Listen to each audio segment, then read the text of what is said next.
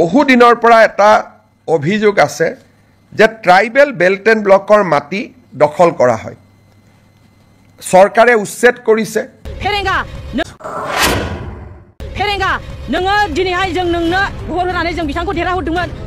ৰাজ্যত উচ্ছেদ অভিযান চলিবই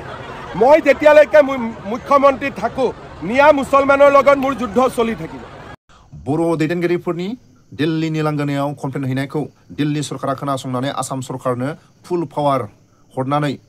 डक्टर हेमन्त सारा मुस्लिमफोरखौ उदखार गावनि पार्सनेल पावारखौ लानानै नङा बर' दैदेनगिरिफोरनि सिनियर बर' दैदेनगिरिफोरनि कमप्लेनखौ लानानै लोगोसे बुनसुनि कमप्लेनखौ लानानै दिल्ली सरकारा आसाम सरकारनो पावार हरनानै हेमन्त सारखौ जेनेरेल मानसिफोरनि माखासे खामानि मावनांगौखौ मावालासिनो मुस्लिमफोरखौ उदखार আৰু বড়োফোৰকো উৎখাত खोनासंलां আপোনালোক সকলোৱে জানে যে বহু দিনৰ পৰা এটা অভিযোগ আছে যে ট্ৰাইবেল বেল্ট এণ্ড ব্লকৰ মাটি দখল কৰা হয় চৰকাৰে উচ্ছেদ কৰিছে কিন্তু আজি বিজেপিৰ চৰকাৰ আছে উচ্ছেদ কৰিছে অহাকালিতো উচ্ছেদ নকৰিবও পাৰে ট্ৰাইবেল বেল্ট এণ্ড ব্লকৰ মাটি দখল হৈয়ে থাকিব আজি জাষ্টিস বিপ্লৱ শৰ্মা কমিটি অসম চুক্তিৰ 6 নম্বৰ দফা যোৱাকালি আমি আলোচনা কৰিছিলোঁ জাষ্টিস বিপ্লৱ শৰ্মা কমিটি আমাক কৈছিল যে এখন ডিস্ট্ৰিক্ট ল্যান্ড ট্ৰিব্যুনেল হ'ব লাগে য'ত এজন ৰিটায়াৰ্ড ডিস্ট্ৰিক্ট জাজ তাৰ অধ্যক্ষ হ'ব ট্ৰাইবেল বেল্ট এণ্ড ব্লকৰ মাটি কোনোবাই দখল কৰিলে এই ডিস্ট্ৰিক্ট ট্ৰিব্যুনেলত অভিযোগ দিব পাৰিব আৰু ডিস্ট্ৰিক্ট ট্ৰিব্যুনেলে উচ্ছেদৰ অনুমতি দিব পাৰিব এতিয়া বহুত সময় ডিসিক কয় ডিসি একো নকৰে এসডিসি কয় এসডিসি একো নকৰে এতিয়া গোটেই ব্যৱস্থাটো ডিস্ট্ৰিক্ট ট্ৰাইব্যুনেললৈকে গুচি যাব যিজন এজন জাজে অধ্যক্ষতা কৰিব আৰু ট্ৰিব্যুনেলৰ সিদ্ধান্ত মতে জিলা আৰক্ষী আৰু জিলা প্ৰশাসনে মানিবৰ কাৰণে বাধ্য হ'ব আৰু এই ট্ৰিব্যুনেলখনক আমি আদালতৰ মৰ্যাদা প্ৰদান কৰিম এই ৰিকমেন্ডেশনটো জাষ্টিস বিপ্লৱ শৰ্মা কমিটিটো আছিল আৰু আমি যেহেতু এই বছৰ জাষ্টিস বিপ্লৱ শৰ্মা কমিটিৰ প্ৰতিবেদন এটা এটাকৈ আমি আগবঢ়াই লৈ গৈছো এই আইনখনো আমাৰ বিধানসভাত 25 তাৰিখে ৰাজমন্ত্ৰী কেশৱ মহন্ত ডাঙৰীয়াই উপস্থাপন কৰিব আজি আমাৰ কেবিনেটত কাৰ্বি ভয়ামত বাস কৰা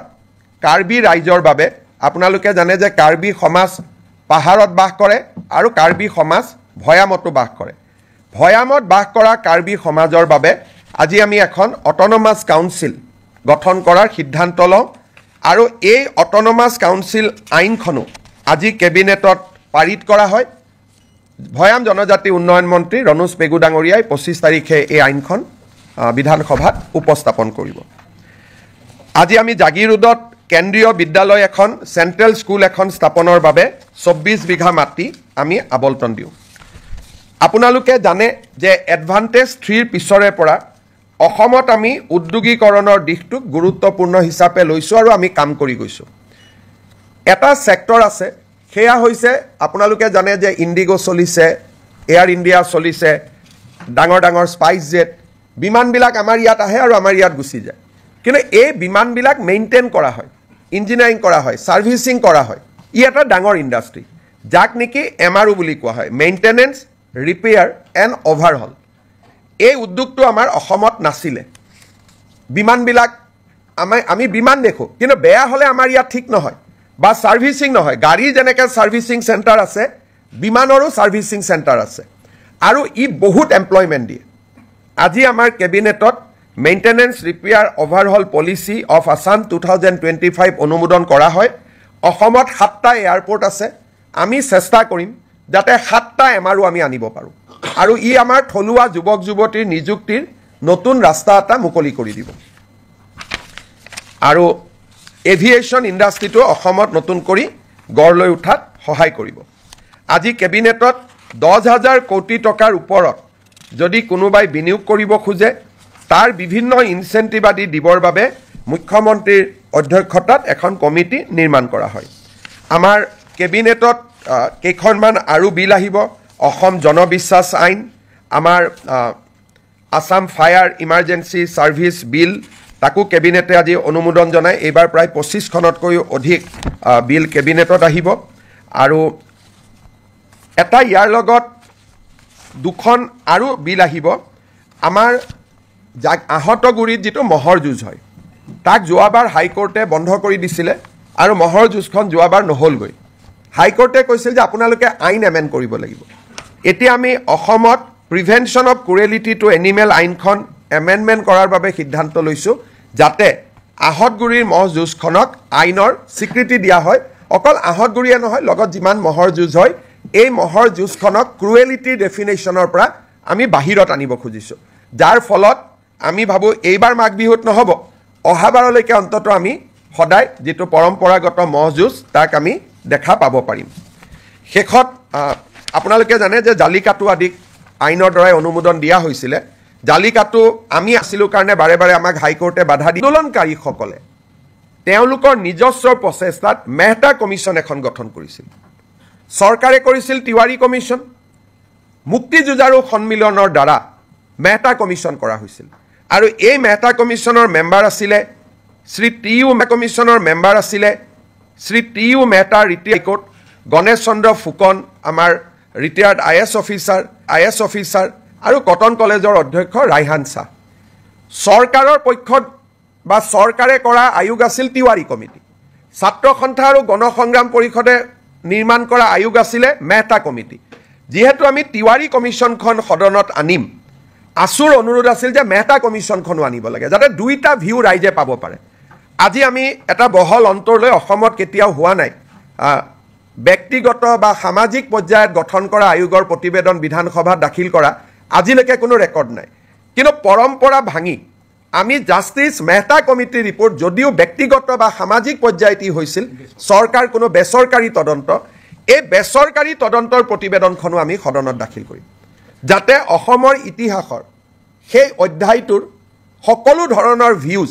যাতে ৰাইজে পাব পাৰে বেচৰকাৰী তদন্ত আয়োগ চৰকাৰী তদন্ত আয়োগ আমি দুইটা সদনৰ মজিয়াত দাখিল কৰিম বিশেষকৈ ৰিচাৰ্চ ষ্টুডেণ্ট গৱেষণাৰ ষ্টুডেণ্ট অসম আন্দোলনক লৈ গৱেষণা কৰিব খোজা ৰিচাৰ্চ কৰিব খোজা জানিব খোজা এই সকলো ব্যক্তিৰ কাৰণে দুইখন কমিটিৰ ৰিপৰ্ট থাকিলে তেওঁলোকে এই এটা সম্যক ধাৰণা ল'বলৈ সুবিধা পাব তেতিয়াও এটা বিতৰ্ক হৈছিল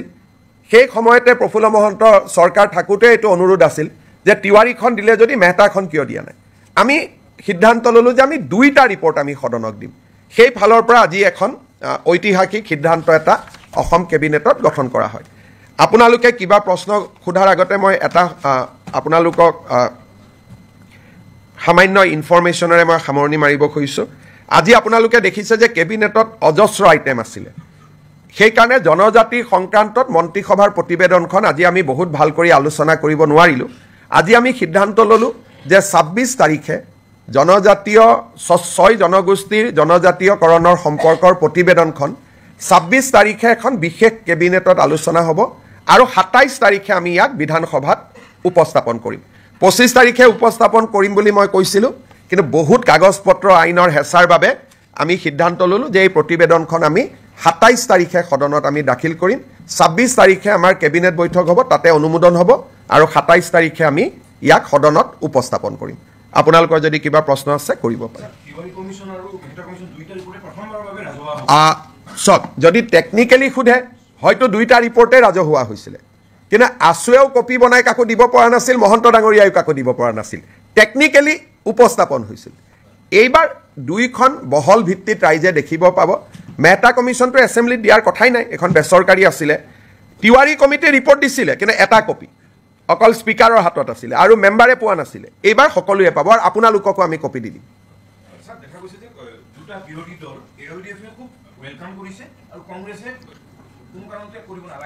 চক মই ৰিপৰ্টটো যিহেতু পঢ়িছোঁ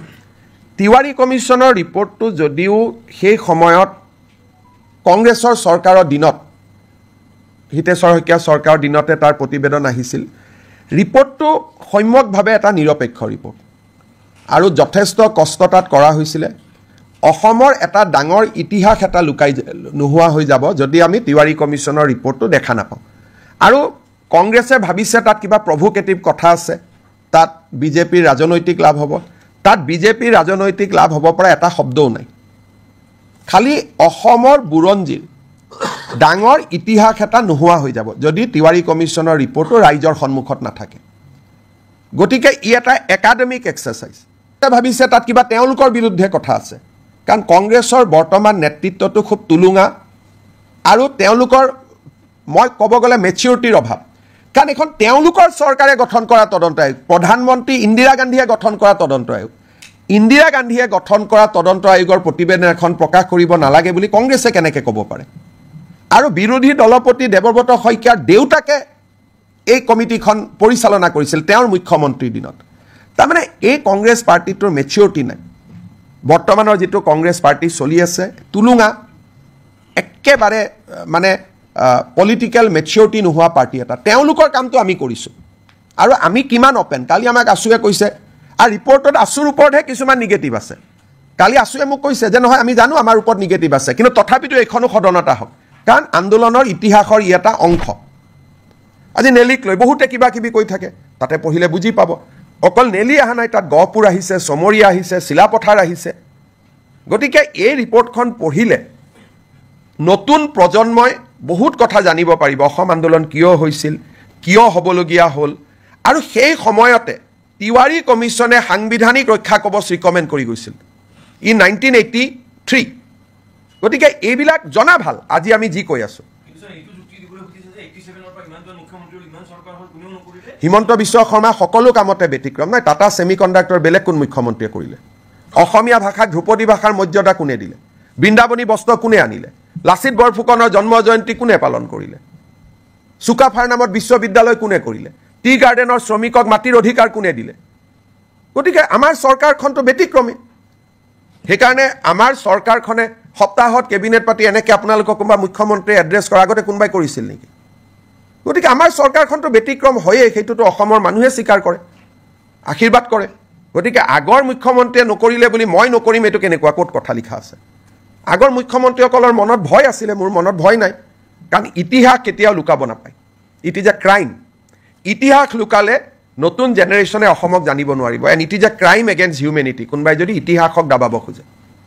আৰু বিধানসভাৰ লাইব্ৰেৰীত ইয়াৰ কপি এটা আছেও আজিও আছে এনেকুৱা নহয় যে কপিটো নাই প্ৰফুল্ল মহন্ত ডাঙৰীয়াই যিটো কপি সদনত দিলে স্পীকাৰে নি আলমাৰীত থৈ দিছে বিধানসভাৰ লাইব্ৰেৰীত আজিও আপোনালোকে চাব পাৰে গতিকে এইটো কোনো সিক্ৰেট ডকুমেণ্টটো নহয় बहुत लंबा हो जाएगा माँ कहाँ हो पाएगा ये English Hindi today Assam cabinet has approved host of legislation around 27 to be placed before Assam Assembly which will be in session from 25th of this month. This include a provision for handing over tea garden labor colonies land to the tea garden laborers, School Provincialization Act, relaxation of Animal Cruelty Act to provide a facility for buffalo fight like Jalakattu. All these legislation will be placed before the assembly, including a new policy for MRO. Along with this legislation, we are also going to place the Tiwari Commission report, which was constituted in 1983 to investigate the region of violence that has erupted in the state in the year 2083, which has witnessed death over 3,000 citizens. Along with that, at that point of time, a non-government inquiry was also constituted under the chairmanship of Justice T.U. Mehta. Government of Assam going to lay both the report of the commission constituted by Government of Assam, the report of the commission constituted by the agitationists of that point of time, so that the people of Assam, new generation scholars can study the root cause of Assam agitation and various issues surrounding the identity issue of Assamese people. হ'ব একোটো নাই বাকী ঠিক আছে আৰু 26 তাৰিখৰ কেবিনেটত আমি 6 জনগোষ্ঠীৰ আলোচনা কৰিম 27 তাৰিখে সেইখন সদনত আহিব মই 25 বুলি কৈছিলোঁ দুটা দিন দেৰি হ'ল কাৰণ ইমান কামৰ মাজত কৰবাত কিবা খেলিমেলি যাতে থাকি না যায় সেইকাৰণে দুটা দিন আমি বেছিকৈ লৈছোঁ লাভ জেহাদৰ বিলখনো আলোচনাত আছে কিন্তু এইবাৰ হ'বনে নহ'ব মোৰ ডাউট আছে কিন্তু আমাৰ চৰকাৰৰ দিনতে আৰু এইখন চৰকাৰৰ দিনতে সেই বিলখনো আহিব কাম চলি আছে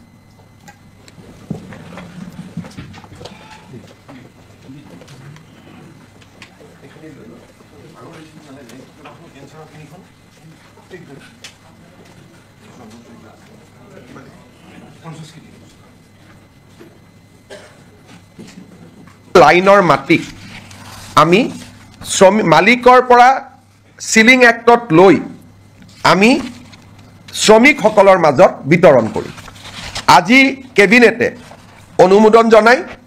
যে অসমৰ চাহ বাগিচাৰ লেবাৰ লাইনৰ মাটি সিলিং আইনৰ অধীনত আমি চৰকাৰীকৰণ কৰিম আৰু এক্টতে লিখা থাকিব যে চৰকাৰীকৰণ কৰাৰ লগে লগে এই মাটি শ্ৰমিকসকলক আবণ্টন কৰা হ'ব। দুটা তিনিটা কণ্ডিশ্যন থাকিব। শ্ৰমিকসকলে 20 বছৰলৈ এই মাটি বিক্ৰী কৰিব নোৱাৰিব আবণ্টন পোৱাৰ পিছত, আৰু শ্ৰমিকসকলে এই মাটি যেতিয়া 20 বছৰ পিছতো বিক্ৰী কৰিব এই চাহ জনগোষ্ঠীৰ ৰাইজৰ মাজতহে বিক্ৰী কৰিব পাৰিব। আউটসাইড টি গাৰ্ডেনৰ যি শ্ৰমিক তেওঁলোকক বিক্ৰী কৰিব নোৱাৰিব, যাতে লেবাৰ লাইনবোৰ সুৰক্ষিত হৈ থাকে। আমি এটা অনুমান কৰিছোঁ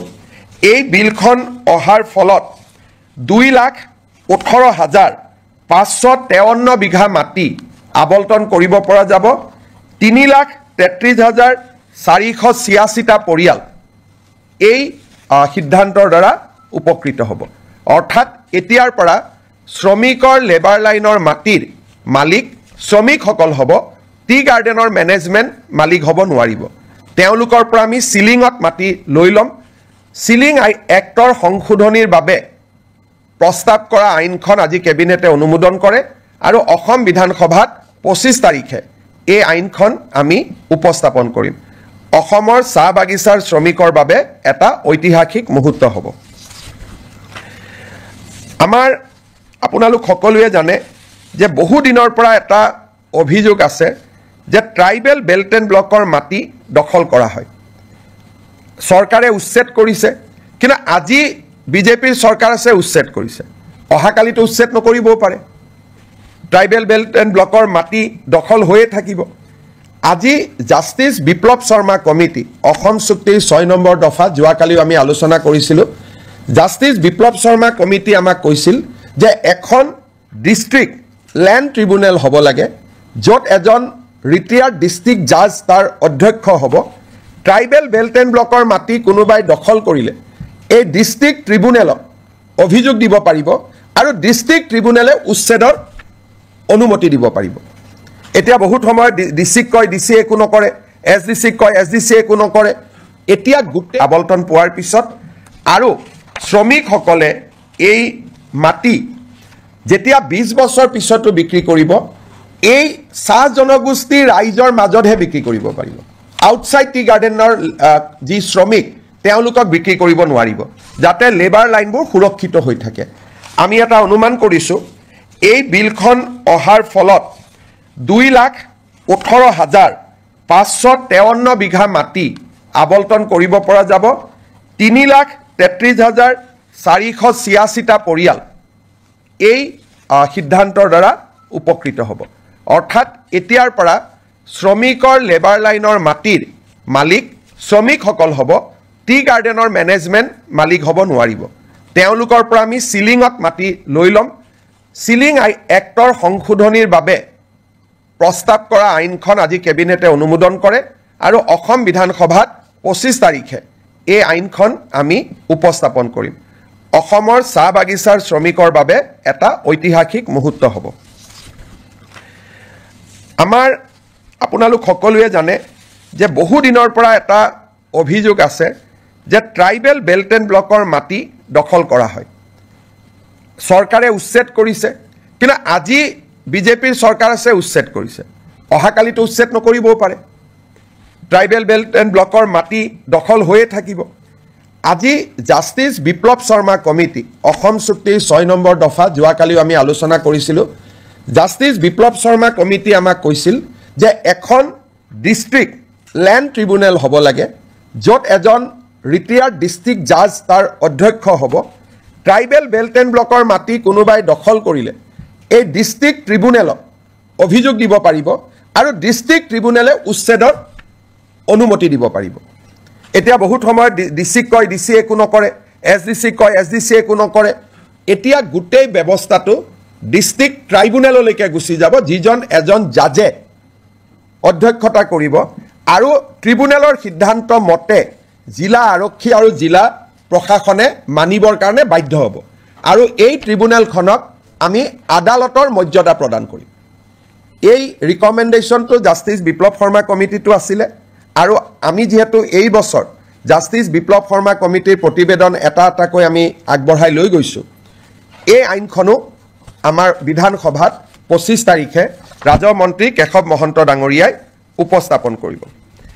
আজি আমাৰ কেবিনেটত কাৰ্বি ভৈয়ামত বাস কৰা কাৰ্বি ৰাইজৰ বাবে আপোনালোকে জানে যে কাৰ্বি সমাজ পাহাৰত বাস কৰে আৰু কাৰ্বি সমাজ ভৈয়ামতো বাস কৰে ভৈয়ামত বাস কৰা কাৰ্বি সমাজৰ বাবে আজি আমি এখন অট'নমাছ কাউন্সিল গঠন কৰাৰ সিদ্ধান্ত লওঁ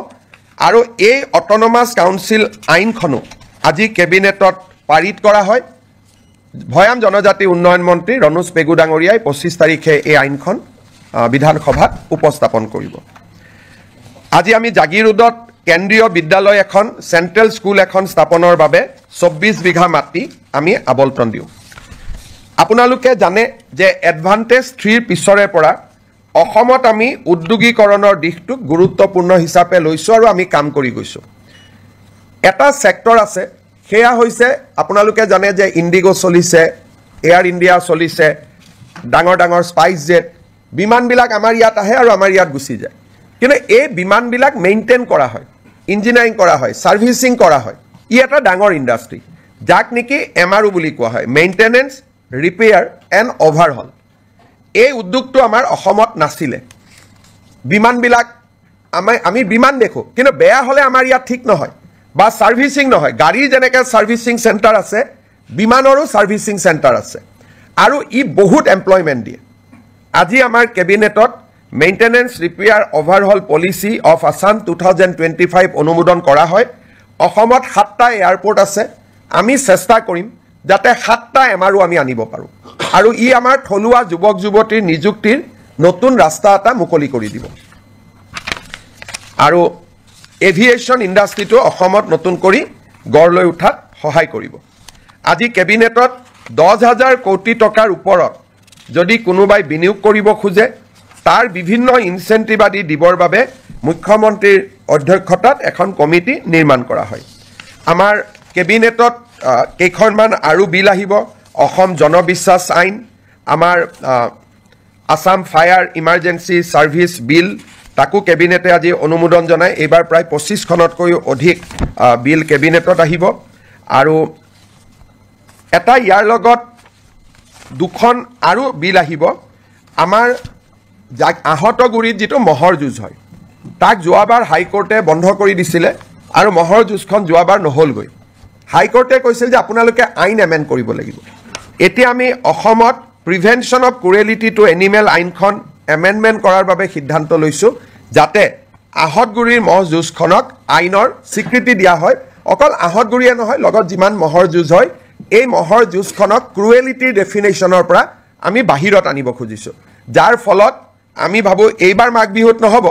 অহাবাৰলৈকে অন্তত আমি সদায় যেটো পৰম্পৰাগত মহ যুঁজ তাক আমি দেখা পাব পাৰিম শেষত আপোনালোকে জানে যে জালিকাটু আদি আইনৰ দ্বাৰা অনুমোদন দিয়া হৈছিল জালিকাটু আমি আইন কৰা নাছিলো কাৰণে বাৰে বাৰে আমাক হাইকোৰ্টে বাধা দি আছিল সেই কাৰণে আমি বিধানসভাত আইনখন আনিম আৰু আইনৰ জৰিয়তে মহ যুঁজটোক আমি আনুষ্ঠানিক স্বীকৃতি দিম এতিয়া মই শেষত এটা আপোনালোকক কথা ক'ব খুজিছোঁ 1983 চনত যেতিয়া অসমত ভয়ংকৰ অশান্তি হৈছিল সংঘৰ্ষ হৈছিল 2000তকৈও অধিক লোকৰ মৃত্যু হৈছিল তেতিয়া চৰকাৰে তিৱাৰী কমিছন গঠন কৰিছিল আৰু তিৱাৰী কমিছনৰ প্ৰতিবেদনখন মুখ্যমন্ত্ৰী প্ৰফুল্ল কুমাৰ মহন্তই যদিও সদনত পেশ কৰিছিল তাৰ কপি কাকো নিদিয়াকৈ ইস্যুটো শেষ কৰি থোৱা হৈছিল 25 তাৰিখে আমি সদনৰ সকলো বিধায়কক আমি তিৱাৰী কমিছনৰ ৰিপৰ্ট বিতৰণ কৰিম সদৌ অসম ছাত্ৰ সন্থাই আমাক কৈছিল যে তিৱাৰী কমিছনৰ ৰিপৰ্টটো আপোনালোকে দিয়ক তাত আমাৰ কোনো আপত্তি নাই কিন্তু সেই সময়ত আন্দোলনকাৰীসকলে তেওঁলোকৰ নিজস্ব প্ৰচেষ্টাত মেহতা কমিছন এখন গঠন কৰিছিল চৰকাৰে কৰিছিল Tiwari commission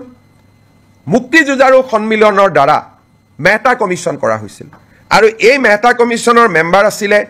Shri T U Mehta retired chief justice Himachal high court, Ganesh Chandra Phukan আমাৰ ৰিটায়াৰ্ড IS অফিচাৰ আৰু কটন কলেজৰ অধ্যক্ষ ৰাইহান শ্বাহ। চৰকাৰৰ পক্ষত বা চৰকাৰে কৰা আয়োগ আছিল তিৱাৰী কমিটি।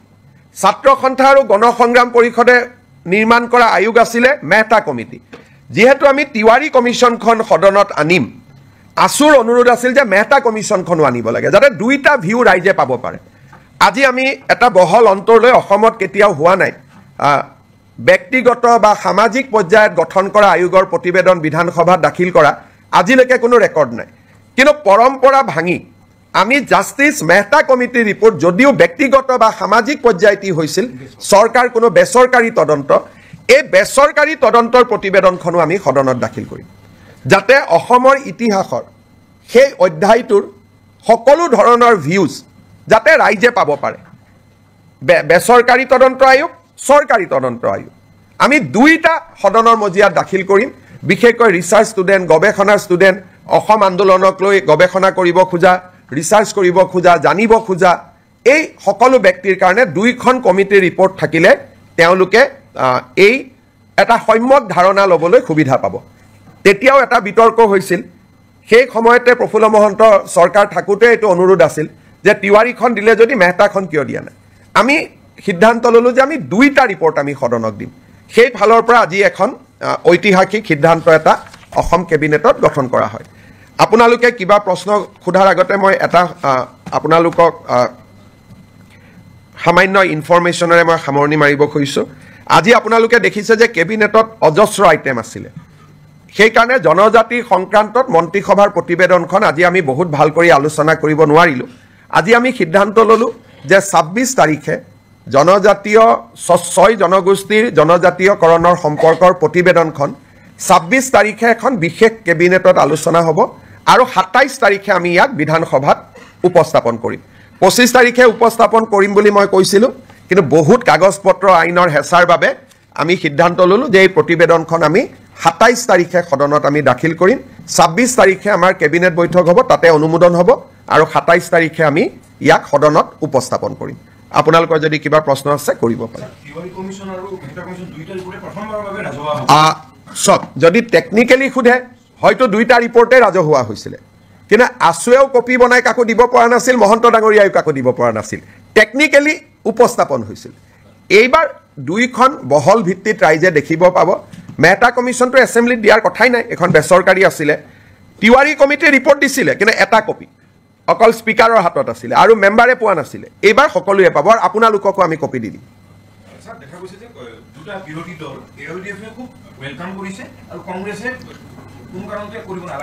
চাওক, মই ৰিপৰ্টটো যিহেতু পঢ়িছোঁ, তিৱাৰী কমিশ্যনৰ ৰিপৰ্টটো যদিও সেই সময়ত কংগ্ৰেছৰ চৰকাৰৰ দিনত, হিতেশ্বৰ শইকীয়া চৰকাৰৰ দিনতে তাৰ প্ৰতিবেদন আহিছিল, ৰিপৰ্টটো সম্যকভাৱে এটা নিৰপেক্ষ ৰিপৰ্ট আৰু যথেষ্ট কষ্ট তাত কৰা হৈছিলে। অসমৰ এটা ডাঙৰ ইতিহাস এটা লুকাই নোহোৱা হৈ যাব যদি আমি তিৱাৰী কমিশ্যনৰ ৰিপৰ্টটো দেখা নাপাওঁ। আৰু কংগ্ৰেছে ভাবিছে তাত কিবা প্ৰভোকেটিভ কথা আছে, তাত বিজেপিৰ ৰাজনৈতিক লাভ হ'ব। তাত বিজেপিৰ ৰাজনৈতিক লাভ হ'ব পৰা এটা শব্দও নাই। খালি অসমৰ বুৰঞ্জীৰ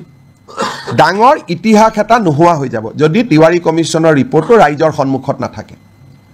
গতিকে ই এটা একাডেমিক এক্সাৰচাইজ। কংগ্ৰেছে ভাবিছে তাত কিবা তেওঁলোকৰ বিৰুদ্ধে কথা আছে, কাৰণ কংগ্ৰেছৰ বৰ্তমান নেতৃত্বটো খুব তুলুঙা আৰু তেওঁলোকৰ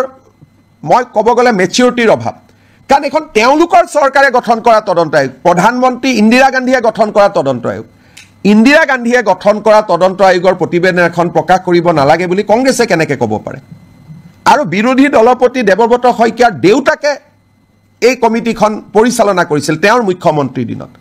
তাৰমানে এই কংগ্ৰেছ পাৰ্টিটোৰ মেচিউৰিটি নাই। বৰ্তমানৰ যিটো কংগ্ৰেছ পাৰ্টি চলি আছে তুলুঙা, একেবাৰে মানে পলিটিকেল মেচিউৰিটি নোহোৱা পাৰ্টি এটা। তেওঁলোকৰ কামটো আমি কৰিছোঁ আৰু আমি কিমান অপেন। কালি আমাক আছুৱে কৈছে, আৰু ৰিপৰ্টত আছুৰ ওপৰতহে কিছুমান নিগেটিভ আছে। কালি আছুৱে মোক কৈছে যে নহয় আমি জানো আমাৰ ওপৰত নিগেটিভ আছে, কিন্তু তথাপিতো এইখনো সদনত আহক, কাৰণ আন্দোলনৰ ইতিহাসৰ ই এটা অংশ। আজি নেলিক লৈ বহুতে কিবা কিবি কৈ থাকে, তাতে পঢ়িলে বুজি পাব। অকল নেলি অহা নাই, তাত গহপুৰ আহিছে, চমৰীয়া আহিছে, চিলাপথাৰ আহিছে। গতিকে এই ৰিপৰ্টখন পঢ়িলে নতুন প্ৰজন্মই বহুত কথা জানিব পাৰিব অসম আন্দোলন কিয় হৈছিল কিয় হ'বলগীয়া হ'ল আৰু সেই সময়তে তিৱাৰী কমিছনে সাংবিধানিক ৰক্ষা কবচ ৰিকমেণ্ড কৰি গৈছিল ইন 1983 গতিকে এইবিলাক জনা ভাল আজি আমি যি কৈ আছো হিমন্ত বিশ্ব শৰ্মা সকলো কামতে ব্যতিক্ৰম নাই টাটা ছেমিকণ্ডাক্টৰ বেলেগ কোন মুখ্যমন্ত্ৰীয়ে কৰিলে অসমীয়া ভাষাক ধ্ৰুপদী ভাষাৰ মৰ্যাদা কোনে দিলে বৃন্দাবনী বস্ত্ৰ কোনে আনিলে লাচিত বৰফুকনৰ জন্ম জয়ন্তী কোনে পালন কৰিলে সুকাফাৰ নামত বিশ্ববিদ্যালয় কোনে কৰিলে টি গাৰ্ডেনৰ শ্ৰমিকক মাটিৰ অধিকাৰ কোনে দিলে গতিকে আমাৰ চৰকাৰখনটো ব্যতিক্ৰমী সেইকাৰণে আমাৰ চৰকাৰখনে সপ্তাহত কেবিনেট পাতি এনেকৈ আপোনালোকক কোনোবা মুখ্যমন্ত্ৰীয়ে এড্ৰেছ কৰাৰ আগতে কোনোবাই কৰিছিল নেকি গতিকে আমাৰ চৰকাৰখনটো ব্যতিক্ৰম হয়েই সেইটোতো অসমৰ মানুহে স্বীকাৰ কৰে আশীৰ্বাদ কৰে গতিকে আগৰ মুখ্যমন্ত্ৰীয়ে নকৰিলে বুলি মই নকৰিম এইটো কেনেকুৱা ক'ত কথা লিখা আছে আগৰ মুখ্যমন্ত্ৰীসকলৰ মনত ভয় আছিলে মোৰ মনত ভয় নাই কাৰণ ইতিহাস কেতিয়াও লুকাব নাপায় ইট ইজ এ ক্ৰাইম ইতিহাস লুকালে নতুন জেনেৰেশ্যনে অসমক জানিব নোৱাৰিব and it is a crime against humanity কোনোবাই যদি ইতিহাসক দাবাব খোজে আৰু বিধানসভাৰ লাইব্ৰেৰীত ইয়াৰ কপি এটা আছেও আজিও আছে এনেকুৱা নহয় যে কপিটো নাই প্ৰফুল্ল মহন্ত ডাঙৰীয়াই যিটো কপি সদনত দিলে স্পীকাৰে নি আলমাৰীত থৈ দিছে বিধানসভাৰ লাইব্ৰেৰীত আজিও আপোনালোকে চাব পাৰে গতিকে এইটো কোনো সিক্ৰেট ডকুমেণ্টটো নহয় बहुत लंबा हो जाएगा माँ कहाँ हो पाएगा ये English Hindi Today Assam cabinet has approved host of legislation around 27 to be placed before Assam Assembly which will be in session from 25th of this month. This include a provision for handing over tea garden labor colonies land to the tea garden laborers, School Provincialization Act, relaxation of Animal Cruelty Act to provide a facility for buffalo fight like Jalakattu. All these legislation will be placed before the assembly, including a new policy for MRO. Along with this legislation, we are also going to place the Tiwari Commission report, which was constituted in 1983 to investigate the region of violence that has erupted in the state in the year 2083, which has witnessed death over 3,000 citizens. Along with that, at that point of time, a non-government inquiry was also constituted under the chairmanship of Justice T.U. Mehta. Government of Assam going to lay both the report of the commission constituted by Government of Assam, the report of the commission constituted by the agitationists of that point of time, so that the people of Assam, new generation scholars can study the root cause of Assam agitation and various issues surrounding the identity issue of Assamese people. Habo? Ekoto nai baki? ঠিক আছে আৰু 26 তাৰিখৰ কেবিনেটত আমি 6 জনগোষ্ঠীৰ আলোচনা কৰিম 27 তাৰিখে সেইখন সদনত আহিব মই 25 বুলি কৈছিলো দুটা দিন দেৰি হ'ল কাৰণ ইমান কামৰ মাজত কৰবাত কিবা খেলিমেলি যাতে থাকি না যায় সেইকাৰণে দুটা দিন আমি বেছি কৈ লৈছো লাভ জেহাদৰ বিলখনো আলোচনাত আছে কিন্তু এইবাৰ হবনে নহব মোৰ ডাউট আছে কিন্তু আমাৰ চৰকাৰৰ দিনতে আৰু এইখন চৰকাৰৰ দিনতে সেই বিলখনো আহিব কাম চলি আছে সিদ্ধান্তসমূহ মই আপোনালোকৰ আগত জনাব খুজিছো অসম চৰকাৰে প্ৰাইভেট স্কুলবিলাকৰ ফিজ ৰেগুলেট কৰে কিন্তু প্ৰাইভেট স্কুলবিলাকৰ ফিজ ৰেগুলেট কৰা যিখন আমাৰ আইন আছিল Assam non government educational institute regulation of fees act ইয়াতে আমি মাইনৰিটি ৰান ইনষ্টিটিউটবিলাকক আউটাৰ বাহিৰত ৰাখিছিলোঁ যেনে মাইনৰিটি যিসকল বৌদ্ধ জৈন খ্ৰীষ্টিয়ান মুছলিম তেওঁলোকে যিবিলাক ইনষ্টিটিউশ্যন পৰিচালনা কৰিছিল তাতে আমি ফিজ ৰেগুলেট কৰিব নোৱাৰিছিলোঁ কেবিনেটে আজি এটা সিদ্ধান্ত লয় আমি বিধানসভাত এখন আইন আনিম এতিয়াৰ পৰা আমি মাইনৰিটি ৰান বা সংখ্যালঘু লোকৰ দ্বাৰা পৰিচালিত বিদ্যালয়সমূহৰো ফিজ আমি আন প্ৰাইভেট স্কুলৰ দৰে নিৰীক্ষণ আৰু নিৰূপণ কৰিব পাৰিম আজি আমাৰ কেবিনেটত এটা গুৰুত্বপূৰ্ণ সিদ্ধান্ত হয় যে যিসমূহ আমাৰ বিভিন্ন প্ৰাদেশিকিত মহাবিদ্যালয়সমূহত আমাৰ এটা আগত সিদ্ধান্ত আছিলে যে তাৰ কৰ্মচাৰীসকলৰ দৰমহা আমি আইনৰ জৰিয়তে ফিক্স কৰি ৰাখিছিলোঁ দৰমহা বঢ়াৰ ব্যৱস্থা নাছিল যি দৰমহা আছিল তাতে তেওঁলোক থাকি গৈছিল আজি কেবিনেটে সিদ্ধান্ত গ্ৰহণ কৰে যে প্ৰতি বছৰে এখেতসকলৰ দৰমহা 6% বৃদ্ধি হৈ গৈ থাকিব আগতে কেনেকৈ দৰমহা বাঢ়িব তাক আইনখনত লিখা নাছিল এতিয়াৰ পৰা প্ৰাদেশিকৃত মহাবিদ্যালয় বিদ্যালয়ৰ কৰ্মচাৰীসকল তৃতীয় আৰু চতুৰ্থ বৰ্গৰ কৰ্মচাৰীসকলৰ দৰমহা প্ৰতি বছৰে 6% ইনক্ৰিমেণ্ট পাই গৈ থাকিব আজি আমাৰ কেবিনেটত আগতেও মই ঘোষণা কৰিছিলোঁ আমাৰ যিবিলাক ধুবুৰী সাউথ সালমাৰাৰ দৰে জিঅ'গ্ৰাফিকেলি ডিজএডভান্টেজ স্থানত শিক্ষকতা কৰে তেওঁলোকে আগতে বদলি হ'বৰ কাৰণে আইন মতে অতি কমেও 12 বছৰ শিক্ষকতা কৰিব লাগিছিল আজি আমি আগৰ প্ৰতিশ্ৰুতি অনুসৰি বিধানসভাত আইনৰ সংশোধনী আহিব এতিয়া ছোৱালী বা মহিলা শিক্ষয়িত্ৰীয়ে 5 বছৰ কাম কৰিলেই ট্ৰান্সফাৰৰ বাবে উপযোগ্য হ'ব আৰু পুৰুষ শিক্ষক 7 বছৰ কাম কৰিলে ট্ৰান্সফাৰৰ বাবে তেওঁলোক উপযুক্ত হ'ব এই আইনখন সংশোধনীৰ বাবে আজি কেবিনেটে অনুমোদন জনায় আজি আমাৰ কেবিনেটে অসম চৰকাৰৰ যিটো প্ৰভিন্সিয়েলাইজেশ্যন পলিচি সেই পলিচিটোক সংশোধন কৰি আমি এখন আইন আনিম যি আইনৰ জৰিয়তে 2006 চনত প্ৰতিষ্ঠা কৰা ৰিকগনাইজ হওক মাত্ৰ তেওঁলোকক ৰিকগনাইজেশ্যন লগতে পাৰ্মিশ্যন হওক NOC হওক এফিলেশ্যন হওক যিকোনো চৰকাৰী কমিউনিকেশ্যন থাকিলে 2006 প্ৰতিষ্ঠা কৰা স্কুল কলেজ প্ৰাদেশিকৰণৰ বাবে উপযুক্ত বুলি বিবেচিত হ'ব অৰ্থাৎ প্ৰাদেশিকৰণ আইনৰ সংশোধনৰ বাবে অসমৰ শিক্ষক সমাজে যি দাবী কৰি আছিলে তাক আজি আমাৰ কেবিনেটত গ্ৰহণ কৰা হয় আৰু ইয়াৰ সংশোধনী বিলখনো অনুমোদন কৰা হয় এই সংশোধনীৰ ফলত কেইবা হাজাৰ শিক্ষকৰ চাকৰি প্ৰাদেশিকৰণ হ'ব পাৰিব পাৰ্থক্যটো মই বুজাই দিছোঁ আগতে আমাৰ নিয়মটো আছিল যে 2006 চনত প্ৰতিষ্ঠা হ'ব লাগিব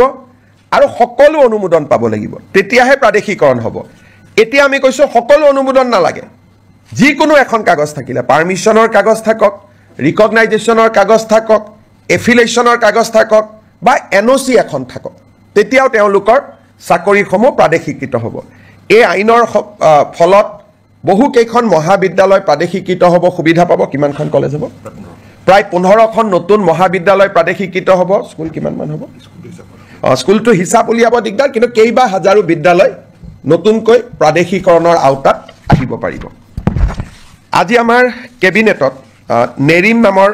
শিক্ষানুষ্ঠানখনে এখন প্ৰাইভেট ইউনিভাৰ্চিটি কৰিব খোজে তাকো কেবিনেটে অনুমোদন জনায় আজি আমাৰ অসমৰ উচ্চ শিক্ষাৰ বাবে এটা অতি আনন্দৰ বিষয় আজিম প্ৰেমজীৰ নাম আপোনালোকে শুনিছে আজিম প্ৰেমজী ফাউণ্ডেশ্যন এটা ফিলন্থ্ৰপিক অৰ্গেনাইজেশ্যন তেওঁলোকে অসমত 1000 কোটি টকাতকৈও অধিক ব্যয় কৰি এখন বিশ্ববিদ্যালয় নিৰ্মাণ কৰাৰ বাবে আমাক আবেদন কৰিছিল আজিম প্ৰেমজী ফাউণ্ডেশ্যনৰ বিশ্ববিদ্যালয় কৰ্ণাটকত আছে ভূপালত আছে আৰু ৰাঁচীত আছে এই বিশ্ববিদ্যালয়ত ছাত্ৰ ছাত্ৰীসকলক যথেষ্ট স্কলাৰশ্বিপ দিয়া হয় আৰু বিশ্বমানৰ শিক্ষা প্ৰদান কৰা হয়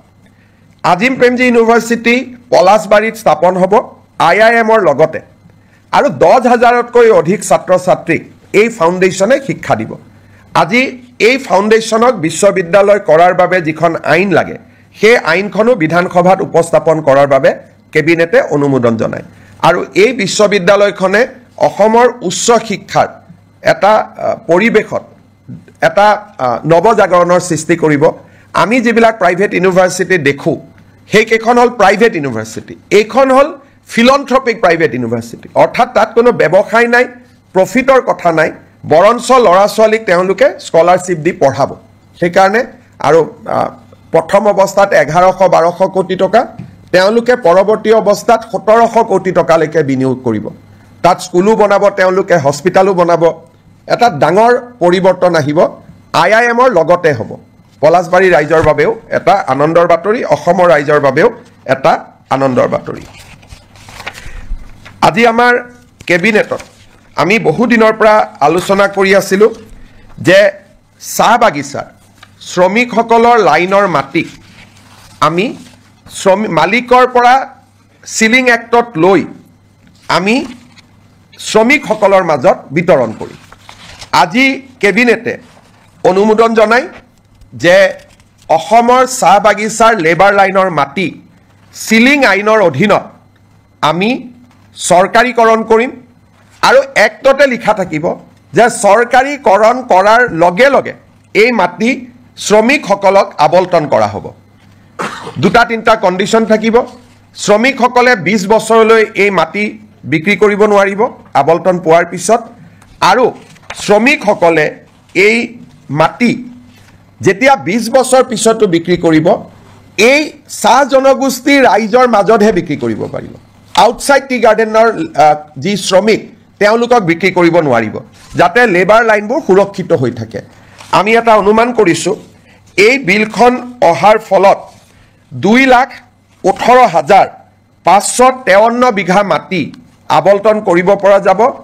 3,33,486টা পৰিয়াল এই সিদ্ধান্তৰ দ্বাৰা উপকৃত হ'ব। অৰ্থাৎ এতিয়াৰ পৰা শ্ৰমিকৰ লেবাৰ লাইনৰ মাটিৰ মালিক শ্ৰমিকসকল হ'ব, টি গাৰ্ডেনৰ মেনেজমেণ্ট মালিক হ'ব নোৱাৰিব। তেওঁলোকৰ পৰা আমি সিলিঙত মাটি লৈ ল'ম। সিলিং এক্টৰ সংশোধনীৰ বাবে প্ৰস্তাৱ কৰা আইনখন আজি কেবিনেটে অনুমোদন কৰে আৰু অসম বিধানসভাত 25 তাৰিখে এই আইনখন আমি উপস্থাপন কৰিম। অসমৰ চাহ বাগিচাৰ শ্ৰমিকৰ বাবে এটা ঐতিহাসিক মুহূৰ্ত হ'ব। আমাৰ আপোনালোক সকলোৱে জানে যে বহু দিনৰ পৰা এটা অভিযোগ আছে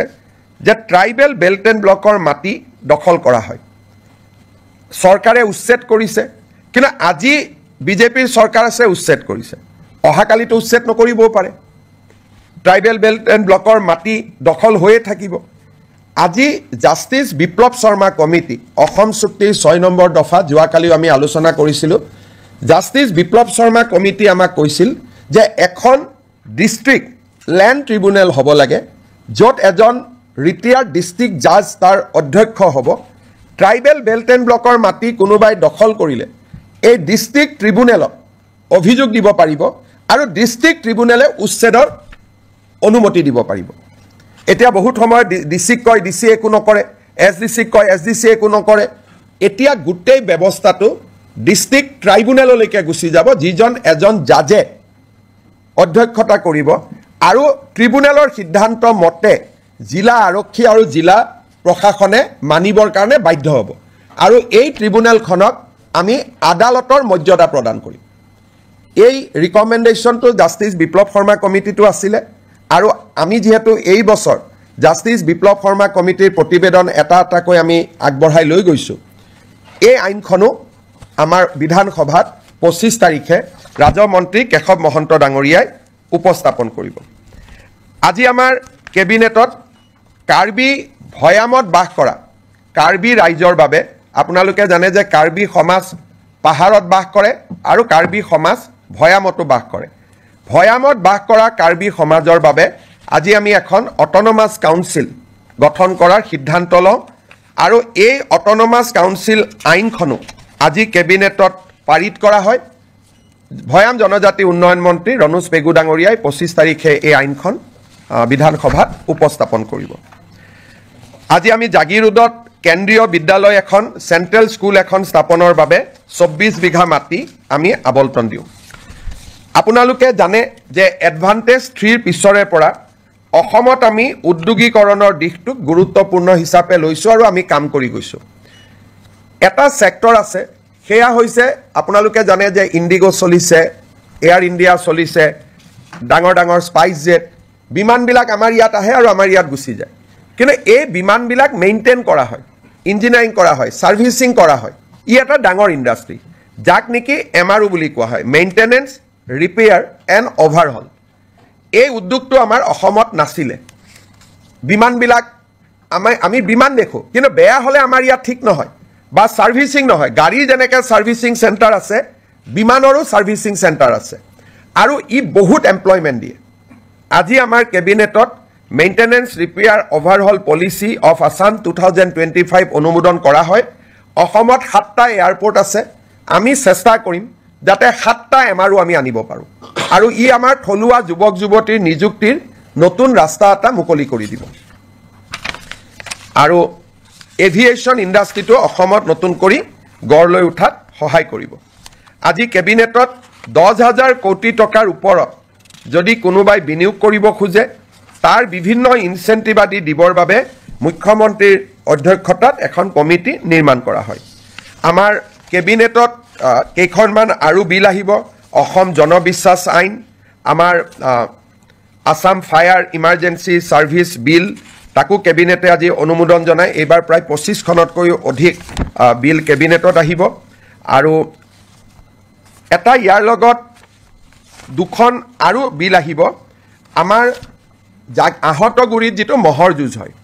তাক যোৱাবাৰ হাইকোৰ্টে বন্ধ কৰি দিছিলে আৰু মহৰ যুঁজখন যোৱাবাৰ নহলগৈ হাইকোৰ্টে কৈছিল যে আপোনালোকে আইন এমেন্ড কৰিব লাগিব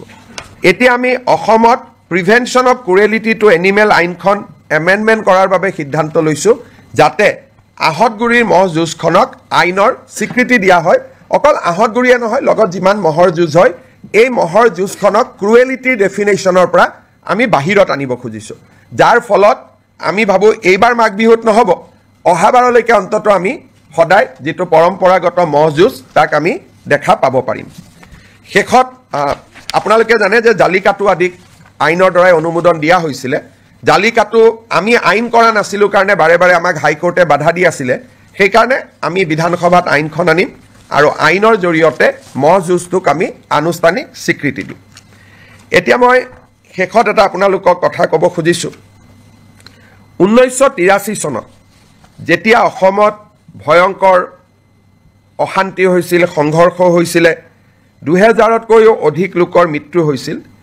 তেতিয়া চৰকাৰে তিৱাৰী কমিছন গঠন কৰিছিল আৰু তিৱাৰী কমিছনৰ প্ৰতিবেদনখন মুখ্যমন্ত্ৰী প্ৰফুল্ল কুমাৰ মহন্তই যদিও সদনত পেশ কৰিছিল তাৰ কপি কাকো নিদিয়াকৈ ইস্যুটো শেষ কৰি থোৱা হৈছিল 25 তাৰিখে আমি সদনৰ সকলো বিধায়কক আমি তিৱাৰী কমিছনৰ ৰিপৰ্ট বিতৰণ কৰিম সদৌ অসম ছাত্ৰ সন্থাই আমাক কৈছিল যে তিৱাৰী কমিছনৰ ৰিপৰ্টটো আপোনালোকে দিয়ক তাত আমাৰ কোনো আপত্তি নাই কিন্তু সেই সময়ত আন্দোলনকাৰীসকলে তেওঁলোকৰ নিজস্ব প্ৰচেষ্টাত মেহতা কমিছন এখন গঠন কৰিছিল চৰকাৰে কৰিছিল তিৱাৰী কমিছন মুক্তি যুঁজাৰু সন্মিলনৰ দ্বাৰা মেহতা কমিছন কৰা হৈছিল আৰু এই মেহতা কমিছনৰ মেম্বাৰ আছিল Shri T U. Mehta retired chief justice Himachal high court Ganesh Chandra Phukan আমাৰ ৰিটায়াৰ্ড আইএছ অফিচাৰ আৰু কটন কলেজৰ অধ্যক্ষ ৰাইহান শাহ চৰকাৰৰ পক্ষত বা চৰকাৰে কৰা আয়োগ আছিল তিৱাৰী কমিটি ছাত্ৰ সন্থা আৰু গণসংগ্ৰাম পৰিষদে নিৰ্মাণ কৰা আয়োগ আছিল মেহতা কমিটি যেহেতু আমি তিৱাৰী কমিছনখন সদনত আনিম আসুৰ অনুৰোধ আছিল যে মেহতা কমিছনখনো আনিব লাগে যাতে দুইটা ভিউ ৰাইজে পাব পাৰে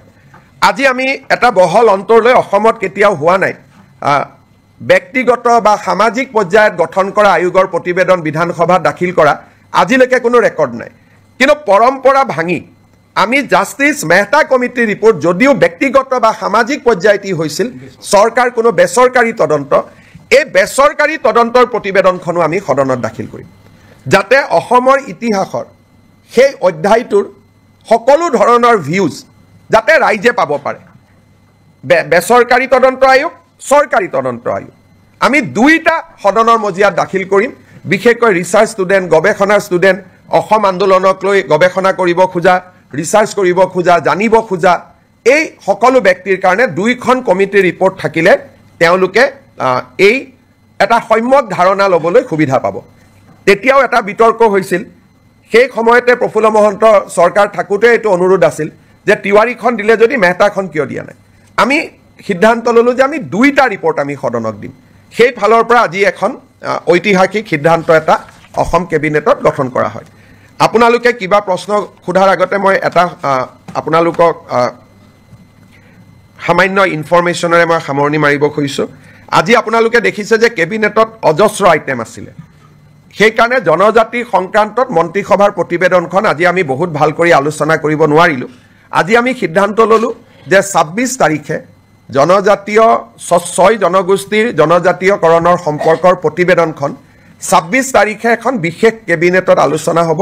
আৰু 27 তাৰিখে আমি ইয়াক বিধানসভাত উপস্থাপন কৰিম 25 তাৰিখে উপস্থাপন কৰিম বুলি মই কৈছিলোঁ কিন্তু বহুত কাগজ পত্ৰ আইনৰ হেঁচাৰ বাবে আমি সিদ্ধান্ত ল'লো যে এই প্ৰতিবেদনখন আমি 27 তাৰিখে সদনত আমি দাখিল কৰিম 26 তাৰিখে আমাৰ কেবিনেট বৈঠক হ'ব তাতে অনুমোদন হ'ব আৰু 27 তাৰিখে আমি ইয়াক সদনত উপস্থাপন কৰিম আপোনালোকৰ যদি কিবা প্ৰশ্ন আছে কৰিব পাৰে তিৱাৰী কমিছন আৰু ভিক্টৰ কমিছন দুইটা ৰিপৰ্টে প্ৰথমবাৰৰ বাবে ৰাজহুৱা হ'ব সক যদি টেকনিক্যালি খুদে হয়তো দুইটা ৰিপৰ্টে ৰাজহুৱা হৈছিল কিন্তু আছুৱেও কপি বনাই কাকো দিব পৰা নাছিল মহন্ত ডাঙৰীয়াই কাকো দিব পৰা নাছিল টেকনিক্যালি উপস্থাপন হৈছিল এইবাৰ দুইখন বহল ভিত্তিত ৰাইজে দেখিব পাব মেহতা কমিছনটো এছেম্বলি দিয়াৰ কথাই নাই এখন বেচৰকাৰী আছিলে তিৱাৰী কমিটি ৰিপৰ্ট দিছিলে কিন্তু এটা কপি অকল স্পিকাৰৰ হাতত আছিলে আৰু মেম্বাৰে পোৱা নাছিলে এইবাৰ সকলোৱে পাব আৰু আপোনালোককো আমি কপি দি দিম স্যাৰ দেখা গৈছে যে দুটা বিৰোধী দল এলডিএফে খুব ওয়েলকাম কৰিছে আৰু কংগ্ৰেছে কোনো কাৰণতে কৰিব নালাগে বুলি কৈছে সক মই ৰিপৰ্টটো যেহেতু পঢ়িছোঁ তিৱাৰী কমিছনৰ ৰিপৰ্টটো যদিও সেই সময়ত কংগ্ৰেছৰ চৰকাৰৰ দিনত হিতেশ্বৰ শইকীয়া চৰকাৰৰ দিনতে তাৰ প্ৰতিবেদন আহিছিল ৰিপৰ্টটো সম্যকভাৱে এটা নিৰপেক্ষ ৰিপৰ্ট আৰু যথেষ্ট কষ্ট তাত কৰা হৈছিলে অসমৰ এটা ডাঙৰ ইতিহাস এটা লুকাই নোহোৱা হৈ যাব যদি আমি তিৱাৰী কমিছনৰ ৰিপৰ্টটো দেখা নাপাওঁ আৰু কংগ্ৰেছে ভাবিছে তাত কিবা প্ৰভোকেটিভ কথা আছে তাত বিজেপিৰ ৰাজনৈতিক লাভ হ'ব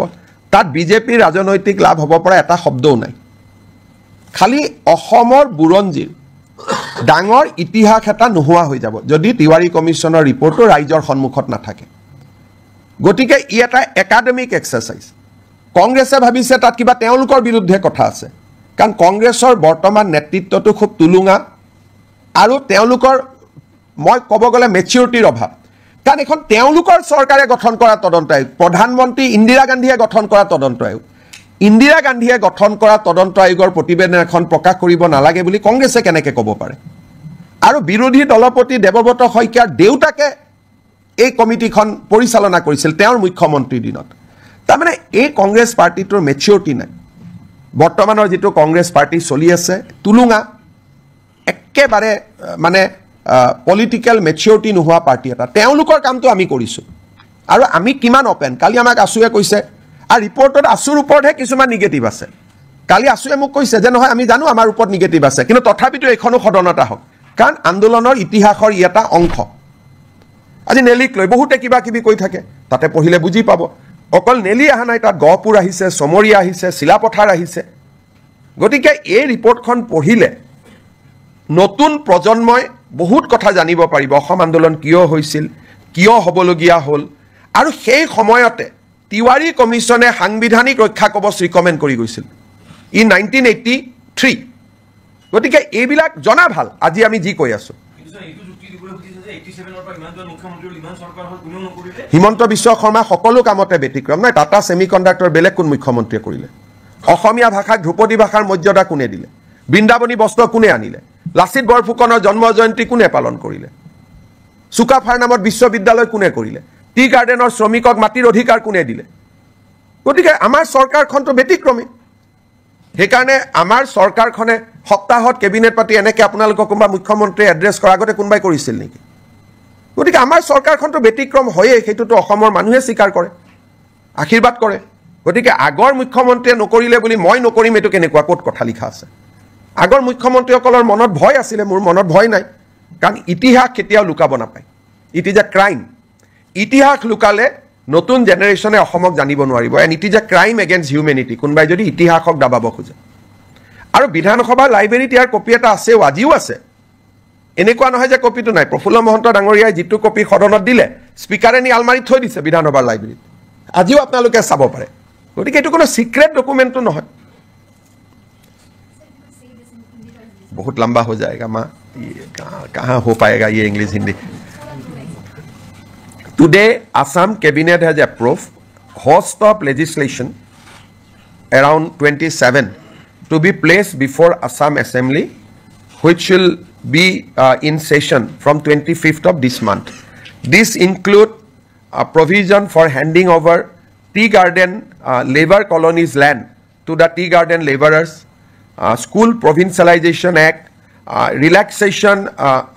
of Animal Cruelty Act to provide a facility for buffalo fight like Jalakattu. All these legislation will be placed before the assembly, including a new policy for MRO. Along with this legislation, we are also going to place the Tiwari Commission report, which was constituted in 1983 to investigate the region of violence that has erupted in the state in the year 2083, which has witnessed death over 3,000 citizens. Along with that, at that point of time, a non-government inquiry was also constituted under the chairmanship of Justice T.U. Mehta. Government of Assam going to lay both the report of the commission constituted by Government of Assam, the report of the commission constituted by the agitationists of that point of time, so that the people of Assam, new generation scholars, can study the root cause of Assam agitation and various issues surrounding the identity issue of Assamese people. Habo? Ekoto nai baki? ঠিক আছে আৰু 26 তাৰিখৰ কেবিনেটত আমি 6 জনগোষ্ঠীৰ আলোচনা কৰিম 27 তাৰিখে সেইখন সদনত আহিব মই 25 বুলি কৈছিলো দুটা দিন দেৰি হ'ল কাৰণ ইমান কামৰ মাজত কৰবাত কিবা খেলিমেলি যাতে থাকি না যায় সেইকাৰণে দুটা দিন আমি বেছি কৈ লৈছো লাভ জেহাদৰ বিলখনো আলোচনাত আছে কিন্তু এইবাৰ হবনে নহব মোৰ ডাউট আছে কিন্তু আমাৰ চৰকাৰৰ দিনতে আৰু এইখন চৰকাৰৰ দিনতে সেই বিলখনো আহিব কাম চলি আছে সিদ্ধান্তসমূহ মই আপোনালোকৰ আগত জনাব খুজিছো অসম চৰকাৰে প্ৰাইভেট স্কুলবিলাকৰ ফিজ ৰেগুলেট কৰে কিন্তু প্ৰাইভেট স্কুলবিলাকৰ ফিজ ৰেগুলেট কৰা যিখন আমাৰ আইন আছিল Assam non government educational institute regulation of fees act ইয়াতে আমি মাইনৰিটি ৰান ইনষ্টিটিউটবিলাকক আউটাৰ বাহিৰত ৰাখিছিলোঁ যেনে মাইনৰিটি যিসকল বৌদ্ধ জৈন খ্ৰীষ্টিয়ান মুছলিম তেওঁলোকে যিবিলাক ইনষ্টিটিউশ্যন পৰিচালনা কৰিছিল তাতে আমি ফিজ ৰেগুলেট কৰিব নোৱাৰিছিলোঁ কেবিনেটে আজি এটা সিদ্ধান্ত লয় আমি বিধানসভাত এখন আইন আনিম এতিয়াৰ পৰা আমি মাইনৰিটি ৰান বা সংখ্যালঘু লোকৰ দ্বাৰা পৰিচালিত বিদ্যালয়সমূহৰো ফিজ আমি আন প্ৰাইভেট স্কুলৰ দৰে নিৰীক্ষণ আৰু নিৰূপণ কৰিব পাৰিম আজি আমাৰ কেবিনেটত এটা গুৰুত্বপূৰ্ণ সিদ্ধান্ত হয় যে যিসমূহ আমাৰ বিভিন্ন প্ৰাদেশিকিত মহাবিদ্যালয় বিদ্যালয়সমূহত আমাৰ এটা আগত সিদ্ধান্ত আছিলে যে তাৰ কৰ্মচাৰীসকলৰ দৰমহা আমি আইনৰ জৰিয়তে ফিক্স কৰি ৰাখিছিলোঁ দৰমহা বঢ়াৰ ব্যৱস্থা নাছিল যি দৰমহা আছিল তাতে তেওঁলোক থাকি গৈছিল আজি কেবিনেটে সিদ্ধান্ত গ্ৰহণ কৰে যে প্ৰতি বছৰে এখেতসকলৰ দৰমহা 6% বৃদ্ধি হৈ গৈ থাকিব আগতে কেনেকৈ দৰমহা বাঢ়িব তাক আইনখনত লিখা নাছিল এতিয়াৰ পৰা প্ৰাদেশিকিত মহাবিদ্যালয় বিদ্যালয়ৰ কৰ্মচাৰীসকল তৃতীয় আৰু চতুৰ্থ বৰ্গৰ কৰ্মচাৰীসকলৰ দৰমহা প্ৰতি বছৰে 6% ইনক্ৰিমেণ্ট পাই গৈ থাকিব আজি আমাৰ কেবিনেটত আগতেও মই ঘোষণা কৰিছিলোঁ আমাৰ যিবিলাক ধুবুৰী সাউথ সালমাৰাৰ দৰে জিঅ'গ্ৰাফিকেলি ডিজএডভান্টেজ স্থানত শিক্ষকতা কৰে তেওঁলোকে আগতে বদলি হ'বৰ কাৰণে আইন মতে অতি কমেও 12 বছৰ শিক্ষকতা কৰিব লাগিছিল আজি আমি আগৰ প্ৰতিশ্ৰুতি অনুসৰি বিধানসভাত আইনৰ সংশোধনী আহিব এতিয়া ছোৱালী বা মহিলা শিক্ষয়িত্ৰীয়ে 5 বছৰ কাম কৰিলে ট্ৰান্সফাৰৰ বাবে উপযোগ্য হ'ব আৰু পুৰুষ শিক্ষক 7 বছৰ কাম কৰিলে ট্ৰান্সফাৰৰ বাবে তেওঁলোক উপযুক্ত হ'ব এই আইনখন সংশোধনীৰ বাবে আজি কেবিনেটে অনুমোদন জনায় আজি আমাৰ কেবিনেটে অসম চৰকাৰৰ যিটো প্ৰভিন্সিয়েলাইজেশ্যন পলিচি সেই পলিচিটোক সংশোধন কৰি আমি এখন আইন আনিম যি আইনৰ জৰিয়তে 2006 চনত প্ৰতিষ্ঠা কৰা ৰিকগনাইজ হওক মাত্ৰ তেওঁলোকক ৰিকগনাইজেশ্যন লগতে পাৰ্মিশ্যন হওক এনঅ'চি হওক এফিলেশ্যন হওক যিকোনো চৰকাৰী কমিউনিকেশ্যন থাকিলে 2006 প্ৰতিষ্ঠা কৰা স্কুল কলেজ প্ৰাদেশিকৰণৰ বাবে উপযুক্ত বুলি বিবেচিত হ'ব অৰ্থাৎ প্ৰাদেশিকৰণ আইনৰ সংশোধনৰ বাবে অসমৰ শিক্ষক সমাজে যি দাবী কৰি আছিল তাক আজি আমাৰ কেবিনেটত গ্ৰহণ কৰা হয় আৰু ইয়াৰ সংশোধনী বিলখনো অনুমোদন কৰা হয় এই সংশোধনীৰ ফলত কেইবা হাজাৰ শিক্ষকৰ চাকৰি প্ৰাদেশিকৰণ হ'ব পাৰিব পাৰ্থক্যটো মই বুজাই দিছো আগতে আমাৰ নিয়মটো আছিল যে 2006 চনত প্ৰতিষ্ঠা হ'ব লাগিব আৰু সকলো অনুমোদন পাব লাগিব তেতিয়াহে প্ৰাদেশিকৰণ হ'ব এতিয়া আমি কৈছো সকলো অনুমোদন নালাগে যিকোনো এখন কাগজ থাকিলে পাৰমিশনৰ কাগজ থাকক ৰেজিষ্ট্ৰেচনৰ কাগজ থাকক এফিলিয়েশ্যনৰ কাগজ থাকক বা এনঅচি এখন থাকক তেতিয়াও তেওঁলোকৰ চাকৰিসমূহ প্ৰাদেশিকৃত হ'ব এই আইনৰ ফলত বহু কেইখন মহাবিদ্যালয় প্ৰাদেশিকৃত হ'ব সুবিধা পাব কিমানখন কলেজ হ'ব প্ৰায় 15খন নতুন মহাবিদ্যালয় প্ৰাদেশিকৃত হ'ব স্কুল কিমানমান হ'ব স্কুলটো হিচাপ উলিয়াব দিগদাৰ কিন্তু কেইবা হাজাৰো বিদ্যালয় নতুনকৈ প্ৰাদেশিকৰণৰ আওতাত আহিব পাৰিব আজি আমাৰ কেবিনেটত নেৰিম নামৰ শিক্ষানুষ্ঠানখনে এখন প্ৰাইভেট ইউনিভাৰ্চিটি কৰিব খোজে তাকো কেবিনেটে অনুমোদন জনায় আজি আমাৰ অসমৰ উচ্চ শিক্ষাৰ বাবে এটা অতি আনন্দৰ বিষয় আজিম প্ৰেমজীৰ নাম আপোনালোকে শুনিছে আজিম প্ৰেমজী ফাউণ্ডেশ্যন এটা ফিলন্থ্ৰপিক অৰ্গেনাইজেশ্যন তেওঁলোকে অসমত 1000 কোটি টকাতকৈও অধিক ব্যয় কৰি এখন বিশ্ববিদ্যালয় নিৰ্মাণ কৰাৰ বাবে আমাক আবেদন কৰিছিল আজিম প্ৰেমজী ফাউণ্ডেশ্যনৰ বিশ্ববিদ্যালয় কৰ্ণাটকত আছে ভূপালত আছে আৰু ৰাঁচীত আছে এই বিশ্ববিদ্যালয়ত ছাত্ৰ ছাত্ৰীসকলক যথেষ্ট স্কলাৰশ্বিপ দিয়া হয় আৰু বিশ্বমানৰ শিক্ষা প্ৰদান কৰা হয় আজিম প্ৰেমজী ইউনিভাৰ্চিটি পলাশবাৰীত স্থাপন হ'ব IIMৰ লগতে আৰু 10,000তকৈ অধিক ছাত্ৰ ছাত্ৰীক এই ফাউণ্ডেশ্যনে শিক্ষা দিব আজি এই ফাউণ্ডেশ্যনক বিশ্ববিদ্যালয় কৰাৰ বাবে যিখন আইন লাগে সেই আইনখনো বিধানসভাত উপস্থাপন কৰাৰ বাবে কেবিনেটে অনুমোদন জনায় আৰু এই বিশ্ববিদ্যালয়খনে অসমৰ উচ্চ শিক্ষাৰ এটা পৰিৱেশত এটা নৱজাগৰণৰ সৃষ্টি কৰিব আমি যিবিলাক প্ৰাইভেট ইউনিভাৰ্চিটি দেখো সেইকেইখন হ'ল প্ৰাইভেট ইউনিভাৰ্চিটি এইখন হ'ল ফিলন্থ্ৰপিক প্ৰাইভেট ইউনিভাৰ্চিটি অৰ্থাৎ তাত কোনো ব্যৱসায় নাই প্ৰফিটৰ কথা নাই বৰঞ্চ ল'ৰা ছোৱালীক তেওঁলোকে স্কলাৰশ্বিপ দি পঢ়াব সেইকাৰণে আৰু প্ৰথম অৱস্থাত 1100-1200 কোটি টকা তেওঁলোকে পৰৱৰ্তী অৱস্থাত 1700 কোটি টকালৈকে বিনিয়োগ কৰিব তাত স্কুলো বনাব তেওঁলোকে হস্পিটালো বনাব এটা ডাঙৰ পৰিৱৰ্তন আহিব IIMৰ লগতে হ'ব পলাশবাৰী ৰাইজৰ বাবেও এটা আনন্দৰ বাতৰি অসমৰ ৰাইজৰ বাবেও এটা আনন্দৰ বাতৰি আজি আমাৰ কেবিনেটত আমি বহু দিনৰ পৰা আলোচনা কৰি আছিলোঁ যে চাহ বাগিচাৰ শ্ৰমিকসকলৰ লাইনৰ মাটি আমি মালিকৰ পৰা সিলিং এক্টত লৈ আমি শ্ৰমিকসকলৰ মাজত বিতৰণ কৰিম আজি কেবিনেটে অনুমোদন জনায় যে অসমৰ চাহ বাগিচাৰ লেবাৰ লাইনৰ মাটি সিলিং আইনৰ অধীনত আমি চৰকাৰীকৰণ কৰিম আৰু এক্টতে লিখা থাকিব যে চৰকাৰীকৰণ কৰাৰ লগে লগে এই মাটি শ্ৰমিকসকলক আবণ্টন কৰা হ'ব দুটা তিনিটা কণ্ডিশ্যন থাকিব শ্ৰমিকসকলে 20 বছৰলৈ এই মাটি বিক্ৰী কৰিব নোৱাৰিব আবণ্টন পোৱাৰ পিছত আৰু শ্ৰমিকসকলে এই মাটি যেতিয়া 20 বছৰ পিছতো বিক্ৰী কৰিব এই চাহ জনগোষ্ঠীৰ ৰাইজৰ মাজতহে বিক্ৰী কৰিব পাৰিব আউটসাইড টি গাৰ্ডেনৰ যি শ্ৰমিক তেওঁলোকক বিক্ৰী কৰিব নোৱাৰিব যাতে লেবাৰ লাইনবোৰ সুৰক্ষিত হৈ থাকে আমি এটা অনুমান কৰিছোঁ এই বিলখন অহাৰ ফলত 2,18,553 বিঘা মাটি আবণ্টন কৰিব পৰা যাব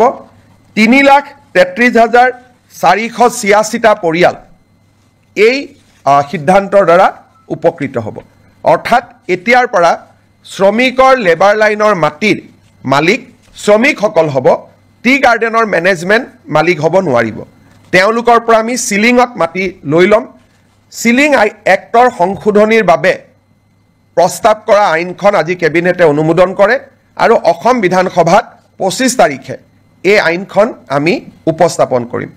অসমৰ চাহ বাগিচাৰ শ্ৰমিকৰ বাবে এটা ঐতিহাসিক মুহূৰ্ত হ'ব আমাৰ আপোনালোক সকলোৱে জানে যে বহু দিনৰ পৰা এটা অভিযোগ আছে যে ট্ৰাইবেল বেল্ট এণ্ড ব্লকৰ মাটি দখল কৰা হয় চৰকাৰে উচ্ছেদ কৰিছে কিন্তু আজি বিজেপিৰ চৰকাৰ আছে উচ্ছেদ কৰিছে অহাকালিতো উচ্ছেদ নকৰিবও পাৰে ট্ৰাইবেল বেল্ট এণ্ড ব্লকৰ মাটি দখল হৈয়ে থাকিব আজি জাষ্টিস বিপ্লৱ শৰ্মা কমিটি অসম চুক্তিৰ 6 নম্বৰ দফা যোৱাকালিও আমি আলোচনা কৰিছিলোঁ জাষ্টিস বিপ্লৱ শৰ্মা কমিটি আমাক কৈছিল যে এখন ডিস্ট্ৰিক্ট ল্যান্ড ট্ৰিব্যুনেল হ'ব লাগে য'ত এজন ৰিটায়াৰ্ড ডিস্ট্ৰিক্ট জাজ তাৰ অধ্যক্ষ হ'ব ট্ৰাইবেল বেল্ট এণ্ড ব্লকৰ মাটি কোনোবাই দখল কৰিলে এই ডিস্ট্ৰিক্ট ট্ৰিব্যুনেলত অভিযোগ দিব পাৰিব আৰু ডিস্ট্ৰিক্ট ট্ৰিব্যুনেলে উচ্ছেদৰ অনুমতি দিব পাৰিব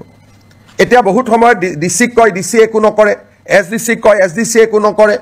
এতিয়া গুটেই ব্যৱস্থাটো ডিস্ট্ৰিক্ট ট্ৰাইব্যুনেললৈকে গুচি যাব যিজন এজন জাজে অধ্যক্ষতা কৰিব আৰু ট্ৰিব্যুনেলৰ সিদ্ধান্ত মতে জিলা আৰক্ষী আৰু জিলা প্ৰশাসনে মানিবৰ কাৰণে বাধ্য হ'ব আৰু এই ট্ৰিব্যুনেলখনক আমি আদালতৰ মৰ্যাদা প্ৰদান কৰিম এই ৰিকমেণ্ডেশ্যনটো জাষ্টিস বিপ্লৱ শৰ্মা কমিটিটো আছিলে আৰু আমি যেহেতু এই বছৰ জাষ্টিস বিপ্লৱ শৰ্মা কমিটিৰ প্ৰতিবেদন এটা এটাকৈ আমি আগবঢ়াই লৈ গৈছোঁ এই আইনখনো আমাৰ বিধানসভাত 25 তাৰিখে ৰাজমন্ত্ৰী কেশৱ মহন্ত ডাঙৰীয়াই উপস্থাপন কৰিব আজি আমাৰ কেবিনেটত কাৰ্বি ভয়ামত বাস কৰা কাৰ্বি ৰাইজৰ বাবে আপোনালোকে জানে যে কাৰ্বি সমাজ পাহাৰত বাস কৰে আৰু কাৰ্বি সমাজ ভয়ামতো বাস কৰে ভয়ামত বাস কৰা কাৰ্বি সমাজৰ বাবে আজি আমি এখন অট'নমাছ কাউন্সিল গঠন কৰাৰ সিদ্ধান্ত লওঁ আৰু এই অট'নমাছ কাউন্সিল আইনখনো আজি কেবিনেটত পাৰিত কৰা হয় ভয়াম জনজাতি উন্নয়ন মন্ত্ৰী ৰনোজ পেগু ডাঙৰীয়াই 25 তাৰিখে এই আইনখন বিধানসভাত উপস্থাপন কৰিব আজি আমি জাগিৰোডত কেন্দ্ৰীয় বিদ্যালয় এখন সেন্ট্ৰেল স্কুল এখন স্থাপনৰ বাবে 24 বিঘা মাটি আমি আবলটন দিওঁ আপোনালোকে জানে যে এডভান্টেজ 3 পিছৰে পৰা অসমত আমি উদ্যোগীকৰণৰ দিশটোক গুৰুত্বপূৰ্ণ হিচাপে লৈছো আৰু আমি কাম কৰি গৈছো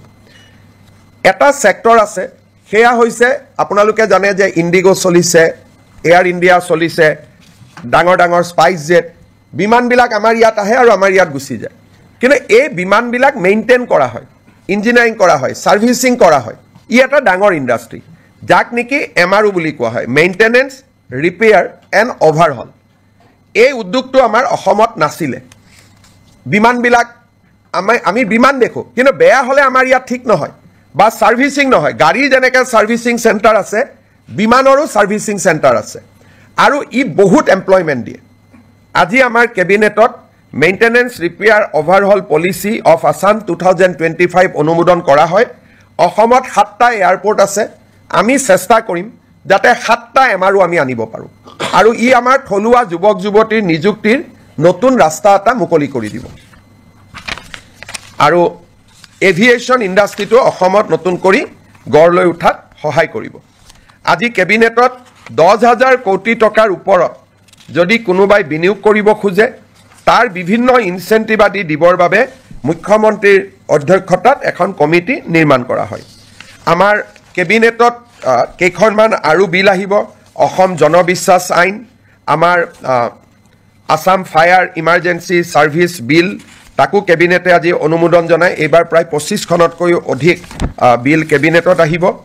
আৰু এটা ইয়াৰ লগত দুখন আৰু বিল আহিব আমাৰ আহতগুৰিত যেটো মহৰ যুঁজ হয় তাক যোৱাবাৰ হাইকোৰ্টে বন্ধ কৰি দিছিলে আৰু মহৰ যুঁজখন যোৱাবাৰ নহলগৈ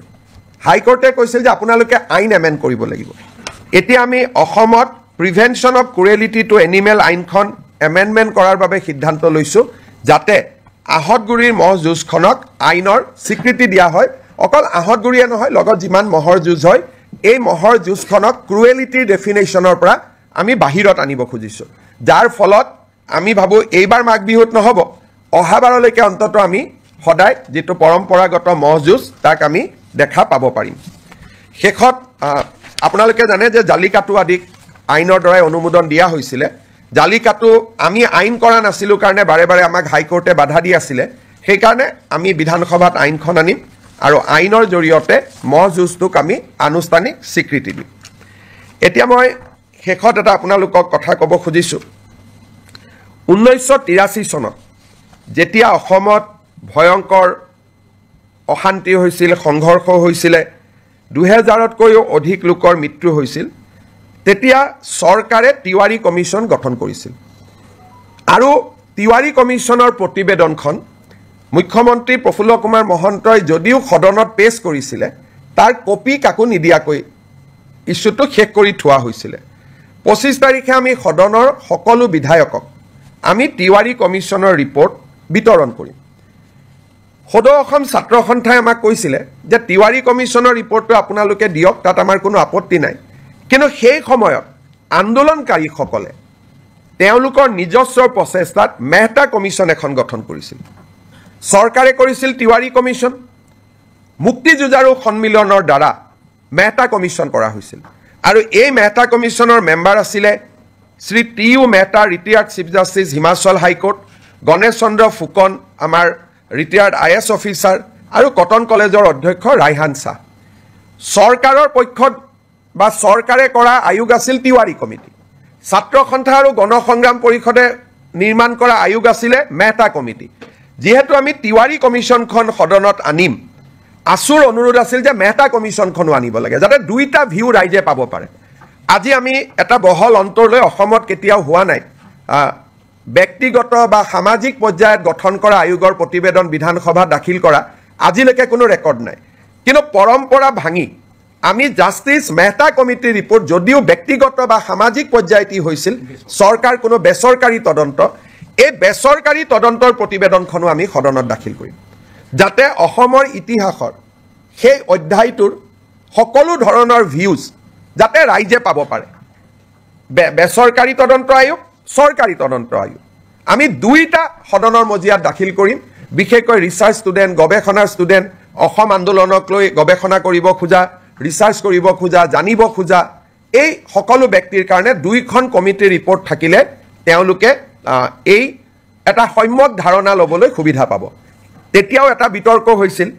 সেই সময়তে প্ৰফুল্ল মহন্ত চৰকাৰ থাকোঁতে এইটো অনুৰোধ আছিল যে তিৱাৰীখন দিলে যদি মেহতাখন কিয় দিয়া নাই। আমি সিদ্ধান্ত ল'লোঁ যে আমি দুইটা ৰিপৰ্ট আমি সদনক দিম। সেই ফালৰ পৰা আজি এখন ঐতিহাসিক সিদ্ধান্ত এটা অসম কেবিনেটত গঠন কৰা হয়। আপোনালোকে কিবা প্ৰশ্ন সোধাৰ আগতে মই এটা আপোনালোকক সামান্য ইনফৰমেশ্যনেৰে মই সামৰণি মাৰিব খুজিছোঁ। আজি আপোনালোকে দেখিছে যে কেবিনেটত অজস্ৰ আইটেম আছিলে, সেইকাৰণে জনজাতি সংক্ৰান্তত মন্ত্ৰীসভাৰ প্ৰতিবেদনখন আজি আমি বহুত ভাল কৰি আলোচনা কৰিব নোৱাৰিলোঁ। আজি আমি সিদ্ধান্ত ল'লোঁ যে 26 তাৰিখে জনজাতীয় 6 জনগোষ্ঠীৰ জনজাতীয়কৰণৰ সম্পৰ্কৰ প্ৰতিবেদনখন 26 তাৰিখে এখন বিশেষ কেবিনেটত আলোচনা হ'ব আৰু 27 তাৰিখে আমি ইয়াক বিধানসভাত উপস্থাপন কৰিম। 25 তাৰিখে উপস্থাপন কৰিম বুলি মই কৈছিলোঁ, কিন্তু বহুত কাগজ পত্ৰ আইনৰ হেঁচাৰ বাবে আমি সিদ্ধান্ত ল'লোঁ যে এই প্ৰতিবেদনখন আমি 27 তাৰিখে সদনত আমি দাখিল কৰিম। 26 তাৰিখে আমাৰ কেবিনেট বৈঠক হ'ব, তাতে অনুমোদন হ'ব, আৰু 27 তাৰিখে আমি ইয়াক সদনত উপস্থাপন কৰিম। আপোনালোকৰ যদি কিবা প্ৰশ্ন আছে কৰিব পাৰে। চব যদি টেকনিকেলি সোধে হয়তো দুইটা ৰিপৰ্টে ৰাজহুৱা হৈছিলে, কিন্তু আছুৱেও কপি বনাই কাকো দিব পৰা নাছিল, মহন্ত ডাঙৰীয়াইও কাকো দিব পৰা নাছিল, টেকনিকেলি উপস্থাপন হৈছিল। এইবাৰ দুইখন বহল ভিত্তিত ৰাইজে দেখিব পাব। মেহতা কমিশ্যনটো এছেম্বলিত দিয়াৰ কথাই নাই, এখন বেচৰকাৰী আছিলে। তিৱাৰী কমিটিয়ে ৰিপৰ্ট দিছিলে, কিন্তু এটা কপি অকল স্পীকাৰৰ হাতত আছিলে আৰু মেম্বাৰে পোৱা নাছিলে। এইবাৰ সকলোৱে পাব, আৰু আপোনালোককো আমি কপি দি দিম।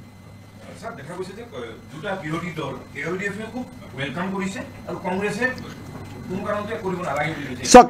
মই ৰিপৰ্টটো যিহেতু পঢ়িছোঁ, তিৱাৰী কমিশ্যনৰ ৰিপৰ্টটো যদিও সেই সময়ত কংগ্ৰেছৰ চৰকাৰৰ দিনত, হিতেশ্বৰ শইকীয়া চৰকাৰৰ দিনতে তাৰ প্ৰতিবেদন আহিছিল, ৰিপৰ্টটো সম্যকভাৱে এটা নিৰপেক্ষ ৰিপৰ্ট আৰু যথেষ্ট কষ্ট তাত কৰা হৈছিলে। অসমৰ এটা ডাঙৰ ইতিহাস এটা নোহোৱা হৈ যাব যদি আমি তিৱাৰী কমিশ্যনৰ ৰিপৰ্টটো দেখা নাপাওঁ। আৰু কংগ্ৰেছে ভাবিছে তাত কিবা প্ৰভোকেটিভ কথা আছে, তাত বিজেপিৰ ৰাজনৈতিক লাভ হ'ব। তাত বিজেপিৰ ৰাজনৈতিক লাভ হ'ব পৰা এটা শব্দও নাই। খালি অসমৰ বুৰঞ্জীৰ ডাঙৰ ইতিহাস এটা নোহোৱা হৈ যাব যদি তিৱাৰী কমিশ্যনৰ ৰিপৰ্টটো ৰাইজৰ সন্মুখত নাথাকে। গতিকে ই এটা একাডেমিক এক্সাৰচাইজ। কংগ্ৰেছে ভাবিছে তাত কিবা তেওঁলোকৰ বিৰুদ্ধে কথা আছে, কাৰণ কংগ্ৰেছৰ বৰ্তমান নেতৃত্বটো খুব তুলুঙা আৰু তেওঁলোকৰ মই ক'ব গ'লে মেচিউৰিটিৰ অভাৱ কাৰণ এখন তেওঁলোকৰ চৰকাৰে গঠন কৰা তদন্ত আয়োগ প্ৰধানমন্ত্ৰী ইন্দিৰা গান্ধীয়ে গঠন কৰা তদন্ত আয়োগ ইন্দিৰা গান্ধীয়ে গঠন কৰা তদন্ত আয়োগৰ প্ৰতিবেদন এখন প্ৰকাশ কৰিব নালাগে বুলি কংগ্ৰেছে কেনেকৈ ক'ব পাৰে আৰু বিৰোধী দলপতি দেৱব্ৰত শইকীয়াৰ দেউতাকে এই কমিটিখন পৰিচালনা কৰিছিল তেওঁৰ মুখ্যমন্ত্ৰীৰ দিনত তাৰমানে এই কংগ্ৰেছ পাৰ্টিটোৰ মেচিউৰিটি নাই বৰ্তমানৰ যিটো কংগ্ৰেছ পাৰ্টি চলি আছে তুলুঙা একেবাৰে মানে পলিটিক্যাল মেচিউৰিটি নোহোৱা পাৰ্টি এটা তেওঁলোকৰ কামটো আমি কৰিছোঁ আৰু আমি কিমান অপেন কালি আমাক আছুৱে কৈছে আৰু ৰিপৰ্টত আছুৰ ওপৰতহে কিছুমান নিগেটিভ আছে কালি আছুৱে মোক কৈছে যে নহয় আমি জানো আমাৰ ওপৰত নিগেটিভ আছে কিন্তু তথাপিতো এইখনো সদনত আহক কাৰণ আন্দোলনৰ ইতিহাসৰ ই এটা অংশ আজি নেলিক লৈ বহুতে কিবা কিবি কৈ থাকে তাতে পঢ়িলে বুজি পাব অকল নেলি অহা নাই তাত গহপুৰ আহিছে চমৰীয়া আহিছে চিলাপথাৰ আহিছে গতিকে এই ৰিপৰ্টখন পঢ়িলে নতুন প্ৰজন্মই বহুত কথা জানিব পাৰিব অসম আন্দোলন কিয় হৈছিল কিয় হ'বলগীয়া হ'ল আৰু সেই সময়তে তিৱাৰী কমিছনে সাংবিধানিক ৰক্ষা কবচ ৰিকমেণ্ড কৰি গৈছিল ই 1983 গতিকে এইবিলাক জনা ভাল আজি আমি যি কৈ আছো হিমন্ত বিশ্ব শৰ্মা সকলো কামতে ব্যতিক্ৰম নাই টাটা ছেমিকণ্ডাক্টৰ বেলেগ কোন মুখ্যমন্ত্ৰীয়ে কৰিলে অসমীয়া ভাষাক ধ্ৰুপদী ভাষাৰ মৰ্যাদা কোনে দিলে বৃন্দাবনী বস্ত্ৰ কোনে আনিলে লাচিত বৰফুকনৰ জন্ম জয়ন্তী কোনে পালন কৰিলে সুকাফাৰ নামত বিশ্ববিদ্যালয় কোনে কৰিলে টি গাৰ্ডেনৰ শ্ৰমিকক মাটিৰ অধিকাৰ কোনে দিলে গতিকে আমাৰ চৰকাৰখনটো ব্যতিক্ৰমী সেইকাৰণে আমাৰ চৰকাৰখনে সপ্তাহত কেবিনেট পাতি এনেকৈ আপোনালোকক কোনোবা মুখ্যমন্ত্ৰীয়ে এড্ৰেছ কৰাৰ আগতে কোনোবাই কৰিছিল নেকি গতিকে আমাৰ চৰকাৰখনটো ব্যতিক্ৰম হয়েই সেইটোতো অসমৰ মানুহে স্বীকাৰ কৰে আশীৰ্বাদ কৰে গতিকে আগৰ মুখ্যমন্ত্ৰীয়ে নকৰিলে বুলি মই নকৰিম এইটো কেনেকুৱা ক'ত কথা লিখা আছে আগৰ মুখ্যমন্ত্ৰীসকলৰ মনত ভয় আছিলে মোৰ মনত ভয় নাই কাৰণ ইতিহাস কেতিয়াও লুকাব নাপায় ইট ইজ এ ক্ৰাইম ইতিহাস লুকালে নতুন জেনেৰেশ্যনে অসমক জানিব নোৱাৰিব and it is a crime against humanity কোনোবাই যদি ইতিহাসক দাবাব খোজে আৰু বিধানসভা লাইব্ৰেৰীত ইয়াৰ কপি এটা আছেও আজিও আছে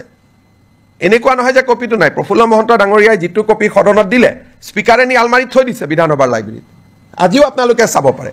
গতিকে এইটো কোনো সিক্ৰেট ডকুমেণ্টটো নহয় बहुत लंबा हो जाएगा माँ कहाँ हो पाएगा ये English Hindi today Assam cabinet has approved host of legislation around 27 to be placed before Assam Assembly which will be in session from 25th of this month. This include a provision for handing over tea garden labor colonies land to the tea garden laborers, School Provincialization Act, relaxation of Animal Cruelty Act to provide a facility for buffalo fight like Jalakattu. All these legislation will be placed before the assembly, including a new policy for MRO. Along with this legislation, we are also going to place the Tiwari Commission report, which was constituted in 1983 to investigate the region of violence that has erupted in the state in the year 2083, which has witnessed death over 3,000 citizens. Along with that, at that point of time, a non-government inquiry was also constituted under the chairmanship of Justice T.U. Mehta. Government of Assam going to lay both the report of the commission constituted by Government of Assam, the report of the commission constituted by the agitationists of that point of time, so that the people of Assam, new generation scholars can study the root cause of Assam agitation and various issues surrounding the identity issue of Assamese people. Haba? Ekoto nai baki? ঠিক আছে আৰু 26 তাৰিখৰ কেবিনেটত আমি 6 জনগোষ্ঠীৰ আলোচনা কৰিম 27 তাৰিখে সেইখন সদনত আহিব মই 25 বুলি কৈছিলো দুটা দিন দেৰি হ'ল কাৰণ ইমান কামৰ মাজত কৰবাত কিবা খেলিমেলি যাতে থাকি না যায় সেইকাৰণে দুটা দিন আমি বেছি কৈ লৈছো লাভ জেহাদৰ বিলখনো আলোচনাত আছে কিন্তু এইবাৰ হ'বনে নহব মোৰ ডাউট আছে কিন্তু আমাৰ চৰকাৰৰ দিনতে আৰু এইখন চৰকাৰৰ দিনতে সেই বিলখনো আহিব কাম চলি আছে সিদ্ধান্তসমূহ মই আপোনালোকৰ আগত জনাব খুজিছো অসম চৰকাৰে প্ৰাইভেট স্কুলবিলাকৰ ফিজ ৰেগুলেট কৰে কিন্তু প্ৰাইভেট স্কুলবিলাকৰ ফিজ ৰেগুলেট কৰা যিখন আমাৰ আইন আছিল Assam non government educational institute regulation of fees act ইয়াতে আমি মাইনৰিটি ৰান ইনষ্টিটিউটবিলাকক আউটাৰ বাহিৰত ৰাখিছিলোঁ যেনে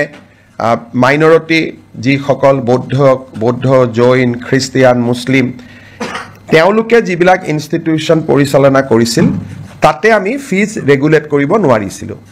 কেবিনেটে আজি এটা সিদ্ধান্ত লয় আমি বিধানসভাত এখন আইন আনিম এতিয়াৰ পৰা আমি মাইনৰিটি ৰান বা সংখ্যালঘু লোকৰ দ্বাৰা পৰিচালিত বিদ্যালয়সমূহৰো ফিজ আমি আন প্ৰাইভেট স্কুলৰ দৰেই নিৰীক্ষণ আৰু নিৰূপণ কৰিব পাৰিম আজি আমাৰ কেবিনেটত এটা গুৰুত্বপূৰ্ণ সিদ্ধান্ত হয় যে যিসমূহ আমাৰ বিভিন্ন প্ৰাদেশিকৃত মহাবিদ্যালয় বিদ্যালয়সমূহত আমাৰ এটা আগত সিদ্ধান্ত আছিলে যে তাৰ কৰ্মচাৰীসকলৰ দৰমহা আমি আইনৰ জৰিয়তে ফিক্স কৰি ৰাখিছিলোঁ দৰমহা বঢ়াৰ ব্যৱস্থা নাছিল যি দৰমহা আছিল তাতে তেওঁলোক থাকি গৈছিল আজি কেবিনেটে সিদ্ধান্ত গ্ৰহণ কৰে যে প্ৰতি বছৰে এখেতসকলৰ দৰমহা 6% বৃদ্ধি হৈ গৈ থাকিব আগতে কেনেকৈ দৰমহা বাঢ়িব তাক আইনখনত লিখা নাছিল এতিয়াৰ পৰা প্ৰাদেশিকৃত মহাবিদ্যালয় বিদ্যালয়ৰ কৰ্মচাৰীসকল তৃতীয় আৰু চতুৰ্থ বৰ্গৰ কৰ্মচাৰীসকলৰ দৰমহা প্ৰতি বছৰে 6% ইনক্ৰিমেণ্ট পাই গৈ থাকিব আজি আমাৰ কেবিনেটত আগতেও মই ঘোষণা কৰিছিলোঁ আমাৰ যিবিলাক ধুবুৰী সাউথ সালমাৰাৰ দৰে জিঅ'গ্ৰাফিকেলি ডিজএডভান্টেজ স্থানত শিক্ষকতা কৰে তেওঁলোকে আগতে বদলি হ'বৰ কাৰণে আইনমতে অতি কমেও 12 বছৰ শিক্ষকতা কৰিব লাগিছিল আজি আমি আগৰ প্ৰতিশ্ৰুতি অনুসৰি বিধানসভাত আইনৰ সংশোধনী আহিব এতিয়া ছোৱালী বা মহিলা শিক্ষয়িত্ৰীয়ে 5 বছৰ কাম কৰিলেই ট্ৰান্সফাৰৰ বাবে উপযোগ্য হ'ব আৰু পুৰুষ শিক্ষক 7 বছৰ কাম কৰিলে ট্ৰান্সফাৰৰ বাবে তেওঁলোক উপযুক্ত হ'ব এই আইনখন সংশোধনীৰ বাবে আজি কেবিনেটে অনুমোদন জনায় আজি আমাৰ কেবিনেটে অসম চৰকাৰৰ যিটো প্ৰভিন্সিয়েলাইজেশ্যন পলিচি সেই পলিচিটোক সংশোধন কৰি আমি এখন আইন আনিম যি আইনৰ জৰিয়তে 2006 চনত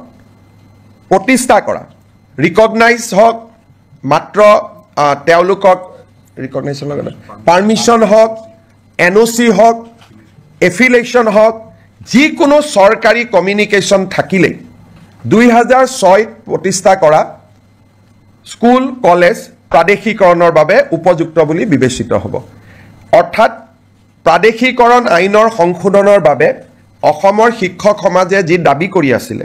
তাক আজি আমাৰ কেবিনেটত গ্ৰহণ কৰা হয় আৰু ইয়াৰ সংশোধনী বিলখনো অনুমোদন কৰা হয় এই সংশোধনীৰ ফলত কেইবা হাজাৰ শিক্ষকৰ চাকৰি প্ৰাদেশিকৰণ হ'ব পাৰিব পাৰ্থক্যটো মই বুজাই দিছোঁ আগতে আমাৰ নিয়মটো আছিল যে 2006 চনত প্ৰতিষ্ঠা হ'ব লাগিব আৰু সকলো অনুমোদন পাব লাগিব তেতিয়াহে প্ৰাদেশিকৰণ হ'ব এতিয়া আমি কৈছোঁ সকলো অনুমোদন নালাগে যিকোনো এখন কাগজ থাকিলে পাৰ্মিশ্যনৰ কাগজ থাকক ৰিকগনাইজেশ্যনৰ কাগজ থাকক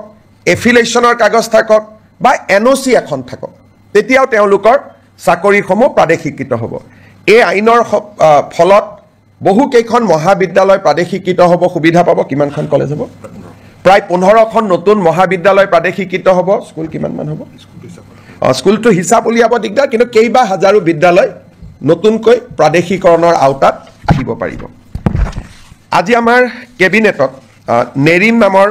শিক্ষানুষ্ঠানখনে এখন প্ৰাইভেট ইউনিভাৰ্চিটি কৰিব খোজে তাকো কেবিনেটে অনুমোদন জনায় আজি আমাৰ অসমৰ উচ্চ শিক্ষাৰ বাবে এটা অতি আনন্দৰ বিষয় আজিম প্ৰেমজীৰ নাম আপোনালোকে শুনিছে আজিম প্ৰেমজী ফাউণ্ডেশ্যন এটা ফিলন্থ্ৰপিক অৰ্গেনাইজেশ্যন তেওঁলোকে অসমত 1000 কোটি টকাতকৈও অধিক ব্যয় কৰি এখন বিশ্ববিদ্যালয় নিৰ্মাণ কৰাৰ বাবে আমাক আবেদন কৰিছিল আজিম প্ৰেমজী ফাউণ্ডেশ্যনৰ বিশ্ববিদ্যালয় কৰ্ণাটকত আছে ভূপালত আছে আৰু ৰাঁচীত আছে এই বিশ্ববিদ্যালয়ত ছাত্ৰ ছাত্ৰীসকলক যথেষ্ট স্কলাৰশ্বিপ দিয়া হয় আৰু বিশ্বমানৰ শিক্ষা প্ৰদান কৰা হয় আজিম প্ৰেমজী ইউনিভাৰ্চিটি পলাশবাৰীত স্থাপন হ'ব IIMৰ লগতে আৰু 10,000তকৈ অধিক ছাত্ৰ ছাত্ৰীক এই ফাউণ্ডেশ্যনে শিক্ষা দিব আজি এই ফাউণ্ডেশ্যনক বিশ্ববিদ্যালয় কৰাৰ বাবে যিখন আইন লাগে সেই আইনখনো বিধানসভাত উপস্থাপন কৰাৰ বাবে কেবিনেটে অনুমোদন জনায় আৰু এই বিশ্ববিদ্যালয়খনে অসমৰ উচ্চ শিক্ষাৰ এটা পৰিৱেশত এটা নৱজাগৰণৰ সৃষ্টি কৰিব আমি যিবিলাক প্ৰাইভেট ইউনিভাৰ্চিটি দেখো সেইকেইখন হ'ল প্ৰাইভেট ইউনিভাৰ্চিটি এইখন হ'ল ফিলন্থ্ৰপিক প্ৰাইভেট ইউনিভাৰ্চিটি অৰ্থাৎ তাত কোনো ব্যৱসায় নাই প্ৰফিটৰ কথা নাই বৰঞ্চ ল'ৰা ছোৱালীক তেওঁলোকে স্কলাৰশ্বিপ দি পঢ়াব সেইকাৰণে আৰু প্ৰথম অৱস্থাত 1100-1200 কোটি টকা তেওঁলোকে পৰৱৰ্তী অৱস্থাত 1700 কোটি টকালৈকে বিনিয়োগ কৰিব তাত স্কুলো বনাব তেওঁলোকে হস্পিটালো বনাব এটা ডাঙৰ পৰিৱৰ্তন আহিব IIMৰ লগতে হ'ব পলাশবাৰী ৰাইজৰ বাবেও এটা আনন্দৰ বাতৰি অসমৰ ৰাইজৰ বাবেও এটা আনন্দৰ বাতৰি আজি আমাৰ কেবিনেটত আমি বহু দিনৰ পৰা আলোচনা কৰি আছিলো যে চাহ বাগিচাৰ শ্ৰমিকসকলৰ লাইনৰ মাটি আমি মালিকৰ পৰা সিলিং এক্টত লৈ আমি শ্ৰমিকসকলৰ মাজত বিতৰণ কৰিম আজি কেবিনেটে অনুমোদন জনায় যে অসমৰ চাহ বাগিচাৰ লেবাৰ লাইনৰ মাটি সিলিং আইনৰ অধীনত আমি চৰকাৰীকৰণ কৰিম আৰু এক্টতে লিখা থাকিব যে চৰকাৰীকৰণ কৰাৰ লগে লগে এই মাটি শ্ৰমিকসকলক আবণ্টন কৰা হ'ব দুটা তিনটা কণ্ডিশ্যন থাকিব শ্ৰমিকসকলে 20 বছৰলৈ এই মাটি বিক্ৰী কৰিব নোৱাৰিব আবণ্টন পোৱাৰ পিছত আৰু শ্ৰমিকসকলে এই মাটি যেতিয়া 20 বছৰ পিছতো বিক্ৰী কৰিব এই চাহ জনগোষ্ঠী ৰাইজৰ মাজতহে বিক্ৰী কৰিব পাৰিব আউটসাইড টি গাৰ্ডেনৰ যি শ্ৰমিক তেওঁলোকক বিক্ৰী কৰিব নোৱাৰিব যাতে লেবাৰ লাইনবোৰ সুৰক্ষিত হৈ থাকে আমি এটা অনুমান কৰিছো এই বিলখন অহাৰ ফলত 2,18,553 বিঘা মাটি আবণ্টন কৰিব পৰা যাব 3,33,486টা পৰিয়াল এই সিদ্ধান্তৰ দ্বাৰা উপকৃত হ'ব অৰ্থাৎ এতিয়াৰ পৰা শ্ৰমিকৰ লেবাৰ লাইনৰ মাটিৰ মালিক শ্ৰমিকসকল হ'ব টি গাৰ্ডেনৰ মেনেজমেণ্ট মালিক হ'ব নোৱাৰিব তেওঁলোকৰ পৰা আমি সিলিঙত মাটি লৈ ল'ম সিলিং এক্টৰ সংশোধনীৰ বাবে প্ৰস্তাৱ কৰা আইনখন আজি কেবিনেটে অনুমোদন কৰে আৰু অসম বিধানসভাত 25 তাৰিখে এই আইনখন আমি উপস্থাপন কৰিম অসমৰ চাহ বাগিচাৰ শ্ৰমিকৰ বাবে এটা ঐতিহাসিক মুহূৰ্ত হ'ব আমাৰ আপোনালোক সকলোৱে জানে যে বহু দিনৰ পৰা এটা অভিযোগ আছে যে ট্ৰাইবেল বেল্ট এণ্ড ব্লকৰ মাটি দখল কৰা হয় চৰকাৰে উচ্ছেদ কৰিছে কিন্তু আজি বিজেপিৰ চৰকাৰ আছে উচ্ছেদ কৰিছে অহাকালিতো উচ্ছেদ নকৰিবও পাৰে ট্ৰাইবেল বেল্ট এণ্ড ব্লকৰ মাটি দখল হৈয়ে থাকিব আজি জাষ্টিস বিপ্লৱ শৰ্মা কমিটি অসম চুক্তিৰ 6 নম্বৰ দফা যোৱাকালিও আমি আলোচনা কৰিছিলোঁ জাষ্টিস বিপ্লৱ শৰ্মা কমিটি আমাক কৈছিল যে এখন ডিস্ট্ৰিক্ট ল্যান্ড ট্ৰিব্যুনেল হ'ব লাগে য'ত এজন ৰিটায়াৰ্ড ডিস্ট্ৰিক্ট জাজ তাৰ অধ্যক্ষ হ'ব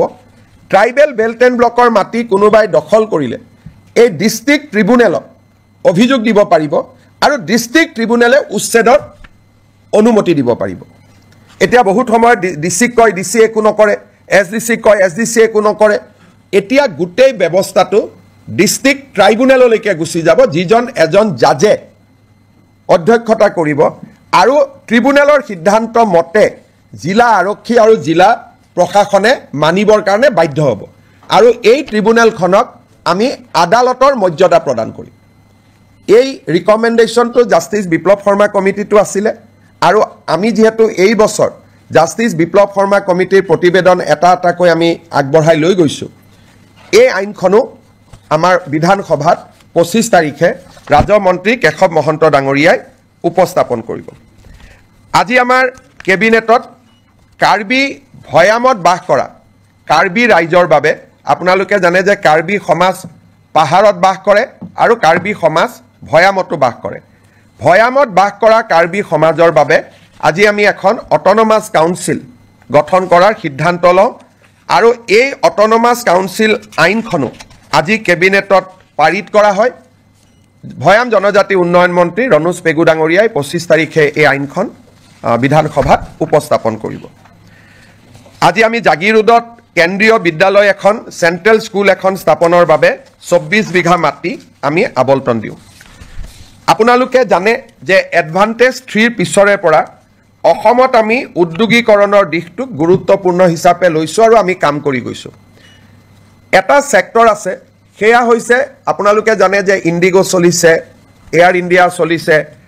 ডাঙৰ ডাঙৰ স্পাইচ জেট বিমানবিলাক আমাৰ ইয়াত আহে আৰু আমাৰ ইয়াত গুচি যায়। কিন্তু এই বিমানবিলাক মেইনটেইন কৰা হয়, ইঞ্জিনিয়াৰিং কৰা হয়, ছাৰ্ভিচিং কৰা হয়। ই এটা ডাঙৰ ইণ্ডাষ্ট্ৰী, যাক নেকি MRO বুলি কোৱা হয়, মেইনটেনেন্স ৰিপেয়াৰ এণ্ড অভাৰহল। এই উদ্যোগটো আমাৰ অসমত নাছিলে। বিমানবিলাক আমি বিমান দেখোঁ, কিন্তু বেয়া হ'লে আমাৰ ইয়াত ঠিক নহয় বা ছাৰ্ভিচিং নহয়। গাড়ীৰ যেনেকৈ ছাৰ্ভিচিং চেণ্টাৰ আছে, বিমানৰো ছাৰ্ভিচিং চেণ্টাৰ আছে আৰু ই বহুত এমপ্লয়মেণ্ট দিয়ে। আজি আমাৰ কেবিনেটত maintenance repair overhaul policy of Assam 2025 অনুমোদন কৰা হয়। অসমত 7টা এয়াৰপৰ্ট আছে। আমি চেষ্টা কৰিম যাতে 7টা MRO আমি আনিব পাৰোঁ আৰু ই আমাৰ থলুৱা যুৱক যুৱতীৰ নিযুক্তিৰ নতুন ৰাস্তা এটা মুকলি কৰি দিব আৰু এভিয়েশ্যন ইণ্ডাষ্ট্ৰীটো অসমত নতুন কৰি গঢ় লৈ উঠাত সহায় কৰিব। আজি কেবিনেটত 10,000 কোটি টকাৰ ওপৰত যদি কোনোবাই বিনিয়োগ কৰিব খোজে, তাৰ বিভিন্ন ইনচেণ্টিভ আদি দিবৰ বাবে মুখ্যমন্ত্ৰীৰ অধ্যক্ষতাত এখন কমিটি নিৰ্মাণ কৰা হয়। আমাৰ কেবিনেটত কেইখনমান আৰু বিল আহিব। অসম জনবিশ্বাস আইন, আমাৰ আছাম ফায়াৰ ইমাৰ্জেঞ্চি ছাৰ্ভিচ বিল, তাকো কেবিনেটে আজি অনুমোদন জনায়। এইবাৰ প্ৰায় 25খনতকৈও অধিক বিল কেবিনেটত আহিব আৰু এটা ইয়াৰ লগত 2খন আৰু বিল আহিব। আমাৰ আহতগুৰিত যিটো মহৰ যুঁজ হয়, তাক যোৱাবাৰ হাইকোৰ্টে বন্ধ কৰি দিছিলে আৰু মহৰ যুঁজখন যোৱাবাৰ নহ'লগৈ। হাইকোৰ্টে কৈছিল যে আপোনালোকে আইন এমেণ্ড কৰিব লাগিব। এতিয়া আমি অসমত prevention of cruelty to animal আইনখন এমেণ্ডমেণ্ট কৰাৰ বাবে সিদ্ধান্ত লৈছোঁ, যাতে আহতগুৰিৰ মহ যুঁজখনক আইনৰ স্বীকৃতি দিয়া হয়। অকল আহতগুৰিয়ে নহয়, লগত যিমান মহৰ যুঁজ হয়, এই মহৰ যুঁজখনক ক্ৰুৱেলিটিৰ ডেফিনেশ্যনৰ পৰা আমি বাহিৰত আনিব খুজিছোঁ, যাৰ ফলত আমি ভাবোঁ এইবাৰ মাঘ বিহুত নহ'ব, অহাবাৰলৈকে অন্ততঃ আমি সদায় যিটো পৰম্পৰাগত মহ যুঁজ তাক আমি দেখা পাব পাৰিম। শেষত আপোনালোকে জানে যে জালিকাটু আদিক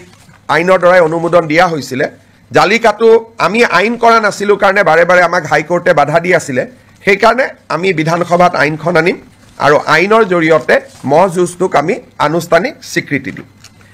এতিয়া মই শেষত এটা আপোনালোকক কথা ক'ব খুজিছোঁ। 1983 চনত যেতিয়া অসমত ভয়ংকৰ অশান্তি হৈছিল, সংঘৰ্ষ হৈছিলে,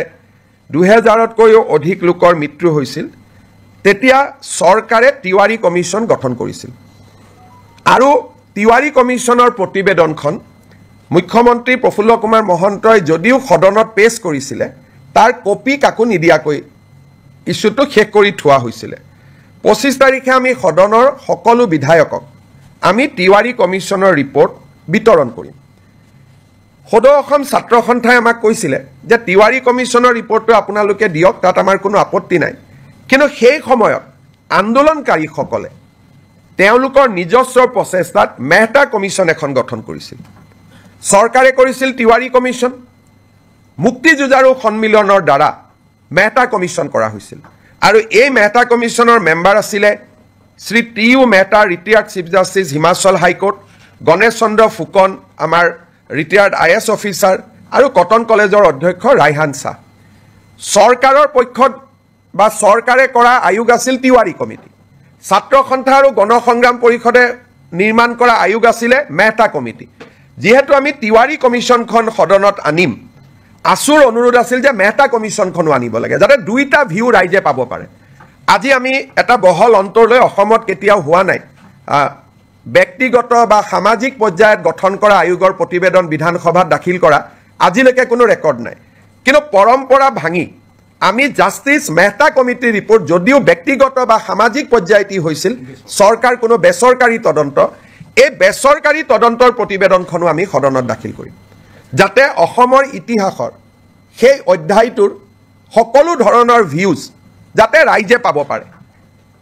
বেচৰকাৰী তদন্ত আয়োগ চৰকাৰী তদন্ত আয়োগ আমি দুইটা সদনৰ মজিয়াত দাখিল কৰিম বিশেষকৈ ৰিচাৰ্চ ষ্টুডেণ্ট গৱেষণাৰ ষ্টুডেণ্ট অসম আন্দোলনক লৈ গৱেষণা কৰিব খোজা ৰিচাৰ্চ কৰিব খোজা জানিব খোজা এই সকলো ব্যক্তিৰ কাৰণে দুইখন কমিটিৰ ৰিপৰ্ট থাকিলে তেওঁলোকে এই এটা সম্যক ধাৰণা ল'বলৈ সুবিধা পাব তেতিয়াও এটা বিতৰ্ক হৈছিল সেই সময়তে প্ৰফুল্ল মহন্ত চৰকাৰ থাকোঁতে এইটো অনুৰোধ আছিল যে তিৱাৰীখন দিলে যদি মেহতাখন কিয় দিয়া নাই আমি সিদ্ধান্ত ল'লোঁ যে আমি দুইটা ৰিপৰ্ট আমি সদনক দিম সেই ফালৰ পৰা আজি এখন ঐতিহাসিক সিদ্ধান্ত এটা অসম কেবিনেটত গঠন কৰা হয় আপোনালোকে কিবা প্ৰশ্ন সোধাৰ আগতে মই এটা আপোনালোকক সামান্য ইনফৰমেশ্যনেৰে মই সামৰণি মাৰিব খুজিছোঁ আজি আপোনালোকে দেখিছে যে কেবিনেটত অজস্ৰ আইটেম আছিলে সেইকাৰণে জনজাতি সংক্ৰান্তত মন্ত্ৰীসভাৰ প্ৰতিবেদনখন আজি আমি বহুত ভাল কৰি আলোচনা কৰিব নোৱাৰিলোঁ আজি আমি সিদ্ধান্ত ল'লোঁ যে ২৬ তাৰিখে জনজাতীয় ৬ জনগোষ্ঠীৰ জনজাতীয়কৰণৰ সম্পৰ্কৰ প্ৰতিবেদনখন ২৬ তাৰিখে এখন বিশেষ কেবিনেটত আলোচনা হ'ব আৰু ২৭ তাৰিখে আমি ইয়াক বিধানসভাত উপস্থাপন কৰিম ২৫ তাৰিখে উপস্থাপন কৰিম বুলি মই কৈছিলোঁ কিন্তু বহুত কাগজ পত্ৰ আইনৰ হেঁচাৰ বাবে আমি সিদ্ধান্ত ল'লোঁ যে এই প্ৰতিবেদনখন আমি ২৭ তাৰিখে সদনত আমি দাখিল কৰিম ২৬ তাৰিখে আমাৰ কেবিনেট বৈঠক হ'ব তাতে অনুমোদন হ'ব আৰু ২৭ তাৰিখে আমি ইয়াক সদনত উপস্থাপন কৰিম আপোনালোকৰ যদি কিবা প্ৰশ্ন আছে কৰিব পাৰে চক যদি টেকনিকেলি সোধে হয়তো দুইটা ৰিপৰ্টে ৰাজহুৱা হৈছিলে কিন্তু আছুৱেও কপি বনাই কাকো দিব পৰা নাছিল মহন্ত ডাঙৰীয়াও কাকো দিব পৰা নাছিল টেকনিকেলি উপস্থাপন হৈছিল এইবাৰ দুইখন বহল ভিত্তিত ৰাইজে দেখিব পাব মেহতা কমিশ্যনটো এছেম্বলিত দিয়াৰ কথাই নাই এখন বেচৰকাৰী আছিলে তিৱাৰী কমিটিয়ে ৰিপৰ্ট দিছিলে কিন্তু এটা কপি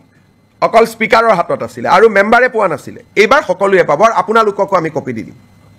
দেখা গৈছে যে দুটা বিৰোধী দল এলডিএফে খুব ওয়েলকাম কৰিছে আৰু কংগ্ৰেছে কোনো কাৰণতে কৰিব নালাগে বুলি চক মই ৰিপৰ্টটো যেহেতু পঢ়িছোঁ তিৱাৰী কমিশ্যনৰ ৰিপৰ্টটো যদিও সেই সময়ত কংগ্ৰেছৰ চৰকাৰৰ দিনত হিতেশ্বৰ শইকীয়া চৰকাৰৰ দিনতে তাৰ প্ৰতিবেদন আহিছিল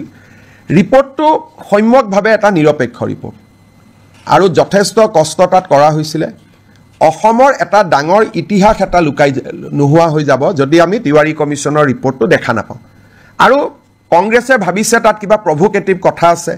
তাত বিজেপিৰ ৰাজনৈতিক লাভ হ'ব তাত বিজেপিৰ ৰাজনৈতিক লাভ হ'ব পৰা এটা শব্দও নাই খালি অসমৰ বুৰঞ্জীৰ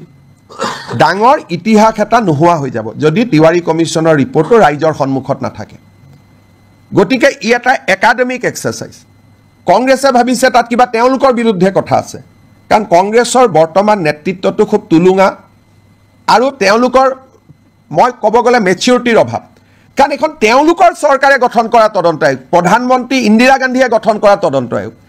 ইন্দিৰা গান্ধীয়ে গঠন কৰা তদন্ত আয়োগৰ প্ৰতিবেদন এখন প্ৰকাশ কৰিব নালাগে বুলি কংগ্ৰেছে কেনেকৈ ক'ব পাৰে আৰু বিৰোধী দলপতি দেৱব্ৰত শইকীয়াৰ দেউতাকে এই কমিটিখন পৰিচালনা কৰিছিল তেওঁৰ মুখ্যমন্ত্ৰীৰ দিনত তাৰমানে এই কংগ্ৰেছ পাৰ্টিটোৰ মেচিউৰিটি নাই বৰ্তমানৰ যিটো কংগ্ৰেছ পাৰ্টি চলি আছে তুলুঙা একেবাৰে মানে পলিটিকেল মেচিউৰিটি নোহোৱা পাৰ্টি এটা তেওঁলোকৰ কামটো আমি কৰিছোঁ আৰু আমি কিমান অপেন কালি আমাক আছুৱে কৈছে আৰু ৰিপৰ্টত আছুৰ ওপৰতহে কিছুমান নিগেটিভ আছে কালি আছুৱে মোক কৈছে যে নহয় আমি জানো আমাৰ ওপৰত নিগেটিভ আছে কিন্তু তথাপিতো এইখনো সদনত আহক কাৰণ আন্দোলনৰ ইতিহাসৰ ই এটা অংশ আজি নেলিক লৈ বহুতে কিবা কিবি কৈ থাকে তাতে পঢ়িলে বুজি পাব অকল নেলি অহা নাই তাত গহপুৰ আহিছে চমৰীয়া আহিছে চিলাপথাৰ আহিছে গতিকে এই ৰিপৰ্টখন পঢ়িলে নতুন প্ৰজন্মই বহুত কথা জানিব পাৰিব অসম আন্দোলন কিয় হৈছিল কিয় হ'বলগীয়া হ'ল আৰু সেই সময়তে তিৱাৰী কমিশ্যনে সাংবিধানিক ৰক্ষা কবচ ৰিকমেণ্ড কৰি গৈছিল ই 1983 গতিকে এইবিলাক জনা ভাল আজি আমি যি কৈ আছোঁ হিমন্ত বিশ্ব শৰ্মা সকলো কামতে ব্যতিক্ৰম নাই টাটা ছেমিকণ্ডাক্টৰ বেলেগ কোন মুখ্যমন্ত্ৰীয়ে কৰিলে অসমীয়া ভাষাক ধ্ৰুপদী ভাষাৰ মৰ্যাদা কোনে দিলে বৃন্দাবনী বস্ত্ৰ কোনে আনিলে লাচিত বৰফুকনৰ জন্ম জয়ন্তী কোনে পালন কৰিলে চুকাফাৰ নামত বিশ্ববিদ্যালয় কোনে কৰিলে টি গাৰ্ডেনৰ শ্ৰমিকক মাটিৰ অধিকাৰ কোনে দিলে গতিকে আমাৰ চৰকাৰখনটো ব্যতিক্ৰমী সেইকাৰণে আমাৰ চৰকাৰখনে সপ্তাহত কেবিনেট পাতি এনেকৈ আপোনালোকক কোনোবা মুখ্যমন্ত্ৰীয়ে এড্ৰেছ কৰাৰ আগতে কোনোবাই কৰিছিল নেকি গতিকে আমাৰ চৰকাৰখনটো ব্যতিক্ৰম হয়েই সেইটোতো অসমৰ মানুহে স্বীকাৰ কৰে আশীৰ্বাদ কৰে গতিকে আগৰ মুখ্যমন্ত্ৰীয়ে নকৰিলে বুলি মই নকৰিম এইটো কেনেকুৱা ক'ত কথা লিখা আছে আগৰ মুখ্যমন্ত্ৰীসকলৰ মনত ভয় আছিলে, মোৰ মনত ভয় নাই, কাৰণ ইতিহাস কেতিয়াও লুকাব নাপায়। It is a crime. ইতিহাস লুকালে নতুন জেনেৰেশ্যনে অসমক জানিব নোৱাৰিব। And it is a crime against humanity, কোনোবাই যদি ইতিহাসক দাবাব খোজে। আৰু বিধানসভাৰ লাইব্ৰেৰীত ইয়াৰ কপি এটা আছেও, আজিও আছে। এনেকুৱা নহয় যে কপিটো নাই। প্ৰফুল্ল মহন্ত ডাঙৰীয়াই যিটো কপি সদনত দিলে, স্পীকাৰে নি আলমাৰীত থৈ দিছে বিধানসভাৰ লাইব্ৰেৰীত, আজিও আপোনালোকে চাব পাৰে। গতিকে এইটো কোনো সিক্ৰেট ডকুমেণ্টটো নহয়। बहुत लंबा हो जाएगा माँ, कहाँ हो पाएगा ये English Hindi. Today, Assam Cabinet has approved host of legislation around 27 to be placed before Assam Assembly, which will be in session from 25th of this month. This include a provision for handing over tea garden labor colonies land to the tea garden laborers, School Provincialization Act, relaxation of Animal Cruelty Act to provide a facility for buffalo fight like Jalakattu. All these legislation will be placed before the assembly, including a new policy for MRO. Along with this legislation, we are also going to place the Tiwari Commission report, which was constituted in 1983 to investigate the region of violence that has erupted in the state in the year 2083, which has witnessed death over 3,000 citizens. Along with that, at that point of time, a non-government inquiry was also constituted under the chairmanship of Justice T.U. Mehta. Government of Assam going to lay both the report of the commission constituted by Government of Assam, the report of the commission constituted by the agitationists of that point of time, so that the people of Assam, new generation scholars, can study the root cause of Assam agitation and various issues surrounding the identity issue of Assamese people.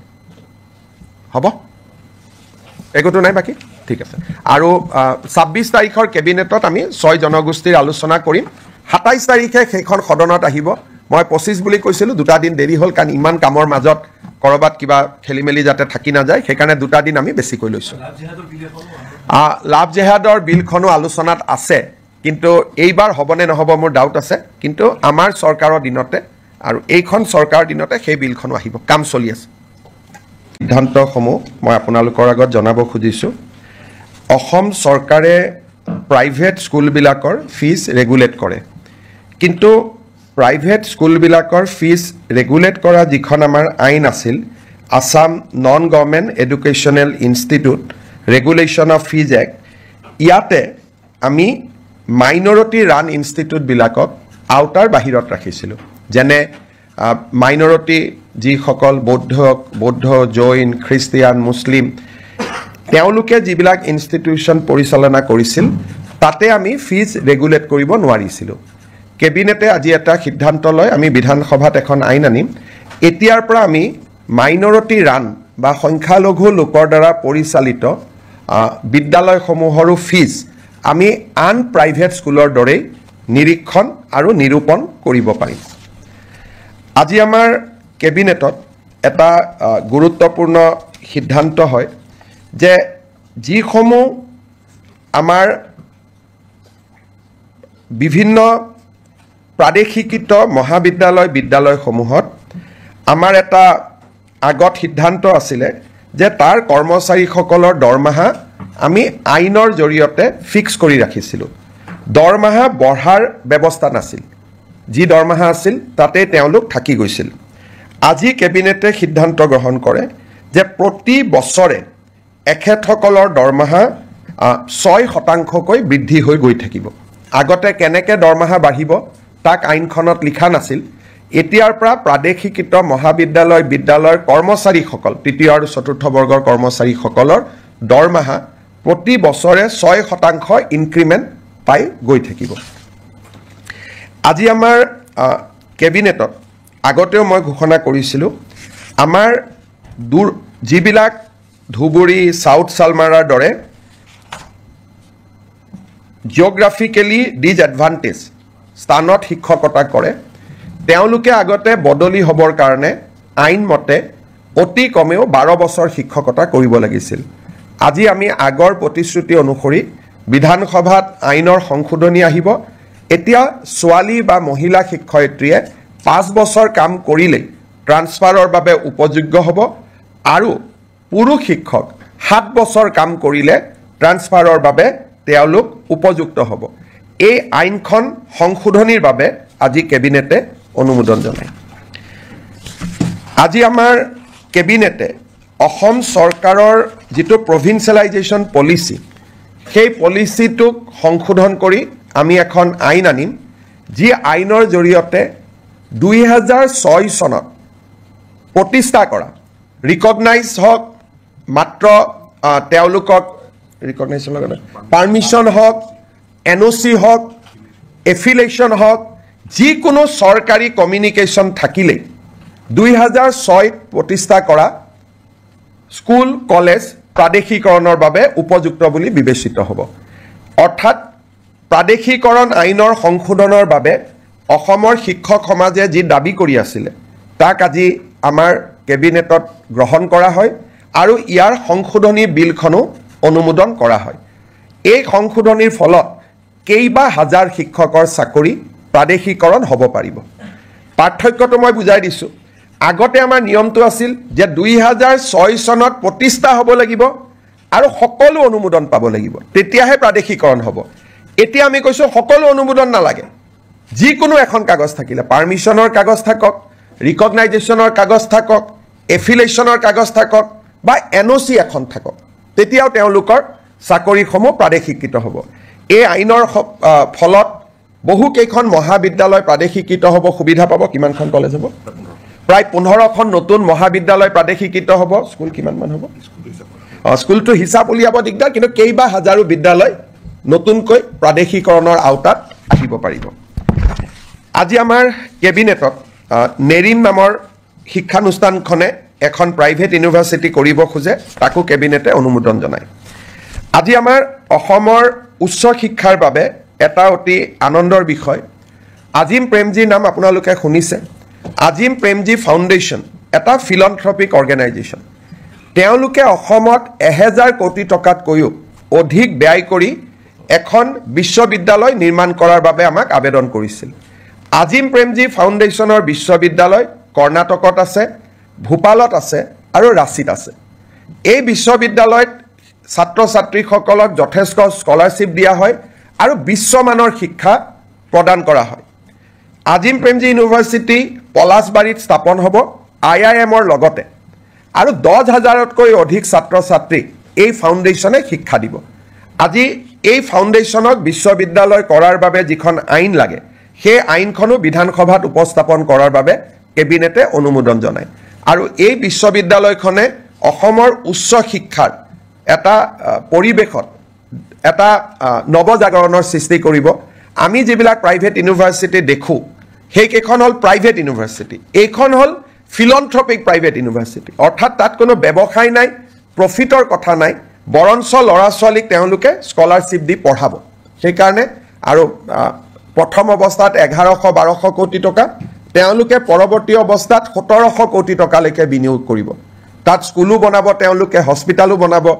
এটা ডাঙৰ পৰিৱৰ্তন আহিব IIMৰ লগতে হ'ব পলাশবাৰী ৰাইজৰ বাবেও এটা আনন্দৰ বাতৰি অসমৰ ৰাইজৰ বাবেও এটা আনন্দৰ বাতৰি আজি আমাৰ কেবিনেটত আমি বহু দিনৰ পৰা আলোচনা কৰি আছিলোঁ যে চাহ বাগিচাৰ শ্ৰমিকসকলৰ লাইনৰ মাটি আমি মালিকৰ পৰা সিলিং এক্টত লৈ আমি শ্ৰমিকসকলৰ মাজত বিতৰণ কৰিম আজি কেবিনেটে অনুমোদন জনায় যে অসমৰ চাহ বাগিচাৰ লেবাৰ লাইনৰ মাটি সিলিং আইনৰ অধীনত আমি চৰকাৰীকৰণ কৰিম আৰু এক্টতে লিখা থাকিব যে চৰকাৰীকৰণ কৰাৰ লগে লগে এই মাটি শ্ৰমিকসকলক আবণ্টন কৰা হ'ব দুটা তিনিটা কণ্ডিশ্যন থাকিব শ্ৰমিকসকলে 20 বছৰলৈ এই মাটি বিক্ৰী কৰিব নোৱাৰিব আবণ্টন পোৱাৰ পিছত আৰু শ্ৰমিকসকলে এই মাটি যেতিয়া 20 বছৰ পিছতো বিক্ৰী কৰিব এই চাহ জনগোষ্ঠীৰ ৰাইজৰ মাজতহে বিক্ৰী কৰিব পাৰিব আউটসাইড টি গাৰ্ডেনৰ যি শ্ৰমিক তেওঁলোকক বিক্ৰী কৰিব নোৱাৰিব যাতে লেবাৰ লাইনবোৰ সুৰক্ষিত হৈ থাকে আমি এটা অনুমান কৰিছো এই বিলখন অহাৰ ফলত 2,18,553 বিঘা মাটি আবলটন কৰিব পৰা যাব 3,33,486টা পৰিয়াল এই সিদ্ধান্তৰ দ্বাৰা উপকৃত হ'ব অৰ্থাৎ এতিয়াৰ পৰা শ্ৰমিকৰ লেবাৰ লাইনৰ মাটিৰ মালিক শ্ৰমিকসকল হ'ব টি গাৰ্ডেনৰ মেনেজমেণ্ট মালিক হ'ব নোৱাৰিব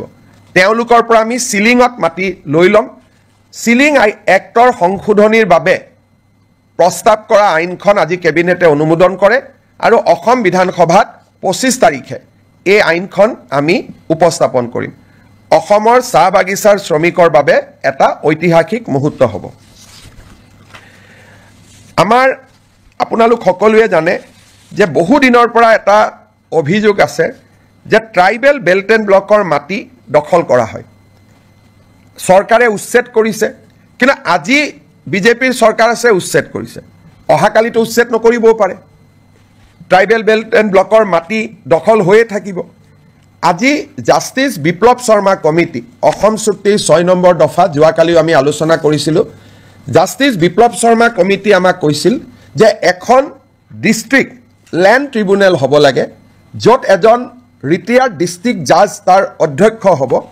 ট্ৰাইবেল বেল্ট এণ্ড ব্লকৰ মাটি কোনোবাই দখল কৰিলে এই ডিস্ট্ৰিক্ট ট্ৰিব্যুনেলত অভিযোগ দিব পাৰিব আৰু ডিস্ট্ৰিক্ট ট্ৰিব্যুনেলে উচ্ছেদৰ অনুমতি দিব পাৰিব এতিয়া বহুত সময়ত ডিসিক কয় ডিসি একো নকৰে এসডিসি কয় এসডিসি একো নকৰে এতিয়া গোটেই ব্যৱস্থাটো ডিস্ট্ৰিক্ট ট্ৰাইব্যুনেললৈকে গুচি যাব যিজন এজন জাজে অধ্যক্ষতা কৰিব আৰু ট্ৰিব্যুনেলৰ সিদ্ধান্ত মতে জিলা আৰক্ষী আৰু জিলা প্ৰশাসনে মানিবৰ কাৰণে বাধ্য হ'ব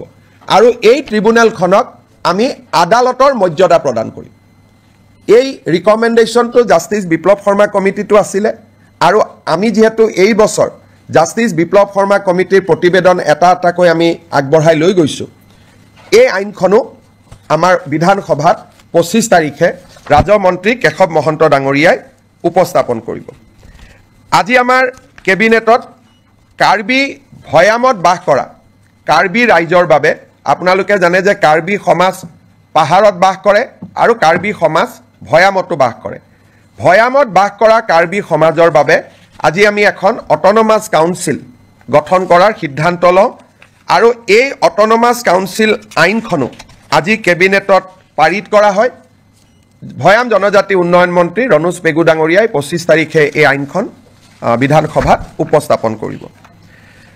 আজি আমি জাগিৰোডত কেন্দ্ৰীয় বিদ্যালয় এখন চেন্ট্ৰেল স্কুল এখন স্থাপনৰ বাবে 24 বিঘা মাটি আমি আবলটন দিওঁ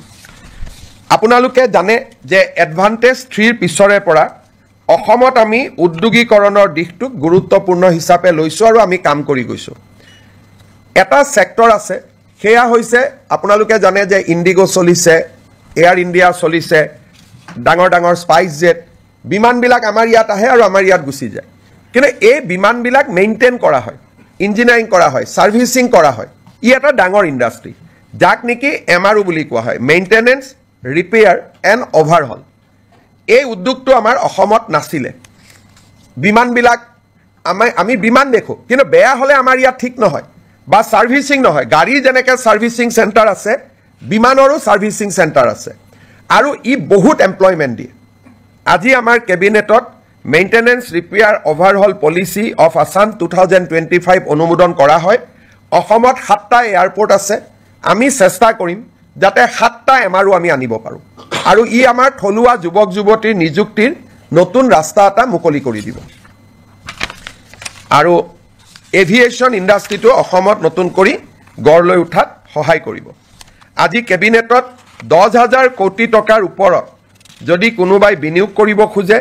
তাৰ বিভিন্ন ইনচেন্টিভ আদি দিবৰ বাবে মুখ্যমন্ত্ৰীৰ অধ্যক্ষতাত এখন কমিটি নিৰ্মাণ কৰা হয় আমাৰ কেবিনেটত কেইখনমান আৰু বিল আহিব অসম জনবিশ্বাস আইন আমাৰ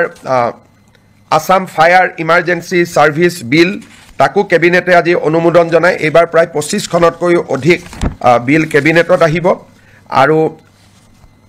এটা ইয়াৰ লগত দুখন আৰু বিল আহিব আমাৰ আহতগুৰিত যিটো মহৰ যুঁজ হয় তাক যোৱাবাৰ হাইকোৰ্টে বন্ধ কৰি দিছিলে আৰু মহৰ যুঁজখন যোৱাবাৰ নহ'লগৈ হাইকোৰ্টে কৈছিল যে আপোনালোকে আইন এমেণ্ড কৰিব লাগিব এতিয়া আমি অসমত prevention of cruelty to animal আইনখন এমেণ্ডমেণ্ট কৰাৰ বাবে সিদ্ধান্ত লৈছোঁ যাতে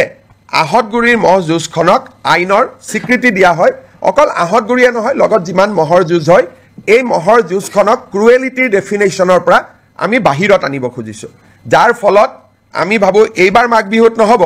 অহাবাৰলৈকে অন্তত আমি সদায় যিটো পৰম্পৰাগত মহ যুঁজ তাক আমি দেখা পাব পাৰিম শেষত আপোনালোকে জানে যে জালিকাটু আদিক আইনৰ দ্বাৰাই অনুমোদন দিয়া হৈছিলে জালিকাটু আমি আইন কৰা নাছিলোঁ কাৰণে বাৰে বাৰে আমাক হাইকোৰ্টে বাধা দি আছিলে সেইকাৰণে আমি বিধানসভাত আইনখন আনিম আৰু আইনৰ জৰিয়তে মহ যুঁজটোক আমি আনুষ্ঠানিক স্বীকৃতি দিম এতিয়া মই শেষত এটা আপোনালোকক কথা ক'ব খুজিছোঁ 1983 চনত যেতিয়া অসমত ভয়ংকৰ অশান্তি হৈছিল সংঘৰ্ষ হৈছিলে 2000তকৈও অধিক লোকৰ মৃত্যু হৈছিল তেতিয়া চৰকাৰে তিৱাৰী কমিশ্যন গঠন কৰিছিল আৰু তিৱাৰী কমিশ্যনৰ প্ৰতিবেদনখন মুখ্যমন্ত্ৰী প্ৰফুল্ল কুমাৰ মহন্তই যদিও সদনত পেছ কৰিছিলে তাৰ কপি কাকো নিদিয়াকৈ ইছ্যুটো শেষ কৰি থোৱা হৈছিলে 25 তাৰিখে আমি সদনৰ সকলো বিধায়কক আমি তিৱাৰী কমিশ্যনৰ ৰিপৰ্ট বিতৰণ কৰিম সদৌ অসম ছাত্ৰ সন্থাই আমাক কৈছিলে যে তিৱাৰী কমিশ্যনৰ ৰিপৰ্টটো আপোনালোকে দিয়ক তাত আমাৰ কোনো আপত্তি নাই কিন্তু সেই সময়ত আন্দোলনকাৰীসকলে তেওঁলোকৰ নিজস্ব প্ৰচেষ্টাত মেহতা কমিশ্যন এখন গঠন কৰিছিল চৰকাৰে কৰিছিল তিৱাৰী কমিশ্যন মুক্তি যুঁজাৰু সন্মিলনৰ দ্বাৰা মেহতা কমিশ্যন কৰা হৈছিল আৰু এই মেহতা কমিশ্যনৰ মেম্বাৰ আছিলে Shri T U. Mehta retired chief justice Himachal high court Ganesh Chandra Phukan আমাৰ ৰিটায়াৰ্ড IAS অফিচাৰ আৰু কটন কলেজৰ অধ্যক্ষ ৰাইহান শ্বাহ চৰকাৰৰ পক্ষত বা চৰকাৰে কৰা আয়োগ আছিল তিৱাৰী কমিটি ছাত্ৰ সন্থা আৰু গণসংগ্ৰাম পৰিষদে নিৰ্মাণ কৰা আয়োগ আছিলে মেহতা কমিটি যেহেতু আমি তিৱাৰী কমিশ্যনখন সদনত আনিম আসুৰ অনুৰোধ আছিল যে মেহতা কমিশ্যনখনো আনিব লাগে যাতে দুইটা ভিউ ৰাইজে পাব পাৰে আজি আমি এটা বহল অন্তৰলৈ অসমত কেতিয়াও হোৱা নাই ব্যক্তিগত বা সামাজিক পৰ্যায়ত গঠন কৰা আয়োগৰ প্ৰতিবেদন বিধানসভাত দাখিল কৰা আজিলৈকে কোনো ৰেকৰ্ড নাই কিন্তু পৰম্পৰা ভাঙি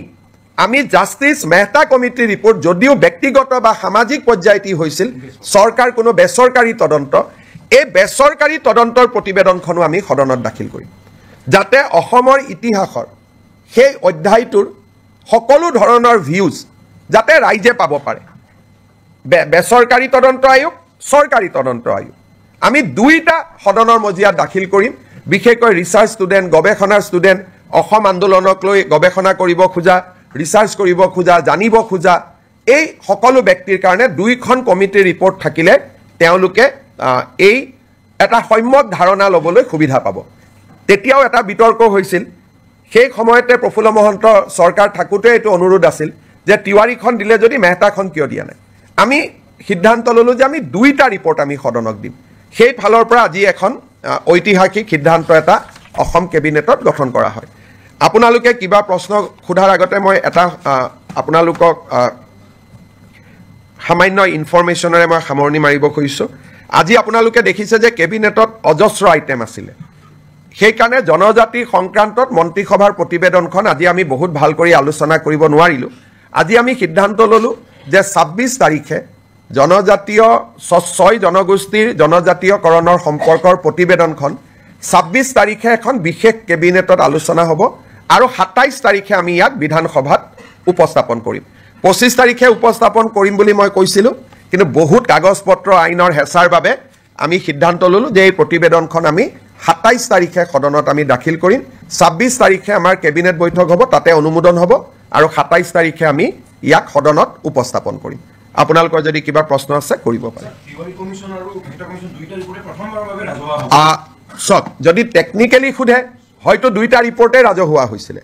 কিন্তু আছুৱেও কপি বনাই কাকো দিব পৰা নাছিল মহন্ত ডাঙৰীয়াও কাকো দিব পৰা নাছিল টেকনিক্যালি উপস্থাপন হৈছিল এইবাৰ দুইখন বহল ভিত্তিত ৰাইজে দেখিব পাব মেহতা কমিশ্যনটো এছেম্বলিত দিয়াৰ কথাই নাই এখন বেচৰকাৰী আছিলে তিৱাৰী কমিটিয়ে ৰিপৰ্ট দিছিলে কিন্তু এটা কপি অকল স্পিকাৰৰ হাতত আছিলে আৰু মেম্বাৰে পোৱা নাছিলে এইবাৰ সকলোৱে পাব আৰু আপোনালোককো আমি কপি দি দিম দুটা বিৰোধী দল এওডিএফে খুব ওয়েলকাম কৰিছে আৰু কংগ্ৰেছে কোন কাৰণতে কৰিব নালাগে বুলি কৈছে সক মই ৰিপৰ্টটো যেহেতু পঢ়িছো তিৱাৰী কমিছনৰ ৰিপৰ্টটো যদিও সেই সময়ত কংগ্ৰেছৰ চৰকাৰৰ দিনত হিতেশ্বৰ শইকীয়া চৰকাৰৰ দিনতে তাৰ প্ৰতিবেদন আহিছিল ৰিপৰ্টটো সম্যকভাৱে এটা নিৰপেক্ষ ৰিপৰ্ট আৰু যথেষ্ট কষ্ট তাত কৰা হৈছিল অসমৰ এটা ডাঙৰ ইতিহাস এটা লুকাই নোহোৱা হৈ যাব যদি আমি তিৱাৰী কমিছনৰ ৰিপৰ্টটো দেখা নাপাওঁ আৰু কংগ্ৰেছে ভাবিছে তাত কিবা প্ৰভোকেটিভ কথা আছে তাত বিজেপিৰ ৰাজনৈতিক লাভ হ'ব তাত বিজেপিৰ ৰাজনৈতিক লাভ হ'ব পৰা এটা শব্দও নাই খালি অসমৰ বুৰঞ্জীৰ ডাঙৰ ইতিহাস এটা নোহোৱা হৈ যাব যদি তিৱাৰী কমিছনৰ ৰিপৰ্টটো ৰাইজৰ সন্মুখত নাথাকে গতিকে ই এটা একাডেমিক এক্সাৰচাইজ কংগ্ৰেছে ভাবিছে তাত কিবা তেওঁলোকৰ বিৰুদ্ধে কথা আছে কাৰণ কংগ্ৰেছৰ বৰ্তমান নেতৃত্বটো খুব তুলুঙা আৰু তেওঁলোকৰ মই ক'ব গ'লে মেচিউৰিটিৰ অভাৱ কাৰণ এখন তেওঁলোকৰ চৰকাৰে গঠন কৰা তদন্ত আয়োগ প্ৰধানমন্ত্ৰী ইন্দিৰা গান্ধীয়ে গঠন কৰা তদন্ত আয়োগ ইন্দিৰা গান্ধীয়ে গঠন কৰা তদন্ত আয়োগৰ প্ৰতিবেদন এখন প্ৰকাশ কৰিব নালাগে বুলি কংগ্ৰেছে কেনেকৈ ক'ব পাৰে আৰু বিৰোধী দলপতি দেৱব্ৰত শইকীয়াৰ দেউতাকে এই কমিটিখন পৰিচালনা কৰিছিল তেওঁৰ মুখ্যমন্ত্ৰীৰ দিনত তাৰমানে এই কংগ্ৰেছ পাৰ্টিটোৰ মেচিউৰিটি নাই বৰ্তমানৰ যিটো কংগ্ৰেছ পাৰ্টি চলি আছে তুলুঙা একেবাৰে মানে পলিটিক্যাল মেচিউৰিটি নোহোৱা পাৰ্টি এটা তেওঁলোকৰ কামটো আমি কৰিছোঁ আৰু আমি কিমান অপেন কালি আমাক আছুৱে কৈছে আৰু ৰিপৰ্টত আছুৰ ওপৰতহে কিছুমান নিগেটিভ আছে কালি আছুৱে মোক কৈছে যে নহয় আমি জানো আমাৰ ওপৰত নিগেটিভ আছে কিন্তু তথাপিতো এইখনো সদনত আহক কাৰণ আন্দোলনৰ ইতিহাসৰ ই এটা অংশ আজি নেলিক লৈ বহুতে কিবা কিবি কৈ থাকে তাতে পঢ়িলে বুজি পাব অকল নেলি অহা নাই তাত গহপুৰ আহিছে চমৰীয়া আহিছে চিলাপথাৰ আহিছে গতিকে এই ৰিপৰ্টখন পঢ়িলে নতুন প্ৰজন্মই বহুত কথা জানিব পাৰিব অসম আন্দোলন কিয় হৈছিল কিয় হ'বলগীয়া হ'ল আৰু সেই সময়তে তিৱাৰী কমিছনে সাংবিধানিক ৰক্ষা কবচ ৰিকমেণ্ড কৰি গৈছিল ইন 1983 গতিকে এইবিলাক জনা ভাল আজি আমি যি কৈ আছোঁ হিমন্ত বিশ্ব শৰ্মা সকলো কামতে ব্যতিক্ৰম নাই টাটা ছেমিকণ্ডাক্টৰ বেলেগ কোন মুখ্যমন্ত্ৰীয়ে কৰিলে অসমীয়া ভাষাক ধ্ৰুপদী ভাষাৰ মৰ্যাদা কোনে দিলে বৃন্দাবনী বস্ত্ৰ কোনে আনিলে লাচিত বৰফুকনৰ জন্ম জয়ন্তী কোনে পালন কৰিলে চুকাফাৰ নামত বিশ্ববিদ্যালয় কোনে কৰিলে টি গাৰ্ডেনৰ শ্ৰমিকক মাটিৰ অধিকাৰ কোনে দিলে গতিকে আমাৰ চৰকাৰখনটো ব্যতিক্ৰমী সেইকাৰণে আমাৰ চৰকাৰখনে সপ্তাহত কেবিনেট পাতি এনেকৈ আপোনালোকক কোনোবা মুখ্যমন্ত্ৰীয়ে এড্ৰেছ কৰাৰ আগতে কোনোবাই কৰিছিল নেকি গতিকে আমাৰ চৰকাৰখনটো ব্যতিক্ৰম হয়েই সেইটোতো অসমৰ মানুহে স্বীকাৰ কৰে আশীৰ্বাদ কৰে গতিকে আগৰ মুখ্যমন্ত্ৰীয়ে নকৰিলে বুলি মই নকৰিম এইটো কেনেকুৱা ক'ত কথা লিখা আছে আগৰ মুখ্যমন্ত্ৰীসকলৰ মনত ভয় আছিলে মোৰ মনত ভয় নাই কাৰণ ইতিহাস কেতিয়াও লুকাব নাপায় ইট ইজ এ ক্ৰাইম ইতিহাস লুকালে নতুন জেনেৰেশ্যনে অসমক জানিব নোৱাৰিব and it is a crime against humanity কোনোবাই যদি ইতিহাসক দাবাব খোজে আৰু বিধানসভাৰ লাইব্ৰেৰীত ইয়াৰ কপি এটা আছেও আজিও আছে এনেকুৱা নহয় যে কপিটো নাই প্ৰফুল্ল মহন্ত ডাঙৰীয়াই যিটো কপি সদনত দিলে স্পীকাৰে নি আলমাৰীত থৈ দিছে বিধানসভাৰ লাইব্ৰেৰীত আজিও আপোনালোকে চাব পাৰে গতিকে এইটো কোনো সিক্ৰেট ডকুমেণ্টটো নহয় बहुत लंबा हो जाएगा माँ कहाँ हो पाएगा ये English Hindi today Assam cabinet has approved host of legislation around 27 to be placed before Assam Assembly which will be in session from 25th of this month. This include a provision for handing over tea garden labor colonies land to the tea garden laborers, School Provincialization Act, relaxation of Animal Cruelty Act to provide a facility for buffalo fight like Jalakattu. All these legislation will be placed before the assembly, including a new policy for MRO. Along with this legislation, we are also going to place the Tiwari Commission report, which was constituted in 1983 to investigate the region of violence that has erupted in the state in the year 2083, which has witnessed death over 3,000 citizens. Along with that, at that point of time, a non-government inquiry was also constituted under the chairmanship of Justice T.U. Mehta. Government of Assam going to lay both the report of the commission constituted by Government of Assam,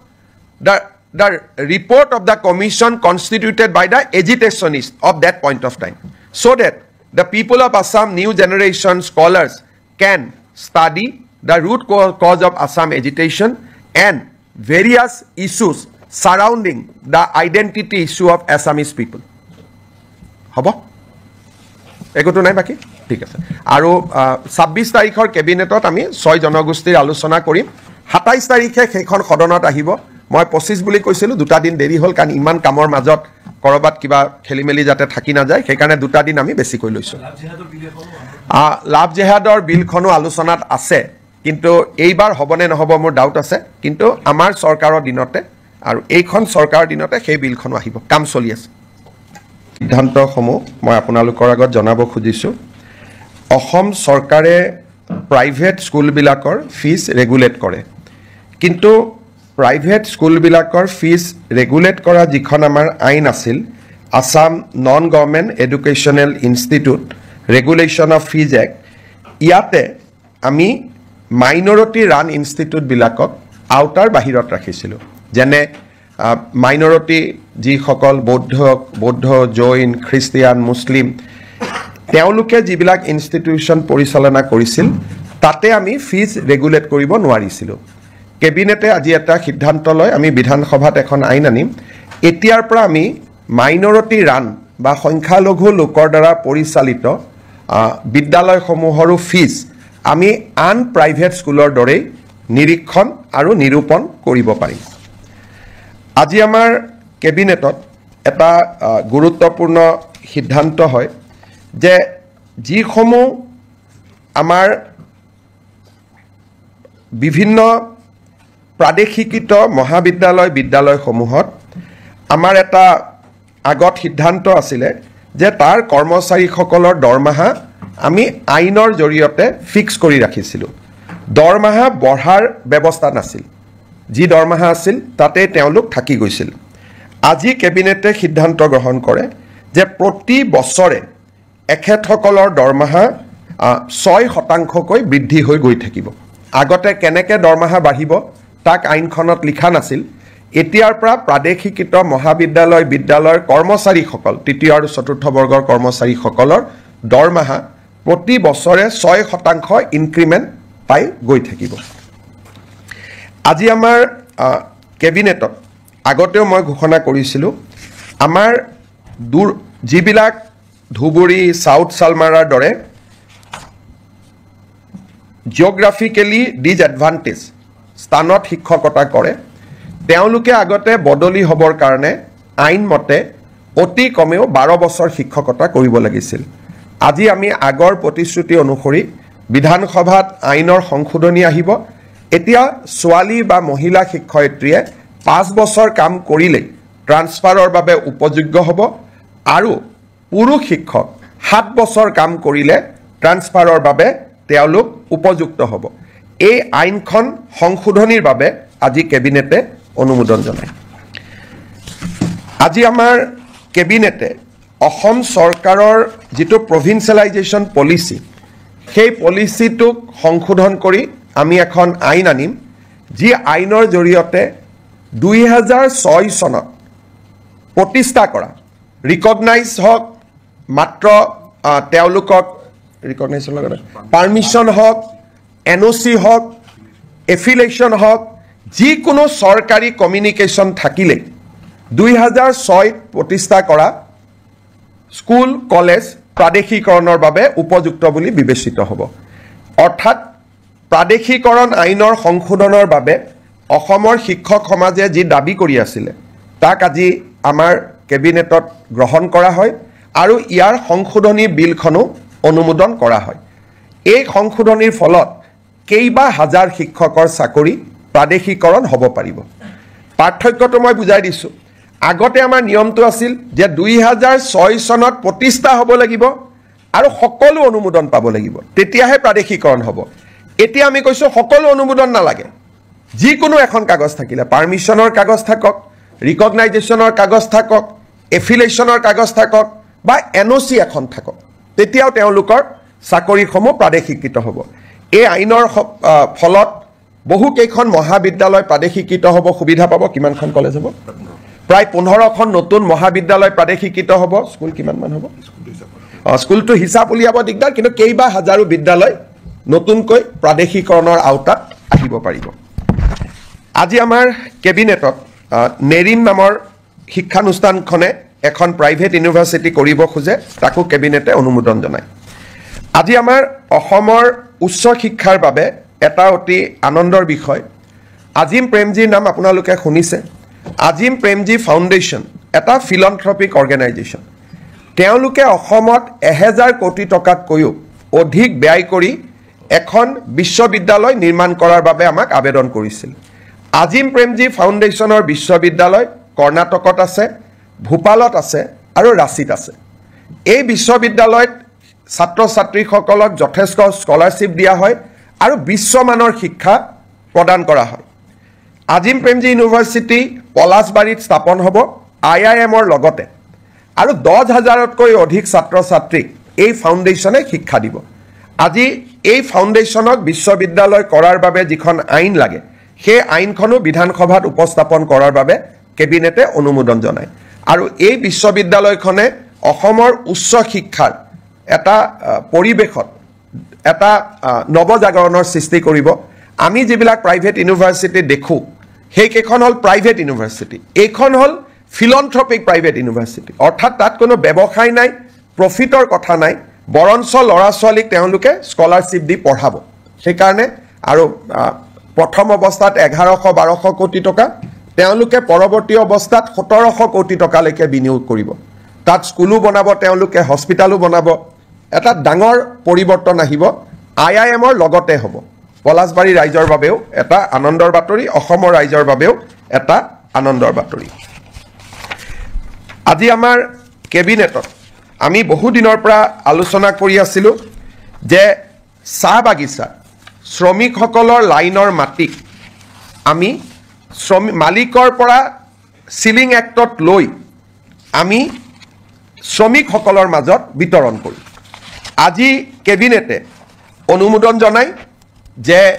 অসমৰ চাহ বাগিচাৰ labour লাইনৰ মাটি ceiling আইনৰ অধীনত আমি চৰকাৰীকৰণ কৰিম, আৰু এক্টতে লিখা থাকিব যে চৰকাৰীকৰণ কৰাৰ লগে লগে এই মাটি শ্ৰমিকসকলক আবণ্টন কৰা হ'ব। 2-3টা কণ্ডিশ্যন থাকিব। শ্ৰমিকসকলে 20 বছৰলৈ এই মাটি বিক্ৰী কৰিব নোৱাৰিব আবণ্টন পোৱাৰ পিছত, আৰু শ্ৰমিকসকলে এই মাটি যেতিয়া 20 বছৰ পিছতো বিক্ৰী কৰিব, এই চাহ জনগোষ্ঠীৰ ৰাইজৰ মাজতহে বিক্ৰী কৰিব পাৰিব। আউটছাইড টি গাৰ্ডেনৰ যি শ্ৰমিক, তেওঁলোকক বিক্ৰী কৰিব নোৱাৰিব, যাতে লেবাৰ লাইনবোৰ সুৰক্ষিত হৈ থাকে। আমি এটা অনুমান কৰিছোঁ, এই বিলখন অহাৰ ফলত 2,18,553 বিঘা মাটি আবণ্টন কৰিব পৰা যাব। 3,33,486টা পৰিয়াল এই সিদ্ধান্তৰ দ্বাৰা উপকৃত হ'ব। অৰ্থাৎ এতিয়াৰ পৰা শ্ৰমিকৰ লেবাৰ লাইনৰ মাটিৰ মালিক শ্ৰমিকসকল হ'ব, টি গাৰ্ডেনৰ মেনেজমেণ্ট মালিক হ'ব নোৱাৰিব। তেওঁলোকৰ পৰা আমি চিলিঙত মাটি লৈ ল'ম। চিলিং এক্টৰ সংশোধনীৰ বাবে প্ৰস্তাৱ কৰা আইনখন আজি কেবিনেটে অনুমোদন কৰে, আৰু অসম বিধানসভাত 25 তাৰিখে এই আইনখন আমি উপস্থাপন কৰিম। অসমৰ চাহ বাগিচাৰ শ্ৰমিকৰ বাবে এটা ঐতিহাসিক মুহূৰ্ত হ'ব। আমাৰ আপোনালোক সকলোৱে জানে যে বহুদিনৰ পৰা এটা অভিযোগ আছে যে ট্ৰাইবেল বেল্ট এণ্ড ব্লকৰ মাটি দখল কৰা হয়।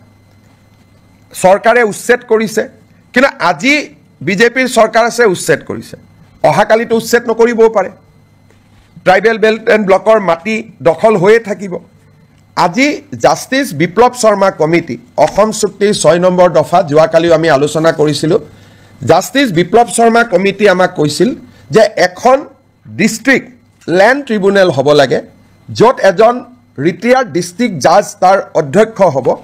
ট্ৰাইবেল বেল্ট এণ্ড ব্লকৰ মাটি কোনোবাই দখল কৰিলে এই ডিষ্ট্ৰিক্ট ট্ৰিব্যুনেলত অভিযোগ দিব পাৰিব, আৰু ডিষ্ট্ৰিক্ট ট্ৰিব্যুনেলে উচ্ছেদৰ অনুমতি দিব পাৰিব।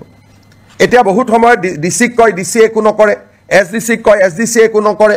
এতিয়া গোটেই ব্যৱস্থাটো ডিষ্ট্ৰিক্ট ট্ৰাইব্যুনেললৈকে গুচি যাব, যিজন এজন জাজে অধ্যক্ষতা কৰিব, আৰু ট্ৰিব্যুনেলৰ সিদ্ধান্ত মতে জিলা আৰক্ষী আৰু জিলা প্ৰশাসনে মানিবৰ কাৰণে বাধ্য হ'ব আৰু এই ট্ৰিব্যুনেলখনক আমি আদালতৰ মৰ্যাদা প্ৰদান কৰিম এই ৰিকমেণ্ডেশ্যনটো জাষ্টিছ বিপ্লৱ শৰ্মা কমিটিটো আছিলে আৰু আমি যেহেতু এই বছৰ জাষ্টিছ বিপ্লৱ শৰ্মা কমিটিৰ প্ৰতিবেদন এটা এটাকৈ আমি আগবঢ়াই লৈ গৈছোঁ এই আইনখনো আমাৰ বিধানসভাত 25 তাৰিখে ৰাজমন্ত্ৰী কেশৱ মহন্ত ডাঙৰীয়াই উপস্থাপন কৰিব আজি আমাৰ কেবিনেটত কাৰ্বি ভৈয়ামত বাস কৰা কাৰ্বি ৰাইজৰ বাবে আপোনালোকে জানে যে কাৰ্বি সমাজ পাহাৰত বাস কৰে আৰু কাৰ্বি সমাজ ভৈয়ামতো বাস কৰে ভৈয়ামত বাস কৰা কাৰ্বি সমাজৰ বাবে আজি আমি এখন অট'নমাছ কাউন্সিল গঠন কৰাৰ সিদ্ধান্ত লওঁ আৰু এই অট'নমাছ কাউন্সিল আইনখনো আজি কেবিনেটত পাৰিত কৰা হয় ভৈয়াম জনজাতি উন্নয়ন মন্ত্ৰী ৰণোজ পেগু ডাঙৰীয়াই 25 তাৰিখে এই আইনখন বিধানসভাত উপস্থাপন কৰিব আজি আমি জাগিৰোডত কেন্দ্ৰীয় বিদ্যালয় এখন চেন্ট্ৰেল স্কুল এখন স্থাপনৰ বাবে 24 বিঘা মাটি আমি আবণ্টন দিওঁ আপোনালোকে জানে যে এডভান্টেজ 3 পিছৰে পৰা অসমত আমি উদ্যোগীকৰণৰ দিশটোক গুৰুত্বপূৰ্ণ হিচাপে লৈছোঁ আৰু আমি কাম কৰি গৈছোঁ এটা সেক্টৰ আছে সেয়া হৈছে আপোনালোকে জানে যে ইণ্ডিগো চলিছে এয়াৰ ইণ্ডিয়া চলিছে ডাঙৰ ডাঙৰ স্পাইচ জেট বিমানবিলাক আমাৰ ইয়াত আহে আৰু আমাৰ ইয়াত গুচি যায় কিন্তু এই বিমানবিলাক মেইনটেইন কৰা হয় ইঞ্জিনিয়াৰিং কৰা হয় সাৰ্ভিসিং কৰা হয় ই এটা ডাঙৰ ইণ্ডাষ্ট্ৰী যাক নেকি এমআৰও বুলি কোৱা হয় মেইনটেনেন্স ৰিপেয়াৰ এণ্ড অভাৰহল এই উদ্যোগটো আমাৰ অসমত নাছিলে বিমানবিলাক আমি বিমান দেখো কিন্তু বেয়া হলে আমাৰ ইয়াত ঠিক নহয় বা সাৰ্ভিসিং নহয় গাড়ী যেনেকৈ সাৰ্ভিসিং চেণ্টাৰ আছে বিমানৰো সাৰ্ভিসিং চেণ্টাৰ আছে আৰু ই বহুত এমপ্লয়মেণ্ট দিয়ে আজি আমাৰ কেবিনেটত maintenance repair overhaul policy of Assam 2025 অনুমোদন কৰা হয় অসমত 7টা এয়াৰপোৰ্ট আছে আমি চেষ্টা কৰিম যাতে 7টা এমআৰও আমি আনিব পাৰোঁ আৰু ই আমাৰ থলুৱা যুৱক যুৱতীৰ নিযুক্তিৰ নতুন ৰাস্তা এটা মুকলি কৰি দিব আৰু এভিয়েশ্যন ইণ্ডাষ্ট্ৰীটো অসমত নতুন কৰি গঢ় লৈ উঠাত সহায় কৰিব আজি কেবিনেটত 10,000 কোটি টকাৰ ওপৰত যদি কোনোবাই বিনিয়োগ কৰিব খোজে তাৰ বিভিন্ন ইনচেন্টিভ আদি দিবৰ বাবে মুখ্যমন্ত্ৰীৰ অধ্যক্ষতাত এখন কমিটি নিৰ্মাণ কৰা হয় আমাৰ কেবিনেটত কেইখনমান আৰু বিল আহিব অসম জনবিশ্বাস আইন আমাৰ আসাম ফায়াৰ ইমাৰ্জেন্সি সাৰ্ভিস বিল তাকো কেবিনেটে আজি অনুমোদন জনায় এবাৰ প্ৰায় 25খনতকৈ অধিক বিল কেবিনেটত আহিব আৰু এটা ইয়াৰ লগত দুখন আৰু বিল আহিব আমাৰ আহতগুৰিত যেটো মহৰ যুঁজ হয় তাক যোৱাবাৰ হাইকোৰ্টে বন্ধ কৰি দিছিলে আৰু মহৰ যুঁজখন যোৱাবাৰ নহলগৈ হাইকোৰ্টে কৈছিল যে আপোনালোকে আইন এমেণ্ড কৰিব লাগিব এতিয়া আমি অসমত prevention of cruelty to animal আইনখন এমেণ্ডমেণ্ট কৰাৰ বাবে সিদ্ধান্ত লৈছোঁ যাতে আহতগুৰিৰ মহ যুঁজখনক আইনৰ স্বীকৃতি দিয়া হয় অকল আহতগুৰিয়ে নহয় লগত যিমান মহৰ যুঁজ হয় এই মহৰ যুঁজখনক ক্ৰুৱেলিটিৰ ডেফিনেশ্যনৰ পৰা আমি বাহিৰত আনিব খুজিছোঁ যাৰ ফলত আমি ভাবোঁ এইবাৰ মাঘ বিহুত নহ'ব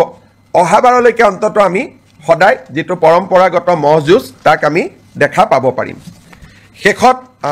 আপোনালোকে জানে যে জালিকাটু আদি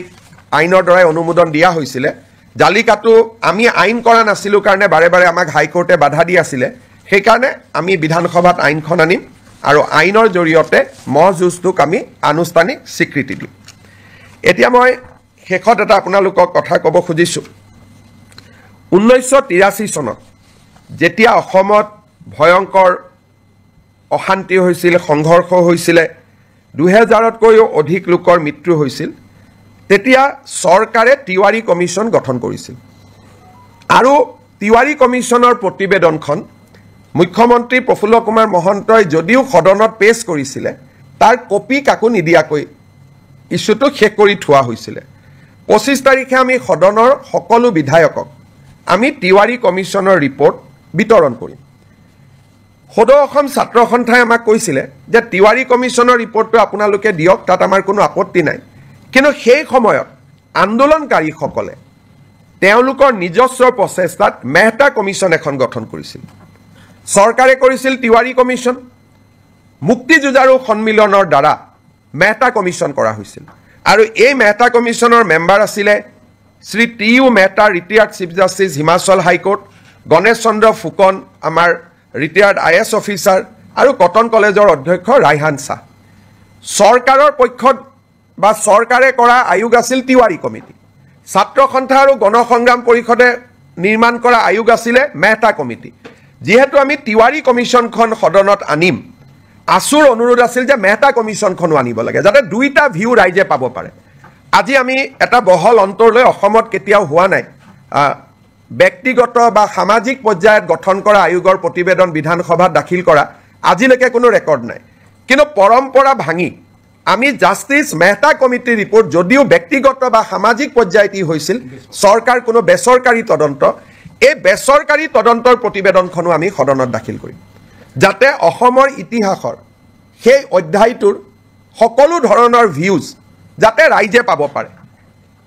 বেচৰকাৰী তদন্ত আয়োগ চৰকাৰী তদন্ত আয়োগ আমি দুইটা সদনৰ মজিয়াত দাখিল কৰিম বিশেষকৈ ৰিচাৰ্চ ষ্টুডেণ্ট গৱেষণাৰ ষ্টুডেণ্ট অসম আন্দোলনক লৈ গৱেষণা কৰিব খোজা ৰিচাৰ্চ কৰিব খোজা জানিব খোজা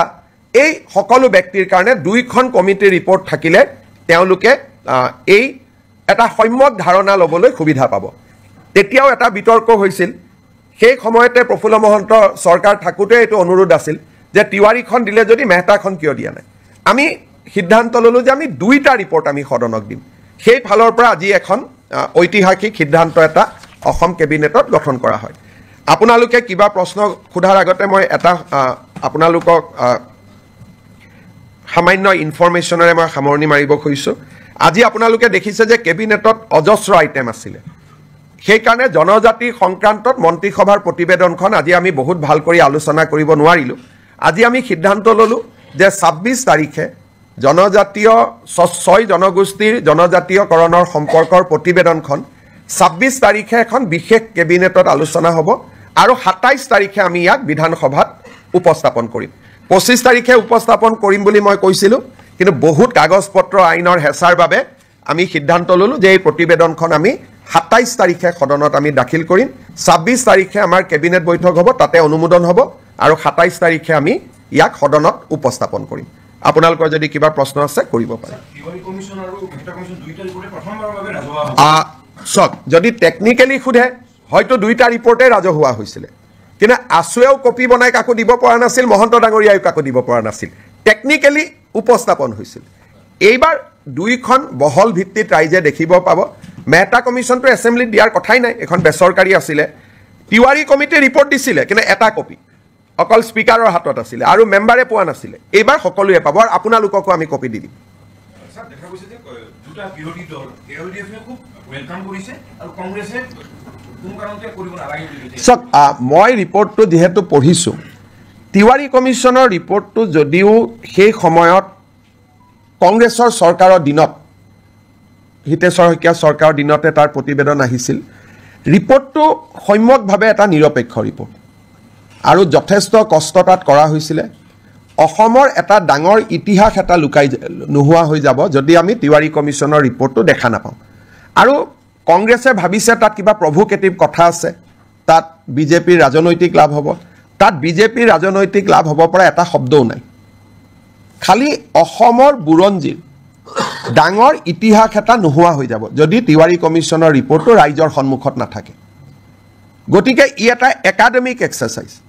কংগ্ৰেছে ভাবিছে তাত কিবা তেওঁলোকৰ বিৰুদ্ধে কথা আছে কাৰণ কংগ্ৰেছৰ বৰ্তমান নেতৃত্বটো খুব তুলুঙা আৰু তেওঁলোকৰ মই ক'ব গ'লে মেচিউৰিটিৰ অভাৱ কাৰণ এখন তেওঁলোকৰ চৰকাৰে গঠন কৰা তদন্ত আয়োগ প্ৰধানমন্ত্ৰী ইন্দিৰা গান্ধীয়ে গঠন কৰা তদন্ত আয়োগ ইন্দিৰা গান্ধীয়ে গঠন কৰা তদন্ত আয়োগৰ প্ৰতিবেদন এখন প্ৰকাশ কৰিব নালাগে বুলি কংগ্ৰেছে কেনেকৈ ক'ব পাৰে আৰু বিৰোধী দলপতি দেৱব্ৰত শইকীয়াৰ দেউতাকে এই কমিটিখন পৰিচালনা কৰিছিল তেওঁৰ মুখ্যমন্ত্ৰীৰ দিনত তাৰমানে এই কংগ্ৰেছ পাৰ্টিটোৰ মেচিউৰিটি নাই বৰ্তমানৰ যিটো কংগ্ৰেছ পাৰ্টি চলি আছে তুলুঙা একেবাৰে মানে পলিটিকেল মেচিউৰিটি নোহোৱা পাৰ্টি এটা তেওঁলোকৰ কামটো আমি কৰিছোঁ আৰু আমি কিমান অপেন কালি আমাক আছুৱে কৈছে আৰু ৰিপৰ্টত আছুৰ ওপৰতহে কিছুমান নিগেটিভ আছে কালি আছুৱে মোক কৈছে যে নহয় আমি জানো আমাৰ ওপৰত নিগেটিভ আছে কিন্তু তথাপিতো এইখনো সদনত আহক কাৰণ আন্দোলনৰ ইতিহাসৰ ই এটা অংশ আজি নেলিক লৈ বহুতে কিবা কিবি কৈ থাকে তাতে পঢ়িলে বুজি পাব অকল নেলি অহা নাই তাত গহপুৰ আহিছে চমৰীয়া আহিছে চিলাপথাৰ আহিছে গতিকে এই ৰিপৰ্টখন পঢ়িলে নতুন প্ৰজন্মই বহুত কথা জানিব পাৰিব অসম আন্দোলন কিয় হৈছিল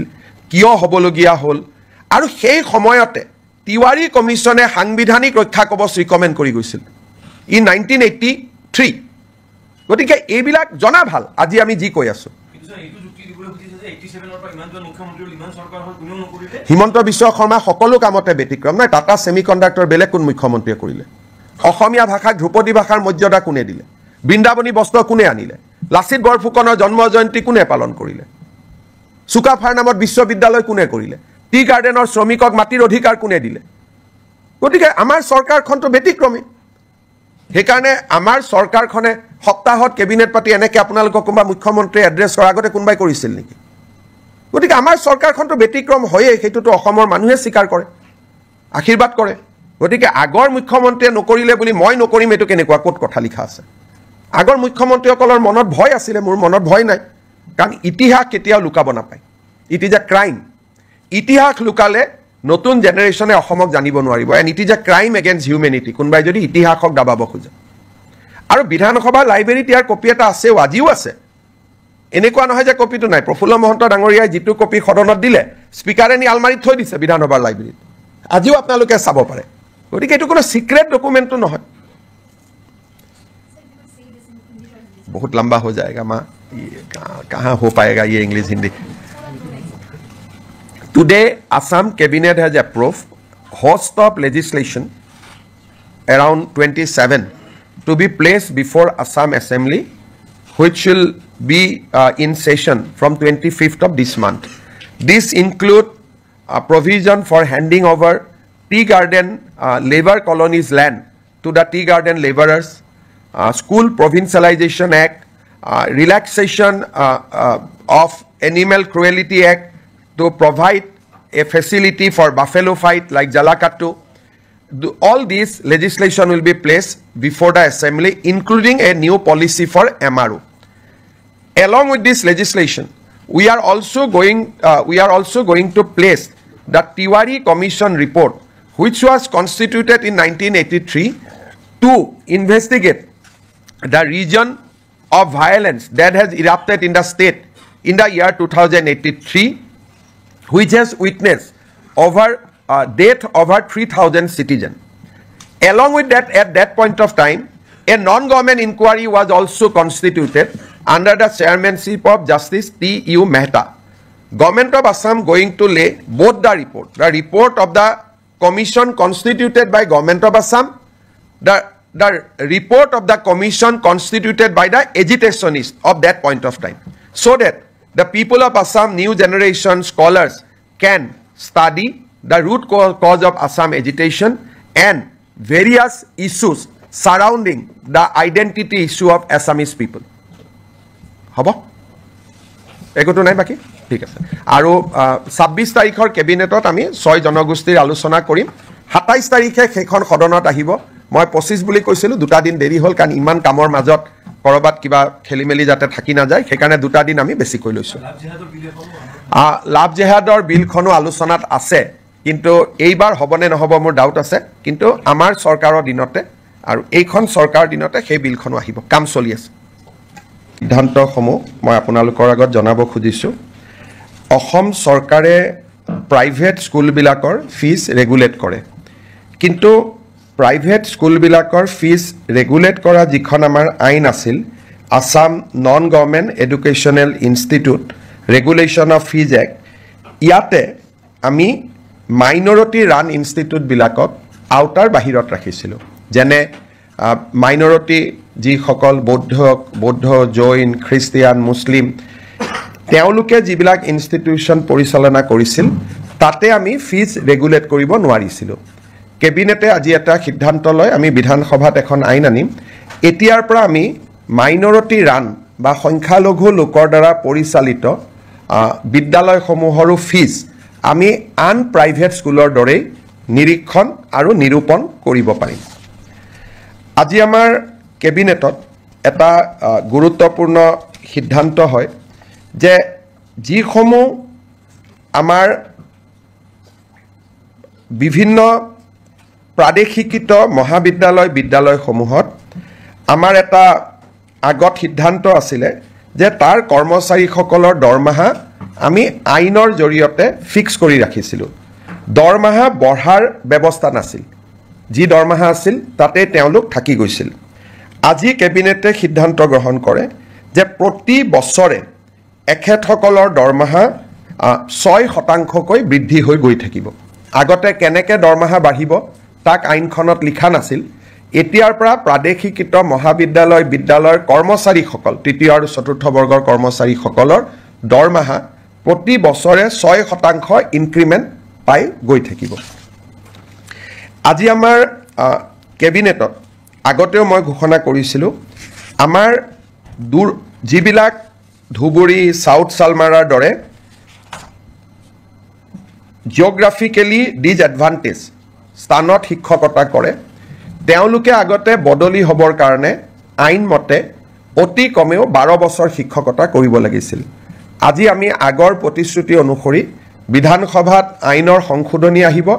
এতিয়া ছোৱালী বা মহিলা শিক্ষয়িত্ৰীয়ে 5 বছৰ কাম কৰিলে ট্ৰান্সফাৰৰ বাবে উপযোগ্য হ'ব আৰু পুৰুষ শিক্ষক 7 বছৰ কাম কৰিলে ট্ৰান্সফাৰৰ বাবে তেওঁলোক উপযুক্ত হ'ব এই আইনখন সংশোধনীৰ বাবে আজি কেবিনেটে অনুমোদন জনায় আজি আমাৰ কেবিনেটে অসম চৰকাৰৰ যিটো প্ৰভিন্সিয়েলাইজেশ্যন পলিচি সেই পলিচিটোক সংশোধন কৰি আমি এখন আইন আনিম যি আইনৰ জৰিয়তে 2006 চনত প্ৰতিষ্ঠা কৰা ৰিকগনাইজ হওক মাত্ৰ তেওঁলোকক ৰিকগনাইজ লগতে পাৰ্মিশ্যন হওক NOC হওক এফিলেশ্যন হওক যিকোনো চৰকাৰী কমিউনিকেশ্যন থাকিলে 2006 প্ৰতিষ্ঠা কৰা স্কুল কলেজ প্ৰাদেশিকৰণৰ বাবে উপযুক্ত বুলি বিবেচিত হ'ব অৰ্থাৎ প্ৰাদেশিকৰণ আইনৰ সংশোধনৰ বাবে অসমৰ শিক্ষক সমাজে যি দাবী কৰি আছিল তাক আজি আমাৰ কেবিনেটত গ্ৰহণ কৰা হয় আৰু ইয়াৰ সংশোধনী বিলখনো অনুমোদন কৰা হয় এই সংশোধনীৰ ফলত কেইবা হাজাৰ শিক্ষকৰ চাকৰি প্ৰাদেশিকৰণ হ'ব পাৰিব পাৰ্থক্যটো মই বুজাই দিছোঁ আগতে আমাৰ নিয়মটো আছিল যে 2006 চনত প্ৰতিষ্ঠা হ'ব লাগিব আৰু সকলো অনুমোদন পাব লাগিব তেতিয়াহে প্ৰাদেশিকৰণ হ'ব এতিয়া আমি কৈছোঁ সকলো অনুমোদন নালাগে যিকোনো এখন কাগজ থাকিলে পাৰ্মিশ্যনৰ কাগজ থাকক ৰিকগনাইজেশ্যনৰ কাগজ থাকক এফিলেশ্যনৰ কাগজ থাকক বা NOC এখন থাকক তেতিয়াও তেওঁলোকৰ চাকৰিসমূহ প্ৰাদেশিকৃত হ'ব এই আইনৰ ফলত বহু কেইখন মহাবিদ্যালয় প্ৰাদেশিকৃত হ'ব সুবিধা পাব কিমানখন কলেজ হ'ব প্ৰায় 15খন নতুন মহাবিদ্যালয় প্ৰাদেশিকৃত হ'ব স্কুল কিমানমান হ'ব স্কুলটো হিচাপ উলিয়াব দিগদাৰ কিন্তু কেইবা হাজাৰো বিদ্যালয় নতুনকৈ প্ৰাদেশিকৰণৰ আওতাত আহিব পাৰিব আজি আমাৰ কেবিনেটত নেৰিম নামৰ শিক্ষানুষ্ঠানখনে এখন প্ৰাইভেট ইউনিভাৰ্চিটি কৰিব খোজে তাকো কেবিনেটে অনুমোদন জনায় আজি আমাৰ অসমৰ উচ্চ শিক্ষাৰ বাবে এটা অতি আনন্দৰ বিষয় আজিম প্ৰেমজীৰ নাম আপোনালোকে শুনিছে আজিম প্ৰেমজী ফাউণ্ডেশ্যন এটা ফিলন্থ্ৰপিক অৰ্গেনাইজেশ্যন তেওঁলোকে অসমত 1000 কোটি টকাতকৈও অধিক ব্যয় কৰি এখন বিশ্ববিদ্যালয় নিৰ্মাণ কৰাৰ বাবে আমাক আবেদন কৰিছিল আজিম প্ৰেমজী ফাউণ্ডেশ্যনৰ বিশ্ববিদ্যালয় কৰ্ণাটকত আছে ভূপালত আছে আৰু ৰাঁচীত আছে এই বিশ্ববিদ্যালয়ত ছাত্ৰ ছাত্ৰীসকলক যথেষ্ট স্কলাৰশ্বিপ দিয়া হয় আৰু বিশ্বমানৰ শিক্ষা প্ৰদান কৰা হয় আজিম প্ৰেমজী ইউনিভাৰ্চিটি পলাশবাৰীত স্থাপন হ'ব IIMৰ লগতে আৰু 10,000তকৈ অধিক ছাত্ৰ ছাত্ৰীক এই ফাউণ্ডেশ্যনে শিক্ষা দিব আজি এই ফাউণ্ডেশ্যনক বিশ্ববিদ্যালয় কৰাৰ বাবে যিখন আইন লাগে সেই আইনখনো বিধানসভাত উপস্থাপন কৰাৰ বাবে কেবিনেটে অনুমোদন জনায় আৰু এই বিশ্ববিদ্যালয়খনে অসমৰ উচ্চ শিক্ষাৰ এটা পৰিৱেশত এটা নৱজাগৰণৰ সৃষ্টি কৰিব আমি যিবিলাক প্ৰাইভেট ইউনিভাৰ্চিটি দেখোঁ সেইকেইখন হ'ল প্ৰাইভেট ইউনিভাৰ্চিটি এইখন হ'ল ফিলন্থ্ৰপিক প্ৰাইভেট ইউনিভাৰ্চিটি অৰ্থাৎ তাত কোনো ব্যৱসায় নাই প্ৰফিটৰ কথা নাই বৰঞ্চ ল'ৰা ছোৱালীক তেওঁলোকে স্কলাৰশ্বিপ দি পঢ়াব সেইকাৰণে আৰু প্ৰথম অৱস্থাত 1100-1200 কোটি টকা তেওঁলোকে পৰৱৰ্তী অৱস্থাত 1700 কোটি টকালৈকে বিনিয়োগ কৰিব তাত স্কুলো বনাব তেওঁলোকে হস্পিটালো বনাব এটা ডাঙৰ পৰিৱৰ্তন আহিব IIMৰ লগতে হ'ব পলাশবাৰী ৰাইজৰ বাবেও এটা আনন্দৰ বাতৰি অসমৰ ৰাইজৰ বাবেও এটা আনন্দৰ বাতৰি আজি আমাৰ কেবিনেটত আমি বহু দিনৰ পৰা আলোচনা কৰি আছিলোঁ যে চাহ বাগিচাৰ শ্ৰমিকসকলৰ লাইনৰ মাটি আমি মালিকৰ পৰা সিলিং এক্টত লৈ আমি শ্ৰমিকসকলৰ মাজত বিতৰণ কৰিম আজি কেবিনেটে অনুমোদন জনাই যে অসমৰ চাহ বাগিচাৰ লেবাৰ লাইনৰ মাটি সিলিং আইনৰ অধীনত আমি চৰকাৰীকৰণ কৰিম আৰু এক্টতে লিখা থাকিব যে চৰকাৰীকৰণ কৰাৰ লগে লগে এই মাটি শ্ৰমিকসকলক আবণ্টন কৰা হ'ব দুটা তিনিটা কণ্ডিশ্যন থাকিব শ্ৰমিকসকলে 20 বছৰলৈ এই মাটি বিক্ৰী কৰিব নোৱাৰিব আবণ্টন পোৱাৰ পিছত আৰু শ্ৰমিকসকলে এই মাটি যেতিয়া 20 বছৰ পিছতো বিক্ৰী কৰিব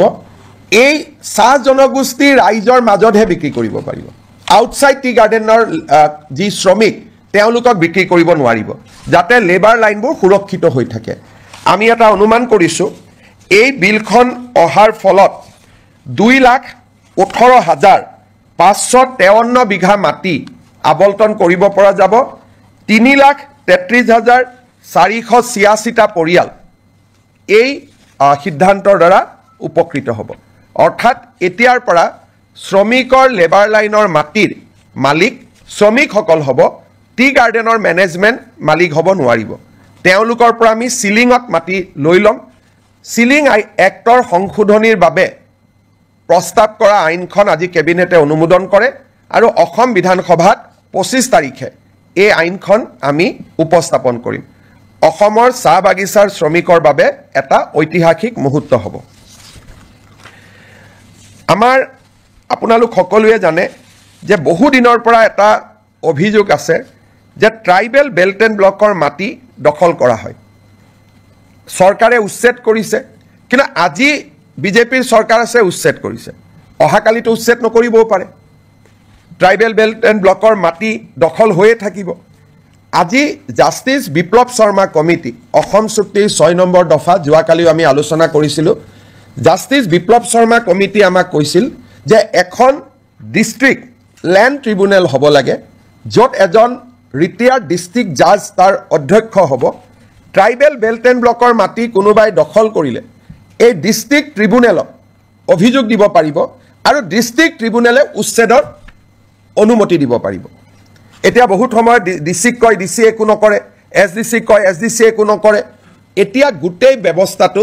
ডিস্ট্ৰিক্ট ট্ৰাইব্যুনেললৈকে গুচি যাব যিজন এজন জাজে অধ্যক্ষতা কৰিব আৰু ট্ৰিব্যুনেলৰ সিদ্ধান্ত মতে জিলা আৰক্ষী আৰু জিলা প্ৰশাসনে মানিবৰ কাৰণে বাধ্য হ'ব আৰু এই ট্ৰিব্যুনেলখনক আমি আদালতৰ মৰ্যাদা প্ৰদান কৰিম এই ৰিকমেন্ডেশনটো জাষ্টিস বিপ্লৱ শৰ্মা কমিটিটো আছিল আৰু আমি যেহেতু এই বছৰ জাষ্টিস বিপ্লৱ শৰ্মা কমিটিৰ প্ৰতিবেদন এটা এটাকৈ আমি আগবঢ়াই লৈ গৈছো এই আইনখনো আমাৰ বিধানসভাত 25 তাৰিখে ৰাজহ মন্ত্ৰী কেশৱ মহন্ত ডাঙৰীয়াই উপস্থাপন কৰিব আজি আমাৰ কেবিনেটত কাৰ্বি ভয়ামত বাস কৰা কাৰ্বি ৰাইজৰ বাবে আপোনালোকে জানে যে কাৰ্বি সমাজ পাহাৰত বাস কৰে আৰু কাৰ্বি সমাজ ভয়ামতো বাস কৰে ভয়ামত বাস কৰা কাৰ্বি সমাজৰ বাবে আজি আমি এখন অটোনমাস কাউন্সিল গঠন কৰাৰ সিদ্ধান্ত লওঁ আৰু এই অটোনমাস কাউন্সিল আইনখনো আজি কেবিনেটত পাৰিত কৰা হয় ভয়াম জনজাতি উন্নয়ন মন্ত্ৰী ৰনোজ পেগু ডাঙৰীয়াই 25 তাৰিখে এই আইনখন বিধানসভাত উপস্থাপন কৰিব আজি আমি জাগিৰোডত কেন্দ্ৰীয় বিদ্যালয় এখন সেন্ট্ৰেল স্কুল এখন স্থাপনৰ বাবে 24 বিঘা মাটি আমি আবণ্টন দিওঁ আপোনালোকে জানে যে এডভান্টেজ 3 পিছৰে পৰা অসমত আমি উদ্যোগীকৰণৰ দিশটোক গুৰুত্বপূৰ্ণ হিচাপে লৈছো আৰু আমি কাম কৰি গৈছো এটা সেক্টৰ আছে সেয়া হৈছে আপোনালোকে জানে যে ইন্ডিগো চলিছে এয়াৰ ইণ্ডিয়া চলিছে ডাঙৰ ডাঙৰ স্পাইস জেট বিমানবিলাক আমাৰ ইয়াত আহে আৰু আমাৰ ইয়াত গুচি যায় কিন্তু এই বিমানবিলাক মেইনটেইন কৰা হয় ইঞ্জিনিয়াৰিং কৰা হয় সাৰ্ভিসিং কৰা হয় ই এটা ডাঙৰ ইণ্ডাষ্ট্ৰি যাক নেকি এমআৰও বুলি কোৱা হয় মেইনটেনেন্স ৰিপেয়াৰ এণ্ড অভাৰহল এই উদ্যোগটো আমাৰ অসমত নাছিলে বিমানবিলাক আমি বিমান দেখো কিন্তু বেয়া হলে আমাৰ ইয়াত ঠিক নহয় বা সাৰ্ভিসিং নহয় গাড়ী যেনেকে সাৰ্ভিসিং সেন্টাৰ আছে বিমানৰো সাৰ্ভিসিং সেন্টাৰ আছে আৰু ই বহুত এমপ্লয়মেন্ট দিয়ে আজি আমাৰ কেবিনেটত maintenance repair overhaul policy of Assam 2025 অনুমোদন কৰা হয় অসমত 7টা এয়াৰপোৰ্ট আছে আমি চেষ্টা কৰিম যাতে 7টা MRO আমি আনিব পাৰোঁ আৰু ই আমাৰ থলুৱা যুৱক যুৱতীৰ নিযুক্তিৰ নতুন ৰাস্তা এটা মুকলি কৰি দিব আৰু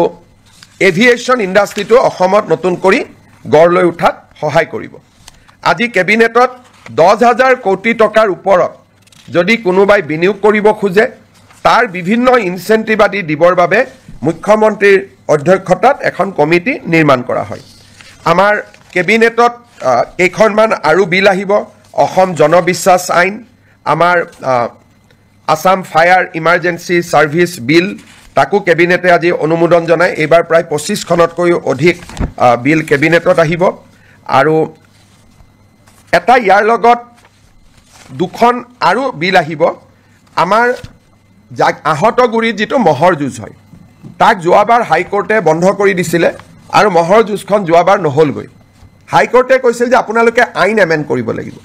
এতিয়া আমি অসমত prevention of cruelty to animal আইনখন এমেণ্ডমেণ্ট কৰাৰ বাবে সিদ্ধান্ত লৈছোঁ যাতে আহতগুৰিৰ মহ যুঁজখনক আইনৰ স্বীকৃতি দিয়া হয় অকল আহতগুৰিয়ে নহয় লগত যিমান মহৰ যুঁজ হয় এই মহৰ যুঁজখনক ক্ৰুৱেলিটিৰ ডেফিনেশ্যনৰ পৰা আমি বাহিৰত আনিব খুজিছোঁ যাৰ ফলত আমি ভাবোঁ এইবাৰ মাঘ বিহুত নহ'ব অহাবাৰলৈকে অন্ততঃ আমি সদায় যিটো পৰম্পৰাগত মহ যুঁজ তাক আমি দেখা পাব পাৰিম শেষত আপোনালোকে জানে যে জালিকাটু আদিক আইনৰ দ্বাৰাই অনুমোদন দিয়া হৈছিলে জালিকাটু আমি আইন কৰা নাছিলোঁ কাৰণে বাৰে বাৰে আমাক হাইকোৰ্টে বাধা দি আছিলে সেইকাৰণে আমি বিধানসভাত আইনখন আনিম আৰু আইনৰ জৰিয়তে মহ যুঁজটোক আমি আনুষ্ঠানিক স্বীকৃতি দিম এতিয়া মই শেষত এটা আপোনালোকক কথা ক'ব খুজিছোঁ 1983 চনত যেতিয়া অসমত ভয়ংকৰ অশান্তি হৈছিল সংঘৰ্ষ হৈছিলে 2000তকৈও অধিক লোকৰ মৃত্যু হৈছিল তেতিয়া চৰকাৰে তিৱাৰী কমিশ্যন গঠন কৰিছিল আৰু তিৱাৰী কমিশ্যনৰ প্ৰতিবেদনখন মুখ্যমন্ত্ৰী প্ৰফুল্ল কুমাৰ মহন্তই যদিও সদনত পেশ কৰিছিলে তাৰ কপি কাকো নিদিয়াকৈ ইছ্যুটো শেষ কৰি থোৱা হৈছিলে 25 তাৰিখে আমি সদনৰ সকলো বিধায়কক আমি তিৱাৰী কমিশ্যনৰ ৰিপৰ্ট বিতৰণ কৰিম সদৌ অসম ছাত্ৰ সন্থাই আমাক কৈছিলে যে তিৱাৰী কমিশ্যনৰ ৰিপৰ্টটো আপোনালোকে দিয়ক তাত আমাৰ কোনো আপত্তি নাই কিন্তু সেই সময়ত আন্দোলনকাৰীসকলে তেওঁলোকৰ নিজস্ব প্ৰচেষ্টাত মেহতা কমিশ্যন এখন গঠন কৰিছিল চৰকাৰে কৰিছিল তিৱাৰী কমিশ্যন মুক্তি যুঁজাৰু সন্মিলনৰ দ্বাৰা মেহতা কমিশ্যন কৰা হৈছিল আৰু এই মেহতা কমিশ্যনৰ মেম্বাৰ আছিলে Shri T U. Mehta retired chief justice Himachal high court Ganesh Chandra Phukan আমাৰ ৰিটায়াৰ্ড IAS অফিচাৰ আৰু কটন কলেজৰ অধ্যক্ষ ৰাইহান শাহ চৰকাৰৰ পক্ষত বা চৰকাৰে কৰা আয়োগ আছিল তিৱাৰী কমিটি ছাত্ৰ সন্থা আৰু গণসংগ্ৰাম পৰিষদে নিৰ্মাণ কৰা আয়োগ আছিলে মেহতা কমিটি যেহেতু আমি তিৱাৰী কমিশ্যনখন সদনত আনিম আসুৰ অনুৰোধ আছিল যে মেহতা কমিশ্যনখনো আনিব লাগে যাতে দুইটা ভিউ ৰাইজে পাব পাৰে আজি আমি এটা বহল অন্তৰলৈ অসমত কেতিয়াও হোৱা নাই ব্যক্তিগত বা সামাজিক পৰ্যায়ত গঠন কৰা আয়োগৰ প্ৰতিবেদন বিধানসভাত দাখিল কৰা আজিলৈকে কোনো ৰেকৰ্ড নাই কিন্তু পৰম্পৰা ভাঙি আমি জাষ্টিছ মেহতা কমিটিৰ ৰিপৰ্ট যদিও ব্যক্তিগত বা সামাজিক পৰ্যায়তি হৈছিল চৰকাৰ কোনো বেচৰকাৰী তদন্ত এই বেচৰকাৰী তদন্তৰ প্ৰতিবেদনখনো আমি সদনত দাখিল কৰিম যাতে অসমৰ ইতিহাসৰ সেই অধ্যায়টোৰ সকলো ধৰণৰ ভিউজ যাতে ৰাইজে পাব পাৰে বেচৰকাৰী তদন্ত আয়োগ চৰকাৰী তদন্ত আয়োগ আমি দুইটা সদনৰ মজিয়াত দাখিল কৰিম বিশেষকৈ ৰিচাৰ্চ ষ্টুডেণ্ট গৱেষণাৰ ষ্টুডেণ্ট অসম আন্দোলনক লৈ গৱেষণা কৰিব খোজা ৰিচাৰ্চ কৰিব খোজা জানিব খোজা এই সকলো ব্যক্তিৰ কাৰণে দুইখন কমিটিৰ ৰিপৰ্ট থাকিলে তেওঁলোকে এই এটা সম্যক ধাৰণা ল'বলৈ সুবিধা পাব তেতিয়াও এটা বিতৰ্ক হৈছিল সেই সময়তে প্ৰফুল্ল মহন্ত চৰকাৰ থাকোঁতে এইটো অনুৰোধ আছিল যে তিৱাৰীখন দিলে যদি মেহতাখন কিয় দিয়া নাই আমি সিদ্ধান্ত ল'লোঁ যে আমি দুইটা ৰিপৰ্ট আমি সদনক দিম সেই ফালৰ পৰা আজি এখন ঐতিহাসিক সিদ্ধান্ত এটা অসম কেবিনেটত গঠন কৰা হয় আপোনালোকে কিবা প্ৰশ্ন সোধাৰ আগতে মই এটা আপোনালোকক সামান্য ইনফৰমেশ্যনেৰে মই সামৰণি মাৰিব খুজিছোঁ আজি আপোনালোকে দেখিছে যে কেবিনেটত অজস্ৰ আইটেম আছিলে সেইকাৰণে জনজাতি সংক্ৰান্তত মন্ত্ৰীসভাৰ প্ৰতিবেদনখন আজি আমি বহুত ভাল কৰি আলোচনা কৰিব নোৱাৰিলোঁ আজি আমি সিদ্ধান্ত ল'লোঁ যে 26 তাৰিখে জনজাতীয় 6 জনগোষ্ঠীৰ জনজাতীয়কৰণৰ সম্পৰ্কৰ প্ৰতিবেদনখন 26 তাৰিখে এখন বিশেষ কেবিনেটত আলোচনা হ'ব আৰু 27 তাৰিখে আমি ইয়াক বিধানসভাত উপস্থাপন কৰিম 25 তাৰিখে উপস্থাপন কৰিম বুলি মই কৈছিলোঁ কিন্তু বহুত কাগজ পত্ৰ আইনৰ হেঁচাৰ বাবে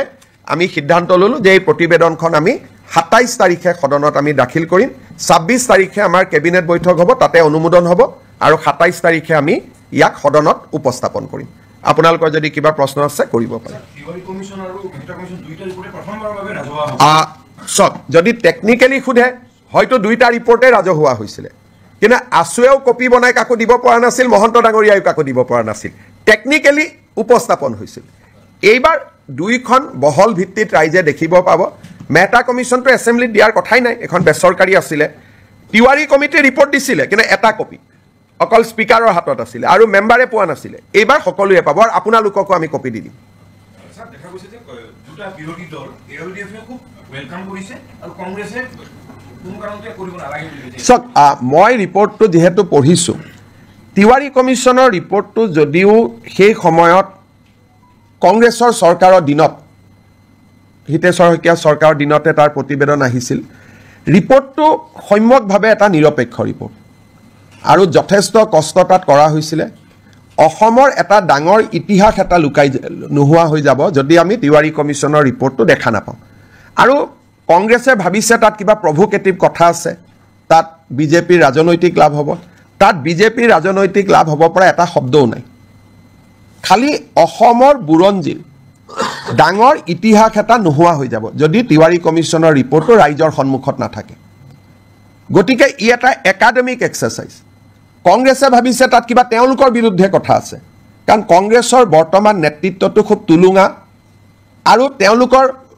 মই ক'ব গ'লে মেচিউৰিটিৰ অভাৱ কাৰণ এখন তেওঁলোকৰ চৰকাৰে গঠন কৰা তদন্ত আয়োগ প্ৰধানমন্ত্ৰী ইন্দিৰা গান্ধীয়ে গঠন কৰা তদন্ত আয়োগ ইন্দিৰা গান্ধীয়ে গঠন কৰা তদন্ত আয়োগৰ প্ৰতিবেদন এখন প্ৰকাশ কৰিব নালাগে বুলি কংগ্ৰেছে কেনেকৈ ক'ব পাৰে আৰু বিৰোধী দলপতি দেৱব্ৰত শইকীয়াৰ দেউতাকে এই কমিটিখন পৰিচালনা কৰিছিল তেওঁৰ মুখ্যমন্ত্ৰীৰ দিনত তাৰমানে এই কংগ্ৰেছ পাৰ্টিটোৰ মেচিউৰিটি নাই বৰ্তমানৰ যিটো কংগ্ৰেছ পাৰ্টি চলি আছে তুলুঙা একেবাৰে মানে পলিটিকেল মেচিউৰিটি নোহোৱা পাৰ্টি এটা তেওঁলোকৰ কামটো আমি কৰিছোঁ আৰু আমি কিমান অপেন কালি আমাক আছুৱে কৈছে আৰু ৰিপৰ্টত আছুৰ ওপৰতহে কিছুমান নিগেটিভ আছে কালি আছুৱে মোক কৈছে যে নহয় আমি জানো আমাৰ ওপৰত নিগেটিভ আছে কিন্তু তথাপিতো এইখনো সদনত আহক কাৰণ আন্দোলনৰ ইতিহাসৰ ই এটা অংশ আজি নেলিক লৈ বহুতে কিবা কিবি কৈ থাকে তাতে পঢ়িলে বুজি পাব অকল নেলি অহা নাই তাত গহপুৰ আহিছে চমৰীয়া আহিছে চিলাপথাৰ আহিছে গতিকে এই ৰিপৰ্টখন পঢ়িলে নতুন প্ৰজন্মই বহুত কথা জানিব পাৰিব অসম আন্দোলন কিয় হৈছিল কিয় হ'বলগীয়া হ'ল আৰু সেই সময়তে তিৱাৰী কমিছনে সাংবিধানিক ৰক্ষা কবচ ৰিকমেণ্ড কৰি গৈছিল ই 1983 গতিকে এইবিলাক জনা ভাল আজি আমি যি কৈ আছোঁ হিমন্ত বিশ্ব শৰ্মা সকলো কামতে ব্যতিক্ৰম নাই টাটা ছেমি কণ্ডাক্টৰ বেলেগ কোন মুখ্যমন্ত্ৰীয়ে কৰিলে অসমীয়া ভাষাক ধ্ৰুপদী ভাষাৰ মৰ্যাদা কোনে দিলে বৃন্দাবনী বস্ত্ৰ কোনে আনিলে লাচিত বৰফুকনৰ জন্ম জয়ন্তী কোনে পালন কৰিলে চুকাফাৰ নামত বিশ্ববিদ্যালয় কোনে কৰিলে টি গাৰ্ডেনৰ শ্ৰমিকক মাটিৰ অধিকাৰ কোনে দিলে গতিকে আমাৰ চৰকাৰখনটো ব্যতিক্ৰমী সেইকাৰণে আমাৰ চৰকাৰখনে সপ্তাহত কেবিনেট পাতি এনেকৈ আপোনালোকক কোনোবা মুখ্যমন্ত্ৰীয়ে এড্ৰেছ কৰাৰ আগতে কোনোবাই কৰিছিল নেকি গতিকে আমাৰ চৰকাৰখনটো ব্যতিক্ৰম হয়েই সেইটোতো অসমৰ মানুহে স্বীকাৰ কৰে আশীৰ্বাদ কৰে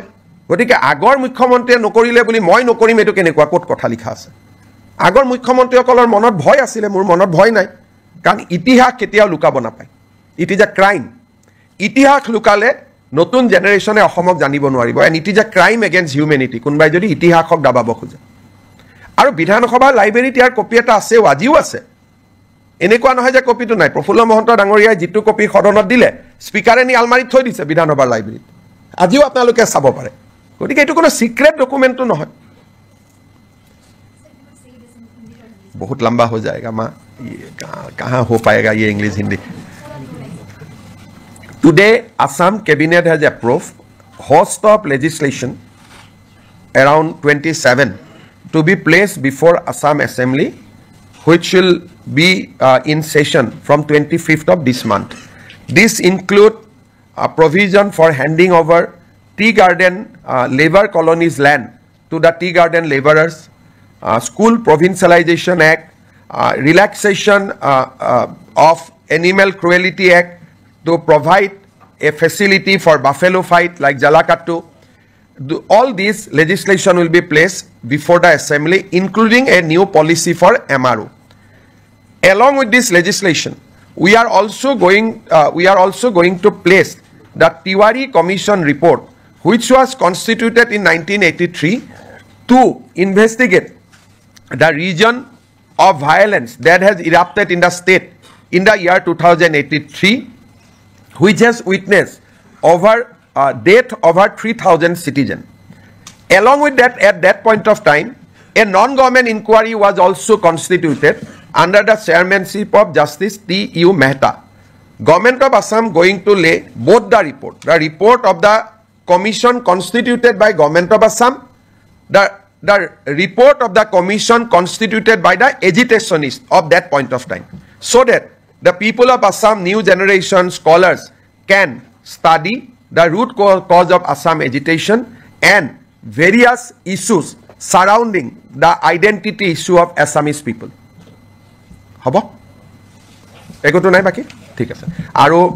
26 তাৰিখৰ কেবিনেটত আমি 6 জনগোষ্ঠীৰ আলোচনা কৰিম 27 তাৰিখে সেইখন সদনত আহিব মই 25 বুলি কৈছিলো দুটা দিন দেৰি হ'ল কাৰণ ইমান কামৰ মাজত কৰবাত কিবা খেলিমেলি যাতে থাকি না যায় সেইকাৰণে দুটা দিন আমি বেছি কৈ লৈছো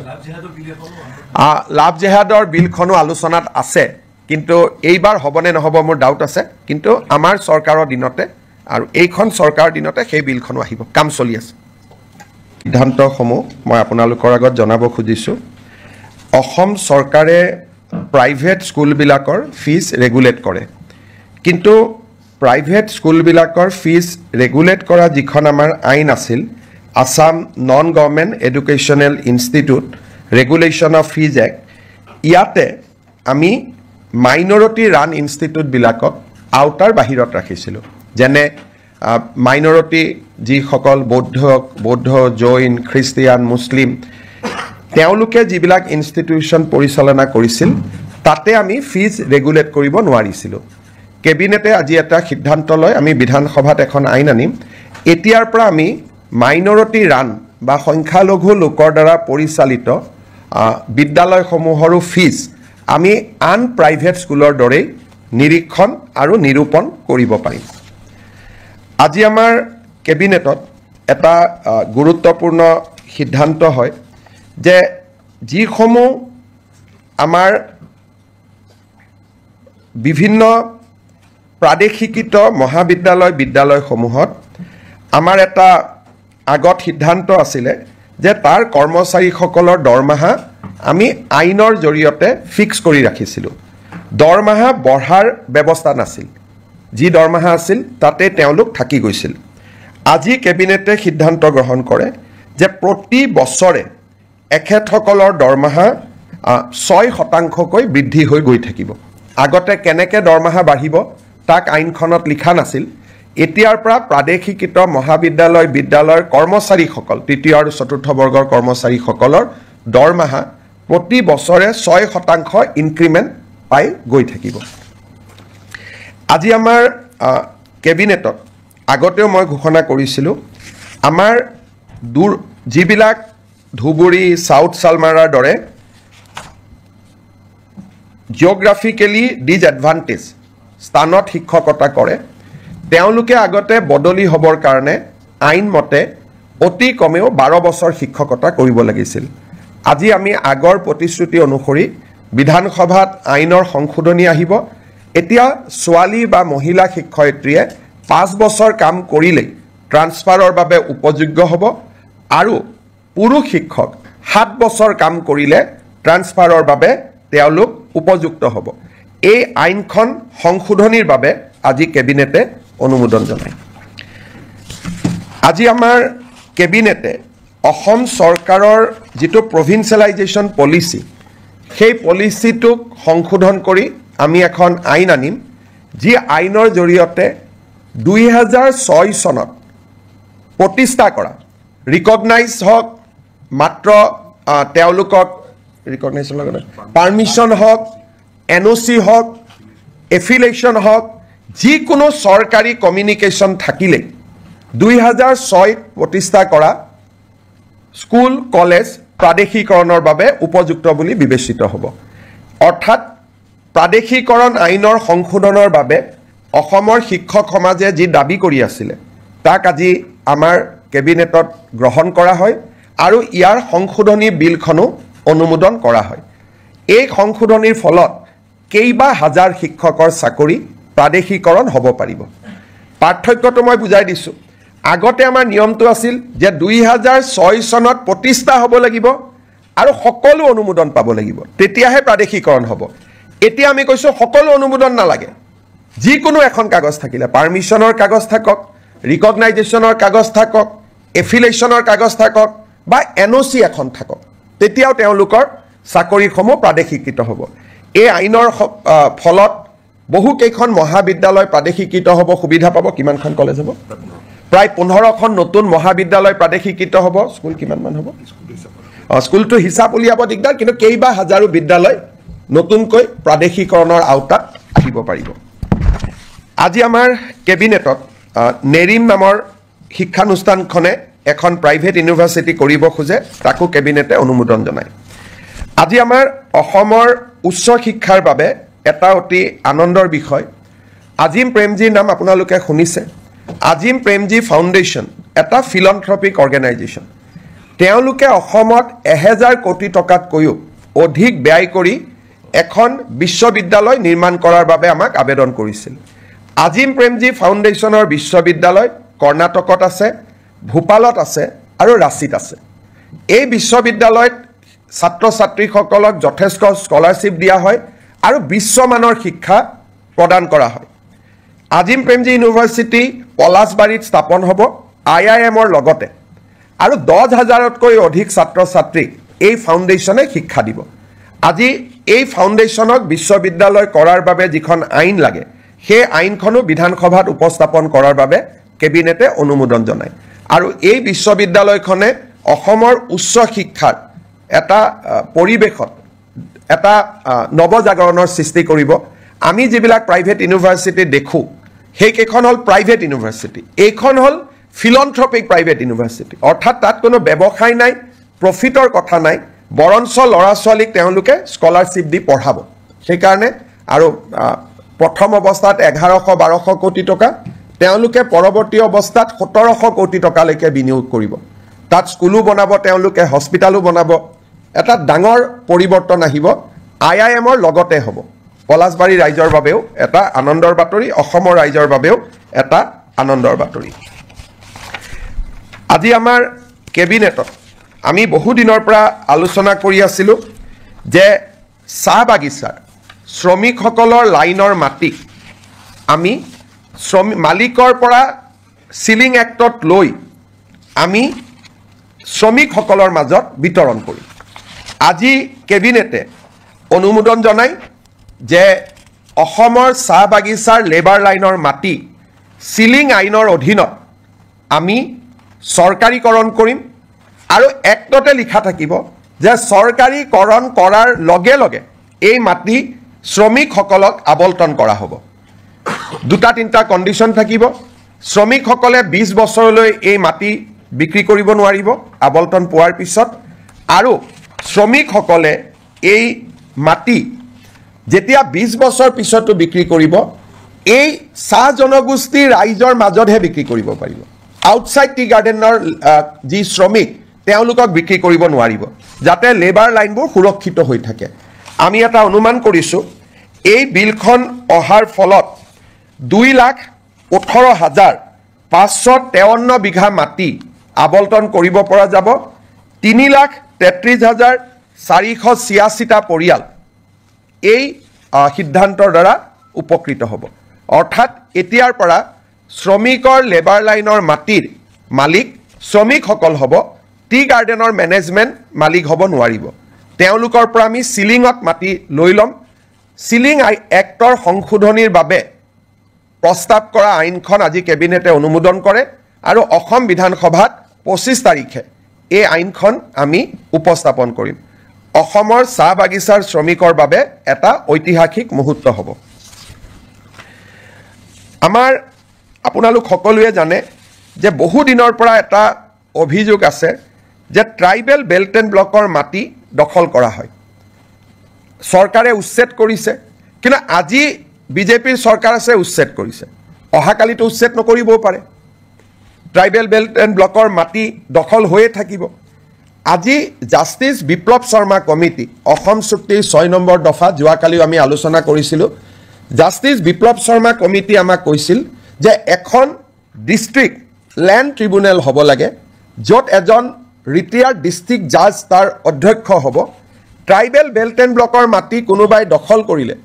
এই ডিস্ট্ৰিক্ট ট্ৰিব্যুনেলত অভিযোগ দিব পাৰিব আৰু ডিস্ট্ৰিক্ট ট্ৰিব্যুনেলে উচ্ছেদৰ অনুমতি দিব পাৰিব এতিয়া বহুত সময় ডিসিক কয় ডিসি একো নকৰে এসডিসি কয় এসডিসি একো নকৰে এতিয়া গুটেই ব্যৱস্থাটো ডিস্ট্ৰিক্ট ট্ৰাইব্যুনেললৈকে গুচি যাব যিজন এজন জাজে অধ্যক্ষতা কৰিব আৰু ট্ৰিব্যুনেলৰ সিদ্ধান্ত মতে জিলা আৰক্ষী আৰু জিলা প্ৰশাসনে মানিবৰ কাৰণে বাধ্য হ'ব আৰু এই ট্ৰিব্যুনেলখনক আমি আদালতৰ মৰ্যাদা প্ৰদান কৰিম এই ৰিকমেন্ডেশনটো জাষ্টিস বিপ্লৱ শৰ্মা কমিটিটো আছিলে আৰু আমি যেহেতু এই বছৰ জাষ্টিস বিপ্লৱ শৰ্মা কমিটিৰ প্ৰতিবেদন এটা এটাকৈ আমি আগবঢ়াই লৈ গৈছো এই আইনখনো আমাৰ বিধানসভাত 25 তাৰিখে ৰাজমন্ত্ৰী কেশৱ মহন্ত ডাঙৰীয়াই উপস্থাপন কৰিব আজি আমাৰ কেবিনেটত কাৰ্বি ভয়ামত বাস কৰা কাৰ্বি ৰাইজৰ বাবে আপোনালোকে জানে যে কাৰ্বি সমাজ পাহাৰত বাস কৰে আৰু কাৰ্বি সমাজ ভয়ামতো বাস কৰে ভয়ামত বাস কৰা কাৰ্বি সমাজৰ বাবে আজি আমি এখন অটোনমাস কাউন্সিল গঠন কৰাৰ সিদ্ধান্ত লওঁ আৰু এই অটোনমাস কাউন্সিল আইনখনো আজি কেবিনেটত পাৰিত কৰা হয় ভয়াম জনজাতি উন্নয়ন মন্ত্ৰী ৰনোজ পেগু ডাঙৰীয়াই 25 তাৰিখে এই আইনখন বিধানসভাত উপস্থাপন কৰিব আজি আমি জাগিৰোডত কেন্দ্ৰীয় বিদ্যালয় এখন সেন্ট্ৰেল স্কুল এখন স্থাপনৰ বাবে 24 বিঘা মাটি আমি আবলটন দিওঁ আপোনালোকে জানে যে এডভান্টেজ 3 পিছৰে পৰা অসমত আমি উদ্যোগীকৰণৰ দিশটো গুৰুত্বপূৰ্ণ হিচাপে লৈছো আৰু আমি কাম কৰি গৈছো এটা সেক্টৰ আছে সেয়া হৈছে আপোনালোকে জানে যে ইন্ডিগো চলিছে এয়াৰ ইণ্ডিয়া চলিছে ডাঙৰ ডাঙৰ স্পাইস জেট বিমানবিলাক আমাৰ ইয়াত আহে আৰু আমাৰ ইয়াত গুচি যায় কিন্তু এই বিমানবিলাক মেইনটেইন কৰা হয় ইঞ্জিনিয়াৰিং কৰা হয় সাৰ্ভিসিং কৰা হয় ই এটা ডাঙৰ ইণ্ডাষ্ট্ৰি যাক নেকি এমআৰও বুলি কোৱা হয় মেইনটেনেন্স ৰিপেয়াৰ এণ্ড অভাৰহল এই উদ্যোগটো আমাৰ অসমত নাছিলে বিমানবিলাক আমি বিমান দেখো কিন্তু বেয়া হলে আমাৰ ইয়াত ঠিক নহয় বা সাৰ্ভিসিং নহয় গাড়ী যেনেকে সাৰ্ভিসিং সেন্টাৰ আছে বিমানৰো সাৰ্ভিসিং সেন্টাৰ আছে আৰু ই বহুত এমপ্লয়মেন্ট দিয়ে আজি আমাৰ কেবিনেটত maintenance repair overhaul policy of Assam 2025 অনুমোদন কৰা হয় অসমত 7টা এয়াৰপোৰ্ট আছে আমি চেষ্টা কৰিম যাতে 7টা এমআৰও আমি আনিব পাৰো আৰু ই আমাৰ থলুৱা যুৱক যুৱতীৰ নিযুক্তিৰ নতুন ৰাস্তা এটা মুকলি কৰি দিব আৰু এভিয়েশন ইণ্ডাষ্ট্ৰিটো অসমত নতুন কৰি গঢ় লৈ উঠাত সহায় কৰিব আজি কেবিনেটত 10,000 কোটি টকাৰ ওপৰত যদি কোনোবাই বিনিয়োগ কৰিব খোজে তাৰ বিভিন্ন ইনসেন্টিভ আদি দিবৰ বাবে মুখ্যমন্ত্ৰীৰ অধ্যক্ষতাত এখন কমিটি নিৰ্মাণ কৰা হয় আমাৰ কেবিনেটত কেইখনমান আৰু বিল আহিব অসম জনবিশ্বাস আইন আমাৰ আসাম ফায়াৰ ইমাৰ্জেন্সি সাৰ্ভিস বিল তাকো কেবিনেটে আজি অনুমোদন জনায় এবাৰ প্ৰায় 25খনতকৈ অধিক বিল কেবিনেটত আহিব আৰু এটা ইয়াৰ লগত দুখন আৰু বিল আহিব আমাৰ আহতগুৰিত যেটো মহৰ যুঁজ হয় তাক যোৱাবাৰ হাইকোৰ্টে বন্ধ কৰি দিছিলে আৰু মহৰ যুঁজখন যোৱাবাৰ নহলগৈ হাইকোৰ্টে কৈছিল যে আপোনালোকে আইন এমেন্ড কৰিব লাগিব এতিয়া আমি অসমত প্ৰিভেনশন অফ ক্ৰুৱেলিটি টু এনিমেল আইনখন এমেন্ডমেন্ট কৰাৰ বাবে সিদ্ধান্ত লৈছো যাতে আহতগুৰিৰ মহ যুঁজখনক আইনৰ স্বীকৃতি দিয়া হয় অকল আহতগুৰিয়ে নহয় লগত যিমান মহৰ যুঁজ হয় এই মহৰ যুঁজখনক ক্ৰুৱেলিটিৰ ডেফিনেশ্যনৰ পৰা আমি বাহিৰত আনিব খুজিছো যাৰ ফলত আমি ভাবো এইবাৰ মাঘ বিহুত নহব অহাবাৰলৈকে অন্তত আমি সদায় যেটো পৰম্পৰাগত মহ যুঁজ তাক আমি দেখা পাব পাৰিম শেষত আপোনালোকে জানে যে জালিকাটু আদি আইনৰ দ্বাৰা অনুমোদন দিয়া হৈছিল জালিকাটু আমি আইন কৰা নাছিলো কাৰণে বাৰে বাৰে আমাক হাইকোৰ্টে বাধা দি আছিল সেই কাৰণে আমি বিধানসভাত আইনখন আনিম আৰু আইনৰ জৰিয়তে মহ যুঁজটোক আমি আনুষ্ঠানিক স্বীকৃতি দিম এতিয়া মই শেষত এটা আপোনালোকক কথা ক'ব খুজিছো 1983 চনত যেতিয়া অসমত ভয়ংকৰ অশান্তি হৈছিল সংঘৰ্ষ হৈছিল 2000তকৈও অধিক লোকৰ মৃত্যু হৈছিল তেতিয়া চৰকাৰে তিৱাৰী কমিশ্যন গঠন কৰিছিল আৰু তিৱাৰী কমিশ্যনৰ প্ৰতিবেদনখন মুখ্যমন্ত্ৰী প্ৰফুল্ল কুমাৰ মহন্তই যদিও সদনত পেশ কৰিছিলে তাৰ কপি কাকো নিদিয়াকৈ ইস্যুটো শেষ কৰি থোৱা হৈছিলে 25 তাৰিখে আমি সদনৰ সকলো বিধায়কক আমি তিৱাৰী কমিশ্যনৰ ৰিপৰ্ট বিতৰণ কৰিম সদৌ অসম ছাত্ৰ সন্থাই আমাক কৈছিলে যে তিৱাৰী কমিশ্যনৰ ৰিপৰ্টটো আপোনালোকে দিয়ক তাত আমাৰ কোনো আপত্তি নাই কিন্তু সেই সময়ত আন্দোলনকাৰীসকলে তেওঁলোকৰ নিজস্ব প্ৰচেষ্টাত মেহতা কমিশ্যন এখন গঠন কৰিছিল চৰকাৰে কৰিছিল তিৱাৰী কমিশ্যন মুক্তি যুঁজাৰু সন্মিলনৰ দ্বাৰা মেহতা কমিশ্যন কৰা হৈছিল আৰু এই মেহতা কমিশ্যনৰ মেম্বাৰ আছিলে Shri T U. Mehta retired chief justice Himachal high court Ganesh Chandra Phukan আমাৰ ৰিটায়াৰ্ড IS অফিচাৰ আৰু কটন কলেজৰ অধ্যক্ষ ৰাইহান শাহ চৰকাৰৰ পক্ষত বা চৰকাৰে কৰা আয়োগ আছিল তিৱাৰী কমিটি ছাত্ৰ সন্থা আৰু গণসংগ্ৰাম পৰিষদে নিৰ্মাণ কৰা আয়োগ আছিলে মেহতা কমিটি যেহেতু আমি তিৱাৰী কমিশ্যনখন সদনত আনিম আসুৰ অনুৰোধ আছিল যে মেহতা কমিশ্যনখনো আনিব লাগে যাতে দুইটা ভিউ ৰাইজে পাব পাৰে আজি আমি এটা বহল অন্তৰলৈ অসমত কেতিয়াও হোৱা নাই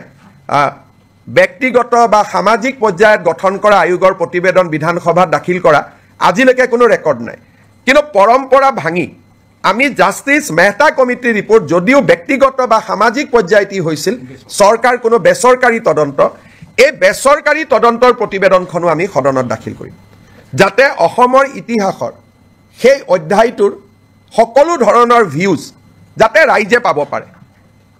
বেচৰকাৰী তদন্ত আয়োগ চৰকাৰী তদন্ত আয়োগ আমি দুইটা সদনৰ মজিয়াত দাখিল কৰিম বিশেষকৈ ৰিচাৰ্চ ষ্টুডেণ্ট গৱেষণাৰ ষ্টুডেণ্ট অসম আন্দোলনক লৈ গৱেষণা কৰিব খোজা ৰিচাৰ্চ কৰিব খোজা জানিব খোজা এই সকলো ব্যক্তিৰ কাৰণে দুইখন কমিটিৰ ৰিপৰ্ট থাকিলে তেওঁলোকে এই এটা সম্যক ধাৰণা ল'বলৈ সুবিধা পাব তেতিয়াও এটা বিতৰ্ক হৈছিল সেই সময়তে প্ৰফুল্ল মহন্ত চৰকাৰ থাকোঁতে এইটো অনুৰোধ আছিল যে তিৱাৰীখন দিলে যদি মেহতাখন কিয় দিয়া নাই আমি সিদ্ধান্ত ল'লোঁ যে আমি দুইটা ৰিপৰ্ট আমি সদনক দিম সেই ফালৰ পৰা আজি এখন ঐতিহাসিক সিদ্ধান্ত এটা অসম কেবিনেটত গঠন কৰা হয় আপোনালোকে কিবা প্ৰশ্ন সোধাৰ আগতে মই এটা আপোনালোকক সামান্য ইনফৰমেশ্যনেৰে মই সামৰণি মাৰিব খুজিছোঁ আজি আপোনালোকে দেখিছে যে কেবিনেটত অজস্ৰ আইটেম আছিলে সেইকাৰণে জনজাতি সংক্ৰান্তত মন্ত্ৰীসভাৰ প্ৰতিবেদনখন আজি আমি বহুত ভাল কৰি আলোচনা কৰিব নোৱাৰিলোঁ আজি আমি সিদ্ধান্ত ল'লোঁ যে 26 তাৰিখে জনজাতীয় 6 জনগোষ্ঠীৰ জনজাতীয়কৰণৰ সম্পৰ্কৰ প্ৰতিবেদনখন 26 তাৰিখে এখন বিশেষ কেবিনেটত আলোচনা হ'ব আৰু 27 তাৰিখে আমি ইয়াক বিধানসভাত উপস্থাপন কৰিম 25 তাৰিখে উপস্থাপন কৰিম বুলি মই কৈছিলোঁ কিন্তু বহুত কাগজ পত্ৰ আইনৰ হেঁচাৰ বাবে আমি সিদ্ধান্ত ল'লোঁ যে এই প্ৰতিবেদনখন আমি 27 তাৰিখে সদনত আমি দাখিল কৰিম 26 তাৰিখে আমাৰ কেবিনেট বৈঠক হ'ব তাতে অনুমোদন হ'ব আৰু 27 তাৰিখে আমি ইয়াক সদনত উপস্থাপন কৰিম আপোনালোকৰ যদি কিবা প্ৰশ্ন আছে কৰিব পাৰে তিৱাৰী কমিশ্যন আৰু মেহতা কমিশ্যন দুইটা ৰিপৰ্টে প্ৰথমবাৰৰ বাবে ৰাজহুৱা হ'ব সব যদি টেকনিক্যালি সোধে হয়তো দুইটা ৰিপৰ্টে ৰাজহুৱা হৈছিলে কিন্তু আছুৱেও কপি বনাই কাকো দিব পৰা নাছিল মহন্ত ডাঙৰীয়াও কাকো দিব পৰা নাছিল টেকনিক্যালি উপস্থাপন হৈছিল এইবাৰ দুইখন বহল ভিত্তিত ৰাইজে দেখিব পাব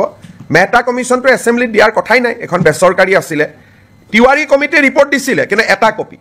অকল স্পিকাৰৰ হাতত আছিলে আৰু মেম্বাৰে পোৱা নাছিলে এইবাৰ সকলোৱে পাব আৰু আপোনালোককো আমি কপি দি দিম স্যাৰ দেখা গৈছে যে দুটা বিৰোধী দল এলডিএফে খুব ওয়েলকাম কৰিছে আৰু কংগ্ৰেছে কোনো কাৰণতে কৰিব নালাগে বুলি কৈছে সক মই ৰিপৰ্টটো যেহেতু পঢ়িছোঁ তিৱাৰী কমিশ্যনৰ ৰিপৰ্টটো যদিও সেই সময়ত কংগ্ৰেছৰ চৰকাৰৰ দিনত হিতেশ্বৰ শইকীয়া চৰকাৰৰ দিনতে তাৰ প্ৰতিবেদন আহিছিল ৰিপৰ্টটো সম্যকভাৱে এটা নিৰপেক্ষ ৰিপৰ্ট আৰু যথেষ্ট কষ্ট তাত কৰা হৈছিলে অসমৰ এটা ডাঙৰ ইতিহাস এটা লুকাই নোহোৱা হৈ যাব যদি আমি তিৱাৰী কমিশ্যনৰ ৰিপৰ্টটো দেখা নাপাওঁ আৰু কংগ্ৰেছে ভাবিছে তাত কিবা প্ৰভোকেটিভ কথা আছে তাত বিজেপিৰ ৰাজনৈতিক লাভ হ'ব তাত বিজেপিৰ ৰাজনৈতিক লাভ হ'ব পৰা এটা শব্দও নাই খালি অসমৰ বুৰঞ্জীৰ ডাঙৰ ইতিহাস এটা নোহোৱা হৈ যাব যদি তিৱাৰী কমিশ্যনৰ ৰিপৰ্টটো ৰাইজৰ সন্মুখত নাথাকে গতিকে ই এটা একাডেমিক এক্সাৰচাইজ কংগ্ৰেছে ভাবিছে তাত কিবা তেওঁলোকৰ বিৰুদ্ধে কথা আছে কাৰণ কংগ্ৰেছৰ বৰ্তমান নেতৃত্বটো খুব তুলুঙা আৰু তেওঁলোকৰ মই ক'ব গ'লে মেচিউৰিটিৰ অভাৱ কাৰণ এখন তেওঁলোকৰ চৰকাৰে গঠন কৰা তদন্ত আয়োগ, প্ৰধানমন্ত্ৰী ইন্দিৰা গান্ধীয়ে গঠন কৰা তদন্ত আয়োগ, ইন্দিৰা গান্ধীয়ে গঠন কৰা তদন্ত আয়োগৰ প্ৰতিবেদন এখন প্ৰকাশ কৰিব নালাগে বুলি কংগ্ৰেছে কেনেকৈ ক'ব পাৰে? আৰু বিৰোধী দলপতি দেৱব্ৰত শইকীয়াৰ দেউতাকে এই কমিটিখন পৰিচালনা কৰিছিল তেওঁৰ মুখ্যমন্ত্ৰীৰ দিনত। তাৰমানে এই কংগ্ৰেছ পাৰ্টিটোৰ মেচিউৰিটি নাই। বৰ্তমানৰ যিটো কংগ্ৰেছ পাৰ্টি চলি আছে তুলুঙা, একেবাৰে মানে পলিটিকেল মেচিউৰিটি নোহোৱা পাৰ্টি এটা। তেওঁলোকৰ কামটো আমি কৰিছোঁ আৰু আমি কিমান অপেন। কালি আমাক আছুৱে কৈছে, আৰু ৰিপৰ্টত আছুৰ ওপৰতহে কিছুমান নিগেটিভ আছে। কালি আছুৱে মোক কৈছে যে নহয় আমি জানো আমাৰ ওপৰত নিগেটিভ আছে, কিন্তু তথাপিতো এইখনো সদনত আহক, কাৰণ আন্দোলনৰ ইতিহাসৰ ই এটা অংশ। আজি নেলিক লৈ বহুতে কিবা কিবি কৈ থাকে, তাতে পঢ়িলে বুজি পাব। অকল নেলি অহা নাই, তাত গহপুৰ আহিছে, চমৰীয়া আহিছে, চিলাপথাৰ আহিছে। গতিকে এই ৰিপৰ্টখন পঢ়িলে নতুন প্ৰজন্মই বহুত কথা জানিব পাৰিব। অসম আন্দোলন কিয় হৈছিল, কিয় হ'বলগীয়া হ'ল, আৰু সেই সময়তে তিৱাৰী কমিশ্যনে সাংবিধানিক ৰক্ষা কবচ ৰিকমেণ্ড কৰি গৈছিল ইন 1983। গতিকে এইবিলাক জনা ভাল। আজি আমি যি কৈ আছোঁ, হিমন্ত বিশ্ব শৰ্মা সকলো কামতে ব্যতিক্ৰম নাই। টাটা ছেমি কণ্ডাক্টৰ বেলেগ কোন মুখ্যমন্ত্ৰীয়ে কৰিলে? অসমীয়া ভাষাক ধ্ৰুপদী ভাষাৰ মৰ্যাদা কোনে দিলে? বৃন্দাবনী বস্ত্ৰ কোনে আনিলে? লাচিত বৰফুকনৰ জন্ম জয়ন্তী কোনে পালন কৰিলে? চুকাফাৰ নামত বিশ্ববিদ্যালয় কোনে কৰিলে? টি গাৰ্ডেনৰ শ্ৰমিকক মাটিৰ অধিকাৰ কোনে দিলে? গতিকে আমাৰ চৰকাৰখনটো ব্যতিক্ৰমী। সেইকাৰণে আমাৰ চৰকাৰখনে সপ্তাহত কেবিনেট পাতি এনেকৈ আপোনালোকক কোনোবা মুখ্যমন্ত্ৰীয়ে এড্ৰেছ কৰাৰ আগতে কোনোবাই কৰিছিল নেকি? গতিকে আমাৰ চৰকাৰখনটো ব্যতিক্ৰম হয়েই, সেইটোতো অসমৰ মানুহে স্বীকাৰ কৰে, আশীৰ্বাদ কৰে। গতিকে আগৰ মুখ্যমন্ত্ৰীয়ে নকৰিলে বুলি মই নকৰিম, এইটো কেনেকুৱা ক'ত কথা লিখা আছে? আগৰ মুখ্যমন্ত্ৰীসকলৰ মনত ভয় আছিলে, মোৰ মনত ভয় নাই, কাৰণ ইতিহাস কেতিয়াও লুকাব নাপায়। It is a crime. ইতিহাস লুকালে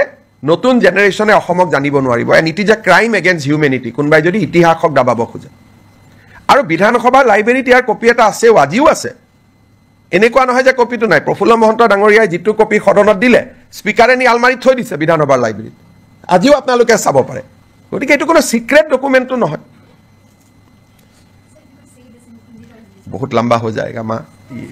कहाँ हो पाएगा ये English Hindi. Today, Assam Cabinet has approved host of legislation around 27 to be placed before Assam Assembly, which will be in session from 25th of this month. This include a provision for handing over tea garden labor colonies land to the tea garden laborers, School Provincialization Act, relaxation of Animal Cruelty Act to provide a facility for buffalo fight like Jalakattu. All these legislation will be placed before the assembly, including a new policy for MRO. Along with this legislation, we are also going, we placed the Tiwari Commission report, which was constituted in 1983 to investigate the region of violence that has erupted in the state in the year 2083, which has witnessed over death over 3,000 citizens.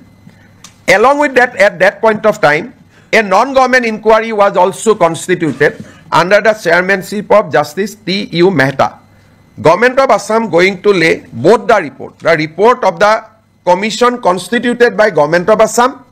the report of the commission constituted by the agitationists of that point of time, so that the people of Assam, new generation scholars can study the root cause of Assam agitation and various issues surrounding the identity issue of Assamese people. Habo? Ekoto nai baki? ঠিক আছে। আৰু 26 তাৰিখৰ কেবিনেটত আমি 6 জনগোষ্ঠীৰ আলোচনা কৰিম। 27 তাৰিখে সেইখন সদনত আহিব। মই 25 বুলি কৈছিলোঁ, 2টা দিন দেৰি হ'ল, কাৰণ ইমান কামৰ মাজত কৰবাত কিবা খেলি মেলি যাতে থাকি নাযায়, সেইকাৰণে 2টা দিন আমি বেছিকৈ লৈছোঁ। লাভ জেহাদৰ বিলখনো আলোচনাত আছে, কিন্তু এইবাৰ হ'বনে নহ'ব মোৰ ডাউট আছে। কিন্তু আমাৰ চৰকাৰৰ দিনতে আৰু এইখন চৰকাৰৰ দিনতে সেই বিলখনো আহিব, কাম চলি আছে। সিদ্ধান্তসমূহ মই আপোনালোকৰ আগত জনাব খুজিছোঁ। অসম চৰকাৰে প্ৰাইভেট স্কুলবিলাকৰ ফিজ ৰেগুলেট কৰে, কিন্তু প্ৰাইভেট স্কুলবিলাকৰ ফিজ ৰেগুলেট কৰা যিখন আমাৰ আইন আছিল, Assam non government educational institute regulation of fees act, ইয়াতে আমি মাইনৰিটি ৰান ইনষ্টিটিউটবিলাকক আওতাৰ বাহিৰত ৰাখিছিলোঁ যেনে মাইনৰিটি যিসকল বৌদ্ধ জৈন খ্ৰীষ্টিয়ান মুছলিম তেওঁলোকে যিবিলাক ইনষ্টিটিউশ্যন পৰিচালনা কৰিছিল তাতে আমি ফিজ ৰেগুলেট কৰিব নোৱাৰিছিলোঁ কেবিনেটে আজি এটা সিদ্ধান্ত লয় আমি বিধানসভাত এখন আইন আনিম এতিয়াৰ পৰা আমি মাইনৰিটি ৰান বা সংখ্যালঘু লোকৰ দ্বাৰা পৰিচালিত বিদ্যালয়সমূহৰো ফিজ আমি আন প্ৰাইভেট স্কুলৰ দৰেই নিৰীক্ষণ আৰু নিৰূপণ কৰিব পাৰিম আজি আমাৰ কেবিনেটত এটা গুৰুত্বপূৰ্ণ সিদ্ধান্ত হয় যে যিসমূহ আমাৰ বিভিন্ন প্ৰাদেশিকৃত বিদ্যালয়সমূহত আমাৰ এটা আগত সিদ্ধান্ত আছিলে যে তাৰ কৰ্মচাৰীসকলৰ দৰমহা আমি আইনৰ জৰিয়তে ফিক্স কৰি ৰাখিছিলোঁ দৰমহা বঢ়াৰ ব্যৱস্থা নাছিল যি দৰমহা আছিল তাতে তেওঁলোক থাকি গৈছিল আজি কেবিনেটে সিদ্ধান্ত গ্ৰহণ কৰে যে প্ৰতি বছৰে এখেতসকলৰ দৰমহা 6% বৃদ্ধি হৈ গৈ থাকিব আগতে কেনেকৈ দৰমহা বাঢ়িব তাক আইনখনত লিখা নাছিল এতিয়াৰ পৰা প্ৰাদেশিকৃত বিদ্যালয়ৰ কৰ্মচাৰীসকল তৃতীয় আৰু চতুৰ্থ বৰ্গৰ কৰ্মচাৰীসকলৰ দৰমহা প্ৰতি বছৰে 6% ইনক্ৰিমেণ্ট পাই গৈ থাকিব আজি আমাৰ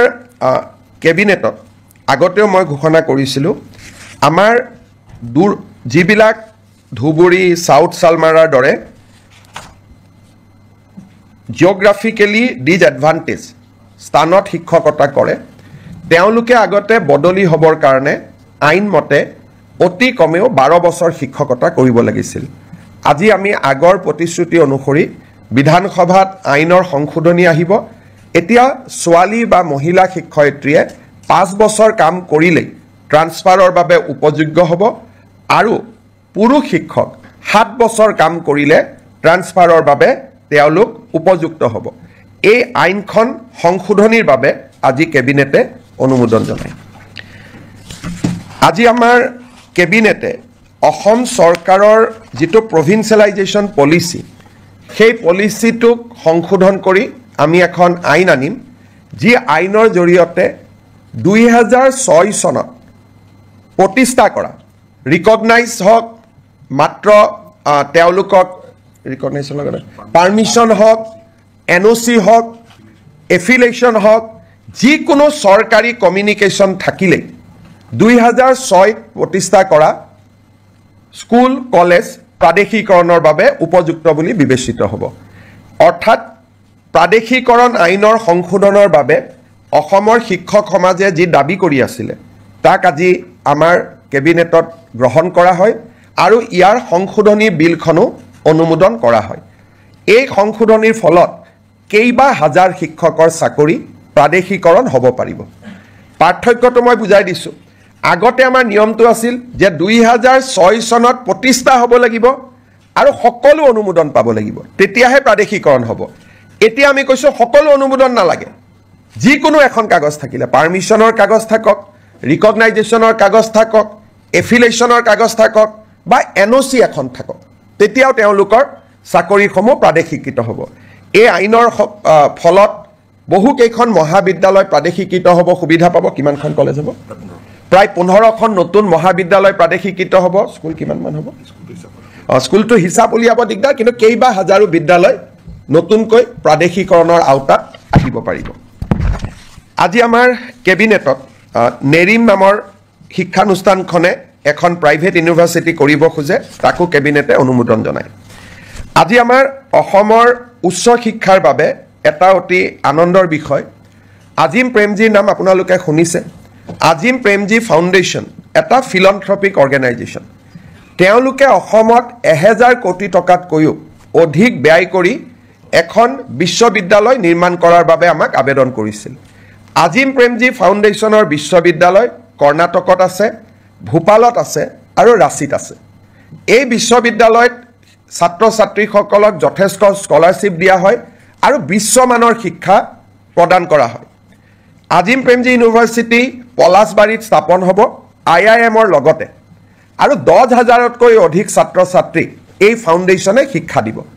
আজি এই ফাউণ্ডেশ্যনক বিশ্ববিদ্যালয় কৰাৰ বাবে যিখন আইন লাগে সেই আইনখনো বিধানসভাত উপস্থাপন কৰাৰ বাবে কেবিনেটে অনুমোদন জনায় আৰু এই বিশ্ববিদ্যালয়খনে অসমৰ উচ্চ শিক্ষাৰ এটা পৰিৱেশত এটা নৱজাগৰণৰ সৃষ্টি কৰিব আমি যিবিলাক প্ৰাইভেট ইউনিভাৰ্চিটি দেখো সেইকেইখন হ'ল প্ৰাইভেট ইউনিভাৰ্চিটি এইখন হ'ল ফিলন্থ্ৰপিক প্ৰাইভেট ইউনিভাৰ্চিটি অৰ্থাৎ তাত কোনো ব্যৱসায় নাই প্ৰফিটৰ কথা নাই বৰঞ্চ ল'ৰা ছোৱালীক তেওঁলোকে স্কলাৰশ্বিপ দি পঢ়াব সেইকাৰণে আৰু প্ৰথম অৱস্থাত 1100-1200 কোটি টকা তেওঁলোকে পৰৱৰ্তী অৱস্থাত 1700 কোটি টকালৈকে বিনিয়োগ কৰিব তাত স্কুলো বনাব তেওঁলোকে হস্পিটালো বনাব এটা ডাঙৰ পৰিৱৰ্তন আহিব IIMৰ লগতে হ'ব পলাশবাৰী ৰাইজৰ বাবেও এটা আনন্দৰ বাতৰি অসমৰ ৰাইজৰ বাবেও এটা আনন্দৰ বাতৰি আজি আমাৰ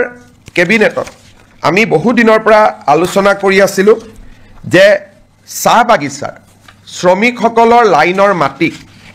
আমি মালিকৰ পৰা সিলিং এক্টত লৈ আমি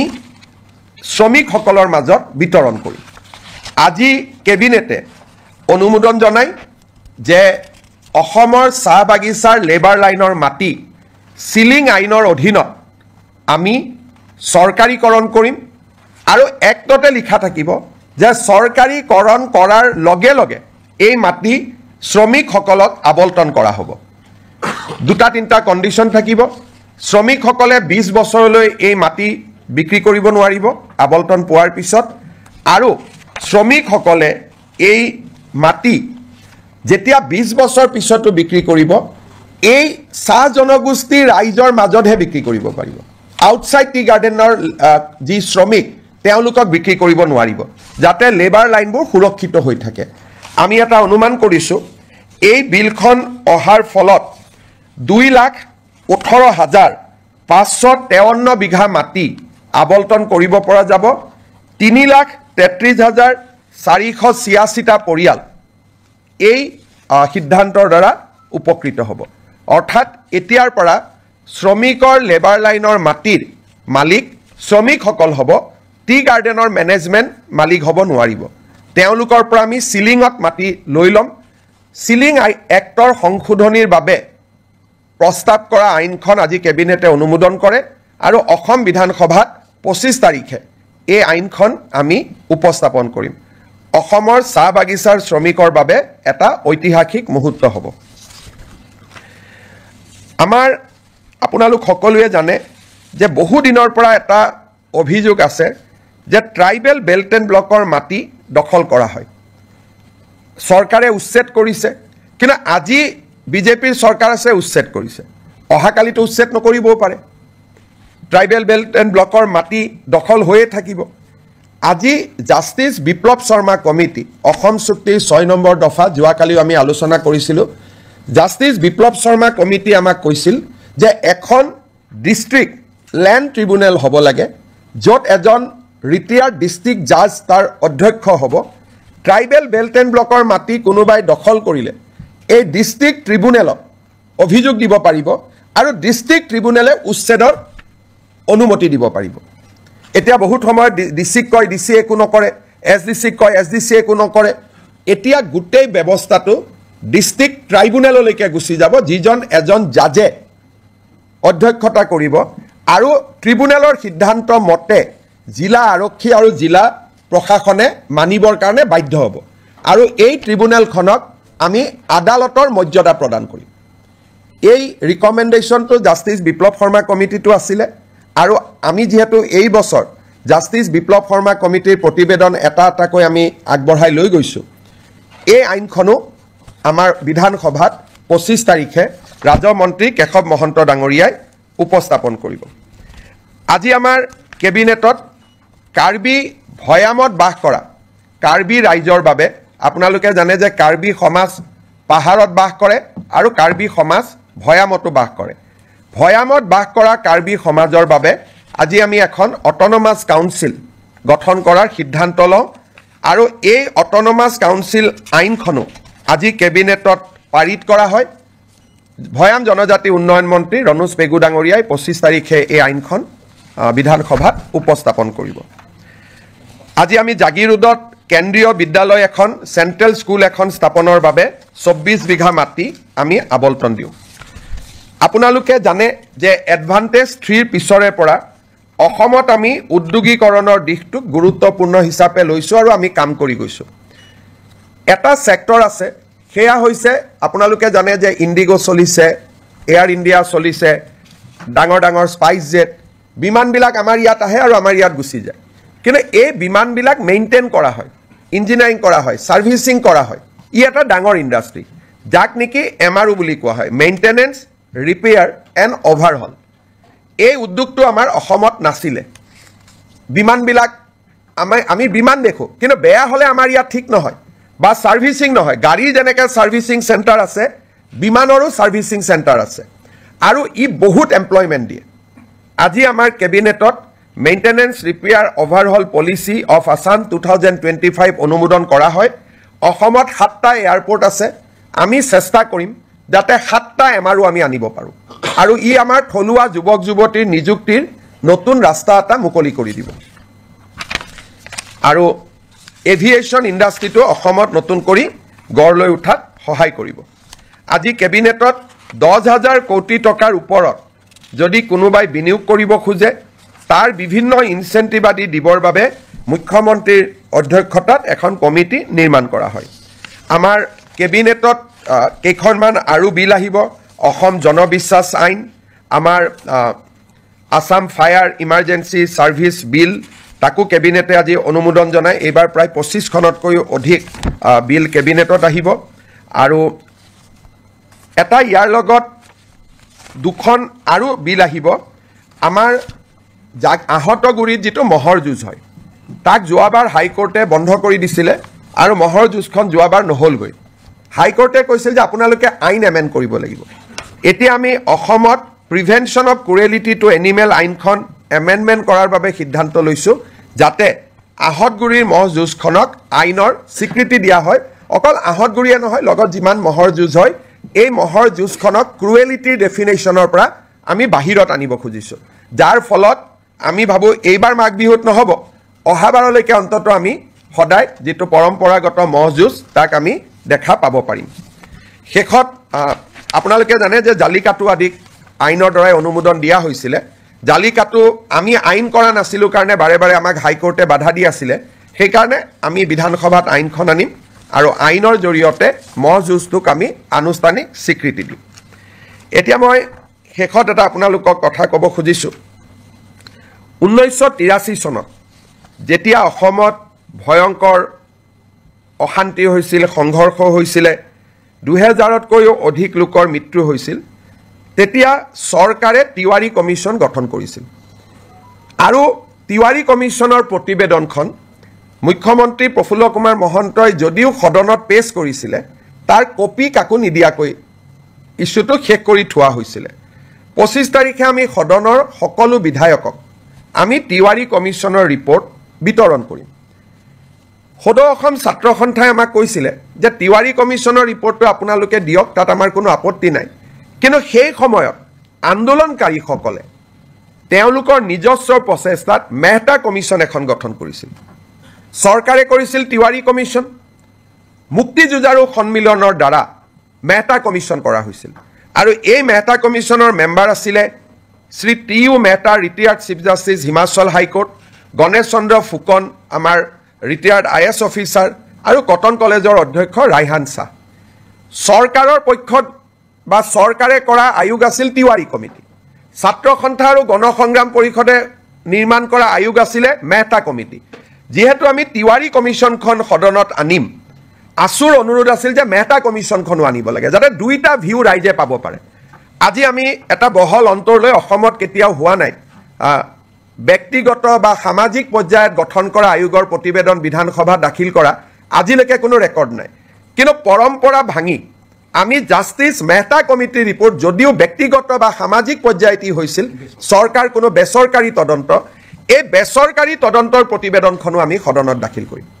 যাতে অসমৰ ইতিহাসৰ সেই অধ্যায়টোৰ সকলো ধৰণৰ ভিউজ যাতে ৰাইজে পাব পাৰে বেচৰকাৰী তদন্ত আয়োগ চৰকাৰী তদন্ত আয়োগ আমি দুইটা সদনৰ মজিয়াত দাখিল কৰিম বিশেষকৈ ৰিচাৰ্চ ষ্টুডেণ্ট গৱেষণাৰ ষ্টুডেণ্ট অসম আন্দোলনক লৈ গৱেষণা কৰিব খোজা ৰিচাৰ্চ কৰিব খোজা জানিব খোজা এই সকলো ব্যক্তিৰ কাৰণে দুইখন কমিটিৰ ৰিপৰ্ট থাকিলে তেওঁলোকে এই এটা সম্যক ধাৰণা ল'বলৈ সুবিধা পাব তেতিয়াও এটা বিতৰ্ক হৈছিল সেই সময়তে প্ৰফুল্ল মহন্ত চৰকাৰ থাকোঁতে এইটো অনুৰোধ আছিল যে তিৱাৰীখন দিলে যদি মেহতাখন কিয় দিয়া নাই আমি সিদ্ধান্ত ল'লোঁ যে আমি দুইটা ৰিপৰ্ট আমি সদনক দিম সেই ফালৰ পৰা আজি এখন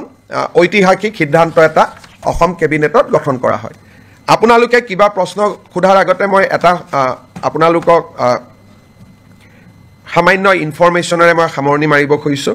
আজি আপোনালোকে দেখিছে যে কেবিনেটত অজস্ৰ আইটেম আছিলে সেইকাৰণে জনজাতি সংক্ৰান্তত মন্ত্ৰীসভাৰ প্ৰতিবেদনখন আজি আমি বহুত ভাল কৰি আলোচনা কৰিব নোৱাৰিলোঁ আজি আমি সিদ্ধান্ত ল'লোঁ যে ২৬ তাৰিখে জনজাতীয় ৬ জনগোষ্ঠীৰ জনজাতীয়কৰণৰ সম্পৰ্কৰ প্ৰতিবেদনখন ২৬ তাৰিখে এখন বিশেষ কেবিনেটত আলোচনা হ'ব আৰু ২৭ তাৰিখে আমি ইয়াক বিধানসভাত উপস্থাপন কৰিম ২৫ তাৰিখে উপস্থাপন কৰিম বুলি মই কৈছিলোঁ কিন্তু বহুত কাগজ পত্ৰ আইনৰ হেঁচাৰ বাবে আমি সিদ্ধান্ত ল'লোঁ যে এই প্ৰতিবেদনখন আমি ২৭ তাৰিখে সদনত আমি দাখিল কৰিম ২৬ তাৰিখে আমাৰ কেবিনেট বৈঠক হ'ব তাতে অনুমোদন হ'ব আৰু ২৭ তাৰিখে আমি ইয়াক সদনত উপস্থাপন কৰিম আপোনালোকৰ যদি কিবা প্ৰশ্ন আছে কৰিব পাৰে চক যদি টেকনিকেলি সোধে হয়তো দুইটা ৰিপৰ্টে ৰাজহুৱা হৈছিলে কিন্তু আছুৱেও কপি বনাই কাকো দিব পৰা নাছিল মহন্ত ডাঙৰীয়ায়ো কাকো দিব পৰা নাছিল টেকনিকেলি উপস্থাপন হৈছিল এইবাৰ দুইখন বহল ভিত্তিত ৰাইজে দেখিব পাব মেহতা কমিশ্যনটো এছেম্বলিত দিয়াৰ কথাই নাই এখন বেচৰকাৰী আছিলে তিৱাৰী কমিটিয়ে ৰিপৰ্ট দিছিলে কিন্তু এটা কপি অকল স্পিকাৰৰ হাতত আছিলে আৰু মেম্বাৰে পোৱা নাছিলে এইবাৰ সকলোৱে পাব আৰু আপোনালোককো আমি কপি দি দিম দেখা গৈছে যে দুটা বিৰোধী দল এলডিএফে খুব ওয়েলকাম কৰিছে আৰু কংগ্ৰেছে কোন কাৰণতে কৰিব নালাগে বুলি চক মই ৰিপৰ্টটো যেহেতু পঢ়িছোঁ তিৱাৰী কমিশ্যনৰ ৰিপৰ্টটো যদিও সেই সময়ত কংগ্ৰেছৰ চৰকাৰৰ দিনত হিতেশ্বৰ শইকীয়া চৰকাৰৰ দিনতে তাৰ প্ৰতিবেদন আহিছিল ৰিপৰ্টটো সম্যকভাৱে এটা নিৰপেক্ষ ৰিপৰ্ট আৰু যথেষ্ট কষ্ট তাত কৰা হৈছিলে অসমৰ এটা ডাঙৰ ইতিহাস এটা লুকাই নোহোৱা হৈ যাব যদি আমি তিৱাৰী কমিশ্যনৰ ৰিপৰ্টটো দেখা নাপাওঁ আৰু কংগ্ৰেছে ভাবিছে তাত কিবা প্ৰভোকেটিভ কথা আছে তাত বিজেপিৰ ৰাজনৈতিক লাভ হ'ব তাত বিজেপিৰ ৰাজনৈতিক লাভ হ'ব পৰা এটা শব্দও নাই খালি অসমৰ বুৰঞ্জীৰ ডাঙৰ ইতিহাস এটা নোহোৱা হৈ যাব যদি তিৱাৰী কমিশ্যনৰ ৰিপৰ্টটো ৰাইজৰ সন্মুখত নাথাকে গতিকে ই এটা একাডেমিক এক্সাৰচাইজ কংগ্ৰেছে ভাবিছে তাত কিবা তেওঁলোকৰ বিৰুদ্ধে কথা আছে কাৰণ কংগ্ৰেছৰ বৰ্তমান নেতৃত্বটো খুব তুলুঙা আৰু তেওঁলোকৰ মই ক'ব গ'লে মেচিউৰিটিৰ অভাৱ কাৰণ এখন তেওঁলোকৰ চৰকাৰে গঠন কৰা তদন্ত আয়োগ প্ৰধানমন্ত্ৰী ইন্দিৰা গান্ধীয়ে গঠন কৰা তদন্ত আয়োগ ইন্দিৰা গান্ধীয়ে গঠন কৰা তদন্ত আয়োগৰ প্ৰতিবেদন এখন প্ৰকাশ কৰিব নালাগে বুলি কংগ্ৰেছে কেনেকৈ ক'ব পাৰে আৰু বিৰোধী দলপতি দেৱব্ৰত শইকীয়াৰ দেউতাকে এই কমিটিখন পৰিচালনা কৰিছিল তেওঁৰ মুখ্যমন্ত্ৰীৰ দিনত তাৰমানে এই কংগ্ৰেছ পাৰ্টিটোৰ মেচিউৰিটি নাই বৰ্তমানৰ যিটো কংগ্ৰেছ পাৰ্টি চলি আছে তুলুঙা একেবাৰে মানে পলিটিকেল মেচিউৰিটি নোহোৱা পাৰ্টি এটা তেওঁলোকৰ কামটো আমি কৰিছোঁ আৰু আমি কিমান অপেন কালি আমাক আছুৱে কৈছে আৰু ৰিপৰ্টত আছুৰ ওপৰতহে কিছুমান নিগেটিভ আছে কালি আছুৱে মোক কৈছে যে নহয় আমি জানো আমাৰ ওপৰত নিগেটিভ আছে কিন্তু তথাপিতো এইখনো সদনত আহক কাৰণ আন্দোলনৰ ইতিহাসৰ ই এটা অংশ আজি নেলিক লৈ বহুতে কিবা কিবি কৈ থাকে তাতে পঢ়িলে বুজি পাব অকল নেলি অহা নাই তাত গহপুৰ আহিছে চমৰীয়া আহিছে চিলাপথাৰ আহিছে গতিকে এই ৰিপৰ্টখন পঢ়িলে নতুন প্ৰজন্মই বহুত কথা জানিব পাৰিব অসম আন্দোলন কিয় হৈছিল কিয় হ'বলগীয়া হ'ল আৰু সেই সময়তে তিৱাৰী কমিশ্যনে সাংবিধানিক ৰক্ষা কবচ ৰিকমেণ্ড কৰি গৈছিল ই 1983 গতিকে এইবিলাক জনা ভাল আজি আমি যি কৈ আছোঁ হিমন্ত বিশ্ব শৰ্মা সকলো কামতে ব্যতিক্ৰম নাই টাটা ছেমিকণ্ডাক্টৰ বেলেগ কোন মুখ্যমন্ত্ৰীয়ে কৰিলে অসমীয়া ভাষাক ধ্ৰুপদী ভাষাৰ মৰ্যাদা কোনে দিলে বৃন্দাবনী বস্ত্ৰ কোনে আনিলে লাচিত বৰফুকনৰ জন্ম জয়ন্তী কোনে পালন কৰিলে চুকাফাৰ নামত বিশ্ববিদ্যালয় কোনে কৰিলে টি গাৰ্ডেনৰ শ্ৰমিকক মাটিৰ অধিকাৰ কোনে দিলে গতিকে আমাৰ চৰকাৰখনটো ব্যতিক্ৰমী সেইকাৰণে আমাৰ চৰকাৰখনে সপ্তাহত কেবিনেট পাতি এনেকৈ আপোনালোকক কোনোবা মুখ্যমন্ত্ৰীয়ে এড্ৰেছ কৰাৰ আগতে কোনোবাই কৰিছিল নেকি গতিকে আমাৰ চৰকাৰখনটো ব্যতিক্ৰম হয়েই সেইটোতো অসমৰ মানুহে স্বীকাৰ কৰে আশীৰ্বাদ কৰে গতিকে আগৰ মুখ্যমন্ত্ৰীয়ে নকৰিলে বুলি মই নকৰিম এইটো কেনেকুৱা ক'ত কথা লিখা আছে আগৰ মুখ্যমন্ত্ৰীসকলৰ মনত ভয় আছিলে মোৰ মনত ভয় নাই কাৰণ ইতিহাস কেতিয়াও লুকাব নাপায় ইট ইজ এ ক্ৰাইম ইতিহাস লুকালে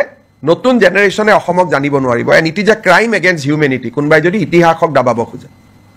আৰু বিধানসভাৰ লাইব্ৰেৰীত ইয়াৰ কপি এটা আছেও আজিও আছে এনেকুৱা নহয় যে কপিটো নাই প্ৰফুল্ল মহন্ত ডাঙৰীয়াই যিটো কপি সদনত দিলে স্পিকাৰে নি আলমাৰীত থৈ দিছে বিধানসভাৰ লাইব্ৰেৰীত আজিও আপোনালোকে চাব পাৰে গতিকে এইটো কোনো সিক্ৰেট ডকুমেণ্টটো নহয় बहुत लंबा हो जाएगा माँ कहाँ हो पाएगा ये English Hindi Today Assam cabinet has approved host of legislation around 27 to be placed before Assam Assembly which will be in session from 25th of this month. This include provision for handing over tea garden labor colonies land to the tea garden laborers, School Provincialization Act, relaxation of Animal Cruelty Act to provide a facility for buffalo fight like Jalakattu. All these legislation will be placed before the assembly, including a new policy for MRO. Along with this legislation, we are also going to place the Tiwari Commission report, which was constituted in 1983 to investigate the region of violence that has erupted in the state in the year 2083, which has witnessed death over 3,000 citizens. Along with that, at that point of time, a non-government inquiry was also constituted under the chairmanship of Justice T.U. Mehta. Government of Assam going to lay both the report of the commission constituted by Government of Assam, the report of the commission constituted by the agitationists of that point of time, so that the people of Assam, new generation scholars can study the root cause of Assam agitation and various issues surrounding the identity issue of Assamese people. Habo? Ekoto nai baki? ঠিক আছে আৰু 26 তাৰিখৰ কেবিনেটত আমি 6 জনগোষ্ঠীৰ আলোচনা কৰিম 27 তাৰিখে সেইখন সদনত আহিব মই 25 বুলি কৈছিলো দুটা দিন দেৰি হ'ল কাৰণ ইমান কামৰ মাজত কৰবাত কিবা খেলিমেলি যাতে থাকি না যায় সেইকাৰণে দুটা দিন আমি বেছি কৈ লৈছো লাভ জেহাদৰ বিলখনো আলোচনাত আছে কিন্তু এইবাৰ হবনে নহব মোৰ ডাউট আছে কিন্তু আমাৰ চৰকাৰৰ দিনতে আৰু এইখন চৰকাৰৰ দিনতে সেই বিলখনো আহিব কাম চলি আছে সিদ্ধান্তসমূহ মই আপোনালোকৰ আগত জনাব খুজিছো অসম চৰকাৰে প্ৰাইভেট স্কুলবিলাকৰ ফিজ ৰেগুলেট কৰে কিন্তু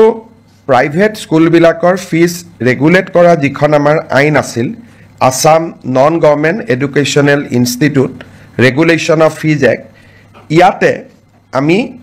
মাইনৰিটি ৰান ইনষ্টিটিউটবিলাকক আউটাৰ বাহিৰত ৰাখিছিলোঁ যেনে মাইনৰিটি যিসকল বৌদ্ধ জৈন খ্ৰীষ্টিয়ান মুছলিম তেওঁলোকে যিবিলাক ইনষ্টিটিউশ্যন পৰিচালনা কৰিছিল তাতে আমি ফিজ ৰেগুলেট কৰিব নোৱাৰিছিলোঁ কেবিনেটে আজি এটা সিদ্ধান্ত লয় আমি বিধানসভাত এখন আইন আনিম এতিয়াৰ পৰা আমি মাইনৰিটি ৰান বা সংখ্যালঘু লোকৰ দ্বাৰা পৰিচালিত বিদ্যালয়সমূহৰো ফিজ আমি আন প্ৰাইভেট স্কুলৰ দৰে নিৰীক্ষণ আৰু নিৰূপণ কৰিব পাৰিম আজি আমাৰ কেবিনেটত এটা গুৰুত্বপূৰ্ণ সিদ্ধান্ত হয় যে যিসমূহ আমাৰ বিভিন্ন প্ৰাদেশিকিত মহাবিদ্যালয় বিদ্যালয়সমূহত আমাৰ এটা আগত সিদ্ধান্ত আছিলে যে তাৰ কৰ্মচাৰীসকলৰ দৰমহা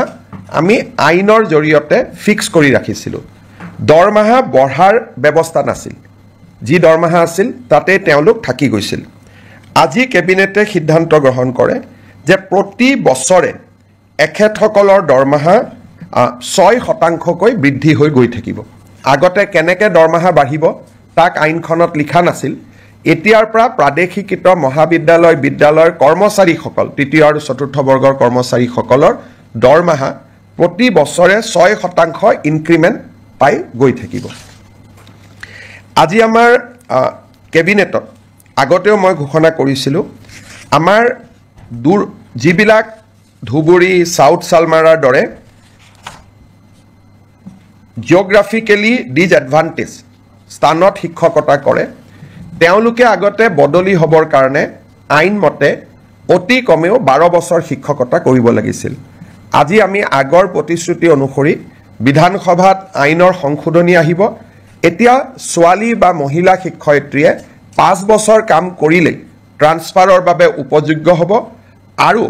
পুৰুষ শিক্ষক 7 বছৰ কাম কৰিলে ট্ৰান্সফাৰৰ বাবে তেওঁলোক উপযুক্ত হ'ব এই আইনখন সংশোধনীৰ বাবে আজি কেবিনেটে অনুমোদন জনায় আজি আমাৰ কেবিনেটে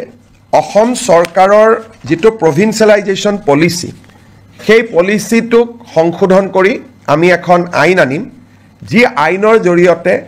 2006 চনত প্ৰতিষ্ঠা কৰা ৰিকগনাইজ হওক মাত্ৰ তেওঁলোকক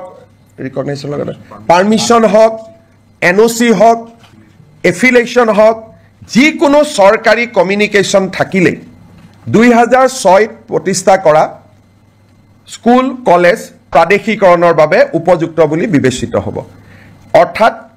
প্ৰাদেশিকৰণ আইনৰ সংশোধনৰ বাবে অসমৰ শিক্ষক সমাজে যি দাবী কৰি আছিল তাক আজি আমাৰ কেবিনেটত গ্ৰহণ কৰা হয় আৰু ইয়াৰ সংশোধনী বিলখনো অনুমোদন কৰা হয় এই সংশোধনীৰ ফলত কেইবা হাজাৰ শিক্ষকৰ চাকৰি প্ৰাদেশিকৰণ হ'ব পাৰিব পাৰ্থক্যটো মই বুজাই দিছো আগতে আমাৰ নিয়মটো আছিল যে 2006 চনত প্ৰতিষ্ঠা হ'ব লাগিব আৰু সকলো অনুমোদন পাব লাগিব তেতিয়াহে প্ৰাদেশিকৰণ হ'ব এতিয়া আমি কৈছো সকলো অনুমোদন নালাগে যিকোনো এখন কাগজ থাকিলে পাৰমিশনৰ কাগজ থাকক ৰিকগনাইজেশ্যনৰ কাগজ থাকক এফিলিয়েশ্যনৰ কাগজ থাকক বা এনঅচি এখন থাকক তেতিয়াও তেওঁলোকৰ চাকৰিসমূহ প্ৰাদেশিকৃত হ'ব এই আইনৰ ফলত বহু কেইখন মহাবিদ্যালয় প্ৰাদেশিকৃত হ'ব সুবিধা পাব কিমানখন কলেজ হ'ব প্ৰায় 15খন নতুন মহাবিদ্যালয় প্ৰাদেশিকৃত হ'ব স্কুল কিমানমান হ'ব স্কুলটো হিচাপ উলিয়াব দিগদাৰ কিন্তু কেইবা হাজাৰো বিদ্যালয় নতুনকৈ প্ৰাদেশিকৰণৰ আওতাত আহিব পাৰিব আজি আমাৰ কেবিনেটত নেৰিন নামৰ শিক্ষানুষ্ঠানখনে এখন প্ৰাইভেট ইউনিভাৰ্চিটি কৰিব খোজে তাকো কেবিনেটে অনুমোদন জনায় আজি আমাৰ অসমৰ উচ্চ শিক্ষাৰ বাবে এটা অতি আনন্দৰ বিষয় আজিম প্ৰেমজীৰ নাম আপোনালোকে শুনিছে আজিম প্ৰেমজী ফাউণ্ডেশ্যন এটা ফিলন্থ্ৰপিক অৰ্গেনাইজেশ্যন তেওঁলোকে অসমত 1000 কোটি টকাতকৈও অধিক ব্যয় কৰি এখন বিশ্ববিদ্যালয় নিৰ্মাণ কৰাৰ বাবে আমাক আবেদন কৰিছিল আজিম প্ৰেমজী ফাউণ্ডেশ্যনৰ বিশ্ববিদ্যালয় কৰ্ণাটকত আছে ভূপালত আছে আৰু ৰাঁচীত আছে এই বিশ্ববিদ্যালয়ত ছাত্ৰ ছাত্ৰীসকলক যথেষ্ট স্কলাৰশ্বিপ দিয়া হয় আৰু বিশ্বমানৰ শিক্ষা প্ৰদান কৰা হয় আজিম প্ৰেমজী ইউনিভাৰ্চিটি পলাশবাৰীত স্থাপন হ'ব IIMৰ লগতে আৰু 10,000তকৈ অধিক ছাত্ৰ ছাত্ৰীক এই ফাউণ্ডেশ্যনে শিক্ষা দিব আজি এই ফাউণ্ডেশ্যনক বিশ্ববিদ্যালয় কৰাৰ বাবে যিখন আইন লাগে সেই আইনখনো বিধানসভাত উপস্থাপন কৰাৰ বাবে কেবিনেটে অনুমোদন জনায় আৰু এই বিশ্ববিদ্যালয়খনে অসমৰ উচ্চ শিক্ষাৰ এটা পৰিৱেশত এটা নৱজাগৰণৰ সৃষ্টি কৰিব আমি যিবিলাক প্ৰাইভেট ইউনিভাৰ্চিটি দেখো সেইকেইখন হ'ল প্ৰাইভেট ইউনিভাৰ্চিটি এইখন হ'ল ফিলন্থ্ৰপিক প্ৰাইভেট ইউনিভাৰ্চিটি অৰ্থাৎ তাত কোনো ব্যৱসায় নাই প্ৰফিটৰ কথা নাই বৰঞ্চ ল'ৰা ছোৱালীক তেওঁলোকে স্কলাৰশ্বিপ দি পঢ়াব সেইকাৰণে আৰু প্ৰথম অৱস্থাত 1100-1200 কোটি টকা তেওঁলোকে পৰৱৰ্তী অৱস্থাত 1700 কোটি টকালৈকে বিনিয়োগ কৰিব তাত স্কুলো বনাব তেওঁলোকে হস্পিটালো বনাব এটা ডাঙৰ পৰিৱৰ্তন আহিব IIMৰ লগতে হ'ব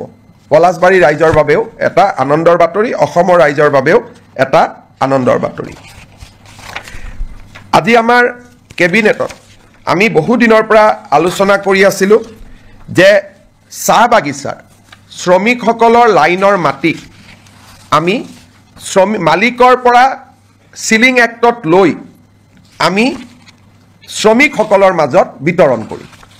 আজি কেবিনেটে অনুমোদন জনায় যে অসমৰ চাহ বাগিচাৰ লেবাৰ লাইনৰ মাটি সিলিং আইনৰ অধীনত আমি চৰকাৰীকৰণ কৰিম আৰু এক্টতে লিখা থাকিব যে চৰকাৰীকৰণ কৰাৰ লগে লগে এই মাটি শ্ৰমিকসকলক আবণ্টন কৰা হ'ব দুটা তিনিটা কণ্ডিশ্যন থাকিব শ্ৰমিকসকলে 20 বছৰলৈ এই মাটি বিক্ৰী কৰিব নোৱাৰিব আবণ্টন পোৱাৰ পিছত আৰু শ্ৰমিকসকলে এই মাটি যেতিয়া 20 বছৰ পিছতো বিক্ৰী কৰিব এই চাহ জনগোষ্ঠীৰ ৰাইজৰ মাজতহে বিক্ৰী কৰিব পাৰিব আউটসাইড টি গাৰ্ডেনৰ যি শ্ৰমিক তেওঁলোকক বিক্ৰী কৰিব নোৱাৰিব যাতে লেবাৰ লাইনবোৰ সুৰক্ষিত হৈ থাকে আমি এটা অনুমান কৰিছোঁ এই বিলখন অহাৰ ফলত 2,18,553 বিঘা মাটি আবণ্টন কৰিব পৰা যাব। 3,33,486টা পৰিয়াল এই সিদ্ধান্তৰ দ্বাৰা উপকৃত হ'ব। অৰ্থাৎ এতিয়াৰ পৰা শ্ৰমিকৰ লেবাৰ লাইনৰ মাটিৰ মালিক শ্ৰমিকসকল হ'ব, টি গাৰ্ডেনৰ মেনেজমেণ্ট মালিক হ'ব নোৱাৰিব। তেওঁলোকৰ পৰা আমি চিলিঙত মাটি লৈ ল'ম। চিলিং এক্টৰ সংশোধনীৰ বাবে প্ৰস্তাৱ কৰা আইনখন আজি কেবিনেটে অনুমোদন কৰে আৰু অসম বিধানসভাত 25 তাৰিখে এই আইনখন আমি উপস্থাপন কৰিম। অসমৰ চাহ বাগিচাৰ শ্ৰমিকৰ বাবে এটা ঐতিহাসিক মুহূৰ্ত হ'ব। আমাৰ আপোনালোক সকলোৱে জানে যে বহু দিনৰ পৰা এটা অভিযোগ আছে যে ট্ৰাইবেল বেল্ট এণ্ড ব্লকৰ মাটি দখল কৰা হয়। চৰকাৰে উচ্ছেদ কৰিছে, কিন্তু আজি বিজেপিৰ চৰকাৰ আছে উচ্ছেদ কৰিছে, অহাকালিতো উচ্ছেদ নকৰিবও পাৰে। ট্ৰাইবেল বেল্ট এণ্ড ব্লকৰ মাটি দখল হৈয়ে থাকিব। আজি জাষ্টিছ বিপ্লৱ শৰ্মা কমিটি, অসম চুক্তিৰ 6 নম্বৰ দফা যোৱাকালিও আমি আলোচনা কৰিছিলোঁ। জাষ্টিছ বিপ্লৱ শৰ্মা কমিটি আমাক কৈছিল যে এখন ডিষ্ট্ৰিক্ট লেণ্ড ট্ৰিব্যুনেল হ'ব লাগে, য'ত এজন ৰিটায়াৰ্ড ডিষ্ট্ৰিক্ট জাজ তাৰ অধ্যক্ষ হ'ব। ট্ৰাইবেল বেল্ট এণ্ড ব্লকৰ মাটি কোনোবাই দখল কৰিলে এই ডিষ্ট্ৰিক্ট ট্ৰিব্যুনেলত অভিযোগ দিব পাৰিব আৰু ডিষ্ট্ৰিক্ট ট্ৰিব্যুনেলে উচ্ছেদৰ অনুমতি দিব পাৰিব। এতিয়া বহুত সময়ত ডিচিক কয় ডিচি একো নকৰে, এছ ডি চিক কয় এছ ডি চি একো নকৰে। এতিয়া গোটেই ব্যৱস্থাটো ডিষ্ট্ৰিক্ট ট্ৰাইব্যুনেললৈকে গুচি যাব, যিজন এজন জাজে অধ্যক্ষতা কৰিব আৰু ট্ৰিব্যুনেলৰ সিদ্ধান্ত মতে জিলা আৰক্ষী আৰু জিলা প্ৰশাসনে মানিবৰ কাৰণে বাধ্য হ'ব আৰু এই ট্ৰিব্যুনেলখনক আমি আদালতৰ মৰ্যাদা প্ৰদান কৰিম। এই ৰিকমেণ্ডেশ্যনটো জাষ্টিছ বিপ্লৱ শৰ্মা কমিটিটো আছিলে আৰু আমি যিহেতু এই বছৰ জাষ্টিছ বিপ্লৱ শৰ্মা কমিটিৰ প্ৰতিবেদন এটা এটাকৈ আমি আগবঢ়াই লৈ গৈছোঁ, এই আইনখনো আমাৰ বিধানসভাত 25 তাৰিখে ৰাজমন্ত্ৰী কেশৱ মহন্ত ডাঙৰীয়াই উপস্থাপন কৰিব। আজি আমাৰ কেবিনেটত কাৰ্বি ভৈয়ামত বাস কৰা কাৰ্বি ৰাইজৰ বাবে, আপোনালোকে জানে যে কাৰ্বি সমাজ পাহাৰত বাস কৰে আৰু কাৰ্বি সমাজ ভৈয়ামতো বাস কৰে। ভৈয়ামত বাস কৰা কাৰ্বি সমাজৰ বাবে আজি আমি এখন অট'নমাছ কাউন্সিল গঠন কৰাৰ সিদ্ধান্ত লওঁ আৰু এই অট'নমাছ কাউন্সিল আইনখনো আজি কেবিনেটত পাৰিত কৰা হয়। ভৈয়াম জনজাতি উন্নয়ন মন্ত্ৰী ৰণোজ পেগু ডাঙৰীয়াই 25 তাৰিখে এই আইনখন বিধানসভাত উপস্থাপন কৰিব। আজি আমি জাগি ৰোডত কেন্দ্ৰীয় বিদ্যালয় এখন, চেণ্ট্ৰেল স্কুল এখন স্থাপনৰ বাবে 24 বিঘা মাটি আমি আবণ্টন দিওঁ। আপোনালোকে জানে যে এডভান্টেজ 3ৰ পিছৰে পৰা অসমত আমি উদ্যোগীকৰণৰ দিশটোক গুৰুত্বপূৰ্ণ হিচাপে লৈছোঁ আৰু আমি কাম কৰি গৈছোঁ। এটা ছেক্টৰ আছে, সেয়া হৈছে আপোনালোকে জানে যে ইণ্ডিগো চলিছে, এয়াৰ ইণ্ডিয়া চলিছে, ডাঙৰ ডাঙৰ স্পাইচ জেট বিমানবিলাক আমাৰ ইয়াত আহে আৰু আমাৰ ইয়াত গুচি যায়। কিন্তু এই বিমানবিলাক মেইনটেইন কৰা হয়, ইঞ্জিনিয়াৰিং কৰা হয়, ছাৰ্ভিচিং কৰা হয়। ই এটা ডাঙৰ ইণ্ডাষ্ট্ৰী, যাক নেকি MRO বুলি কোৱা হয়, মেইনটেনেন্স ৰিপেয়াৰ এণ্ড অভাৰহল। এই উদ্যোগটো আমাৰ অসমত নাছিলে। বিমানবিলাক আমি বিমান দেখোঁ, কিন্তু বেয়া হ'লে আমাৰ ইয়াত ঠিক নহয় বা ছাৰ্ভিচিং নহয়। গাড়ীৰ যেনেকৈ ছাৰ্ভিচিং চেণ্টাৰ আছে, বিমানৰো ছাৰ্ভিচিং চেণ্টাৰ আছে আৰু ই বহুত এমপ্লয়মেণ্ট দিয়ে। আজি আমাৰ কেবিনেটত maintenance repair overhaul policy of Assam 2025 অনুমোদন কৰা হয়। অসমত 7টা এয়াৰপৰ্ট আছে, আমি চেষ্টা কৰিম যাতে 7টা MRO আমি আনিব পাৰোঁ আৰু ই আমাৰ থলুৱা যুৱক যুৱতীৰ নিযুক্তিৰ নতুন ৰাস্তা এটা মুকলি কৰি দিব আৰু এভিয়েশ্যন ইণ্ডাষ্ট্ৰিটো অসমত নতুন কৰি গঢ় লৈ উঠাত সহায় কৰিব। আজি কেবিনেটত 10,000 কোটি টকাৰ ওপৰত যদি কোনোবাই বিনিয়োগ কৰিব খোজে, তাৰ বিভিন্ন ইনচেণ্টিভ আদি দিবৰ বাবে মুখ্যমন্ত্ৰীৰ অধ্যক্ষতাত এখন কমিটি নিৰ্মাণ কৰা হয়। আমাৰ কেবিনেটত কেইখনমান আৰু বিল আহিব। অসম জনবিশ্বাস আইন, আমাৰ আছাম ফায়াৰ ইমাৰ্জেঞ্চি ছাৰ্ভিচ বিল, তাকো কেবিনেটে আজি অনুমোদন জনায়। এইবাৰ প্ৰায় 25খনতকৈও অধিক বিল কেবিনেটত আহিব আৰু এটা ইয়াৰ লগত 2খন আৰু বিল আহিব। আমাৰ আহতগুৰিত যিটো মহৰ যুঁজ হয়, তাক যোৱাবাৰ হাইকোৰ্টে বন্ধ কৰি দিছিলে আৰু মহৰ যুঁজখন যোৱাবাৰ নহ'লগৈ হাইকোৰ্টে কৈছিল যে আপোনালোকে আইন এমেণ্ড কৰিব লাগিব এতিয়া আমি অসমত prevention of cruelty to animal আইনখন এমেণ্ডমেণ্ট কৰাৰ বাবে সিদ্ধান্ত লৈছোঁ যাতে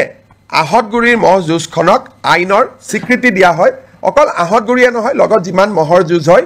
এই মহৰ যুঁজখনক ক্ৰুৱেলিটিৰ ডেফিনেশ্যনৰ পৰা আমি বাহিৰত আনিব খুজিছোঁ যাৰ ফলত আমি ভাবোঁ এইবাৰ মাঘ বিহুত নহ'ব অহাবাৰলৈকে অন্ততঃ আমি সদায় যিটো পৰম্পৰাগত মহ যুঁজ তাক আমি দেখা পাব পাৰিম শেষত আপোনালোকে জানে যে জালিকাটু আদিক আইনৰ দ্বাৰাই অনুমোদন দিয়া হৈছিলে জালিকাটু আমি আইন কৰা নাছিলোঁ কাৰণে বাৰে বাৰে আমাক হাইকোৰ্টে বাধা দি আছিলে সেইকাৰণে আমি বিধানসভাত আইনখন আনিম আৰু আইনৰ জৰিয়তে মহ যুঁজটোক আমি আনুষ্ঠানিক স্বীকৃতি দিম এতিয়া মই শেষত এটা আপোনালোকক কথা ক'ব খুজিছোঁ 1983 চনত যেতিয়া অসমত ভয়ংকৰ অশান্তি হৈছিল সংঘৰ্ষ হৈছিলে 2000তকৈও অধিক লোকৰ মৃত্যু হৈছিল তেতিয়া চৰকাৰে তিৱাৰী কমিশ্যন গঠন কৰিছিল আৰু তিৱাৰী কমিশ্যনৰ প্ৰতিবেদনখন মুখ্যমন্ত্ৰী প্ৰফুল্ল কুমাৰ মহন্তই যদিও সদনত পেছ কৰিছিলে তাৰ কপি কাকো নিদিয়াকৈ ইছ্যুটো শেষ কৰি থোৱা হৈছিলে 25 তাৰিখে আমি সদনৰ সকলো বিধায়কক আমি তিৱাৰী কমিশ্যনৰ ৰিপৰ্ট বিতৰণ কৰিম সদৌ অসম ছাত্ৰ সন্থাই আমাক কৈছিলে যে তিৱাৰী কমিশ্যনৰ ৰিপৰ্টটো আপোনালোকে দিয়ক তাত আমাৰ কোনো আপত্তি নাই কিন্তু সেই সময়ত আন্দোলনকাৰীসকলে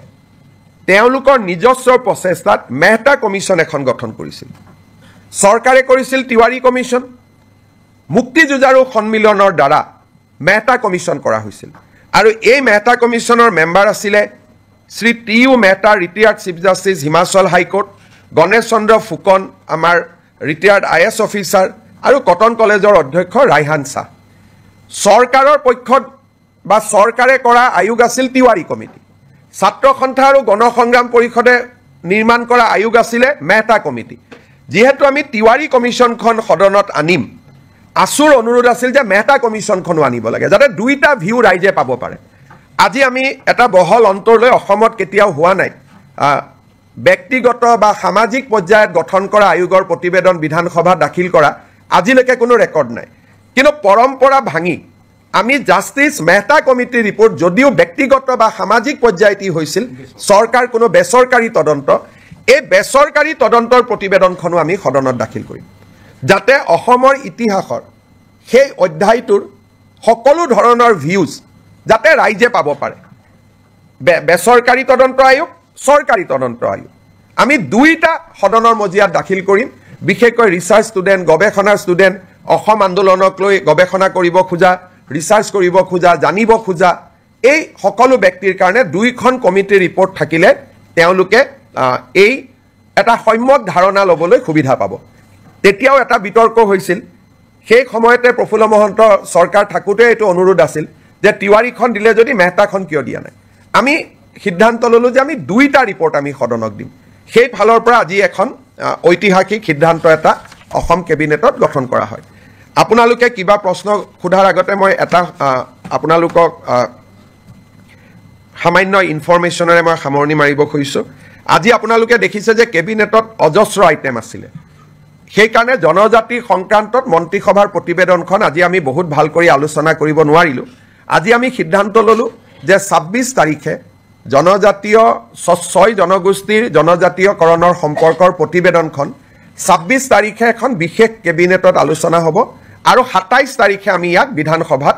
উপস্থাপন কৰিম 25 তাৰিখে উপস্থাপন কৰিম বুলি মই কৈছিলোঁ কিন্তু বহুত কাগজ পত্ৰ আইনৰ হেঁচাৰ বাবে আমি সিদ্ধান্ত ল'লোঁ যে এই প্ৰতিবেদনখন আমি 27 তাৰিখে সদনত আমি দাখিল কৰিম 26 তাৰিখে আমাৰ কেবিনেট বৈঠক হ'ব তাতে অনুমোদন হ'ব আৰু 27 তাৰিখে আমি ইয়াক সদনত উপস্থাপন কৰিম আপোনালোকৰ যদি কিবা প্ৰশ্ন আছে কৰিব পাৰে চক যদি টেকনিকেলি সোধে হয়তো দুইটা ৰিপৰ্টে ৰাজহুৱা হৈছিলে কিন্তু আছুৱেও কপি বনাই কাকো দিব পৰা নাছিল মহন্ত ডাঙৰীয়ায়ো কাকো দিব পৰা নাছিল টেকনিকেলি উপস্থাপন হৈছিল এইবাৰ দুইখন বহল ভিত্তিত ৰাইজে দেখিব পাব মেহতা কমিশ্যনটো এছেম্বলিত দিয়াৰ কথাই নাই এখন বেচৰকাৰী আছিলে তিৱাৰী কমিটিৰ ৰিপৰ্ট দিছিলে কিন্তু এটা কপি অকল স্পিকাৰৰ হাতত আছিলে আৰু মেম্বাৰে পোৱা নাছিলে এইবাৰ সকলোৱে পাব আৰু আপোনালোককো আমি কপি দি দিম দেখা গৈছে যে দুটা বিৰোধী দল AUDF খুব ওয়েলকাম কৰিছে আৰু কংগ্ৰেছে কোনো কাৰণতে কৰিব নালাগে বুলি কৈছে চাওক মই ৰিপৰ্টটো যেহেতু পঢ়িছোঁ তিৱাৰী কমিশ্যনৰ ৰিপৰ্টটো যদিও সেই সময়ত কংগ্ৰেছৰ চৰকাৰৰ দিনত হিতেশ্বৰ শইকীয়া চৰকাৰৰ দিনতে তাৰ প্ৰতিবেদন আহিছিল ৰিপৰ্টটো সম্যকভাৱে এটা নিৰপেক্ষ ৰিপৰ্ট আৰু যথেষ্ট কষ্ট তাত কৰা হৈছিলে অসমৰ এটা ডাঙৰ ইতিহাস এটা লুকাই নোহোৱা হৈ যাব যদি আমি তিৱাৰী কমিশ্যনৰ ৰিপৰ্টটো দেখা নাপাওঁ আৰু কংগ্ৰেছে ভাবিছে তাত কিবা প্ৰভোকেটিভ কথা আছে তাত বিজেপিৰ ৰাজনৈতিক লাভ হ'ব তাত বিজেপিৰ ৰাজনৈতিক লাভ হ'ব পৰা এটা শব্দও নাই খালি অসমৰ বুৰঞ্জীৰ ডাঙৰ ইতিহাস এটা নোহোৱা হৈ যাব যদি তিৱাৰী কমিশ্যনৰ ৰিপৰ্টটো ৰাইজৰ সন্মুখত নাথাকে গতিকে ই এটা একাডেমিক এক্সাৰচাইজ কংগ্ৰেছে ভাবিছে তাত কিবা তেওঁলোকৰ বিৰুদ্ধে কথা আছে কাৰণ কংগ্ৰেছৰ বৰ্তমান নেতৃত্বটো খুব তুলুঙা আৰু তেওঁলোকৰ মই ক'ব গ'লে মেচিউৰিটিৰ অভাৱ কাৰণ এখন তেওঁলোকৰ চৰকাৰে গঠন কৰা তদন্ত আয়োগ প্ৰধানমন্ত্ৰী ইন্দিৰা গান্ধীয়ে গঠন কৰা তদন্ত আয়োগ ইন্দিৰা গান্ধীয়ে গঠন কৰা তদন্ত আয়োগৰ প্ৰতিবেদন এখন প্ৰকাশ কৰিব নালাগে বুলি কংগ্ৰেছে কেনেকৈ ক'ব পাৰে আৰু বিৰোধী দলপতি দেৱব্ৰত শইকীয়াৰ দেউতাকে এই কমিটিখন পৰিচালনা কৰিছিল তেওঁৰ মুখ্যমন্ত্ৰীৰ দিনত তাৰমানে এই কংগ্ৰেছ পাৰ্টিটোৰ মেচিউৰিটি নাই বৰ্তমানৰ যিটো কংগ্ৰেছ পাৰ্টি চলি আছে তুলুঙা একেবাৰে মানে পলিটিকেল মেচিউৰিটি নোহোৱা পাৰ্টি এটা তেওঁলোকৰ কামটো আমি কৰিছোঁ আৰু আমি কিমান অপেন কালি আমাক আছুৱে কৈছে আৰু ৰিপৰ্টত আছুৰ ওপৰতহে কিছুমান নিগেটিভ আছে কালি আছুৱে মোক কৈছে যে নহয় আমি জানো আমাৰ ওপৰত নিগেটিভ আছে কিন্তু তথাপিতো এইখনো সদনত আহক কাৰণ আন্দোলনৰ ইতিহাসৰ ই এটা অংশ আজি নেলিক লৈ বহুতে কিবা কিবি কৈ থাকে তাতে পঢ়িলে বুজি পাব অকল নেলি অহা নাই তাত গহপুৰ আহিছে চমৰীয়া আহিছে চিলাপথাৰ আহিছে গতিকে এই ৰিপৰ্টখন পঢ়িলে নতুন প্ৰজন্মই বহুত কথা জানিব পাৰিব অসম আন্দোলন কিয় হৈছিল কিয় হ'বলগীয়া হ'ল আৰু সেই সময়তে তিৱাৰী কমিশ্যনে সাংবিধানিক ৰক্ষা কবচ ৰিকমেণ্ড কৰি গৈছিল ই 1983 গতিকে এইবিলাক জনা ভাল আজি আমি যি কৈ আছোঁ কিন্তু স্যাৰ এইটো যুক্তি দিবলৈ খুজিছে যে 87 ৰ পৰা ইমানজন মুখ্যমন্ত্ৰী ইমান চৰকাৰ হ'ল কোনেও নকৰিলে হিমন্ত বিশ্ব শৰ্মা সকলো কামতে ব্যতিক্ৰম নাই টাটা ছেমিকণ্ডাক্টৰ বেলেগ কোন মুখ্যমন্ত্ৰীয়ে কৰিলে অসমীয়া ভাষাক ধ্ৰুপদী ভাষাৰ মৰ্যাদা কোনে দিলে বৃন্দাবনী বস্ত্ৰ কোনে আনিলে লাচিত বৰফুকনৰ জন্ম জয়ন্তী কোনে পালন কৰিলে চুকাফাৰ নামত বিশ্ববিদ্যালয় কোনে কৰিলে টি গাৰ্ডেনৰ শ্ৰমিকক মাটিৰ অধিকাৰ কোনে দিলে গতিকে আমাৰ চৰকাৰখনটো ব্যতিক্ৰমী সেইকাৰণে আমাৰ চৰকাৰখনে সপ্তাহত কেবিনেট পাতি এনেকৈ আপোনালোকক কোনোবা মুখ্যমন্ত্ৰীয়ে এড্ৰেছ কৰাৰ আগতে কোনোবাই কৰিছিল নেকি গতিকে আমাৰ চৰকাৰখনটো ব্যতিক্ৰম হয়েই সেইটোতো অসমৰ মানুহে স্বীকাৰ কৰে আশীৰ্বাদ কৰে গতিকে আগৰ মুখ্যমন্ত্ৰীয়ে নকৰিলে বুলি মই নকৰিম এইটো কেনেকুৱা ক'ত কথা লিখা আছে আগৰ মুখ্যমন্ত্ৰীসকলৰ মনত ভয় আছিলে মোৰ মনত ভয় নাই কাৰণ ইতিহাস কেতিয়াও লুকাব নাপায় ইট ইজ এ ক্ৰাইম ইতিহাস লুকালে নতুন জেনেৰেশ্যনে অসমক জানিব নোৱাৰিব and it is a crime against humanity কোনোবাই যদি ইতিহাসক দাবাব খোজে আৰু বিধানসভা লাইব্ৰেৰীত ইয়াৰ কপি এটা আছেও আজিও আছে এনেকুৱা নহয় যে কপিটো নাই প্ৰফুল্ল মহন্ত ডাঙৰীয়াই যিটো কপি সদনত দিলে স্পীকাৰে নি আলমাৰীত থৈ দিছে বিধানসভাৰ লাইব্ৰেৰীত আজিও আপোনালোকে চাব পাৰে গতিকে এইটো কোনো সিক্ৰেট ডকুমেণ্টটো নহয় बहुत लंबा हो जाएगा माँ कहाँ हो पाएगा ये English Hindi today Assam cabinet has approved host of legislation around 27 to be placed before Assam Assembly which will be in session from 25th of this month. This include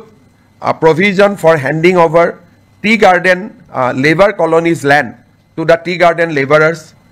School Provincialization Act, relaxation of Animal Cruelty Act to provide a facility for buffalo fight like Jalakattu.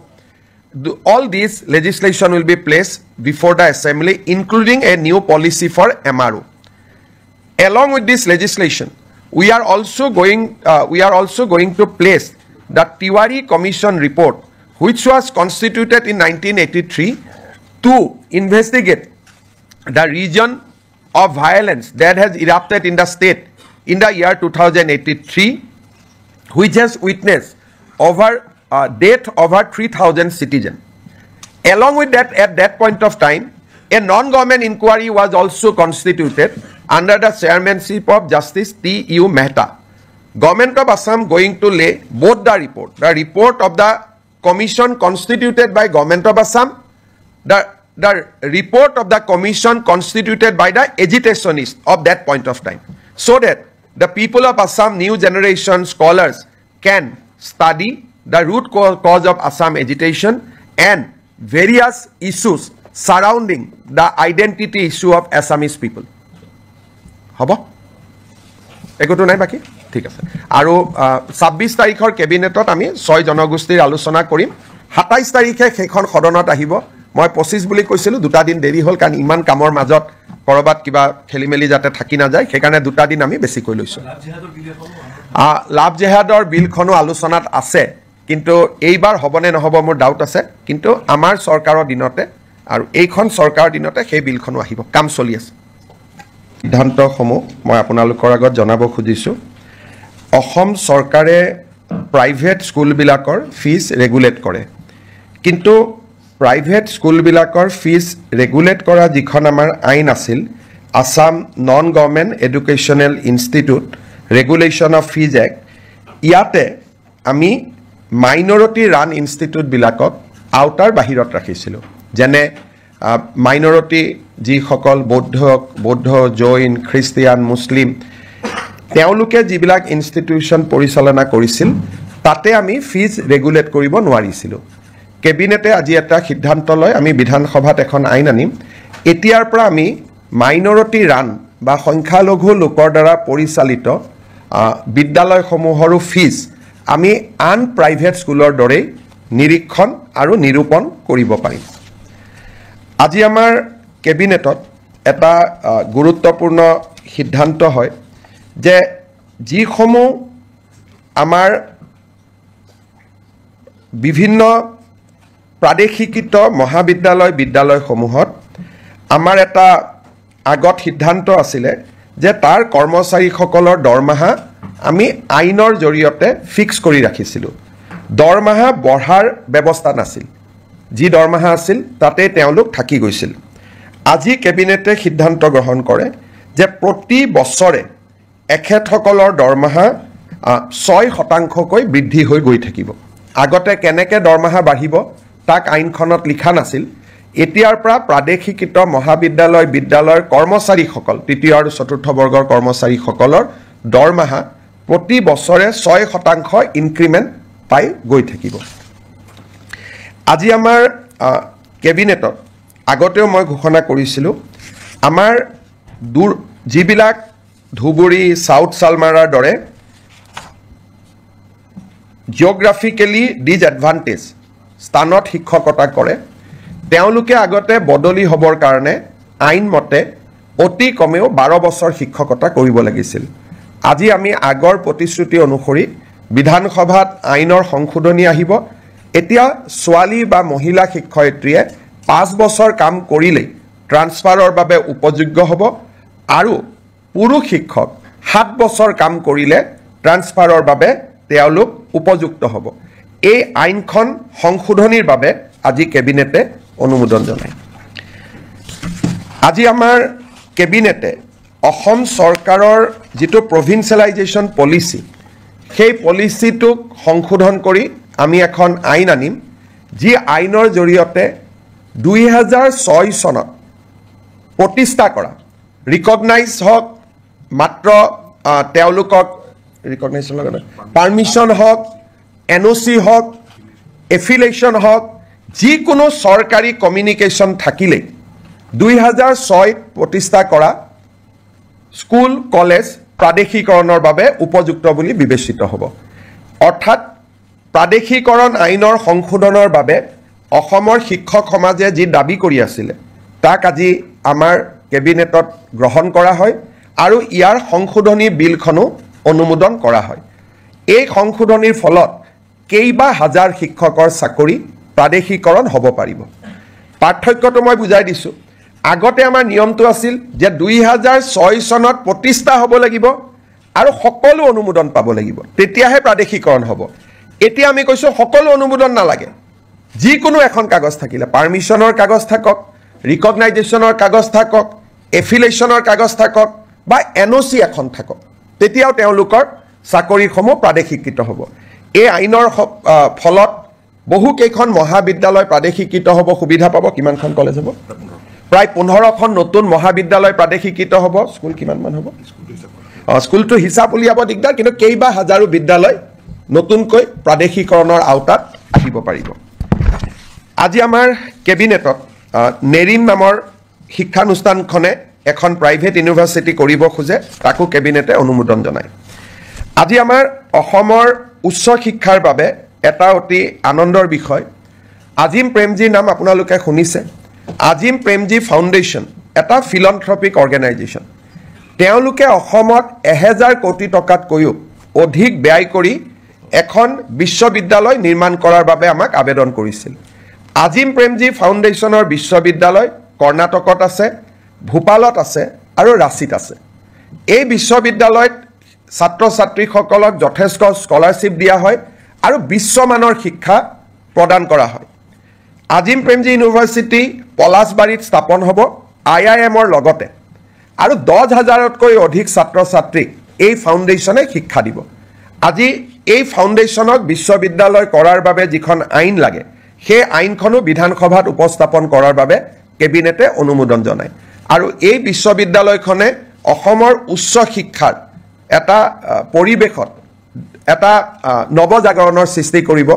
আমি যিবিলাক private university দেখো সেইকেইখন হ'ল private university এইখন হ'ল ফিলন্থ্ৰপিক private university অৰ্থাৎ তাত কোনো ব্যৱসায় নাই প্ৰফিটৰ কথা নাই বৰঞ্চ ল'ৰা ছোৱালীক তেওঁলোকে স্কলাৰশ্বিপ দি পঢ়াব সেইকাৰণে আৰু প্ৰথম অৱস্থাত 1100-1200 কোটি টকা তেওঁলোকে পৰৱৰ্তী অৱস্থাত 1700 কোটি টকালৈকে বিনিয়োগ কৰিব তাত স্কুলো বনাব তেওঁলোকে হস্পিটালো বনাব এটা ডাঙৰ পৰিৱৰ্তন আহিব IIMৰ লগতে হ'ব পলাশবাৰী ৰাইজৰ বাবেও এটা আনন্দৰ বাতৰি অসমৰ ৰাইজৰ বাবেও এটা আনন্দৰ বাতৰি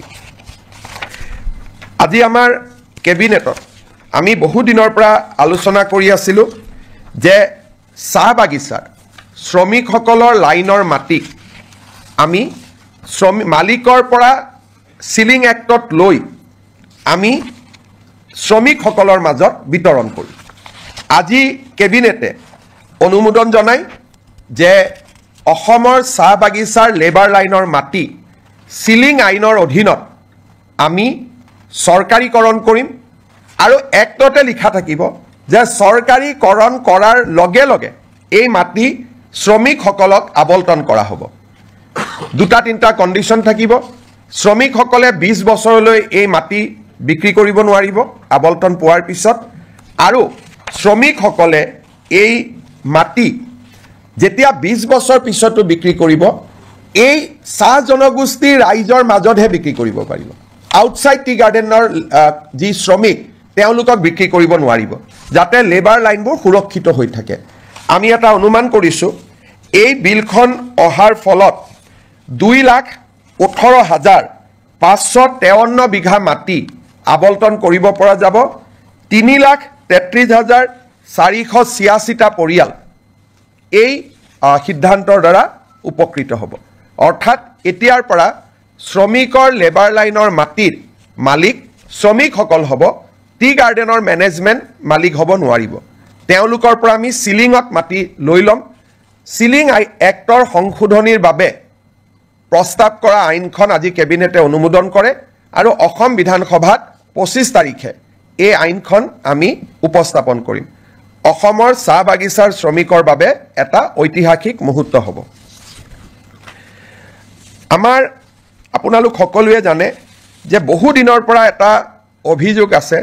যে ট্ৰাইবেল বেল্ট এণ্ড ব্লকৰ মাটি দখল কৰা হয় চৰকাৰে উচ্ছেদ কৰিছে কিন্তু আজি বিজেপিৰ চৰকাৰ আছে উচ্ছেদ কৰিছে অহাকালিতো উচ্ছেদ নকৰিবও পাৰে ট্ৰাইবেল বেল্ট এণ্ড ব্লকৰ মাটি দখল হৈয়ে থাকিব আজি জাষ্টিছ বিপ্লৱ শৰ্মা কমিটি অসম চুক্তিৰ 6 নম্বৰ দফা যোৱাকালিও আমি আলোচনা কৰিছিলোঁ জাষ্টিছ বিপ্লৱ শৰ্মা কমিটি আমাক কৈছিল যে এখন ডিষ্ট্ৰিক্ট লেণ্ড ট্ৰিব্যুনেল হ'ব লাগে য'ত এজন ৰিটায়াৰ্ড ডিষ্ট্ৰিক্ট জাজ তাৰ অধ্যক্ষ হ'ব ট্ৰাইবেল বেল্ট এণ্ড ব্লকৰ মাটি কোনোবাই দখল কৰিলে এই ডিষ্ট্ৰিক্ট ট্ৰিব্যুনেলত অভিযোগ দিব পাৰিব আৰু ডিষ্ট্ৰিক্ট ট্ৰিব্যুনেলে উচ্ছেদৰ অনুমতি দিব পাৰিব এতিয়া বহুত সময়ত ডিচিক কয় ডিচি একো নকৰে এছডিচি কয় এছডিচি একো নকৰে এতিয়া গোটেই ব্যৱস্থাটো ডিষ্ট্ৰিক্ট ট্ৰাইব্যুনেললৈকে গুচি যাব যিজন এজন জাজে অধ্যক্ষতা কৰিব আৰু ট্ৰিব্যুনেলৰ সিদ্ধান্ত মতে জিলা আৰক্ষী আৰু জিলা প্ৰশাসনে মানিবৰ কাৰণে বাধ্য হ'ব আৰু এই ট্ৰিব্যুনেলখনক আমি আদালতৰ মৰ্যাদা প্ৰদান কৰিম এই ৰিকমেণ্ডেশ্যনটো জাষ্টিছ বিপ্লৱ শৰ্মা কমিটিটো আছিলে আৰু আমি যেহেতু এই বছৰ জাষ্টিছ বিপ্লৱ শৰ্মা কমিটিৰ প্ৰতিবেদন এটা এটাকৈ আমি আগবঢ়াই লৈ গৈছোঁ এই আইনখনো আমাৰ বিধানসভাত 25 তাৰিখে ৰাজমন্ত্ৰী কেশৱ মহন্ত ডাঙৰীয়াই উপস্থাপন কৰিব আজি আমাৰ কেবিনেটত কাৰ্বি ভৈয়ামত বাস কৰা কাৰ্বি ৰাইজৰ বাবে আপোনালোকে জানে যে কাৰ্বি সমাজ পাহাৰত বাস কৰে আৰু কাৰ্বি সমাজ ভৈয়ামতো বাস কৰে ভৈয়ামত বাস কৰা কাৰ্বি সমাজৰ বাবে আজি আমি এখন অট'নমাছ কাউন্সিল গঠন কৰাৰ সিদ্ধান্ত লওঁ আৰু এই অট'নমাছ কাউন্সিল আইনখনো আজি কেবিনেটত পাৰিত কৰা হয় ভৈয়াম জনজাতি উন্নয়ন মন্ত্ৰী ৰণোজ পেগু ডাঙৰীয়াই 25 তাৰিখে এই আইনখন বিধানসভাত উপস্থাপন কৰিব আজি আমি জাগিৰোডত কেন্দ্ৰীয় বিদ্যালয় এখন চেন্ট্ৰেল স্কুল এখন স্থাপনৰ বাবে 24 বিঘা মাটি আমি আবলটন দিওঁ আপোনালোকে জানে যে এডভান্টেজ 3 পিছৰে পৰা অসমত আমি উদ্যোগীকৰণৰ দিশটোক গুৰুত্বপূৰ্ণ হিচাপে লৈছোঁ আৰু আমি কাম কৰি গৈছোঁ এটা সেক্টৰ আছে সেয়া হৈছে আপোনালোকে জানে যে ইণ্ডিগো চলিছে এয়াৰ ইণ্ডিয়া চলিছে ডাঙৰ ডাঙৰ স্পাইচ জেট বিমানবিলাক আমাৰ ইয়াত আহে আৰু আমাৰ ইয়াত গুচি যায় কিন্তু এই বিমানবিলাক মেইনটেইন কৰা হয় ইঞ্জিনিয়াৰিং কৰা হয় সাৰ্ভিসিং কৰা হয় ই এটা ডাঙৰ ইণ্ডাষ্ট্ৰী যাক নেকি এমআৰও বুলি কোৱা হয় মেইনটেনেন্স ৰিপেয়াৰ এণ্ড অভাৰহল এই উদ্যোগটো আমাৰ অসমত নাছিলে বিমানবিলাক আমি বিমান দেখো কিন্তু বেয়া হলে আমাৰ ইয়াত ঠিক নহয় বা সাৰ্ভিসিং নহয় গাড়ী যেনেকে সাৰ্ভিসিং সেন্টাৰ আছে বিমানৰো সাৰ্ভিসিং সেন্টাৰ আছে আৰু ই বহুত এমপ্লয়মেন্ট দিয়ে আজি আমাৰ কেবিনেটত maintenance repair overhaul policy of Assam 2025 অনুমোদন কৰা হয় অসমত 7টা এয়াৰপোৰ্ট আছে আমি চেষ্টা কৰিম যাতে 7টা এমআৰও আমি আনিব পাৰো আৰু ই আমাৰ থলুৱা যুৱক যুৱতীৰ নিযুক্তিৰ নতুন ৰাস্তা এটা মুকলি কৰি দিব আৰু এভিয়েশন ইণ্ডাষ্ট্ৰীটো অসমত নতুন কৰি গঢ় লৈ উঠাত সহায় কৰিব আজি কেবিনেটত 10,000 কোটি টকাৰ ওপৰত যদি কোনোবাই বিনিয়োগ কৰিব খোজে তাৰ বিভিন্ন ইনসেন্টিভ আদি দিবৰ বাবে মুখ্যমন্ত্ৰীৰ অধ্যক্ষতাত এখন কমিটি নিৰ্মাণ কৰা হয় আমাৰ কেবিনেটত কেইখনমান আৰু বিল আহিব অসম জনবিশ্বাস আইন আমাৰ আসাম ফায়াৰ ইমাৰ্জেন্সি সাৰ্ভিস বিল তাকো কেবিনেটে আজি অনুমোদন জনায় এইবাৰ প্ৰায় 25খনতকৈ অধিক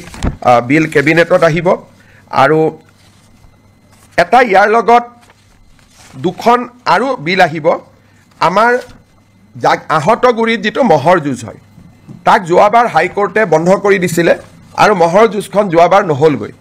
হাইকোৰ্টে কৈছিল যে আপোনালোকে আইন এমেন্ড কৰিব লাগিব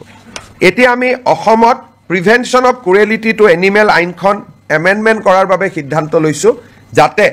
আহতগুৰিৰ মহ যুঁজখনক আইনৰ স্বীকৃতি দিয়া হয় অকল আহতগুৰিয়ে নহয় লগত যিমান মহৰ যুঁজ হয়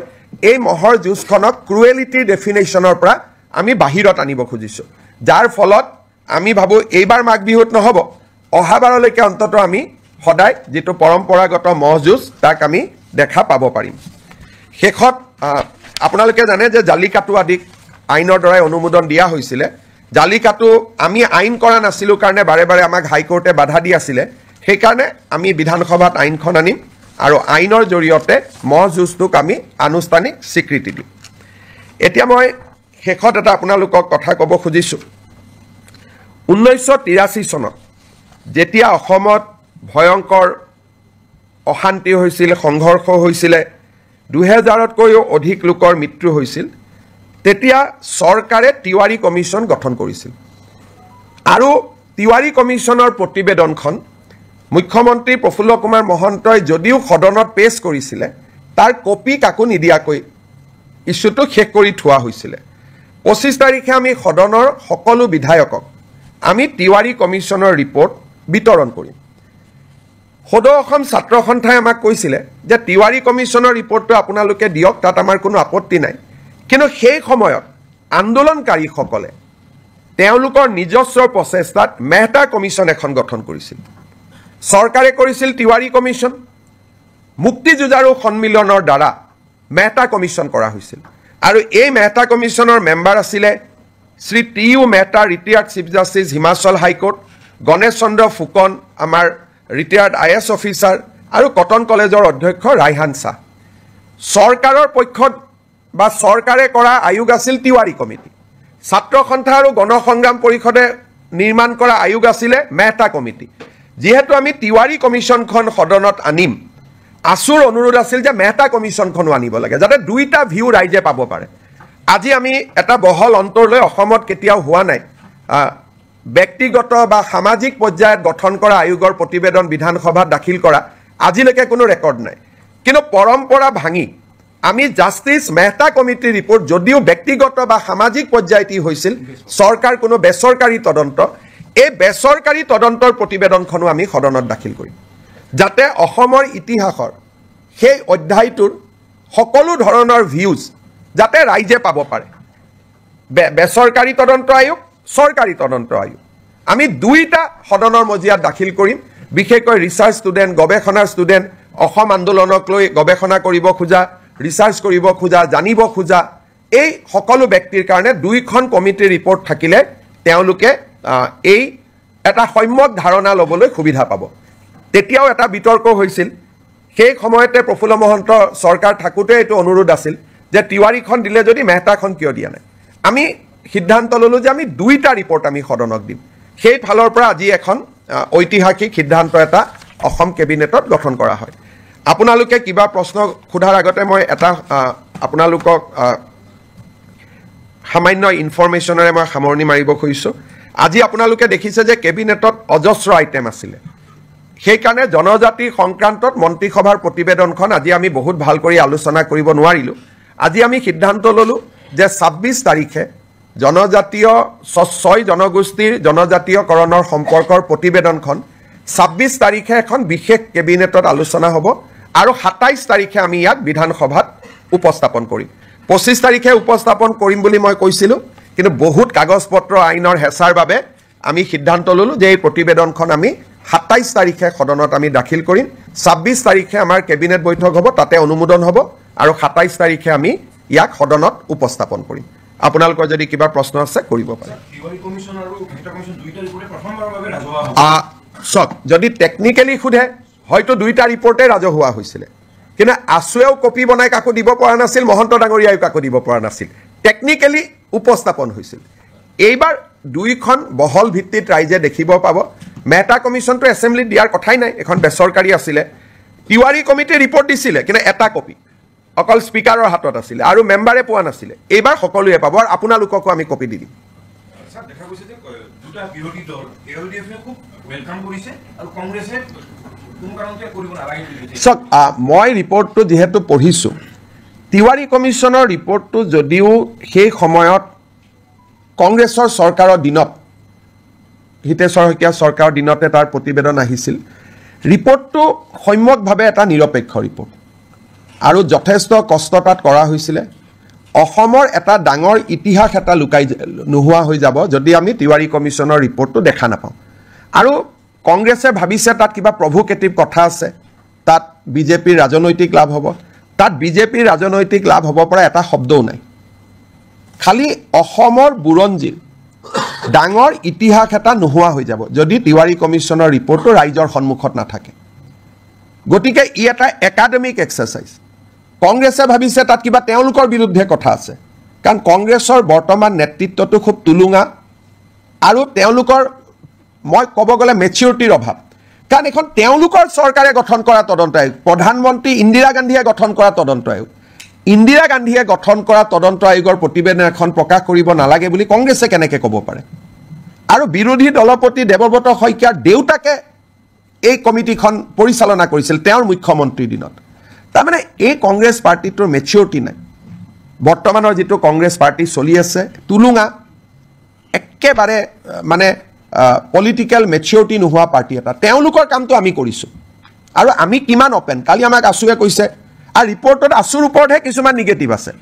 কালি আসুৱে মোক কৈছে যে নহয় আমি জানো আমাৰ ওপৰত নিগেটিভ আছে কিন্তু তথাপিতো এইখনো সদনত আহক কাৰণ আন্দোলনৰ ইতিহাসৰ ই এটা অংশ আজি নেলিক লৈ বহুতে কিবা কিবি কৈ থাকে তাতে পঢ়িলে বুজি পাব অকল নেলি অহা নাই তাত গহপুৰ আহিছে চমৰীয়া আহিছে চিলাপথাৰ আহিছে গতিকে এই ৰিপৰ্টখন পঢ়িলে নতুন প্ৰজন্মই বহুত কথা জানিব পাৰিব অসম আন্দোলন কিয় হৈছিল কিয় হ'বলগীয়া হ'ল আৰু সেই সময়তে তিৱাৰী কমিছনে সাংবিধানিক ৰক্ষা কবচ ৰিকমেণ্ড কৰি গৈছিল ইন 1983 গতিকে এইবিলাক জনা ভাল আজি আমি যি কৈ আছো হিমন্ত বিশ্ব শৰ্মা সকলো কামতে ব্যতিক্ৰম নাই টাটা ছেমিকণ্ডাক্টৰ বেলেগ কোন মুখ্যমন্ত্ৰীয়ে কৰিলে অসমীয়া ভাষাক ধ্ৰুপদী ভাষাৰ মৰ্যাদা কোনে দিলে বৃন্দাবনী বস্ত্ৰ কোনে আনিলে লাচিত বৰফুকনৰ জন্ম জয়ন্তী কোনে পালন কৰিলে চুকাফাৰ নামত বিশ্ববিদ্যালয় কোনে কৰিলে টি গাৰ্ডেনৰ শ্ৰমিকক মাটিৰ অধিকাৰ কোনে দিলে গতিকে আমাৰ চৰকাৰখনটো ব্যতিক্ৰমী সেইকাৰণে আমাৰ চৰকাৰখনে সপ্তাহত কেবিনেট পাতি এনেকৈ আপোনালোকক কোনোবা মুখ্যমন্ত্ৰী এড্ৰেছ কৰাৰ আগতে কোনোবাই কৰিছিল নেকি গতিকে আমাৰ চৰকাৰখনটো ব্যতিক্ৰম হয়েই সেইটোতো অসমৰ মানুহে স্বীকাৰ কৰে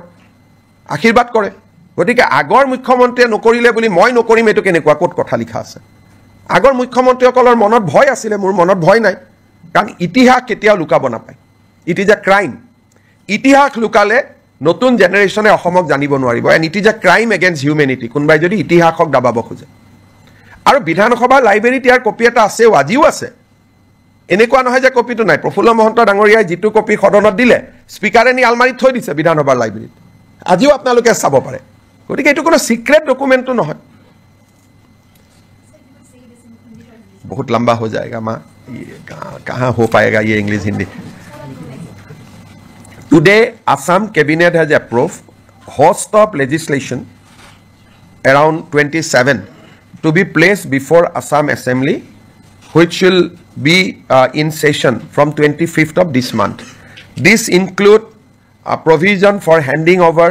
tea garden labor colonies land to the tea garden laborers, School Provincialization Act, relaxation of Animal Cruelty Act to provide a facility for buffalo fight like Jalakattu. All these legislation will be placed before the assembly, including a new policy for MRO. Along with this legislation, we are also going to place the Tiwari Commission report, which was constituted in 1983 to investigate the region of violence that has erupted in the state in the year 2083, which has witnessed death over 3,000 citizens. Along with that, at that point of time, a non-government inquiry was also constituted under the chairmanship of Justice T.U. Mehta. Government of Assam going to lay both the report of the commission constituted by Government of Assam, the report of the commission constituted by the agitationists of that point of time, so that the people of Assam, new generation scholars can study the root cause of Assam agitation and various issues surrounding the identity issue of Assamese people. Habo? Ekoto nai baki? ঠিক আছে আৰু 26 তাৰিখৰ কেবিনেটত আমি 6 জনগোষ্ঠীৰ আলোচনা কৰিম 27 তাৰিখে সেইখন সদনত আহিব মই 25 বুলি কৈছিলো দুটা দিন দেৰি হ'ল কাৰণ ইমান কামৰ মাজত কৰবাত কিবা খেলিমেলি যাতে থাকি না যায় সেইকাৰণে দুটা দিন আমি বেছি কৈ লৈছো লাভ জেহাদৰ বিলখনো আলোচনাত আছে কিন্তু এইবাৰ হবনে নহব মোৰ ডাউট আছে কিন্তু আমাৰ চৰকাৰৰ দিনতে আৰু এইখন চৰকাৰৰ দিনতে সেই বিলখনো আহিব কাম চলি আছে সিদ্ধান্তসমূহ মই আপোনালোকৰ আগত জনাব খুজিছো অসম চৰকাৰে প্ৰাইভেট স্কুলবিলাকৰ ফিজ ৰেগুলেট কৰে কিন্তু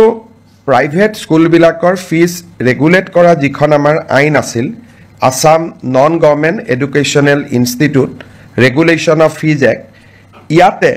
আমি মাইনৰিটি ৰান ইনষ্টিটিউটবিলাকক আউটাৰ বাহিৰত ৰাখিছিলোঁ যেনে মাইনৰিটি যিসকল বৌদ্ধ জৈন খ্ৰীষ্টিয়ান মুছলিম তেওঁলোকে যিবিলাক ইনষ্টিটিউশ্যন পৰিচালনা কৰিছিল তাতে আমি ফিজ ৰেগুলেট কৰিব নোৱাৰিছিলোঁ কেবিনেটে আজি এটা সিদ্ধান্ত লয় আমি বিধানসভাত এখন আইন আনিম এতিয়াৰ পৰা আমি মাইনৰিটি ৰান বা সংখ্যালঘু লোকৰ দ্বাৰা পৰিচালিত বিদ্যালয়সমূহৰো ফিজ আমি আন প্ৰাইভেট স্কুলৰ দৰে নিৰীক্ষণ আৰু নিৰূপণ কৰিব পাৰিম আজি আমাৰ কেবিনেটত এটা গুৰুত্বপূৰ্ণ সিদ্ধান্ত হয় যে যিসমূহ আমাৰ বিভিন্ন প্ৰাদেশিকৃত মহাবিদ্যালয় বিদ্যালয়সমূহত আমাৰ এটা আগত সিদ্ধান্ত আছিলে যে তাৰ কৰ্মচাৰীসকলৰ দৰমহা আমি আইনৰ জৰিয়তে ফিক্স কৰি ৰাখিছিলোঁ দৰমহা বঢ়াৰ ব্যৱস্থা নাছিল যি দৰমহা আছিল তাতে তেওঁলোক থাকি গৈছিল আজি কেবিনেটে সিদ্ধান্ত গ্ৰহণ কৰে যে প্ৰতি বছৰে এখেতসকলৰ দৰমহা 6% বৃদ্ধি হৈ গৈ থাকিব আগতে কেনেকৈ দৰমহা বাঢ়িব তাক আইনখনত লিখা নাছিল এতিয়াৰ পৰা প্ৰাদেশিকৃত মহাবিদ্যালয় বিদ্যালয়ৰ কৰ্মচাৰীসকল তৃতীয় আৰু চতুৰ্থ বৰ্গৰ কৰ্মচাৰীসকলৰ দৰমহা প্ৰতি বছৰে 6% ইনক্ৰিমেণ্ট পাই গৈ থাকিব আজি আমাৰ কেবিনেটত আগতেও মই ঘোষণা কৰিছিলোঁ আমাৰ যিবিলাক ধুবুৰী সাউথ সালমাৰাৰ দৰে জিঅ'গ্ৰাফিকেলি ডিজএডভান্টেজ স্থানত শিক্ষকতা কৰে তেওঁলোকে আগতে বদলি হ'বৰ কাৰণে আইনমতে অতি কমেও 12 বছৰ শিক্ষকতা কৰিব লাগিছিল আজি আমি আগৰ প্ৰতিশ্ৰুতি অনুসৰি বিধানসভাত আইনৰ সংশোধনী আহিব এতিয়া ছোৱালী বা মহিলা শিক্ষয়িত্ৰীয়ে 5 বছৰ কাম কৰিলেই ট্ৰান্সফাৰৰ বাবে উপযোগ্য হ'ব আৰু পুৰুষ শিক্ষক 7 বছৰ কাম কৰিলে ট্ৰান্সফাৰৰ বাবে তেওঁলোক উপযুক্ত হ'ব এই আইনখন সংশোধনীৰ বাবে আজি কেবিনেটে অনুমোদন জনায় আজি আমাৰ কেবিনেটে অসম চৰকাৰৰ যিটো প্ৰভিন্সিয়েলাইজেশ্যন পলিচি সেই পলিচিটোক সংশোধন কৰি আমি এখন আইন আনিম যি আইনৰ জৰিয়তে 2006 চনত প্ৰতিষ্ঠা কৰা ৰিকগনাইজ হওক মাত্ৰ তেওঁলোকক ৰিকগনাইজৰ লগত পাৰ্মিশ্যন হওক NOC হওক এফিলিয়েশ্যন হওক যিকোনো চৰকাৰী কমিউনিকেশ্যন থাকিলে 2006 প্ৰতিষ্ঠা কৰা স্কুল কলেজ প্ৰাদেশিকৰণৰ বাবে উপযুক্ত বুলি বিবেচিত হ'ব অৰ্থাৎ প্ৰাদেশিকৰণ আইনৰ সংশোধনৰ বাবে অসমৰ শিক্ষক সমাজে যি দাবী কৰি আছিল তাক আজি আমাৰ কেবিনেটত গ্ৰহণ কৰা হয় আৰু ইয়াৰ সংশোধনী বিলখনো অনুমোদন কৰা হয় এই সংশোধনীৰ ফলত কেইবা হাজাৰ শিক্ষকৰ চাকৰি প্ৰাদেশিকৰণ হ'ব পাৰিব পাৰ্থক্যটো মই বুজাই দিছোঁ আগতে আমাৰ নিয়মটো আছিল যে 2006 চনত প্ৰতিষ্ঠা হ'ব লাগিব আৰু সকলো অনুমোদন পাব লাগিব তেতিয়াহে প্ৰাদেশিকৰণ হ'ব এতিয়া আমি কৈছোঁ সকলো অনুমোদন নালাগে যিকোনো এখন কাগজ থাকিলে পাৰ্মিশ্যনৰ কাগজ থাকক ৰিকগনাইজেশ্যনৰ কাগজ থাকক এফিলিয়েশ্যনৰ কাগজ থাকক বা NOC এখন থাকক তেতিয়াও তেওঁলোকৰ চাকৰিসমূহ প্ৰাদেশিকৃত হ'ব এই আইনৰ ফলত বহু কেইখন মহাবিদ্যালয় প্ৰাদেশিকৃত হ'ব সুবিধা পাব কিমানখন কলেজ হ'ব প্ৰায় 15খন নতুন মহাবিদ্যালয় প্ৰাদেশিকৃত হ'ব স্কুল কিমানমান হ'ব স্কুলটো হিচাপ উলিয়াব দিগদাৰ কিন্তু কেইবা হাজাৰো বিদ্যালয় নতুনকৈ প্ৰাদেশিকৰণৰ আওতাত আহিব পাৰিব আজি আমাৰ কেবিনেটত নেৰিম নামৰ শিক্ষানুষ্ঠানখনে এখন প্ৰাইভেট ইউনিভাৰ্চিটি কৰিব খোজে তাকো কেবিনেটে অনুমোদন জনায় আজি আমাৰ অসমৰ উচ্চ শিক্ষাৰ বাবে এটা অতি আনন্দৰ বিষয় আজিম প্ৰেমজীৰ নাম আপোনালোকে শুনিছে আজিম প্ৰেমজী ফাউণ্ডেশ্যন এটা ফিলন্থ্ৰপিক অৰ্গেনাইজেশ্যন তেওঁলোকে অসমত 1000 কোটি টকাতকৈও অধিক ব্যয় কৰি এখন বিশ্ববিদ্যালয় নিৰ্মাণ কৰাৰ বাবে আমাক আবেদন কৰিছিল আজিম প্ৰেমজী ফাউণ্ডেশ্যনৰ বিশ্ববিদ্যালয় কৰ্ণাটকত আছে ভূপালত আছে আৰু ৰাঁচীত আছে এই বিশ্ববিদ্যালয়ত ছাত্ৰ ছাত্ৰীসকলক যথেষ্ট স্কলাৰশ্বিপ দিয়া হয় আৰু বিশ্বমানৰ শিক্ষা প্ৰদান কৰা হয় আজিম প্ৰেমজী ইউনিভাৰ্চিটি পলাশবাৰীত স্থাপন হ'ব IIMৰ লগতে আৰু 10,000তকৈ অধিক ছাত্ৰ ছাত্ৰীক এই ফাউণ্ডেশ্যনে শিক্ষা দিব আজি এই ফাউণ্ডেশ্যনক বিশ্ববিদ্যালয় কৰাৰ বাবে যিখন আইন লাগে সেই আইনখনো বিধানসভাত উপস্থাপন কৰাৰ বাবে কেবিনেটে অনুমোদন জনায় আৰু এই বিশ্ববিদ্যালয়খনে অসমৰ উচ্চ শিক্ষাৰ এটা পৰিৱেশত এটা নৱজাগৰণৰ সৃষ্টি কৰিব আমি যিবিলাক প্ৰাইভেট ইউনিভাৰ্চিটি দেখোঁ সেইকেইখন হ'ল প্ৰাইভেট ইউনিভাৰ্চিটি এইখন হ'ল ফিলন্থ্ৰপিক প্ৰাইভেট ইউনিভাৰ্চিটি অৰ্থাৎ তাত কোনো ব্যৱসায় নাই প্ৰফিটৰ কথা নাই বৰঞ্চ ল'ৰা ছোৱালীক তেওঁলোকে স্কলাৰশ্বিপ দি পঢ়াব সেইকাৰণে আৰু প্ৰথম অৱস্থাত 1100-1200 কোটি টকা তেওঁলোকে পৰৱৰ্তী অৱস্থাত 1700 কোটি টকালৈকে বিনিয়োগ কৰিব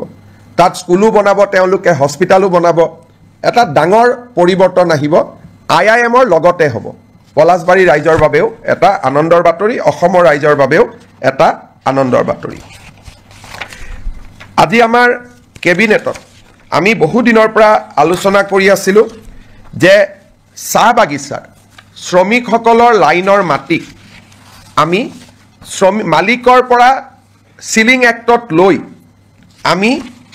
শ্ৰমিকসকলৰ মাজত বিতৰণ কৰিম আজি কেবিনেটে অনুমোদন জনাই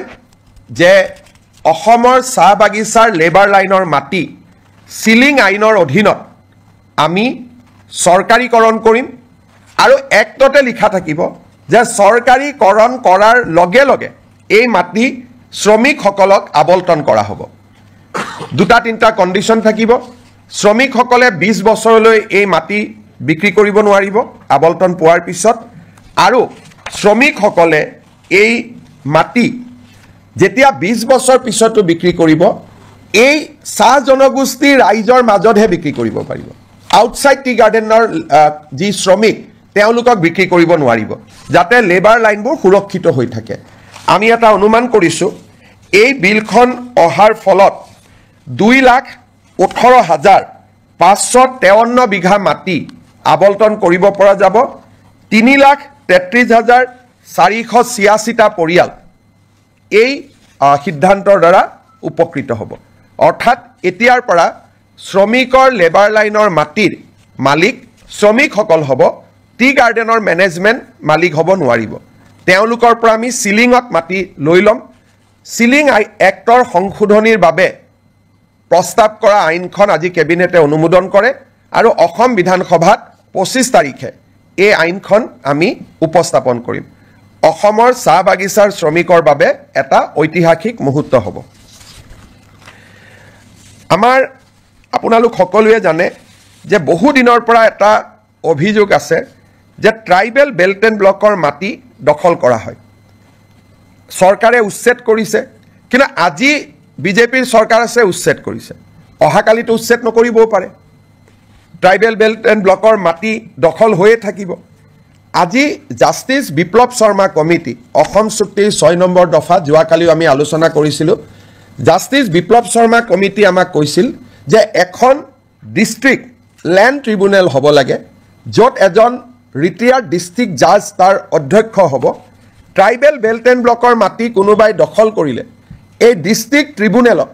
অভিযোগ দিব পাৰিব আৰু ডিস্ট্ৰিক্ট ট্ৰিব্যুনেলে উচ্ছেদৰ অনুমতি দিব পাৰিব এতিয়া বহুত সময় ডিসিক কয় ডিসি একো নকৰে এসডিসি কয় এসডিসি একো নকৰে এতিয়া গুটেই ব্যৱস্থাটো ডিস্ট্ৰিক্ট ট্ৰাইব্যুনেললৈকে গুচি যাব যিজন এজন জাজে অধ্যক্ষতা কৰিব আৰু ট্ৰিব্যুনেলৰ সিদ্ধান্ত মতে জিলা আৰক্ষী আৰু জিলা প্ৰশাসনে মানিবৰ কাৰণে বাধ্য হ'ব আৰু এই ট্ৰিব্যুনেলখনক আমি আদালতৰ মৰ্যাদা প্ৰদান কৰিম এই ৰিকমেণ্ডেশ্যনটো জাষ্টিস বিপ্লৱ শৰ্মা কমিটিটো আছিলে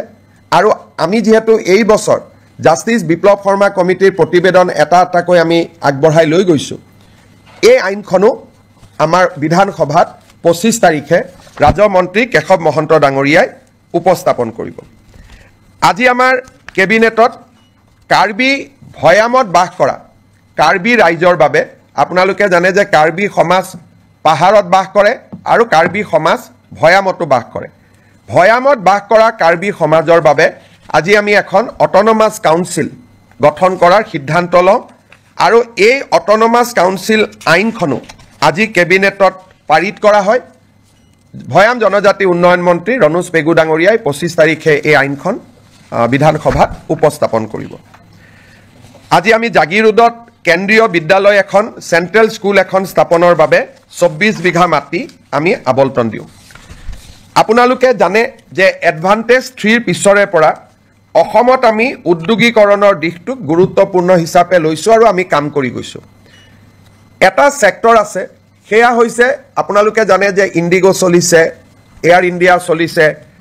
ডাঙৰ ডাঙৰ স্পাইস জেট বিমানবিলাক আমাৰ ইয়াত আহে আৰু আমাৰ ইয়াত গুচি যায় কিন্তু এই বিমানবিলাক মেইনটেইন কৰা হয় ইঞ্জিনিয়াৰিং কৰা হয় সাৰ্ভিসিং কৰা হয় ই এটা ডাঙৰ ইণ্ডাষ্ট্ৰী যাক নেকি এমআৰও বুলি কোৱা হয় মেইনটেনেন্স ৰিপেয়াৰ এণ্ড অভাৰহল এই উদ্যোগটো আমাৰ অসমত নাছিলে বিমানবিলাক আমি বিমান দেখো কিন্তু বেয়া হলে আমাৰ ইয়াত ঠিক নহয় বা সাৰ্ভিসিং নহয় গাড়ী যেনেকৈ সাৰ্ভিসিং চেণ্টাৰ আছে বিমানৰো সাৰ্ভিসিং চেণ্টাৰ আছে আৰু ই বহুত এমপ্লয়মেণ্ট দিয়ে আজি আমাৰ কেবিনেটত maintenance repair overhaul policy of Assam 2025 অনুমোদন কৰা হয় অসমত 7টা এয়াৰপোৰ্ট আছে আমি চেষ্টা কৰিম যাতে 7টা MRO আমি আনিব পাৰোঁ আৰু ই আমাৰ থলুৱা যুৱক যুৱতীৰ নিযুক্তিৰ নতুন ৰাস্তা এটা মুকলি কৰি দিব আৰু এভিয়েশ্যন ইণ্ডাষ্ট্ৰিটো অসমত নতুন কৰি গঢ় লৈ উঠাত সহায় কৰিব আজি কেবিনেটত 10,000 কোটি টকাৰ ওপৰত যদি কোনোবাই বিনিয়োগ কৰিব খোজে তাৰ বিভিন্ন ইনচেন্টিভ আদি দিবৰ বাবে মুখ্যমন্ত্ৰীৰ অধ্যক্ষতাত এখন কমিটি নিৰ্মাণ কৰা হয় আমাৰ কেবিনেটত কেইখনমান আৰু বিল আহিব অসম জনবিশ্বাস আইন আমাৰ আসাম ফায়াৰ ইমাৰ্জেঞ্চি সাৰ্ভিস বিল তাকো কেবিনেটে আজি অনুমোদন জনায় এবাৰ প্ৰায় 25খনতকৈ অধিক বিল কেবিনেটত আহিব আৰু এটা ইয়াৰ লগত দুখন আৰু বিল আহিব আমাৰ আহতগুৰিত যেটো মহৰ যুঁজ হয় তাক যোৱাবাৰ হাইকোৰ্টে বন্ধ কৰি দিছিলে আৰু মহৰ যুঁজখন যোৱাবাৰ নহলগৈ হাইকোৰ্টে কৈছিল যে আপোনালোকে আইন এমেন্ড কৰিব লাগিব এতিয়া আমি অসমত prevention of cruelty to animal আইনখন এমেন্ডমেন্ট কৰাৰ বাবে সিদ্ধান্ত লৈছো যাতে আহতগুৰিৰ মহ যুঁজখনক আইনৰ স্বীকৃতি দিয়া হয় অকল আহতগুৰিয়ে নহয় লগত যিমান মহৰ যুঁজ হয় এই মহৰ যুঁজখনক ক্ৰুৱেলিটিৰ ডেফিনেশ্যনৰ পৰা আমি বাহিৰত আনিব খুজিছো যাৰ ফলত আমি ভাবো এইবাৰ মাঘ বিহুত নহব অহাবাৰলৈকে অন্তত আমি সদায় যেটো পৰম্পৰাগত মহ যুঁজ তাক আমি দেখা পাব পাৰিম শেষত আপোনালোকে জানে যে জালিকাটু আদি আইনৰ দ্বাৰা অনুমোদন দিয়া হৈছিল জালিকাটু আমি আইন কৰা নাছিলো কাৰণে বাৰে বাৰে আমাক হাইকোৰ্টে বাধা দি আছিল সেই কাৰণে আমি বিধানসভাত আইনখন আনিম আৰু আইনৰ জৰিয়তে মহ যুঁজটোক আমি আনুষ্ঠানিক স্বীকৃতি দিম এতিয়া মই শেষত এটা আপোনালোকক কথা ক'ব খুজিছো 1983 চনত যেতিয়া অসমত ভয়ংকৰ অশান্তি হৈছিল সংঘৰ্ষ হৈছিল 2000তকৈও অধিক লোকৰ মৃত্যু হৈছিল তেতিয়া চৰকাৰে তিৱাৰী কমিছন গঠন কৰিছিল আৰু তিৱাৰী কমিছনৰ প্ৰতিবেদনখন মুখ্যমন্ত্ৰী প্ৰফুল্ল কুমাৰ মহন্তই যদিও সদনত পেশ কৰিছিল তাৰ কপি কাকো নিদিয়াকৈ ইস্যুটো শেষ কৰি থোৱা হৈছিল 25 তাৰিখে আমি সদনৰ সকলো বিধায়কক আমি তিৱাৰী কমিছনৰ ৰিপৰ্ট বিতৰণ কৰিম সদৌ অসম ছাত্ৰ সন্থাই আমাক কৈছিল যে তিৱাৰী কমিছনৰ ৰিপৰ্টটো আপোনালোকে দিয়ক তাত আমাৰ কোনো আপত্তি নাই কিন্তু সেই সময়ত আন্দোলনকাৰীসকলে তেওঁলোকৰ নিজস্ব প্ৰচেষ্টাত মেহতা কমিছন এখন গঠন কৰিছিল চৰকাৰে কৰিছিল তিৱাৰী কমিছন মুক্তি যুঁজাৰু সন্মিলনৰ দ্বাৰা মেহতা কমিছন কৰা হৈছিল আৰু এই মেহতা কমিছনৰ মেম্বাৰ আছিল Shri T U. Mehta retired chief justice Himachal high court Ganesh Chandra Phukan আমাৰ ৰিটায়াৰ্ড আইএছ অফিচাৰ আৰু কটন কলেজৰ অধ্যক্ষ ৰাইহান শাহ চৰকাৰৰ পক্ষত বা চৰকাৰে কৰা আয়োগ আছিল তিৱাৰী কমিটি ছাত্ৰ সন্থা আৰু গণসংগ্ৰাম পৰিষদে নিৰ্মাণ কৰা আয়োগ আছিল মেহতা কমিটি যেহেতু আমি তিৱাৰী কমিছনখন সদনত আনিম আসুৰ অনুৰোধ আছিল যে মেহতা কমিছনখনো আনিব লাগে যাতে দুইটা ভিউ ৰাইজে পাব পাৰে আজি আমি এটা বহল অন্তৰলৈ অসমত কেতিয়াও হোৱা নাই ব্যক্তিগত বা সামাজিক পৰ্যায়ত গঠন কৰা আয়োগৰ প্ৰতিবেদন বিধানসভাত দাখিল কৰা আজিলৈকে কোনো ৰেকৰ্ড নাই কিন্তু পৰম্পৰা ভাঙি আমি জাষ্টিছ মেহতা কমিটিৰ ৰিপৰ্ট যদিও ব্যক্তিগত বা সামাজিক পৰ্যায়ত হৈছিল চৰকাৰ কোনো বেচৰকাৰী তদন্ত এই বেচৰকাৰী তদন্তৰ প্ৰতিবেদনখনো আমি সদনত দাখিল কৰিম যাতে অসমৰ ইতিহাসৰ সেই অধ্যায়টোৰ সকলো ধৰণৰ ভিউজ যাতে ৰাইজে পাব পাৰে বেচৰকাৰী তদন্ত আয়োগ চৰকাৰী তদন্ত আয়োগ আমি দুইটা সদনৰ মজিয়াত দাখিল কৰিম বিশেষকৈ ৰিচাৰ্চ ষ্টুডেণ্ট গৱেষণাৰ ষ্টুডেণ্ট অসম আন্দোলনক লৈ গৱেষণা কৰিব খোজা ৰিচাৰ্চ কৰিব খোজা জানিব খোজা এই সকলো ব্যক্তিৰ কাৰণে দুইখন কমিটিৰ ৰিপৰ্ট থাকিলে তেওঁলোকে এই এটা সম্যক ধাৰণা ল'বলৈ সুবিধা পাব তেতিয়াও এটা বিতৰ্ক হৈছিল সেই সময়তে প্ৰফুল্ল মহন্ত চৰকাৰ থাকোতে এইটো অনুৰোধ আছিল যে তিৱাৰীখন দিলে যদি মেহতাখন কিয় দিয়া নাই আমি সিদ্ধান্ত ললো যে আমি দুইটা ৰিপৰ্ট আমি সদনক দিম সেই ফালৰ পৰা আজি এখন ঐতিহাসিক সিদ্ধান্ত এটা অসম কেবিনেটত গঠন কৰা হয় আপোনালোকে কিবা প্ৰশ্ন খুধাৰ আগতে মই এটা আপোনালোকক সামান্য ইনফৰমেশ্যনৰে মই সামৰণি মাৰিব খুজিছো আজি আপোনালোকে দেখিছে যে কেবিনেটত অজস্ৰ আইটেম আছিল সেই কাৰণে জনজাতি সংক্ৰান্তত মন্ত্ৰীসভাৰ প্ৰতিবেদনখন আজি আমি বহুত ভাল কৰি আলোচনা কৰিব নোৱাৰিলো আজি আমি সিদ্ধান্ত ললো যে 26 তাৰিখে জনজাতীয় 6 জনগোষ্ঠীৰ জনজাতীয়কৰণৰ সম্পৰ্কৰ প্ৰতিবেদনখন 26 তাৰিখে এখন বিশেষ কেবিনেটত আলোচনা হ'ব আৰু 27 তাৰিখে আমি ইয়াক বিধানসভাত উপস্থাপন কৰিম 25 তাৰিখে উপস্থাপন কৰিম বুলি মই কৈছিলোঁ কিন্তু বহুত কাগজ পত্ৰ আইনৰ হেঁচাৰ বাবে আমি সিদ্ধান্ত ল'লো যে এই প্ৰতিবেদনখন আমি 27 তাৰিখে সদনত আমি দাখিল কৰিম 26 তাৰিখে আমাৰ কেবিনেট বৈঠক হ'ব তাতে অনুমোদন হ'ব আৰু 27 তাৰিখে আমি ইয়াক সদনত উপস্থাপন কৰিম আপোনালোকৰ যদি কিবা প্ৰশ্ন আছে কৰিব পাৰে তিৱাৰী কমিছন আৰু ভোক্তা কমিছন দুইটা ৰিপৰ্টে প্ৰথমবাৰৰ বাবে ৰাজহুৱা সক যদি টেকনিক্যালি খুদে হয়তো দুইটা ৰিপৰ্টে ৰাজহুৱা হৈছিল কিন্তু আছুৱেও কপি বনাই কাকো দিব পৰা নাছিল মহন্ত ডাঙৰীয়াই কাকো দিব পৰা নাছিল টেকনিক্যালি উপস্থাপন হৈছিল এইবাৰ দুইখন বহল ভিত্তিত ৰাইজে দেখিব পাব মেহতা কমিছনটো এছেম্বলিত দিয়াৰ কথাই নাই এখন বেচৰকাৰী আছিলে তিৱাৰী কমিটি ৰিপৰ্ট দিছিলে কিন্তু এটা কপি অকল স্পিকাৰৰ হাতত আছিলে আৰু মেম্বাৰে পোৱা নাছিলে এইবাৰ সকলোৱে পাব আৰু আপোনালোককো আমি কপি দি দিম স্যাৰ দেখা গৈছে যে দুটা বিৰোধী দল এওডিএফে খুব ওয়েলকাম কৰিছে আৰু কংগ্ৰেছে কোন কাৰণতে কৰিব নালাগে বুলি কৈছে সক মই ৰিপৰ্টটো যেহেতু পঢ়িছোঁ তিৱাৰী কমিছনৰ ৰিপৰ্টটো যদিও সেই সময়ত কংগ্ৰেছৰ চৰকাৰৰ দিনত হিতেশ্বৰ শইকীয়া চৰকাৰৰ দিনতে তাৰ প্ৰতিবেদন আহিছিল ৰিপৰ্টটো সম্যকভাৱে এটা নিৰপেক্ষ ৰিপৰ্ট আৰু যথেষ্ট কষ্ট তাত কৰা হৈছিলে অসমৰ এটা ডাঙৰ ইতিহাস এটা লুকাই নোহোৱা হৈ যাব যদি আমি তিৱাৰী কমিছনৰ ৰিপৰ্টটো দেখা নাপাওঁ আৰু কংগ্ৰেছে ভাবিছে তাত কিবা প্ৰভোকেটিভ কথা আছে তাত বিজেপিৰ ৰাজনৈতিক লাভ হ'ব তাত বিজেপিৰ ৰাজনৈতিক লাভ হ'ব পৰা এটা শব্দও নাই খালি অসমৰ বুৰঞ্জীৰ ডাঙৰ ইতিহাস এটা নোহোৱা হৈ যাব যদি তিৱাৰী কমিছনৰ ৰিপৰ্টটো ৰাইজৰ সন্মুখত নাথাকে গতিকে ই এটা একাডেমিক এক্সাৰচাইজ কংগ্ৰেছে ভাবিছে তাত কিবা তেওঁলোকৰ বিৰুদ্ধে কথা আছে কাৰণ কংগ্ৰেছৰ বৰ্তমান নেতৃত্বটো খুব তুলুঙা আৰু তেওঁলোকৰ মই ক'ব গ'লে মেচিউৰিটিৰ অভাৱ কাৰণ এখন তেওঁলোকৰ চৰকাৰে গঠন কৰা তদন্ত আয়োগ প্ৰধানমন্ত্ৰী ইন্দিৰা গান্ধীয়ে গঠন কৰা তদন্ত আয়োগ ইন্দিৰা গান্ধীয়ে গঠন কৰা তদন্ত আয়োগৰ প্ৰতিবেদন এখন প্ৰকাশ কৰিব নালাগে বুলি কংগ্ৰেছে কেনেকৈ ক'ব পাৰে আৰু বিৰোধী দলপতি দেৱব্ৰত শইকীয়াৰ দেউতাকে এই কমিটিখন পৰিচালনা কৰিছিল তেওঁৰ মুখ্যমন্ত্ৰীৰ দিনত তাৰমানে এই কংগ্ৰেছ পাৰ্টিটোৰ মেচিউৰিটি নাই বৰ্তমানৰ যিটো কংগ্ৰেছ পাৰ্টি চলি আছে তুলুঙা একেবাৰে মানে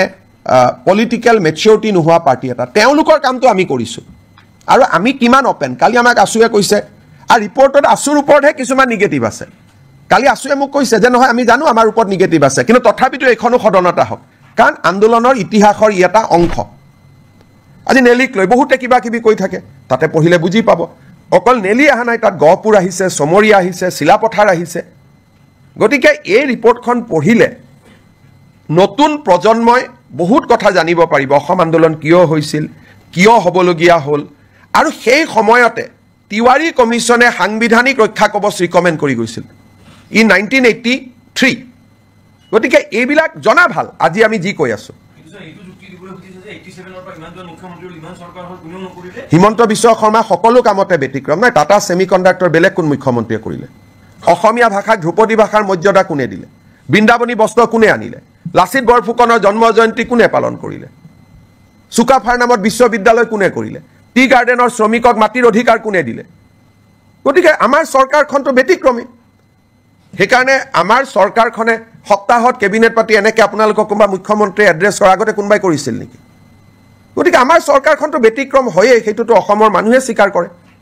আশীৰ্বাদ কৰে গতিকে আগৰ মুখ্যমন্ত্ৰীয়ে নকৰিলে বুলি মই নকৰিম এইটো কেনেকুৱা ক'ত কথা লিখা আছে আগৰ মুখ্যমন্ত্ৰীসকলৰ মনত ভয় আছিলে মোৰ মনত ভয় নাই কাৰণ ইতিহাস কেতিয়াও লুকাব নাপায় ইট ইজ এ ক্ৰাইম ইতিহাস লুকালে নতুন জেনেৰেশ্যনে অসমক জানিব নোৱাৰিব and it is a crime against humanity কোনোবাই যদি ইতিহাসক দাবাব খোজে আৰু বিধানসভাৰ লাইব্ৰেৰীত ইয়াৰ কপি এটা আছেও আজিও আছে এনেকুৱা নহয় যে কপিটো নাই প্ৰফুল্ল মহন্ত ডাঙৰীয়াই যিটো কপি সদনত দিলে স্পীকাৰে নি আলমাৰীত থৈ দিছে বিধানসভাৰ লাইব্ৰেৰীত আজিও আপোনালোকে চাব পাৰে গতিকে এইটো কোনো সিক্ৰেট ডকুমেণ্টটো নহয় बहुत लंबा हो जाएगा माँ ये कहाँ हो पाएगा ये English Hindi today Assam cabinet has approved host of legislation around 27 to be placed before Assam Assembly which will be in session from 25th of this month. This include a provision for handing over tea garden labor colonies land to the tea garden laborers, School Provincialization Act, relaxation of Animal Cruelty Act to provide a facility for buffalo fight like Jalakattu, all these legislation will be placed before the assembly, including a new policy for MRO. Along with this legislation, we are also going to place the Tiwari Commission report, which was constituted in 1983 to investigate the region of violence that has erupted in the state in the year 2083, which has witnessed death over 3,000 citizens. Along with that, at that point of time, a non-government inquiry was also constituted under the chairmanship of Justice T.U. Mehta. Government of Assam going to lay both the report of the commission constituted by Government of Assam, the report of the commission constituted by the agitationists of that point of time, so that the people of Assam, new generation scholars, can study the root cause of Assam agitation and various issues surrounding the identity issue of Assamese people. হ'ব একোটো নাই বাকি ঠিক আছে আৰু 26 তাৰিখৰ কেবিনেটত আমি 6 জনগোষ্ঠীৰ আলোচনা কৰিম 27 তাৰিখে সেইখন সদনত আহিব মই 25 বুলি কৈছিলো দুটা দিন দেৰি হ'ল কাৰণ ইমান কামৰ মাজত কৰবাত কিবা খেলিমেলি যাতে থাকি না যায় সেইকাৰণে দুটা দিন আমি বেছি কৈ লৈছো লাভ জেহাদৰ বিলখনো আলোচনাত আছে কিন্তু এইবাৰ হ'বনে নহ'ব মোৰ ডাউট আছে কিন্তু আমাৰ চৰকাৰৰ দিনতে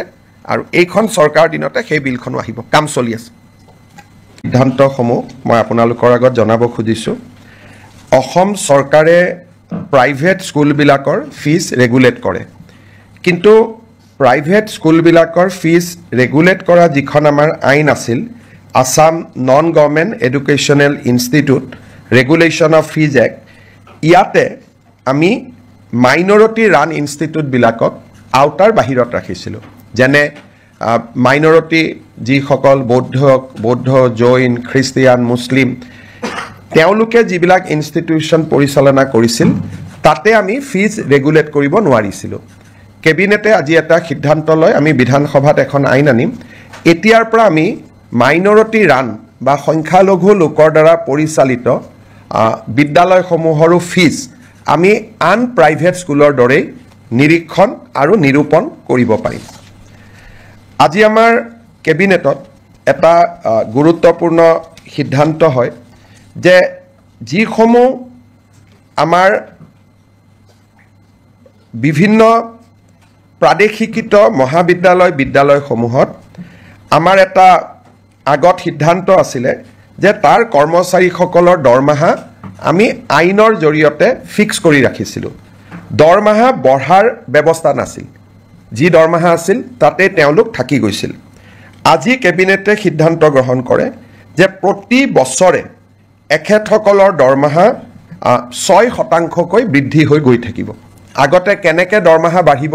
তাক আইনখনত লিখা নাছিল এতিয়াৰ পৰা প্ৰাদেশিকৃত মহাবিদ্যালয় বিদ্যালয়ৰ কৰ্মচাৰীসকল তৃতীয় আৰু চতুৰ্থ বৰ্গৰ কৰ্মচাৰীসকলৰ দৰমহা প্ৰতি বছৰে 6% ইনক্ৰিমেণ্ট পাই গৈ থাকিব আজি আমাৰ কেবিনেটত আগতেও মই ঘোষণা কৰিছিলোঁ আমাৰ যিবিলাক ধুবুৰী সাউথ সালমাৰাৰ দৰে জিঅ'গ্ৰাফিকেলি ডিজএডভান্টেজ স্থানত শিক্ষকতা কৰে তেওঁলোকে আগতে বদলি হ'বৰ কাৰণে আইন মতে অতি কমেও 12 বছৰ শিক্ষকতা কৰিব লাগিছিল আজি আমি আগৰ প্ৰতিশ্ৰুতি অনুসৰি বিধানসভাত আইনৰ সংশোধনী আহিব এতিয়া ছোৱালী বা মহিলা শিক্ষয়িত্ৰীয়ে 5 বছৰ কাম কৰিলে ট্ৰান্সফাৰৰ বাবে উপযোগ্য হ'ব আৰু পুৰুষ শিক্ষক 7 বছৰ কাম কৰিলে ট্ৰান্সফাৰৰ বাবে তেওঁলোক উপযুক্ত হ'ব এই আইনখন সংশোধনীৰ বাবে আজি কেবিনেটে অনুমোদন জনায় আজি আমাৰ কেবিনেটে অসম চৰকাৰৰ যিটো প্ৰভিন্সিয়েলাইজেশ্যন পলিচি সেই পলিচিটোক সংশোধন কৰি আমি এখন আইন আনিম যি আইনৰ জৰিয়তে 2006 চনত প্ৰতিষ্ঠা কৰা ৰিকগনাইজ হওক মাত্ৰ তেওঁলোকক ৰিকগনাইজেশ্যন লগতে পাৰ্মিশ্যন হওক এনঅ'চি হওক এফিলেশ্যন হওক যিকোনো চৰকাৰী কমিউনিকেশ্যন থাকিলে 2006 প্ৰতিষ্ঠা কৰা স্কুল কলেজ প্ৰাদেশিকৰণৰ বাবে উপযুক্ত বুলি বিবেচিত হ'ব অৰ্থাৎ প্ৰাদেশিকৰণ আইনৰ সংশোধনৰ বাবে অসমৰ শিক্ষক সমাজে যি দাবী কৰি আছিলে তাক আজি আমাৰ কেবিনেটত গ্ৰহণ কৰা হয় আৰু ইয়াৰ সংশোধনী বিলখনো অনুমোদন কৰা হয়। এই সংশোধনীৰ ফলত কেইবা হাজাৰ শিক্ষকৰ চাকৰি প্ৰাদেশিকৰণ হ'ব পাৰিব। পাৰ্থক্যটো মই বুজাই দিছোঁ। আগতে আমাৰ নিয়মটো আছিল যে 2006 চনত প্ৰতিষ্ঠা হ'ব লাগিব আৰু সকলো অনুমোদন পাব লাগিব, তেতিয়াহে প্ৰাদেশিকৰণ হ'ব। এতিয়া আমি কৈছোঁ সকলো অনুমোদন নালাগে, যিকোনো এখন কাগজ থাকিলে, পাৰ্মিশ্যনৰ কাগজ থাকক, ৰিকগনাইজেশ্যনৰ কাগজ থাকক, এফিলেশ্যনৰ কাগজ থাকক বা NOC এখন থাকক, তেতিয়াও তেওঁলোকৰ চাকৰিসমূহ প্ৰাদেশিকৃত হ'ব। এই আইনৰ ফলত বহুকেইখন মহাবিদ্যালয় প্ৰাদেশিকৃত হ'ব, সুবিধা পাব। কিমানখন কলেজ হ'ব? প্ৰায় 15খন নতুন মহাবিদ্যালয় প্ৰাদেশিকৃত হ'ব। স্কুল কিমানমান হ'ব? স্কুলটো হিচাপ উলিয়াব দিগদাৰ, কিন্তু কেইবা হাজাৰো বিদ্যালয় নতুনকৈ প্ৰাদেশিকৰণৰ আওতাত আহিব পাৰিব। আজি আমাৰ কেবিনেটত নেৰিম নামৰ শিক্ষানুষ্ঠানখনে এখন প্ৰাইভেট ইউনিভাৰ্চিটি কৰিব খোজে, তাকো কেবিনেটে অনুমোদন জনায়। আজি আমাৰ অসমৰ উচ্চ শিক্ষাৰ বাবে এটা অতি আনন্দৰ বিষয়। আজিম প্ৰেমজীৰ নাম আপোনালোকে শুনিছে। আজিম প্ৰেমজী ফাউণ্ডেশ্যন এটা ফিলন্থ্ৰপিক অৰ্গেনাইজেশ্যন। তেওঁলোকে অসমত 1000 কোটি টকাতকৈও অধিক ব্যয় কৰি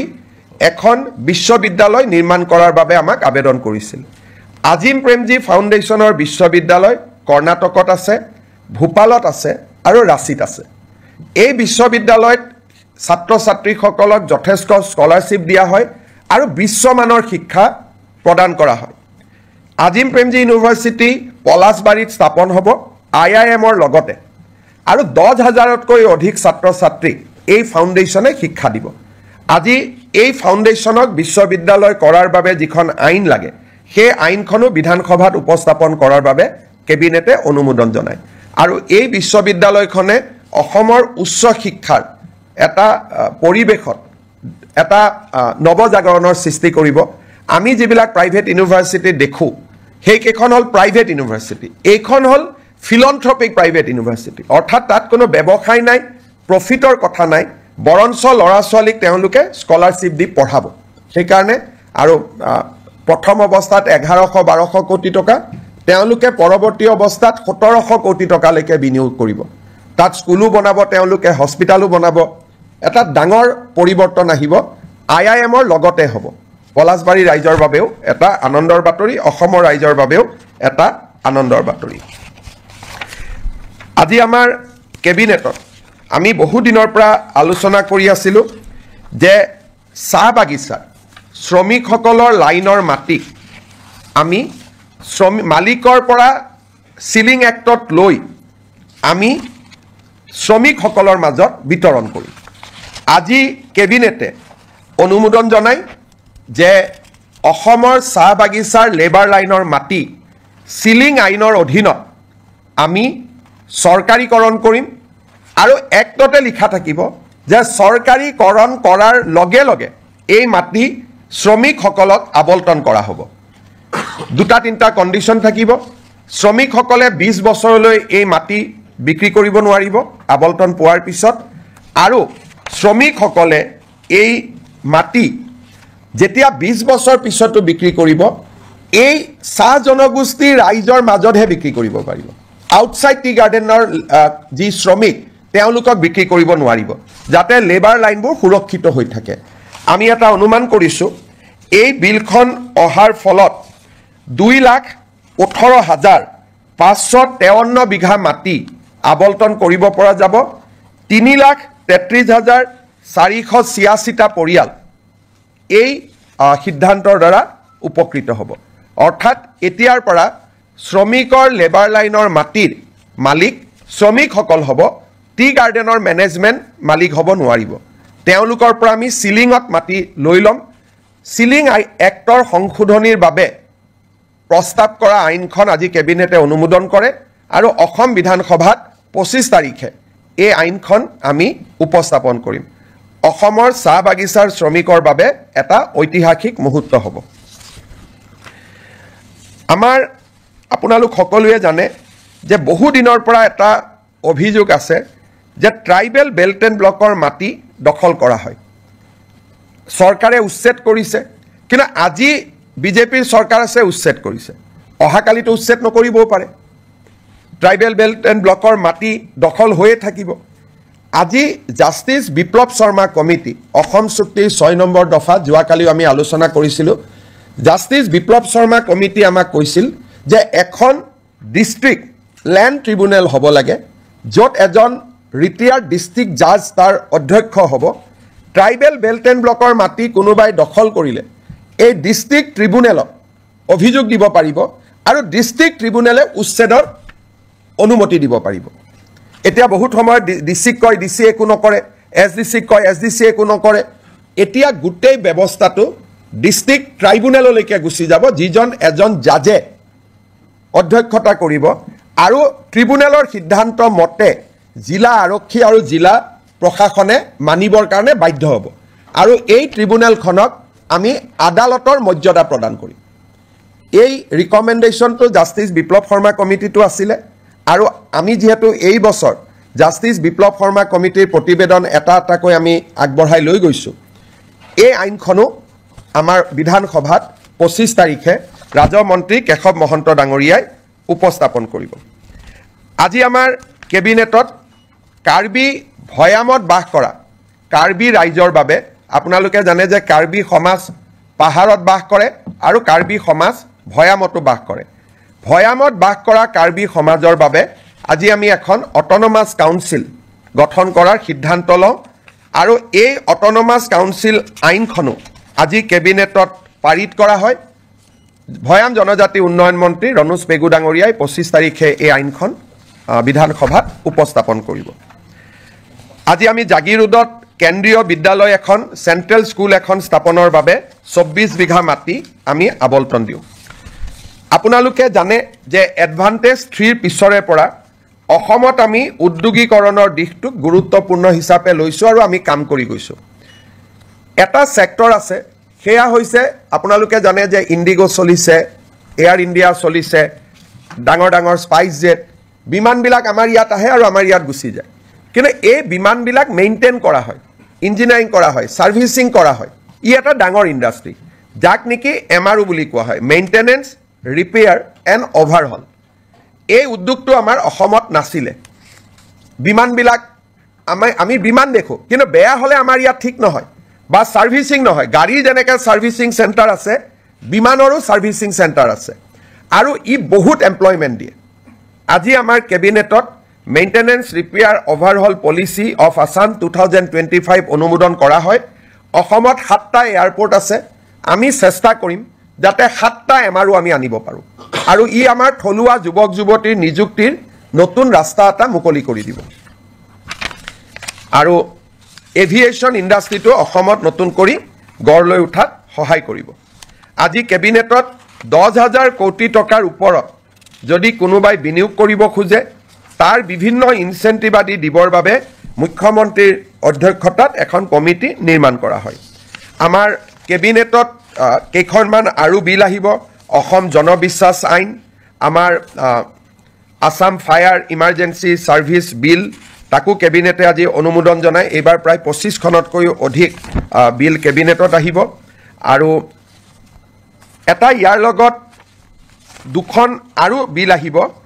আমাৰ আহতগুৰিত যিটো মহৰ যুঁজ হয়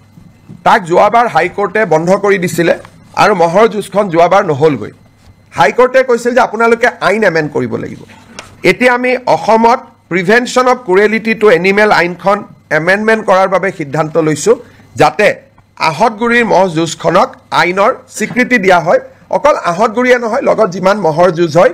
এই মহৰ যুঁজখনক ক্ৰুৱেলিটিৰ ডেফিনেশ্যনৰ পৰা আমি বাহিৰত আনিব খুজিছোঁ যাৰ ফলত আমি ভাবোঁ এইবাৰ মাঘ বিহুত নহ'ব অহাবাৰলৈকে অন্তত আমি সদায় যিটো পৰম্পৰাগত মহ যুঁজ তাক আমি দেখা পাব পাৰিম শেষত আপোনালোকে জানে যে জালিকাটু আদিক আইনৰ দ্বাৰাই অনুমোদন দিয়া হৈছিলে জালিকাটু আমি আইন কৰা নাছিলোঁ কাৰণে বাৰে বাৰে আমাক হাইকোৰ্টে বাধা দি আছিলে সেইকাৰণে আমি বিধানসভাত আইনখন আনিম আৰু আইনৰ জৰিয়তে মহ যুঁজটোক আমি আনুষ্ঠানিক স্বীকৃতি দিম এতিয়া মই শেষত এটা আপোনালোকক কথা ক'ব খুজিছোঁ 1983 চনত যেতিয়া অসমত ভয়ংকৰ অশান্তি হৈছিল সংঘৰ্ষ হৈছিলে 2000তকৈও অধিক লোকৰ মৃত্যু হৈছিল তেতিয়া চৰকাৰে তিৱাৰী কমিশ্যন গঠন কৰিছিল আৰু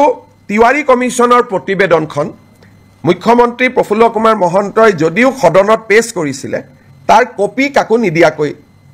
ইস্যুটো শেষ কৰি থোৱা হৈছিল 25 তাৰিখে আমি সদনৰ সকলো বিধায়কক আমি তিৱাৰী কমিশ্যনৰ ৰিপৰ্ট বিতৰণ কৰিম সদৌ অসম ছাত্ৰ সন্থাই আমাক কৈছিলে যে তিৱাৰী কমিশ্যনৰ ৰিপৰ্টটো আপোনালোকে দিয়ক তাত আমাৰ কোনো আপত্তি নাই কিন্তু সেই সময়ত আন্দোলনকাৰীসকলে তেওঁলোকৰ নিজস্ব প্ৰচেষ্টাত মেহতা কমিশ্যন এখন গঠন কৰিছিল চৰকাৰে কৰিছিল তিৱাৰী কমিশ্যন মুক্তি যুঁজাৰু সন্মিলনৰ দ্বাৰা মেহতা কমিশ্যন কৰা হৈছিল আৰু এই মেহতা কমিশ্যনৰ মেম্বাৰ আছিলে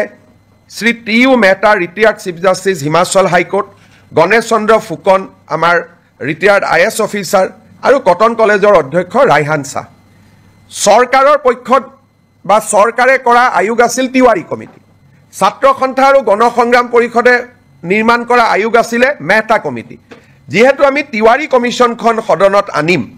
আসুৰ অনুৰোধ আছিল যে মেহতা কমিশ্যনখনো আনিব লাগে যাতে দুইটা ভিউ ৰাইজে পাব পাৰে আজি আমি এটা বহল অন্তৰলৈ অসমত কেতিয়াও হোৱা নাই ব্যক্তিগত বা সামাজিক পৰ্যায়ত গঠন কৰা আয়োগৰ প্ৰতিবেদন বিধানসভাত দাখিল কৰা আজিলৈকে কোনো ৰেকৰ্ড নাই কিন্তু পৰম্পৰা ভাঙি আমি জাষ্টিছ মেহতা কমিটিৰ ৰিপৰ্ট যদিও ব্যক্তিগত বা সামাজিক পৰ্যায়ত হৈছিল চৰকাৰ কোনো বেচৰকাৰী তদন্ত এই বেচৰকাৰী তদন্তৰ প্ৰতিবেদনখনো আমি সদনত দাখিল কৰিম যাতে অসমৰ ইতিহাসৰ সেই অধ্যায়টোৰ সকলো ধৰণৰ ভিউজ যাতে ৰাইজে পাব পাৰে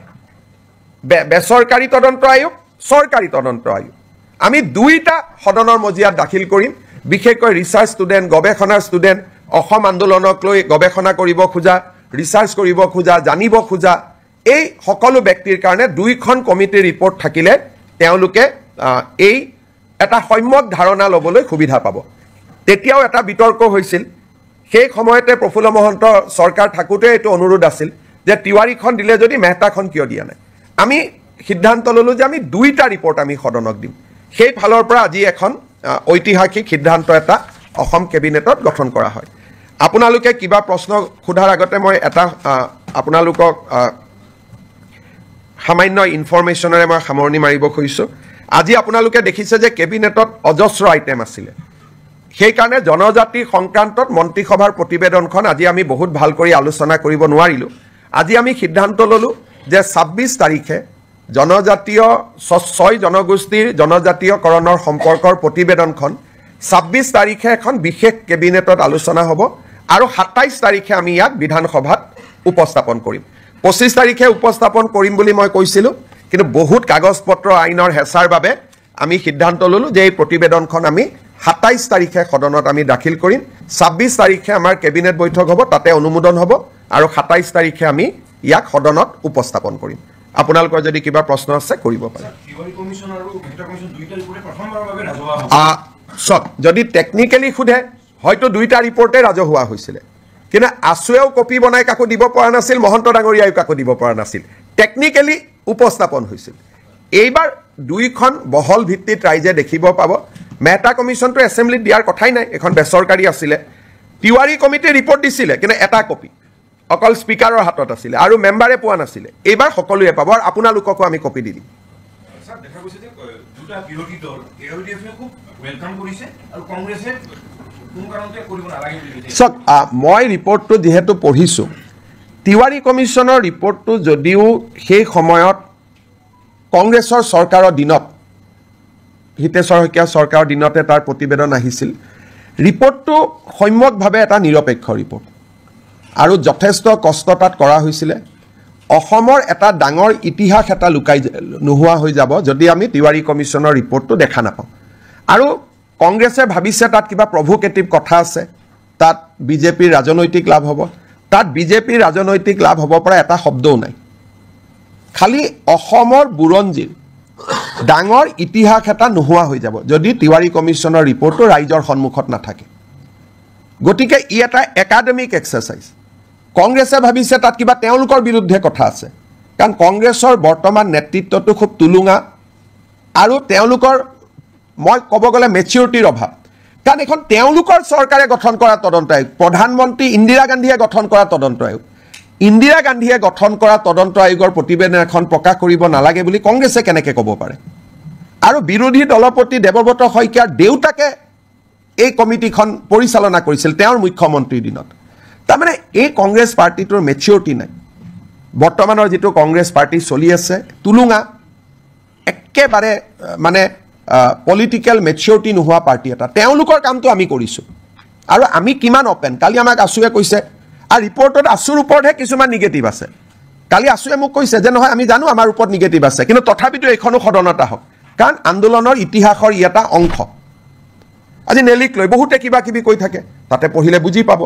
অকল নেলি আহা নাই তাত গহপুৰ আহিছে সমৰীয়া আহিছে শিলাপথাৰ আহিছে গতিকে এই ৰিপৰ্টখন পঢ়িলে নতুন প্ৰজন্মই বহুত কথা জানিব পাৰিব অসম আন্দোলন কিয় হৈছিল কিয় হ'বলগীয়া হ'ল আৰু সেই সময়তে তিৱাৰী কমিছনে সাংবিধানিক ৰক্ষা কবচ ৰিকমেণ্ড কৰি গৈছিল ইন 1983 গতিকে এইবিলাক জনা ভাল আজি আমি যি কৈ আছো হিমন্ত বিশ্ব শৰ্মা সকলো কামতে ব্যতিক্ৰম নাই টাটা সেমিকণ্ডাক্টৰ বেলেগ কোন মুখ্যমন্ত্ৰীয়ে কৰিলে অসমীয়া ভাষাক ধ্ৰুপদী ভাষাৰ মৰ্যাদা কোনে দিলে বৃন্দাবনী বস্ত্ৰ কোনে আনিলে লাচিত বৰফুকনৰ জন্ম জয়ন্তী কোনে পালন কৰিলে সুকাফাৰ নামত বিশ্ববিদ্যালয় কোনে কৰিলে টি গাৰ্ডেনৰ শ্ৰমিকক মাটিৰ অধিকাৰ কোনে দিলে গতিকে আমাৰ চৰকাৰখনটো ব্যতিক্ৰমী সেইকাৰণে আমাৰ চৰকাৰখনে সপ্তাহত কেবিনেট পাতি এনেকৈ আপোনালোকক কোনোবা মুখ্যমন্ত্ৰীয়ে এড্ৰেছ কৰাৰ আগতে কোনোবাই কৰিছিল নেকি গতিকে আমাৰ চৰকাৰখনটো ব্যতিক্ৰম হয়েই সেইটোতো অসমৰ মানুহে স্বীকাৰ কৰে আশীৰ্বাদ কৰে গতিকে আগৰ মুখ্যমন্ত্ৰীয়ে নকৰিলে বুলি মই নকৰিম এইটো কেনেকুৱা ক'ত কথা লিখা আছে আগৰ মুখ্যমন্ত্ৰীসকলৰ মনত ভয় আছিলে মোৰ মনত ভয় নাই কাৰণ ইতিহাস কেতিয়াও লুকাব নাপায় ইট ইজ এ ক্ৰাইম ইতিহাস লুকালে নতুন জেনেৰেশ্যনে অসমক জানিব নোৱাৰিব and it is a crime against humanity কোনোবাই যদি ইতিহাসক দাবাব খোজে আৰু বিধানসভাৰ লাইব্ৰেৰীত ইয়াৰ কপি এটা আছেও আজিও আছে এনেকুৱা নহয় যে কপিটো নাই প্ৰফুল্ল মহন্ত ডাঙৰীয়াই যিটো কপি সদনত দিলে স্পিকাৰে নি আলমাৰীত থৈ দিছে বিধানসভাৰ লাইব্ৰেৰীত আজিও আপোনালোকে চাব পাৰে গতিকে এইটো কোনো সিক্ৰেট ডকুমেণ্টটো নহয়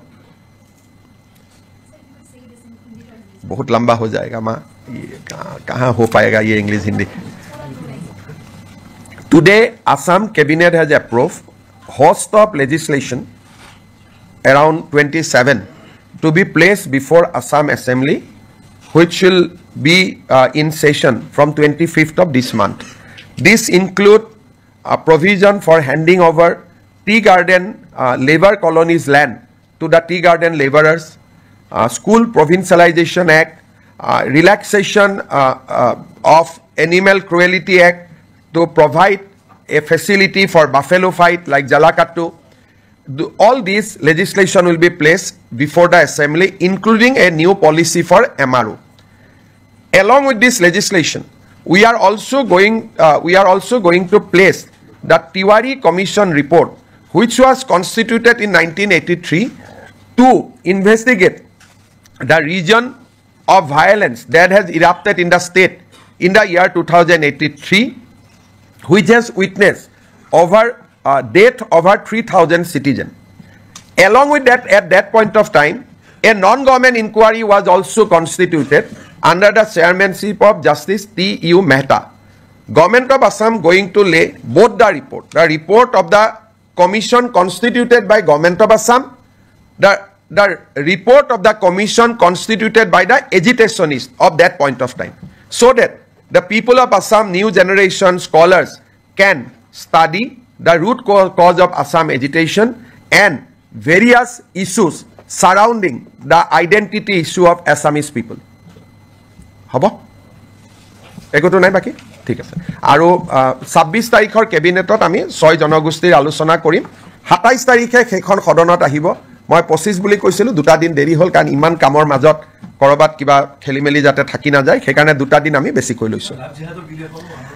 লাভ জেহাদৰ বিলখনো আলোচনাত আছে কিন্তু এইবাৰ হ'বনে নহব মোৰ ডাউট আছে কিন্তু আমাৰ চৰকাৰৰ দিনতে আৰু এইখন চৰকাৰৰ দিনতে সেই বিলখনো আহিব কাম চলি আছে সিদ্ধান্তসমূহ মই আপোনালোকৰ আগত জনাব খুজিছো অসম চৰকাৰে প্ৰাইভেট স্কুলবিলাকৰ ফিজ ৰেগুলেট কৰে কিন্তু প্ৰাইভেট স্কুলবিলাকৰ ফিজ ৰেগুলেট কৰা যিখন আমাৰ আইন আছিল Assam non government educational institute regulation of fees act ইয়াতে আমি মাইনৰিটি ৰান ইনষ্টিটিউটবিলাকক আউটাৰ বাহিৰত ৰাখিছিলোঁ যেনে মাইনৰিটি যিসকল বৌদ্ধ জৈন খ্ৰীষ্টিয়ান মুছলিম তেওঁলোকে যিবিলাক ইনষ্টিটিউশ্যন পৰিচালনা কৰিছিল তাতে আমি ফিজ ৰেগুলেট কৰিব নোৱাৰিছিলোঁ কেবিনেটে আজি এটা সিদ্ধান্ত লয় আমি বিধানসভাত এখন আইন আনিম এতিয়াৰ পৰা আমি মাইনৰিটি ৰান বা সংখ্যালঘু লোকৰ দ্বাৰা পৰিচালিত বিদ্যালয়সমূহৰো ফিজ আমি আন প্ৰাইভেট স্কুলৰ দৰেই নিৰীক্ষণ আৰু নিৰূপণ কৰিব পাৰিম আজি আমাৰ কেবিনেটত এটা গুৰুত্বপূৰ্ণ সিদ্ধান্ত হয় যে যিসমূহ আমাৰ বিভিন্ন প্ৰাদেশিকৃত মহাবিদ্যালয় বিদ্যালয়সমূহত আমাৰ এটা আগত সিদ্ধান্ত আছিলে যে তাৰ কৰ্মচাৰীসকলৰ দৰমহা আমি আইনৰ জৰিয়তে ফিক্স কৰি ৰাখিছিলোঁ দৰমহা বঢ়াৰ ব্যৱস্থা নাছিল যি দৰমহা আছিল তাতে তেওঁলোক থাকি গৈছিল আজি কেবিনেটে সিদ্ধান্ত গ্ৰহণ কৰে যে প্ৰতি বছৰে এখেতসকলৰ দৰমহা 6% বৃদ্ধি হৈ গৈ থাকিব আগতে কেনেকৈ দৰমহা বাঢ়িব তাক আইনখনত লিখা নাছিল এতিয়াৰ পৰা প্ৰাদেশিকৃত মহাবিদ্যালয় বিদ্যালয়ৰ কৰ্মচাৰীসকল তৃতীয় আৰু চতুৰ্থ বৰ্গৰ কৰ্মচাৰীসকলৰ দৰমহা প্ৰতি বছৰে 6% ইনক্ৰিমেণ্ট পাই গৈ থাকিব আজি আমাৰ কেবিনেটত আগতেও মই ঘোষণা কৰিছিলোঁ আমাৰ যিবিলাক ধুবুৰী সাউথ সালমাৰাৰ দৰে জিঅ'গ্ৰাফিকেলি ডিজএডভান্টেজ স্থানত শিক্ষকতা কৰে তেওঁলোকে আগতে বদলি হ'বৰ কাৰণে আইনমতে অতি কমেও 12 বছৰ শিক্ষকতা কৰিব লাগিছিল আজি আমি আগৰ প্ৰতিশ্ৰুতি অনুসৰি বিধানসভাত আইনৰ সংশোধনী আহিব এতিয়া ছোৱালী বা মহিলা শিক্ষয়িত্ৰীয়ে 5 বছৰ কাম কৰিলেই ট্ৰান্সফাৰৰ বাবে উপযোগ্য হ'ব আৰু পুৰুষ শিক্ষক 7 বছৰ কাম কৰিলে ট্ৰান্সফাৰৰ বাবে তেওঁলোক উপযুক্ত হ'ব এই আইনখন সংশোধনীৰ বাবে আজি কেবিনেটে অনুমোদন জনায় আজি আমাৰ কেবিনেটে অসম চৰকাৰৰ যিটো প্ৰভিন্সিয়েলাইজেশ্যন পলিচি সেই পলিচিটোক সংশোধন কৰি আমি এখন আইন আনিম যি আইনৰ জৰিয়তে 2006 চনত প্ৰতিষ্ঠা কৰা ৰিকগনাইজ হওক মাত্ৰ তেওঁলোকক ৰিকগনাইজৰ লগত পাৰ্মিশ্যন হওক NOC হওক এফিলেশ্যন হওক যিকোনো চৰকাৰী কমিউনিকেশ্যন থাকিলেই 2006 প্ৰতিষ্ঠা কৰা স্কুল কলেজ প্ৰাদেশিকৰণৰ বাবে উপযুক্ত বুলি বিবেচিত হ'ব অৰ্থাৎ প্ৰাদেশিকৰণ আইনৰ সংশোধনৰ বাবে অসমৰ শিক্ষক সমাজে যি দাবী কৰি আছিল তাক আজি আমাৰ কেবিনেটত গ্ৰহণ কৰা হয় আৰু ইয়াৰ সংশোধনী বিলখনো অনুমোদন কৰা হয় এই সংশোধনীৰ ফলত কেইবা হাজাৰ শিক্ষকৰ চাকৰি প্ৰাদেশিকৰণ হ'ব পাৰিব পাৰ্থক্যটো মই বুজাই দিছোঁ আগতে আমাৰ নিয়মটো আছিল যে 2006 চনত প্ৰতিষ্ঠা হ'ব লাগিব আৰু সকলো অনুমোদন পাব লাগিব তেতিয়াহে প্ৰাদেশিকৰণ হ'ব এতিয়া আমি কৈছোঁ সকলো অনুমোদন নালাগে যিকোনো এখন কাগজ থাকিলে পাৰ্মিশ্যনৰ কাগজ থাকক ৰিকগনাইজেশ্যনৰ কাগজ থাকক এফিলেশ্যনৰ কাগজ থাকক বা NOC এখন থাকক তেতিয়াও তেওঁলোকৰ চাকৰিসমূহ প্ৰাদেশিকৃত হ'ব এই আইনৰ ফলত বহু কেইখন মহাবিদ্যালয় প্ৰাদেশিকৃত হ'ব সুবিধা পাব কিমানখন কলেজ হ'ব প্ৰায় 15খন নতুন মহাবিদ্যালয় প্ৰাদেশিকৃত হ'ব স্কুল কিমানমান হ'ব স্কুলটো হিচাপ উলিয়াব দিগদাৰ কিন্তু কেইবা হাজাৰো বিদ্যালয় নতুনকৈ প্ৰাদেশিকৰণৰ আওতাত আহিব পাৰিব আজি আমাৰ কেবিনেটত নেৰিম নামৰ শিক্ষানুষ্ঠানখনে এখন প্ৰাইভেট ইউনিভাৰ্চিটি কৰিব খোজে তাকো কেবিনেটে অনুমোদন জনায় আজি আমাৰ অসমৰ উচ্চ শিক্ষাৰ বাবে এটা অতি আনন্দৰ বিষয় আজিম প্ৰেমজীৰ নাম আপোনালোকে শুনিছে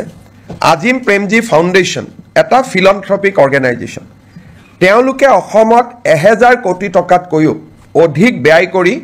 এখন বিশ্ববিদ্যালয় নিৰ্মাণ কৰাৰ বাবে আমাক আবেদন কৰিছিল আজিম প্ৰেমজী ফাউণ্ডেশ্যনৰ বিশ্ববিদ্যালয় কৰ্ণাটকত আছে ভূপালত আছে আৰু ৰাঁচীত আছে এই বিশ্ববিদ্যালয়ত ছাত্ৰ ছাত্ৰীসকলক যথেষ্ট স্কলাৰশ্বিপ দিয়া হয় আৰু বিশ্বমানৰ শিক্ষা প্ৰদান কৰা হয় আজিম প্ৰেমজী ইউনিভাৰ্চিটি পলাশবাৰীত স্থাপন হ'ব IIMৰ লগতে আৰু 10,000তকৈ অধিক ছাত্ৰ ছাত্ৰীক এই ফাউণ্ডেশ্যনে শিক্ষা দিব আজি এই ফাউণ্ডেশ্যনক বিশ্ববিদ্যালয় কৰাৰ বাবে যিখন আইন লাগে সেই আইনখনো বিধানসভাত উপস্থাপন কৰাৰ বাবে কেবিনেটে অনুমোদন জনায় আৰু এই বিশ্ববিদ্যালয়খনে অসমৰ উচ্চ শিক্ষাৰ এটা পৰিৱেশত এটা নৱজাগৰণৰ সৃষ্টি কৰিব আমি যিবিলাক প্ৰাইভেট ইউনিভাৰ্চিটি দেখো সেইকেইখন হ'ল প্ৰাইভেট ইউনিভাৰ্চিটি এইখন হ'ল ফিলন্থ্ৰপিক প্ৰাইভেট ইউনিভাৰ্চিটি অৰ্থাৎ তাত কোনো ব্যৱসায় নাই প্ৰফিটৰ কথা নাই বৰঞ্চ ল'ৰা ছোৱালীক তেওঁলোকে স্কলাৰশ্বিপ দি পঢ়াব সেইকাৰণে আৰু প্ৰথম অৱস্থাত 1100-1200 কোটি টকা তেওঁলোকে পৰৱৰ্তী অৱস্থাত 1700 কোটি টকালৈকে বিনিয়োগ কৰিব তাত স্কুলো বনাব তেওঁলোকে হস্পিটালো বনাব এটা ডাঙৰ পৰিৱৰ্তন আহিব IIMৰ লগতে হ'ব পলাশবাৰী ৰাইজৰ বাবেও এটা আনন্দৰ বাতৰি অসমৰ ৰাইজৰ বাবেও এটা আনন্দৰ বাতৰি আজি আমাৰ কেবিনেটত আমি বহু দিনৰ পৰা আলোচনা কৰি আছিলোঁ যে চাহ বাগিচাৰ শ্ৰমিকসকলৰ লাইনৰ মাটি আমি মালিকৰ পৰা সিলিং এক্টত লৈ আমি শ্ৰমিকসকলৰ মাজত বিতৰণ কৰি আজি কেবিনেটে অনুমোদন জনায় যে অসমৰ চাহ বাগিচাৰ লেবাৰ লাইনৰ মাটি সিলিং আইনৰ অধীনত আমি চৰকাৰীকৰণ কৰিম আৰু এক্টতে লিখা থাকিব যে চৰকাৰীকৰণ কৰাৰ লগে লগে এই মাটি শ্ৰমিকসকলক আবণ্টন কৰা হ'ব দুটা তিনিটা কণ্ডিশ্যন থাকিব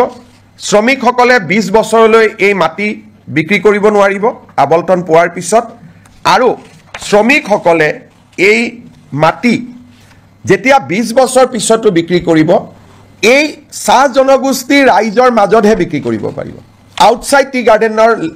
যি শ্ৰমিক তেওঁলোকক বিক্ৰী কৰিব নোৱাৰিব যাতে লেবাৰ লাইনবোৰ সুৰক্ষিত হৈ থাকে আমি এটা অনুমান কৰিছোঁ এই বিলখন অহাৰ ফলত 2,18,553 বিঘা মাটি আবণ্টন কৰিব পৰা যাব 3,33,486টা পৰিয়াল এই সিদ্ধান্তৰ দ্বাৰা উপকৃত হ'ব অৰ্থাৎ এতিয়াৰ পৰা শ্ৰমিকৰ লেবাৰ লাইনৰ মাটিৰ মালিক শ্ৰমিকসকল হ'ব টি গাৰ্ডেনৰ মেনেজমেণ্ট মালিক হ'ব নোৱাৰিব তেওঁলোকৰ পৰা আমি সিলিঙত মাটি লৈ ল'ম সিলিং এক্টৰ সংশোধনীৰ বাবে প্ৰস্তাৱ কৰা আইনখন আজি কেবিনেটে অনুমোদন কৰে আৰু অসম বিধানসভাত 25 তাৰিখে এই আইনখন আমি উপস্থাপন কৰিম অসমৰ চাহ বাগিচাৰ শ্ৰমিকৰ বাবে এটা ঐতিহাসিক মুহূৰ্ত হ'ব আমাৰ আপোনালোক সকলোৱে জানে যে বহু দিনৰ পৰা এটা অভিযোগ আছে যে ট্ৰাইবেল বেল্ট এণ্ড ব্লকৰ মাটি দখল কৰা হয় চৰকাৰে উচ্ছেদ কৰিছে কিন্তু আজি বিজেপিৰ চৰকাৰ আছে উচ্ছেদ কৰিছে অহাকালিতো উচ্ছেদ নকৰিবও পাৰে ট্ৰাইবেল বেল্ট এণ্ড ব্লকৰ মাটি দখল হৈয়ে থাকিব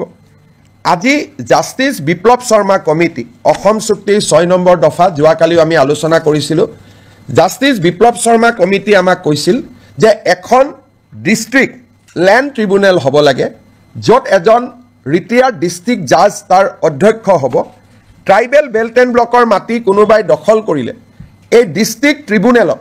অভিযোগ দিব পাৰিব আৰু ডিস্ট্ৰিক্ট ট্ৰিব্যুনেলে উচ্ছেদৰ অনুমতি দিব পাৰিব এতিয়া বহুত সময় ডিসি কয় ডিসি একো নকৰে এসডিসি কয় এসডিসি একো নকৰে এতিয়া গোটেই ব্যৱস্থাটো ডিস্ট্ৰিক্ট ট্ৰাইব্যুনেললৈকে গুচি যাব যিজন এজন জাজে অধ্যক্ষতা কৰিব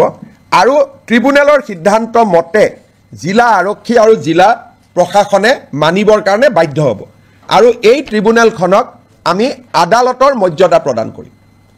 এই ৰিকমেণ্ডেশ্যনটো জাষ্টিস বিপ্লৱ শৰ্মা কমিটিটো আছিলে আৰু আমি যেহেতু এই বছৰ জাষ্টিস বিপ্লৱ শৰ্মা কমিটিৰ প্ৰতিবেদন এটা এটাকৈ আমি আগবঢ়াই লৈ গৈছোঁ এই আইনখনো আমাৰ বিধানসভাত 25 তাৰিখে ৰাজমন্ত্ৰী কেশৱ মহন্ত ডাঙৰীয়াই উপস্থাপন কৰিব আজি আমাৰ কেবিনেটত কাৰ্বি ভৈয়ামত বাস কৰা কাৰ্বি ৰাইজৰ বাবে আপোনালোকে জানে যে কাৰ্বি সমাজ পাহাৰত বাস কৰে আৰু কাৰ্বি সমাজ ভৈয়ামতো বাস কৰে ভৈয়ামত বাস কৰা কাৰ্বি সমাজৰ বাবে আজি আমি এখন অট'নমাছ কাউন্সিল গঠন কৰাৰ সিদ্ধান্ত লওঁ আৰু এই অট'নমাছ কাউন্সিল আইনখনো আজি কেবিনেটত পাৰিত কৰা হয় ভৈয়াম জনজাতি উন্নয়ন মন্ত্ৰী ৰণোজ পেগু ডাঙৰীয়াই 25 তাৰিখে এই আইনখন বিধানসভাত উপস্থাপন কৰিব আজি আমি জাগিৰোডত কেন্দ্ৰীয় বিদ্যালয় এখন চেন্ট্ৰেল স্কুল এখন স্থাপনৰ বাবে 24 বিঘা মাটি আমি আবণ্টন দিওঁ আপোনালোকে জানে যে এডভান্টেজ 3 পিছৰে পৰা অসমত আমি উদ্যোগীকৰণৰ দিশটোক গুৰুত্বপূৰ্ণ হিচাপে লৈছোঁ আৰু আমি কাম কৰি গৈছোঁ এটা সেক্টৰ আছে সেয়া হৈছে আপোনালোকে জানে যে ইণ্ডিগো চলিছে এয়াৰ ইণ্ডিয়া চলিছে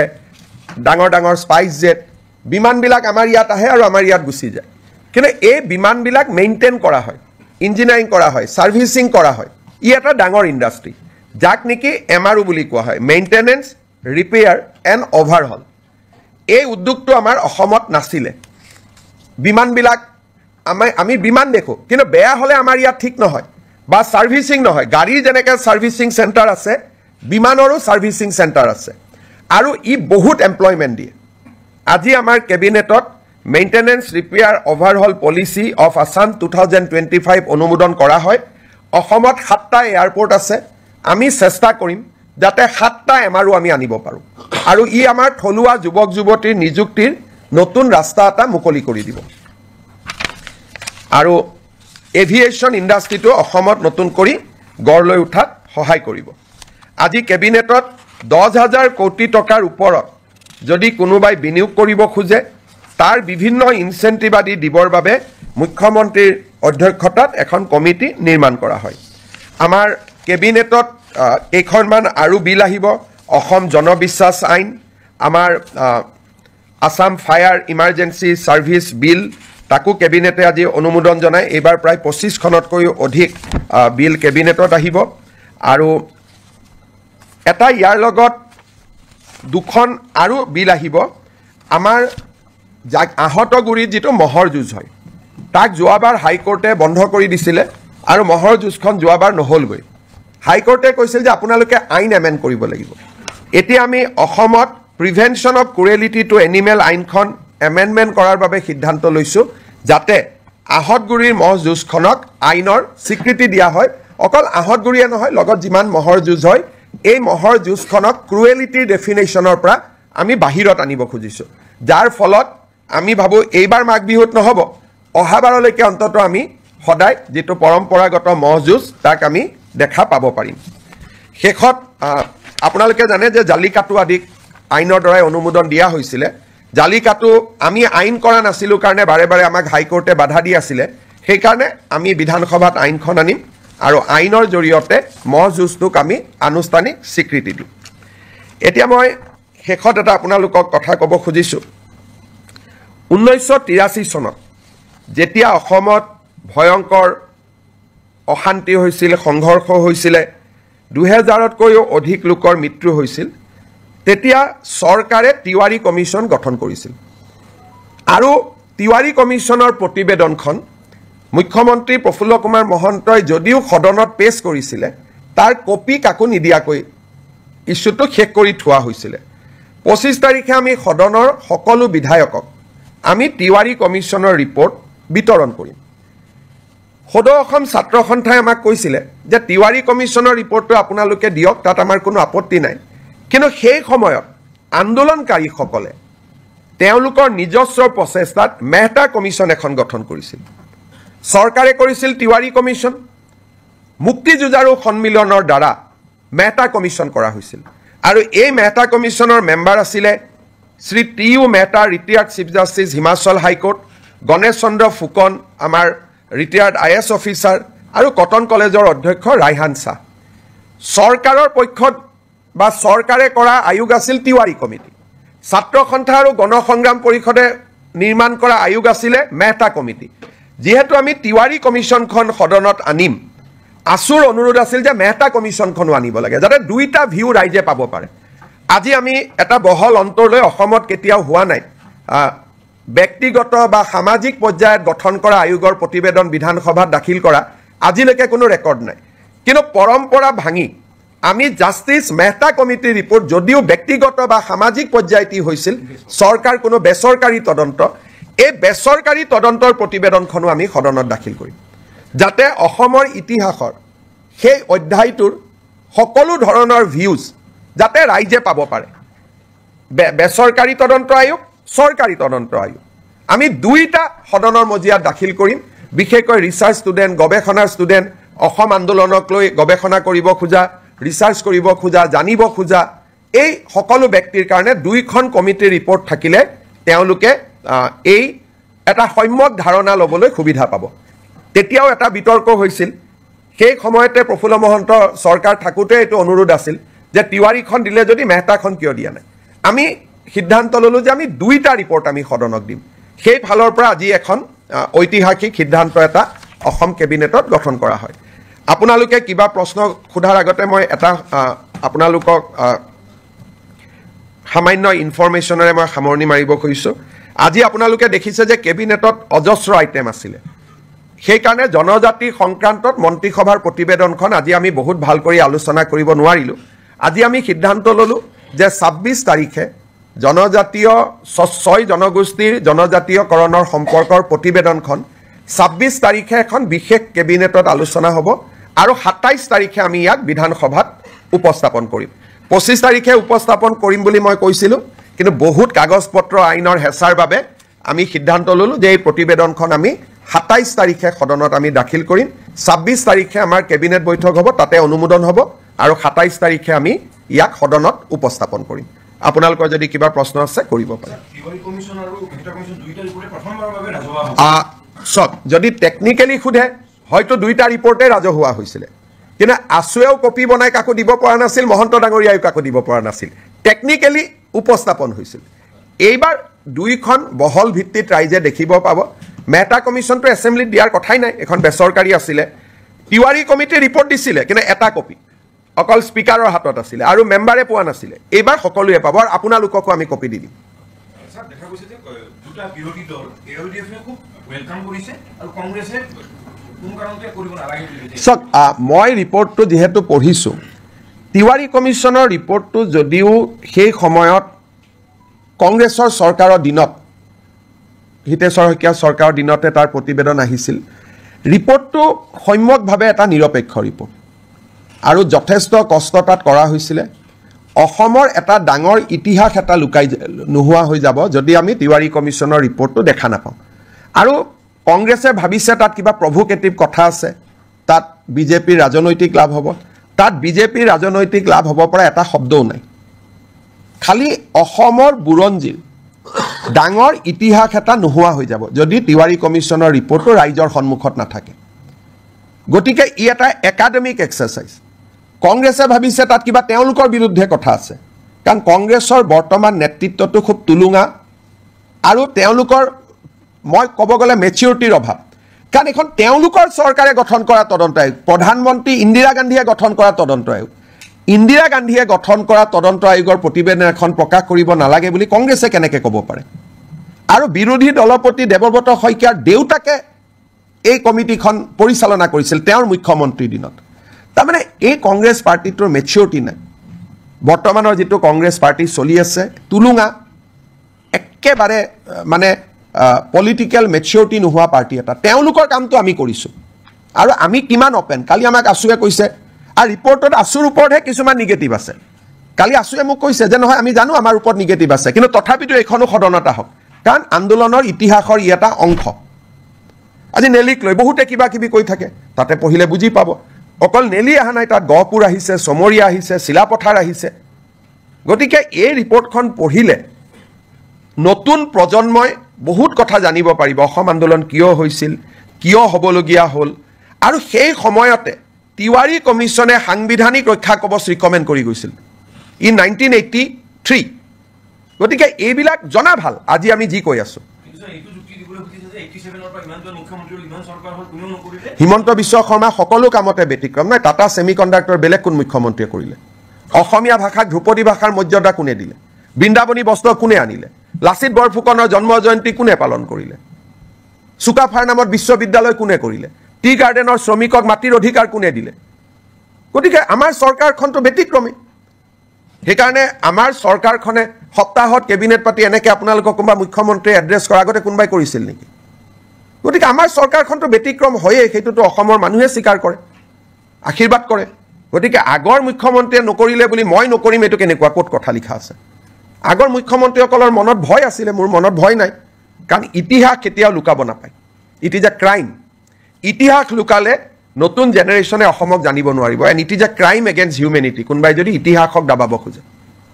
আৰু বিধানসভাৰ লাইব্ৰেৰীত ইয়াৰ কপি এটা আছেও, আজিও আছে।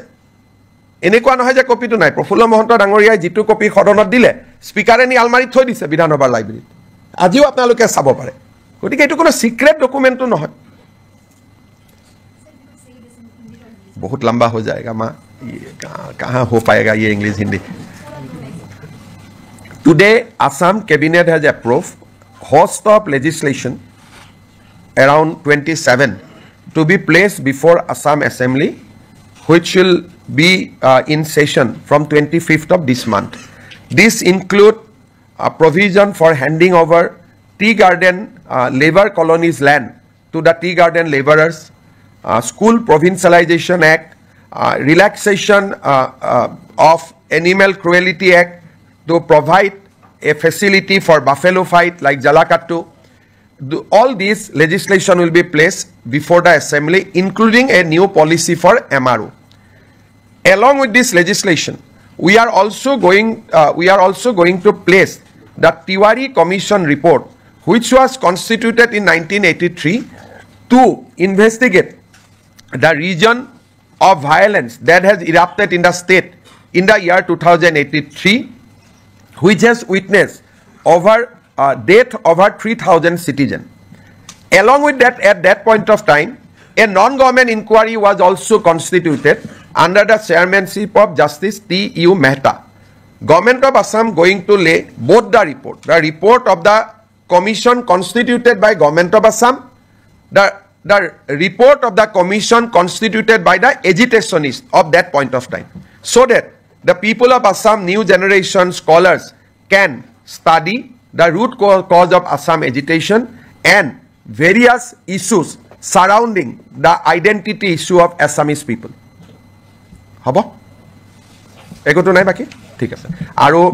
26 তাৰিখৰ কেবিনেটত আমি 6 জনগোষ্ঠীৰ আলোচনা কৰিম। 27 তাৰিখে সেইখন সদনত আহিব। মই 25 বুলি কৈছিলোঁ, 2টা দিন দেৰি হ'ল, কাৰণ ইমান কামৰ মাজত কৰবাত কিবা খেলি মেলি যাতে থাকি নাযায়, সেইকাৰণে 2টা দিন আমি বেছিকৈ লৈছোঁ। লাভ জেহাদৰ বিলখনো আলোচনাত আছে, কিন্তু এইবাৰ হ'বনে নহ'ব মোৰ ডাউট আছে। কিন্তু আমাৰ চৰকাৰৰ দিনতে আৰু এইখন চৰকাৰৰ দিনতে সেই বিলখনো আহিব, কাম চলি আছে। সিদ্ধান্তসমূহ মই আপোনালোকৰ আগত জনাব খুজিছোঁ। অসম চৰকাৰে প্ৰাইভেট স্কুলবিলাকৰ ফিজ ৰেগুলেট কৰে, কিন্তু প্ৰাইভেট স্কুলবিলাকৰ ফিজ ৰেগুলেট কৰা যিখন আমাৰ আইন আছিল, Assam non government educational institute regulation of fees act, ইয়াতে আমি মাইনৰিটি ৰান ইনষ্টিটিউটবিলাকক আউটাৰ বাহিৰত ৰাখিছিলোঁ। যেনে মাইনৰিটি যিসকল বৌদ্ধ, জৈন, খ্ৰীষ্টিয়ান, মুছলিম, তেওঁলোকে যিবিলাক ইনষ্টিটিউশ্যন পৰিচালনা কৰিছিল, তাতে আমি ফিজ ৰেগুলেট কৰিব নোৱাৰিছিলোঁ। কেবিনেটে আজি এটা সিদ্ধান্ত লয়, আমি বিধানসভাত এখন আইন আনিম। এতিয়াৰ পৰা আমি মাইনৰিটি ৰান বা সংখ্যালঘু লোকৰ দ্বাৰা পৰিচালিত বিদ্যালয়সমূহৰো ফিজ আমি আন প্ৰাইভেট স্কুলৰ দৰেই নিৰীক্ষণ আৰু নিৰূপণ কৰিব পাৰিম। আজি আমাৰ কেবিনেটত এটা গুৰুত্বপূৰ্ণ সিদ্ধান্ত হয় যে যিসমূহ আমাৰ বিভিন্ন প্ৰাদেশিকৃত মহাবিদ্যালয় বিদ্যালয়সমূহত আমাৰ এটা আগত সিদ্ধান্ত আছিলে যে তাৰ কৰ্মচাৰীসকলৰ দৰমহা আমি আইনৰ জৰিয়তে ফিক্স কৰি ৰাখিছিলোঁ। দৰমহা বঢ়াৰ ব্যৱস্থা নাছিল, যি দৰমহা আছিল তাতে তেওঁলোক থাকি গৈছিল। আজি কেবিনেটে সিদ্ধান্ত গ্ৰহণ কৰে যে প্ৰতি বছৰে এখেতসকলৰ দৰমহা 6% বৃদ্ধি হৈ গৈ থাকিব। আগতে কেনেকৈ দৰমহা বাঢ়িব তাক আইনখনত লিখা নাছিল। এতিয়াৰ পৰা প্ৰাদেশিকৃত মহাবিদ্যালয় বিদ্যালয়ৰ কৰ্মচাৰীসকল, 3য় আৰু 4ৰ্থ বৰ্গৰ কৰ্মচাৰীসকলৰ দৰমহা প্ৰতি বছৰে 6% ইনক্ৰিমেণ্ট পাই গৈ থাকিব। আজি আমাৰ কেবিনেটত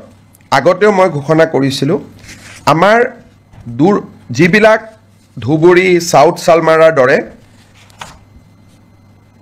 জিঅ'গ্ৰাফিকেলি ডিজএডভান্টেজ স্থানত শিক্ষকতা কৰে, তেওঁলোকে আগতে বদলি হ'বৰ কাৰণে আইনমতে অতি কমেও 12 বছৰ শিক্ষকতা কৰিব লাগিছিল। আজি আমি আগৰ প্ৰতিশ্ৰুতি অনুসৰি বিধানসভাত আইনৰ সংশোধনী আহিব। এতিয়া ছোৱালী বা মহিলা শিক্ষয়িত্ৰীয়ে 5 বছৰ কাম কৰিলেই ট্ৰান্সফাৰৰ বাবে উপযোগ্য হ'ব আৰু পুৰুষ শিক্ষক 7 বছৰ কাম কৰিলে ট্ৰান্সফাৰৰ বাবে তেওঁলোক উপযুক্ত হ'ব এই আইনখন সংশোধনীৰ বাবে আজি কেবিনেটে অনুমোদন জনায় আজি আমাৰ কেবিনেটে অসম চৰকাৰৰ যিটো প্ৰভিন্সিয়েলাইজেশ্যন পলিচি সেই পলিচিটোক সংশোধন কৰি আমি এখন আইন আনিম যি আইনৰ জৰিয়তে 2006 চনত প্ৰতিষ্ঠা কৰা ৰিকগনাইজ হওক মাত্ৰ তেওঁলোকক ৰিকগনাইজৰ লগত পাৰ্মিশ্যন হওক NOC হওক এফিলেশ্যন হওক যিকোনো চৰকাৰী কমিউনিকেশ্যন থাকিলে 2006 প্ৰতিষ্ঠা কৰা স্কুল কলেজ প্ৰাদেশিকৰণৰ বাবে উপযুক্ত বুলি বিবেচিত হ'ব অৰ্থাৎ প্ৰাদেশিকৰণ আইনৰ সংশোধনৰ বাবে অসমৰ শিক্ষক সমাজে যি দাবী কৰি আছিল তাক আজি আমাৰ কেবিনেটত গ্ৰহণ কৰা হয় আৰু ইয়াৰ সংশোধনী বিলখনো অনুমোদন কৰা হয় এই সংশোধনীৰ ফলত কেইবা হাজাৰ শিক্ষকৰ চাকৰি প্ৰাদেশিকৰণ হ'ব পাৰিব পাৰ্থক্যটো মই বুজাই দিছোঁ আগতে আমাৰ নিয়মটো আছিল যে 2006 চনত প্ৰতিষ্ঠা হ'ব লাগিব আৰু সকলো অনুমোদন পাব লাগিব তেতিয়াহে প্ৰাদেশিকৰণ হ'ব এতিয়া আমি কৈছোঁ সকলো অনুমোদন নালাগে যিকোনো এখন কাগজ থাকিলে পাৰ্মিশ্যনৰ কাগজ থাকক ৰিকগনাইজেশ্যনৰ কাগজ থাকক এফিলেশ্যনৰ কাগজ থাকক বা NOC এখন থাকক তেতিয়াও তেওঁলোকৰ চাকৰিসমূহ প্ৰাদেশিকৃত হ'ব এই আইনৰ ফলত বহু কেইখন মহাবিদ্যালয় প্ৰাদেশিকৃত হ'ব সুবিধা পাব কিমানখন কলেজ হ'ব প্ৰায় 15খন নতুন মহাবিদ্যালয় প্ৰাদেশিকৃত হ'ব স্কুল কিমানমান হ'ব স্কুলটো হিচাপ উলিয়াব দিগদাৰ কিন্তু কেইবা হাজাৰো বিদ্যালয় নতুনকৈ প্ৰাদেশিকৰণৰ আওতাত আহিব পাৰিব আজি আমাৰ কেবিনেটত নেৰিম নামৰ শিক্ষানুষ্ঠানখনে এখন প্ৰাইভেট ইউনিভাৰ্চিটি কৰিব খোজে তাকো কেবিনেটে অনুমোদন জনায় আজি আমাৰ অসমৰ উচ্চ শিক্ষাৰ বাবে এটা অতি আনন্দৰ বিষয় আজিম প্ৰেমজীৰ নাম আপোনালোকে শুনিছে আজিম প্ৰেমজী ফাউণ্ডেশ্যন এটা ফিলন্থ্ৰপিক অৰ্গেনাইজেশ্যন তেওঁলোকে অসমত 1000 কোটি টকাতকৈও অধিক ব্যয় কৰি এখন বিশ্ববিদ্যালয় নিৰ্মাণ কৰাৰ বাবে আমাক আবেদন কৰিছিল আজিম প্ৰেমজী ফাউণ্ডেশ্যনৰ বিশ্ববিদ্যালয় কৰ্ণাটকত আছে ভূপালত আছে আৰু ৰাঁচীত আছে এই বিশ্ববিদ্যালয়ত ছাত্ৰ ছাত্ৰীসকলক যথেষ্ট স্কলাৰশ্বিপ দিয়া হয় আৰু বিশ্বমানৰ শিক্ষা প্ৰদান কৰা হয় আজিম প্ৰেমজী ইউনিভাৰ্চিটি পলাশবাৰীত স্থাপন হ'ব IIMৰ লগতে আৰু 10,000তকৈ অধিক ছাত্ৰ ছাত্ৰীক এই ফাউণ্ডেশ্যনে শিক্ষা দিব আজি এই ফাউণ্ডেশ্যনক বিশ্ববিদ্যালয় কৰাৰ বাবে যিখন আইন লাগে সেই আইনখনো বিধানসভাত উপস্থাপন কৰাৰ বাবে কেবিনেটে অনুমোদন জনায় আৰু এই বিশ্ববিদ্যালয়খনে অসমৰ উচ্চ শিক্ষাৰ এটা পৰিৱেশত এটা নৱজাগৰণৰ সৃষ্টি কৰিব আমি যিবিলাক প্ৰাইভেট ইউনিভাৰ্চিটি দেখোঁ সেইকেইখন হ'ল প্ৰাইভেট ইউনিভাৰ্চিটি এইখন হ'ল ফিলন্থ্ৰপিক প্ৰাইভেট ইউনিভাৰ্চিটি অৰ্থাৎ তাত কোনো ব্যৱসায় নাই প্ৰফিটৰ কথা নাই বৰঞ্চ ল'ৰা ছোৱালীক তেওঁলোকে স্কলাৰশ্বিপ দি পঢ়াব সেইকাৰণে আৰু প্ৰথম অৱস্থাত 1100-1200 কোটি টকা তেওঁলোকে পৰৱৰ্তী অৱস্থাত 1700 কোটি টকালৈকে বিনিয়োগ কৰিব তাত স্কুলো বনাব তেওঁলোকে হস্পিটালো বনাব এটা ডাঙৰ পৰিৱৰ্তন আহিব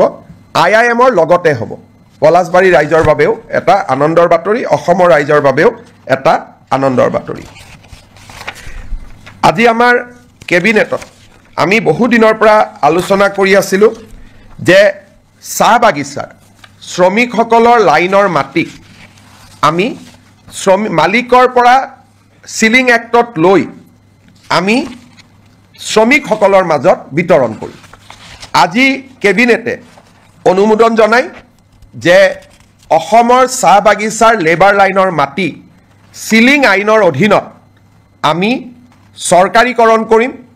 আৰু এক্টতে লিখা থাকিব যে চৰকাৰীকৰণ কৰাৰ লগে লগে এই মাটি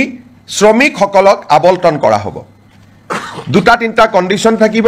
শ্ৰমিকসকলে 20 বছৰলৈ এই মাটি বিক্ৰী কৰিব নোৱাৰিব আবণ্টন পোৱাৰ পিছত আৰু শ্ৰমিকসকলে এই মাটি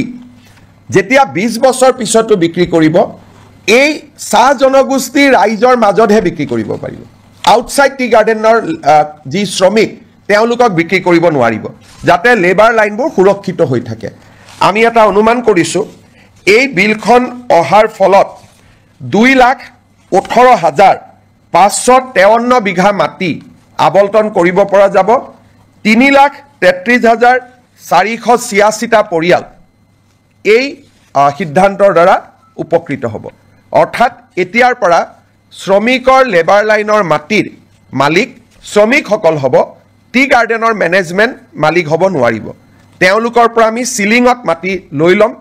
সিলিং এক্টৰ সংশোধনীৰ বাবে প্ৰস্তাৱ কৰা আইনখন আজি কেবিনেটে অনুমোদন কৰে আৰু অসম বিধানসভাত 25 তাৰিখে এই আইনখন আমি উপস্থাপন কৰিম অসমৰ চাহ বাগিচাৰ শ্ৰমিকৰ বাবে এটা ঐতিহাসিক মুহূৰ্ত হ'ব আমাৰ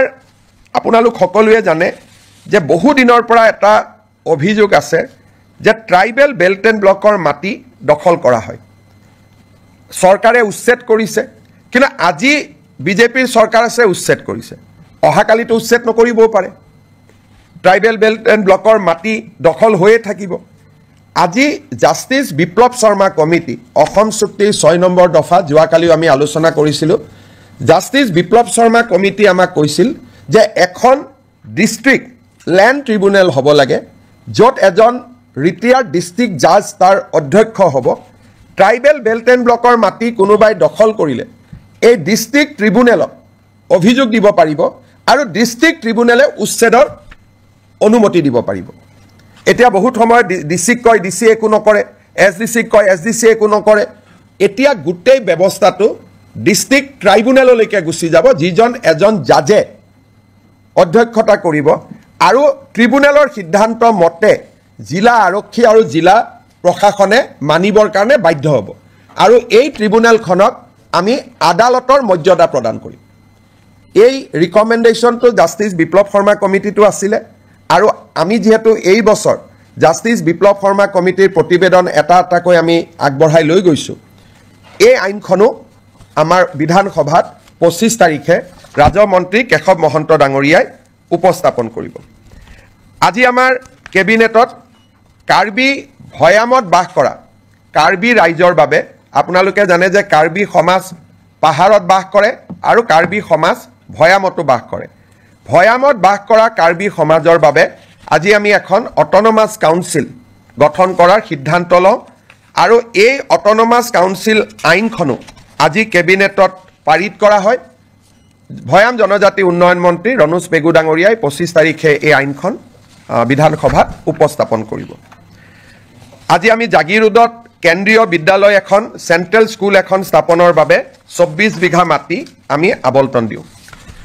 আপোনালোকে জানে যে এডভান্টেজ 3 পিছৰে পৰা অসমত আমি উদ্যোগীকৰণৰ দিশটো গুৰুত্বপূৰ্ণ হিচাপে লৈছো আৰু আমি কাম কৰি গৈছো এটা সেক্টৰ আছে সেয়া হৈছে আপোনালোকে জানে যে ইন্ডিগো চলিছে এয়াৰ ইণ্ডিয়া চলিছে ডাঙৰ ডাঙৰ স্পাইস জেট বিমানবিলাক আমাৰ ইয়াত আহে আৰু আমাৰ ইয়াত গুচি যায় কিন্তু এই বিমানবিলাক মেইনটেইন কৰা হয় ইঞ্জিনিয়াৰিং কৰা হয় সাৰ্ভিসিং কৰা হয় ই এটা ডাঙৰ ইন্ডাষ্ট্ৰি যাক নেকি এমআৰও বুলি কোৱা হয় মেইনটেনেন্স ৰিপেয়াৰ এণ্ড অভাৰহল এই উদ্যোগটো আমাৰ অসমত নাছিলে বিমানবিলাক আমি বিমান দেখো কিন্তু বেয়া হলে আমাৰ ইয়াত ঠিক নহয় বা সাৰ্ভিসিং নহয় গাড়ী যেনেকে সাৰ্ভিসিং সেন্টাৰ আছে বিমানৰো সাৰ্ভিসিং সেন্টাৰ আছে আৰু ই বহুত এমপ্লয়মেন্ট দিয়ে আজি আমাৰ কেবিনেটত maintenance repair overhaul policy of Assam 2025 অনুমোদন কৰা হয় অসমত 7টা এয়াৰপোৰ্ট আছে আমি চেষ্টা কৰিম যাতে 7টা এমআৰও আমি আনিব পাৰো আৰু ই আমাৰ থলুৱা যুৱক যুৱতীৰ নিযুক্তিৰ নতুন ৰাস্তা এটা মুকলি কৰি দিব আৰু এভিয়েশন ইন্ডাষ্ট্ৰিটো অসমত নতুন কৰি গঢ় লৈ উঠাত সহায় কৰিব আজি কেবিনেটত 10,000 কোটি টকাৰ ওপৰত যদি কোনোবাই বিনিয়োগ কৰিব খোজে তাৰ বিভিন্ন ইনসেন্টিভ আদি দিবৰ বাবে মুখ্যমন্ত্ৰীৰ অধ্যক্ষতাত এখন কমিটি নিৰ্মাণ কৰা হয় আমাৰ কেবিনেটত কেইখনমান আৰু বিল আহিব অসম জনবিশ্বাস আইন আমাৰ আসাম ফায়াৰ ইমাৰ্জেন্সি সাৰ্ভিস বিল তাকো কেবিনেটে আজি অনুমোদন জনায় এবাৰ প্ৰায় 25 খনতকৈ অধিক বিল কেবিনেটত আহিব আৰু এটা ইয়াৰ লগত দুখন আৰু বিল আহিব আমাৰ আহতগুৰিত যেটো মহৰ যুঁজ হয় তাক যোৱাবাৰ হাইকোৰ্টে বন্ধ কৰি দিছিলে আৰু মহৰ যুঁজখন যোৱাবাৰ নহলগৈ হাইকোৰ্টে কৈছিল যে আপোনালোকে আইন এমেন্ড কৰিব লাগিব এতিয়া আমি অসমত prevention of cruelty to animal আইনখন এমেণ্ডমেণ্ট কৰাৰ বাবে সিদ্ধান্ত লৈছোঁ যাতে আহতগুৰিৰ মহ যুঁজখনক আইনৰ স্বীকৃতি দিয়া হয় অকল আহতগুৰিয়ে নহয় লগত যিমান মহৰ যুঁজ হয় এই মহৰ যুঁজখনক ক্ৰুৱেলিটিৰ ডেফিনেশ্যনৰ পৰা আমি বাহিৰত আনিব খুজিছোঁ যাৰ ফলত আমি ভাবোঁ এইবাৰ মাঘ বিহুত নহ'ব অহাবাৰলৈকে অন্ততঃ আমি সদায় যিটো পৰম্পৰাগত মহ যুঁজ তাক আমি দেখা পাব পাৰিম শেষত আপোনালোকে জানে যে জালিকাটু আদিক আইনৰ দ্বাৰাই অনুমোদন দিয়া হৈছিলে জালিকাটু আমি আইন কৰা নাছিলোঁ কাৰণে বাৰে বাৰে আমাক হাইকোৰ্টে বাধা দি আছিলে সেইকাৰণে আমি বিধানসভাত আইনখন আনিম আৰু আইনৰ জৰিয়তে মহ যুঁজটোক আমি আনুষ্ঠানিক স্বীকৃতি দিম এতিয়া মই শেষত এটা আপোনালোকক কথা ক'ব খুজিছোঁ 1983 চনত যেতিয়া অসমত ভয়ংকৰ অশান্তি হৈছিল সংঘৰ্ষ হৈছিলে 2000তকৈও অধিক লোকৰ মৃত্যু হৈছিল তেতিয়া চৰকাৰে তিৱাৰী কমিশ্যন গঠন কৰিছিল আৰু তিৱাৰী কমিশ্যনৰ প্ৰতিবেদনখন মুখ্যমন্ত্ৰী প্ৰফুল্ল কুমাৰ মহন্তই যদিও সদনত পেছ কৰিছিলে তাৰ কপি কাকো নিদিয়াকৈ ইছ্যুটো শেষ কৰি থোৱা হৈছিলে 25 তাৰিখে আমি সদনৰ সকলো বিধায়কক আমি তিৱাৰী কমিশ্যনৰ ৰিপৰ্ট বিতৰণ কৰিম সদৌ অসম ছাত্ৰ সন্থাই আমাক কৈছিলে যে তিৱাৰী কমিশ্যনৰ ৰিপৰ্টটো আপোনালোকে দিয়ক তাত আমাৰ কোনো আপত্তি নাই কিন্তু সেই সময়ত আন্দোলনকাৰীসকলে তেওঁলোকৰ নিজস্ব প্ৰচেষ্টাত মেহতা কমিশ্যন এখন গঠন কৰিছিল চৰকাৰে কৰিছিল তিৱাৰী কমিশ্যন মুক্তি যুঁজাৰু সন্মিলনৰ দ্বাৰা মেহতা কমিশ্যন কৰা হৈছিল আৰু এই মেহতা কমিশ্যনৰ মেম্বাৰ আছিলে Shri T U Mehta retired chief justice Himachal high court Ganesh Chandra Phukan আমাৰ ৰিটায়াৰ্ড IS অফিচাৰ আৰু কটন কলেজৰ অধ্যক্ষ ৰাইহান শাহ চৰকাৰৰ পক্ষত বা চৰকাৰে কৰা আয়োগ আছিল তিৱাৰী কমিটি ছাত্ৰ সন্থা আৰু গণসংগ্ৰাম পৰিষদে নিৰ্মাণ কৰা আয়োগ আছিলে মেহতা কমিটি যেহেতু আমি তিৱাৰী কমিশ্যনখন সদনত আনিম আসুৰ অনুৰোধ আছিল যে মেহতা কমিশ্যনখনো আনিব লাগে যাতে দুইটা ভিউ ৰাইজে পাব পাৰে আজি আমি এটা বহল অন্তৰলৈ অসমত কেতিয়াও হোৱা নাই ব্যক্তিগত বা সামাজিক পৰ্যায়ত গঠন কৰা আয়োগৰ প্ৰতিবেদন বিধানসভাত দাখিল কৰা আজিলৈকে কোনো ৰেকৰ্ড নাই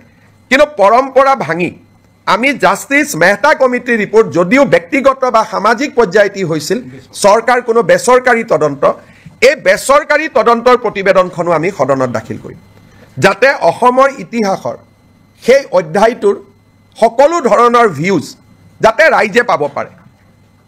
বেচৰকাৰী তদন্ত আয়োগ চৰকাৰী তদন্ত আয়োগ আমি দুইটা সদনৰ মজিয়াত দাখিল কৰিম বিশেষকৈ ৰিচাৰ্চ ষ্টুডেণ্ট গৱেষণাৰ ষ্টুডেণ্ট অসম আন্দোলনক লৈ গৱেষণা কৰিব খোজা ৰিচাৰ্চ কৰিব খোজা জানিব খোজা এই সকলো ব্যক্তিৰ কাৰণে দুইখন কমিটিৰ ৰিপৰ্ট থাকিলে তেওঁলোকে এই এটা সম্যক ধাৰণা ল'বলৈ সুবিধা পাব তেতিয়াও এটা বিতৰ্ক হৈছিল সেই সময়তে প্ৰফুল্ল মহন্ত চৰকাৰ থাকোঁতে এইটো অনুৰোধ আছিল যে তিৱাৰীখন দিলে যদি মেহতাখন কিয় দিয়া নাই আমি সিদ্ধান্ত ল'লোঁ যে আমি দুইটা ৰিপৰ্ট আমি সদনক দিম সেই ফালৰ পৰা আজি এখন ঐতিহাসিক সিদ্ধান্ত এটা অসম কেবিনেটত গঠন কৰা হয় আপোনালোকে কিবা প্ৰশ্ন সোধাৰ আগতে মই এটা আপোনালোকক সামান্য ইনফৰমেশ্যনেৰে মই সামৰণি মাৰিব খুজিছোঁ আজি আপোনালোকে দেখিছে যে কেবিনেটত অজস্ৰ আইটেম আছিলে সেইকাৰণে জনজাতি সংক্ৰান্তত মন্ত্ৰীসভাৰ প্ৰতিবেদনখন আজি আমি বহুত ভাল কৰি আলোচনা কৰিব নোৱাৰিলোঁ আজি আমি সিদ্ধান্ত ল'লোঁ যে 26 তাৰিখে জনজাতীয় 6 জনগোষ্ঠীৰ জনজাতীয়কৰণৰ সম্পৰ্কৰ প্ৰতিবেদনখন 26 তাৰিখে এখন বিশেষ কেবিনেটত আলোচনা হ'ব আৰু 27 তাৰিখে আমি ইয়াক বিধানসভাত উপস্থাপন কৰিম 25 তাৰিখে উপস্থাপন কৰিম বুলি মই কৈছিলোঁ কিন্তু বহুত কাগজ পত্ৰ আইনৰ হেঁচাৰ বাবে আমি সিদ্ধান্ত ল'লোঁ যে এই প্ৰতিবেদনখন আমি 27 তাৰিখে সদনত আমি দাখিল কৰিম 26 তাৰিখে আমাৰ কেবিনেট বৈঠক হ'ব তাতে অনুমোদন হ'ব আৰু 27 তাৰিখে আমি ইয়াক সদনত উপস্থাপন কৰিম আপোনালোকৰ যদি কিবা প্ৰশ্ন আছে কৰিব পাৰে তিৱাৰী কমিশ্যন আৰু মেহতা কমিশ্যন দুইটা ৰিপৰ্টে প্ৰথমবাৰৰ বাবে ৰাজহুৱা হ'ব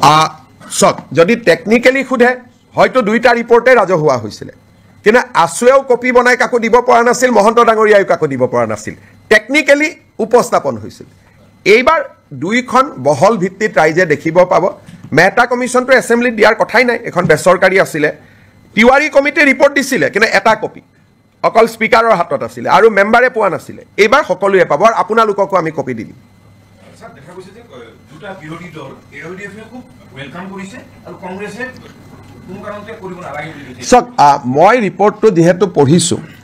তিৱাৰী কমিশ্যনৰ ৰিপৰ্টটো যদিও সেই সময়ত কংগ্ৰেছৰ চৰকাৰৰ দিনত হিতেশ্বৰ শইকীয়া চৰকাৰৰ দিনতে তাৰ প্ৰতিবেদন আহিছিল ৰিপৰ্টটো সম্যকভাৱে এটা নিৰপেক্ষ ৰিপৰ্ট আৰু যথেষ্ট কষ্ট তাত কৰা হৈছিলে অসমৰ এটা ডাঙৰ ইতিহাস এটা লুকাই নোহোৱা হৈ যাব যদি আমি তিৱাৰী কমিছনৰ ৰিপৰ্টটো দেখা নাপাওঁ আৰু কংগ্ৰেছে ভাবিছে তাত কিবা প্ৰভোকেটিভ কথা আছে তাত বিজেপিৰ ৰাজনৈতিক লাভ হ'ব তাত বিজেপিৰ ৰাজনৈতিক লাভ হ'ব পৰা এটা শব্দও নাই খালি অসমৰ বুৰঞ্জীৰ ডাঙৰ ইতিহাস এটা নোহোৱা হৈ যাব যদি তিৱাৰী কমিছনৰ ৰিপৰ্টটো ৰাইজৰ সন্মুখত নাথাকে গতিকে ই এটা একাডেমিক এক্সাৰচাইজ কংগ্ৰেছে ভাবিছে তাত কিবা তেওঁলোকৰ বিৰুদ্ধে কথা আছে কাৰণ কংগ্ৰেছৰ বৰ্তমান নেতৃত্বটো খুব তুলুঙা আৰু তেওঁলোকৰ মই ক'ব গ'লে মেচিউৰিটিৰ অভাৱ কাৰণ এখন তেওঁলোকৰ চৰকাৰে গঠন কৰা তদন্ত আয়োগ প্ৰধানমন্ত্ৰী ইন্দিৰা গান্ধীয়ে গঠন কৰা তদন্ত আয়োগ ইন্দিৰা গান্ধীয়ে গঠন কৰা তদন্ত আয়োগৰ প্ৰতিবেদন এখন প্ৰকাশ কৰিব নালাগে বুলি কংগ্ৰেছে কেনেকৈ ক'ব পাৰে আৰু বিৰোধী দলপতি দেৱব্ৰত শইকীয়াৰ দেউতাকে এই কমিটিখন পৰিচালনা কৰিছিল তেওঁৰ মুখ্যমন্ত্ৰীৰ দিনত তাৰমানে এই কংগ্ৰেছ পাৰ্টিটোৰ মেচিউৰিটি নাই বৰ্তমানৰ যিটো কংগ্ৰেছ পাৰ্টি চলি আছে তুলুঙা একেবাৰে মানে পলিটিকেল মেচিউৰিটি নোহোৱা পাৰ্টি এটা তেওঁলোকৰ কামটো আমি কৰিছোঁ আৰু আমি কিমান অপেন কালি আমাক আছুৱে কৈছে আৰু ৰিপৰ্টত আছুৰ ওপৰতহে কিছুমান নিগেটিভ আছে কালি আছুৱে মোক কৈছে যে নহয় আমি জানো আমাৰ ওপৰত নিগেটিভ আছে কিন্তু তথাপিতো এইখনো সদনতা হওক কাৰণ আন্দোলনৰ ইতিহাসৰ ই এটা অংশ আজি নেলিক লৈ বহুতে কিবা কিবি কৈ থাকে তাতে পঢ়িলে বুজি পাব অকল নেলি অহা নাই তাত গহপুৰ আহিছে চমৰীয়া আহিছে চিলাপথাৰ আহিছে গতিকে এই ৰিপৰ্টখন পঢ়িলে নতুন প্ৰজন্মই বহুত কথা জানিব পাৰিব অসম আন্দোলন কিয় হৈছিল কিয় হ'বলগীয়া হ'ল আৰু সেই সময়তে তিৱাৰী কমিছনে সাংবিধানিক ৰক্ষা কবচ ৰিকমেণ্ড কৰি গৈছিল ই 1983 গতিকে এইবিলাক জনা ভাল আজি আমি যি কৈ আছোঁ হিমন্ত বিশ্ব শৰ্মা সকলো কামতে ব্যতিক্ৰম নাই টাটা ছেমিকণ্ডাক্টৰ বেলেগ কোন মুখ্যমন্ত্ৰীয়ে কৰিলে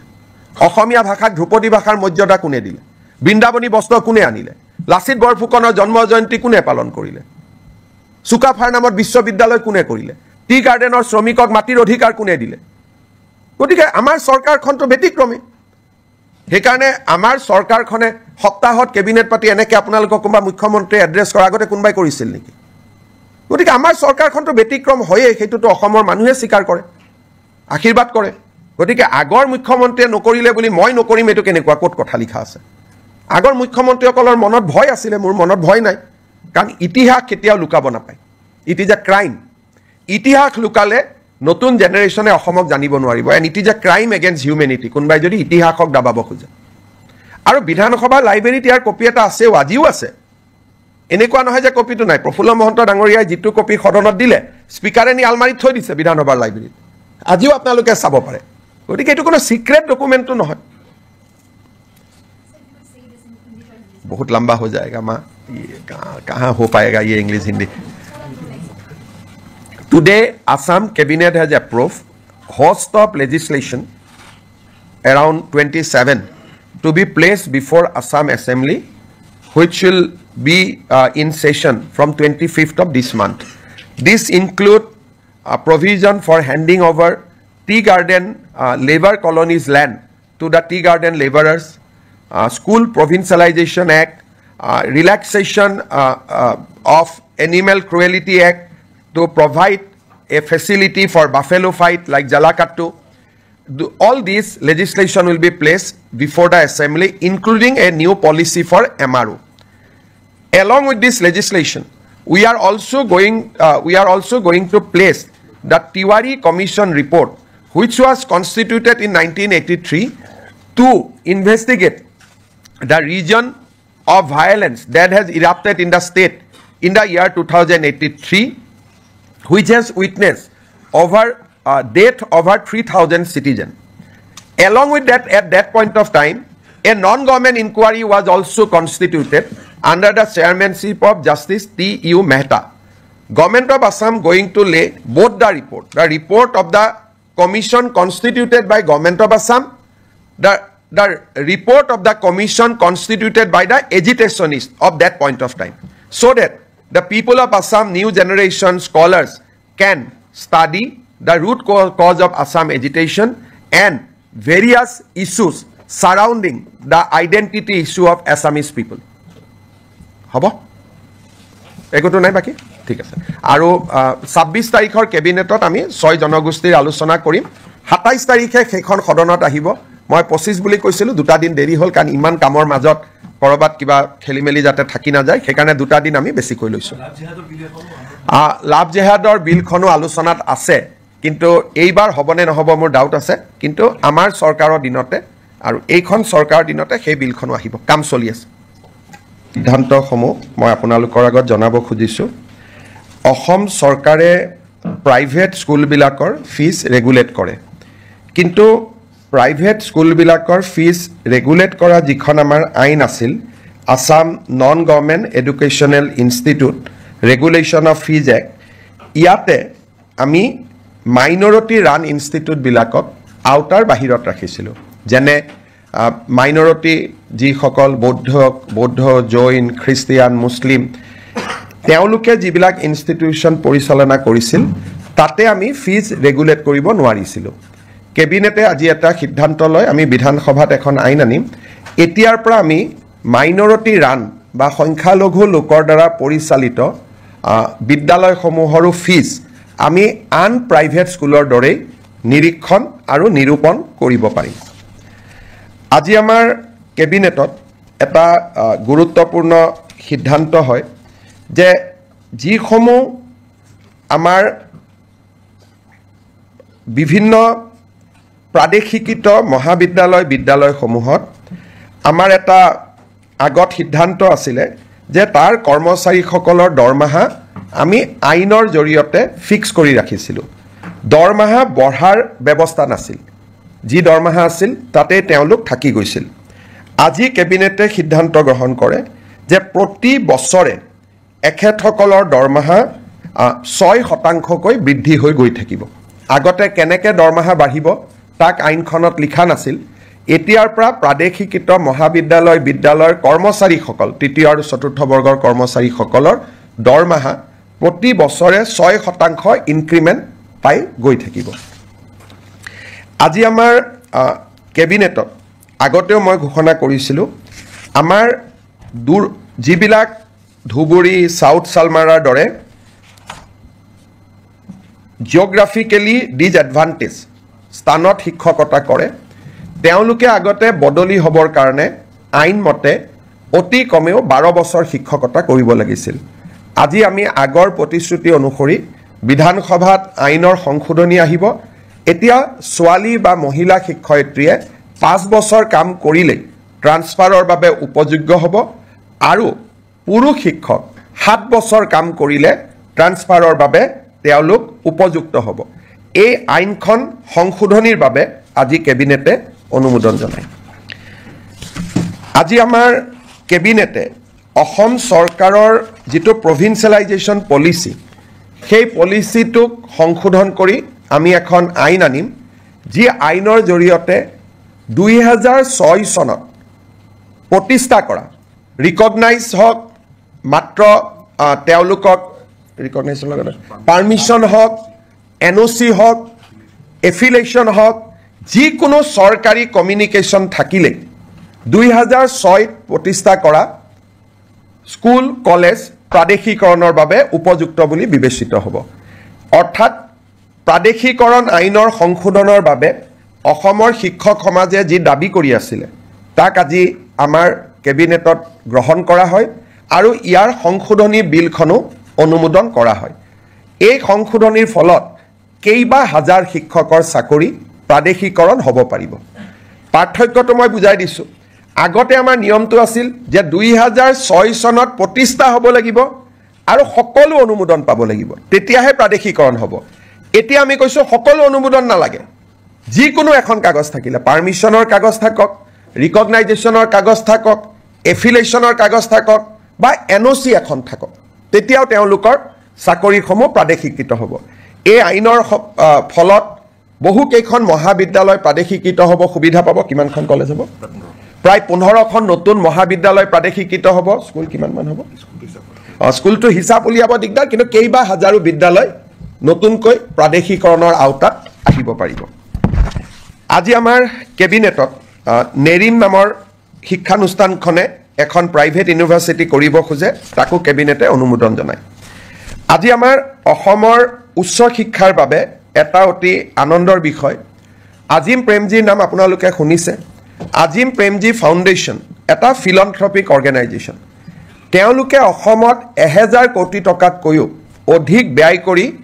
এখন বিশ্ববিদ্যালয় নিৰ্মাণ কৰাৰ বাবে আমাক আবেদন কৰিছিল আজিম প্ৰেমজী ফাউণ্ডেশ্যনৰ বিশ্ববিদ্যালয় কৰ্ণাটকত আছে ভূপালত আছে আৰু ৰাঁচীত আছে এই বিশ্ববিদ্যালয়ত ছাত্ৰ ছাত্ৰীসকলক যথেষ্ট স্কলাৰশ্বিপ দিয়া হয় আৰু বিশ্বমানৰ শিক্ষা প্ৰদান কৰা হয় আজিম প্ৰেমজী ইউনিভাৰ্চিটি পলাশবাৰীত স্থাপন হ'ব IIMৰ লগতে আৰু 10,000তকৈ অধিক ছাত্ৰ ছাত্ৰী এই ফাউণ্ডেশ্যনে শিক্ষা দিব আজি এই ফাউণ্ডেশ্যনক বিশ্ববিদ্যালয় কৰাৰ বাবে যিখন আইন লাগে সেই আইনখনো বিধানসভাত উপস্থাপন কৰাৰ বাবে কেবিনেটে অনুমোদন জনায় আৰু এই বিশ্ববিদ্যালয়খনে অসমৰ উচ্চ শিক্ষাৰ এটা পৰিৱেশত এটা নৱজাগৰণৰ সৃষ্টি কৰিব আমি যিবিলাক প্ৰাইভেট ইউনিভাৰ্চিটি দেখো সেইকেইখন হ'ল প্ৰাইভেট ইউনিভাৰ্চিটি এইখন হ'ল ফিলন্থ্ৰপিক প্ৰাইভেট ইউনিভাৰ্চিটি অৰ্থাৎ তাত কোনো ব্যৱসায় নাই প্ৰফিটৰ কথা নাই বৰঞ্চ ল'ৰা ছোৱালীক তেওঁলোকে স্কলাৰশ্বিপ দি পঢ়াব সেইকাৰণে আৰু প্ৰথম অৱস্থাত 1100-1200 কোটি টকা তেওঁলোকে পৰৱৰ্তী অৱস্থাত 1700 কোটি টকালৈকে বিনিয়োগ কৰিব তাত স্কুলো বনাব তেওঁলোকে হস্পিটালো বনাব এটা ডাঙৰ পৰিৱৰ্তন আহিব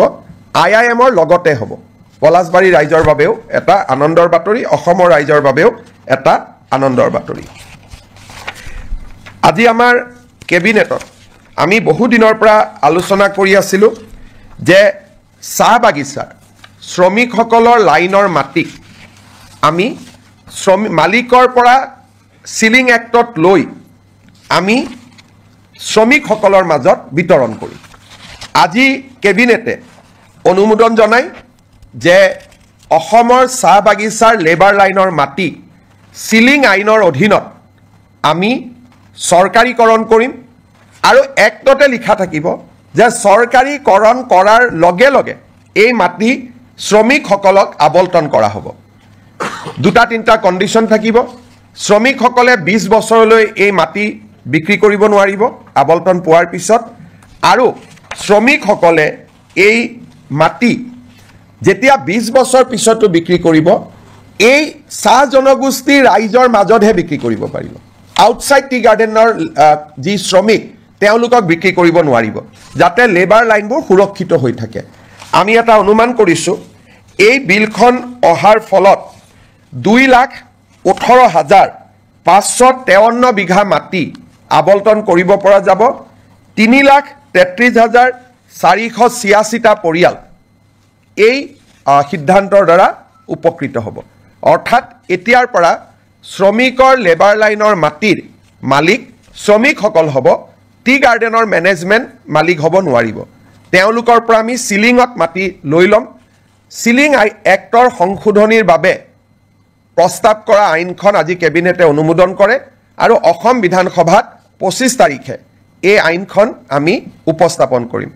অসমৰ চাহ বাগিচাৰ শ্ৰমিকৰ বাবে এটা ঐতিহাসিক মুহূৰ্ত হ'ব আমাৰ আপোনালোক সকলোৱে জানে যে বহু দিনৰ পৰা এটা অভিযোগ আছে যে ট্ৰাইবেল বেল্ট এণ্ড ব্লকৰ মাটি দখল কৰা হয় চৰকাৰে উচ্ছেদ কৰিছে কিন্তু আজি বিজেপিৰ চৰকাৰ আছে উচ্ছেদ কৰিছে অহাকালিতো উচ্ছেদ নকৰিবও পাৰে ট্ৰাইবেল বেল্ট এণ্ড ব্লকৰ মাটি দখল হৈয়ে থাকিব আজি জাষ্টিস বিপ্লৱ শৰ্মা কমিটি অসম চুক্তিৰ 6 নম্বৰ দফা যোৱাকালিও আমি আলোচনা কৰিছিলোঁ জাষ্টিস বিপ্লৱ শৰ্মা কমিটি আমাক কৈছিল যে এখন ডিস্ট্ৰিক্ট ল্যান্ড ট্ৰিব্যুনেল হ'ব লাগে য'ত এজন ৰিটায়াৰ্ড ডিস্ট্ৰিক্ট জাজ তাৰ অধ্যক্ষ হ'ব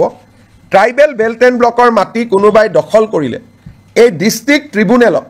অভিযোগ দিব পাৰিব আৰু ডিস্ট্ৰিক্ট ট্ৰিব্যুনেলে উচ্ছেদৰ অনুমতি দিব পাৰিব এতিয়া বহুত সময় ডিসিক কয় ডিসি একো নকৰে এসডিসি কয় এসডিসি একো নকৰে এতিয়া গুটেই ব্যৱস্থাটো ডিস্ট্ৰিক্ট ট্ৰাইব্যুনেললৈকে গুচি যাব যিজন এজন জাজে অধ্যক্ষতা কৰিব আৰু ট্ৰিব্যুনেলৰ সিদ্ধান্ত মতে জিলা আৰক্ষী আৰু জিলা প্ৰশাসনে মানিবৰ কাৰণে বাধ্য হ'ব আৰু এই ট্ৰিব্যুনেলখনক আমি আদালতৰ মৰ্যাদা প্ৰদান কৰিম এই ৰিকমেণ্ডেশ্যনটো জাষ্টিস বিপ্লৱ শৰ্মা কমিটিটো আছিলে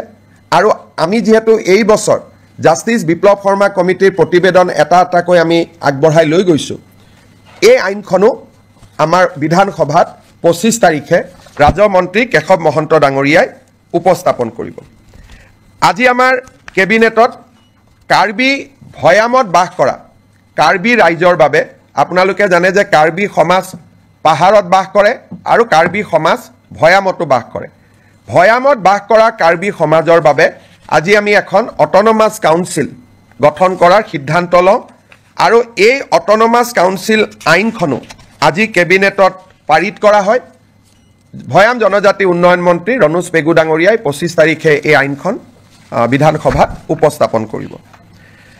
আজি আমি জাগিৰোডত কেন্দ্ৰীয় বিদ্যালয় এখন সেন্ট্ৰেল স্কুল এখন স্থাপনৰ বাবে 24 বিঘা মাটি আমি আবলটন দিওঁ আপোনালোকে জানে যে এডভান্টেজ 3 পিছৰে পৰা অসমত আমি উদ্যোগীকৰণৰ দিশটো গুৰুত্বপূৰ্ণ হিচাপে লৈছো আৰু আমি কাম কৰি গৈছো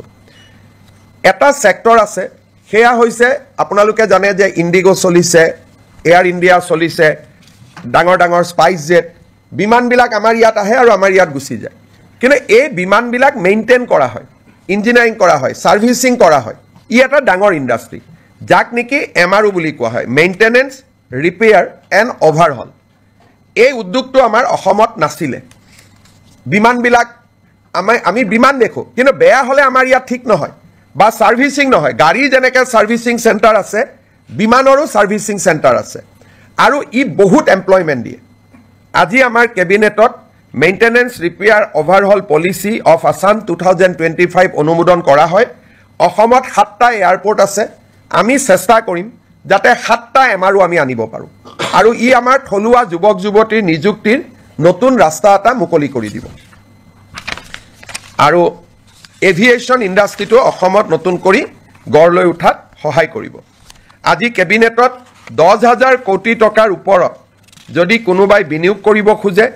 তাৰ বিভিন্ন ইনসেন্টিভ আদি দিবৰ বাবে মুখ্যমন্ত্ৰীৰ অধ্যক্ষতাত এখন কমিটি নিৰ্মাণ কৰা হয় আমাৰ কেবিনেটত কেইখনমান আৰু বিল আহিব অসম জনবিশ্বাস আইন আমাৰ আসাম ফায়াৰ ইমাৰ্জেন্সি সাৰ্ভিস বিল তাকো কেবিনেটে আজি অনুমোদন জনায় এবাৰ প্ৰায় 25খনতকৈ অধিক বিল কেবিনেটত আহিব আৰু এটা ইয়াৰ লগত দুখন আৰু বিল আহিব আমাৰ আহতগুৰিত যেটো মহৰ যুঁজ হয় তাক যোৱাবাৰ হাইকোৰ্টে বন্ধ কৰি দিছিলে আৰু মহৰ যুঁজখন যোৱাবাৰ নহলগৈ হাইকোৰ্টে কৈছিল যে আপোনালোকে আইন এমেন্ড কৰিব লাগিব এতিয়া আমি অসমত প্ৰিভেনশন অফ ক্ৰুৱেলিটি টু এনিমেল আইনখন এমেন্ডমেন্ট কৰাৰ বাবে সিদ্ধান্ত লৈছো যাতে আহতগুৰিৰ মহ যুঁজখনক আইনৰ স্বীকৃতি দিয়া হয় অকল আহতগুৰিয়ে নহয় লগত যিমান মহৰ যুঁজ হয় এই মহৰ যুঁজখনক ক্ৰুৱেলিটিৰ ডেফিনেশ্যনৰ পৰা আমি বাহিৰত আনিব খুজিছো যাৰ ফলত আমি ভাবো এইবাৰ মাঘ বিহুত নহব অহাবাৰলৈকে অন্তত আমি সদায় যেটো পৰম্পৰাগত মহ যুঁজ তাক আমি দেখা পাব পাৰিম শেষত আপোনালোকে জানে যে জালিকাটু আদি আইনৰ দ্বাৰা অনুমোদন দিয়া হৈছিল জালিকাটু আমি আইন কৰা নাছিলো কাৰণে বাৰে বাৰে আমাক হাইকোৰ্টে বাধা দি আছিল সেই কাৰণে আমি বিধানসভাত আইনখন আনিম আৰু আইনৰ জৰিয়তে মহ যুঁজটোক আমি আনুষ্ঠানিক স্বীকৃতি দিম এতিয়া মই শেষত এটা আপোনালোকক কথা ক'ব খুজিছো 1983 চনত যেতিয়া অসমত ভয়ংকৰ অশান্তি হৈছিল সংঘৰ্ষ হৈছিল 2000তকৈও অধিক লোকৰ মৃত্যু হৈছিল তেতিয়া চৰকাৰে তিৱাৰী কমিছন গঠন কৰিছিল আৰু তিৱাৰী কমিছনৰ প্ৰতিবেদনখন মুখ্যমন্ত্ৰী প্ৰফুল্ল কুমাৰ মহন্তই যদিও সদনত পেশ কৰিছিল তাৰ কপি কাকো নিদিয়াকৈ ইস্যুটো শেষ কৰি থোৱা হৈছিল 25 তাৰিখে আমি সদনৰ সকলো বিধায়কক আমি তিৱাৰী কমিছনৰ ৰিপৰ্ট বিতৰণ কৰিম সদৌ অসম ছাত্ৰ সন্থাই আমাক কৈছিল যে তিৱাৰী কমিছনৰ ৰিপৰ্টটো আপোনালোকে দিয়ক তাত আমাৰ কোনো আপত্তি নাই কিন্তু সেই সময়ত আন্দোলনকাৰীসকলে তেওঁলোকৰ নিজস্ব প্ৰচেষ্টাত মেহতা কমিছন এখন গঠন কৰিছিল চৰকাৰে কৰিছিল তিৱাৰী কমিছন মুক্তি যুঁজাৰু সন্মিলনৰ দ্বাৰা মেহতা কমিছন কৰা হৈছিল আৰু এই মেহতা কমিছনৰ মেম্বাৰ আছিল Shri T U. Mehta retired chief justice Himachal high court Ganesh Chandra Phukan আমাৰ ৰিটায়াৰ্ড আইএছ অফিচাৰ আৰু কটন কলেজৰ অধ্যক্ষ ৰাইহান শাহ চৰকাৰৰ পক্ষত বা চৰকাৰে কৰা আয়োগ আছিল তিৱাৰী কমিটি ছাত্ৰ সন্থা আৰু গণসংগ্ৰাম পৰিষদে নিৰ্মাণ কৰা আয়োগ আছিলে মেহতা কমিটি যেহেতু আমি তিৱাৰী কমিশনখন সদনত আনিম আসুৰ অনুৰোধ আছিল যে মেহতা কমিশনখনো আনিব লাগে যাতে দুইটা ভিউ ৰাইজে পাব পাৰে আজি আমি এটা বহল অন্তৰলৈ অসমত কেতিয়াও হোৱা নাই ব্যক্তিগত বা সামাজিক পৰ্যায়ত গঠন কৰা আয়োগৰ প্ৰতিবেদন বিধানসভাত দাখিল কৰা আজিলৈকে কোনো ৰেকৰ্ড নাই কিন্তু পৰম্পৰা ভাঙি আমি জাস্টিস মেহতা কমিটিৰ ৰিপৰ্ট যদিও ব্যক্তিগত বা সামাজিক পৰ্যায়ত হৈছিল চৰকাৰ কোনো বেচৰকাৰী তদন্ত এই বেচৰকাৰী তদন্তৰ প্ৰতিবেদনখনো আমি সদনত দাখিল কৰিম যাতে অসমৰ ইতিহাসৰ সেই অধ্যায়টোৰ সকলো ধৰণৰ ভিউজ যাতে ৰাইজে পাব পাৰে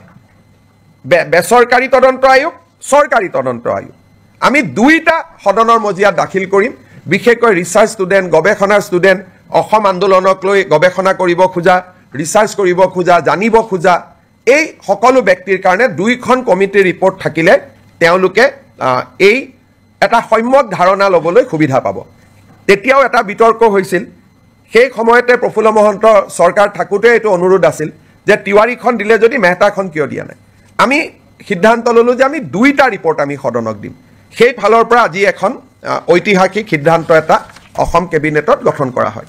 আপোনালোকে কিবা প্ৰশ্ন খুধাৰ আগতে মই এটা আপোনালোকক সামান্য ইনফৰমেশ্যনৰে মই সামৰণি মাৰিব খুজিছো আজি আপোনালোকে দেখিছে যে কেবিনেটত অজস্ৰ আইটেম আছিল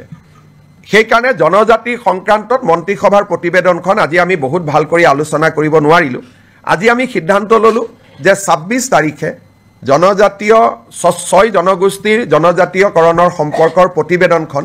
26 তাৰিখে এখন বিশেষ কেবিনেটত আলোচনা হ'ব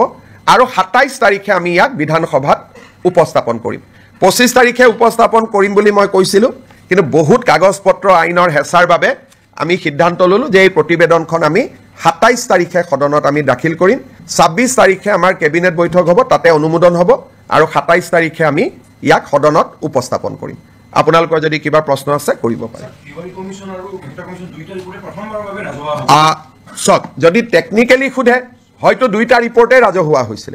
কিন্তু আসুৱেও কপি বনাই কাকো দিব পৰা নাছিল মহন্ত ডাঙৰীয়াও কাকো দিব পৰা নাছিল টেকনিক্যালি উপস্থাপন হৈছিল এইবাৰ দুইখন বহল ভিত্তিত ৰাইজে দেখিব পাব মেহতা কমিশনটো এছেম্বলিত দিয়াৰ কথাই নাই এখন বেচৰকাৰী আছিল তিৱাৰী কমিটি ৰিপৰ্ট দিছিল কিন্তু এটা কপি অকল স্পিকাৰৰ হাতত আছিল আৰু মেম্বাৰে পোৱা নাছিল এইবাৰ সকলোৱে পাব আৰু আপোনালোককো আমি কপি দি দিম স্যাৰ দেখা গৈছে যে দুটা বিৰোধী দল এলডিএফে খুব ওয়েলকাম কৰিছে আৰু কংগ্ৰেছে কোনো কাৰণতে কৰিব নালাগে বুলি কৈছে সক মই ৰিপৰ্টটো যেহেতু পঢ়িছো তিৱাৰী কমিশনৰ ৰিপৰ্টটো যদিও সেই সময়ত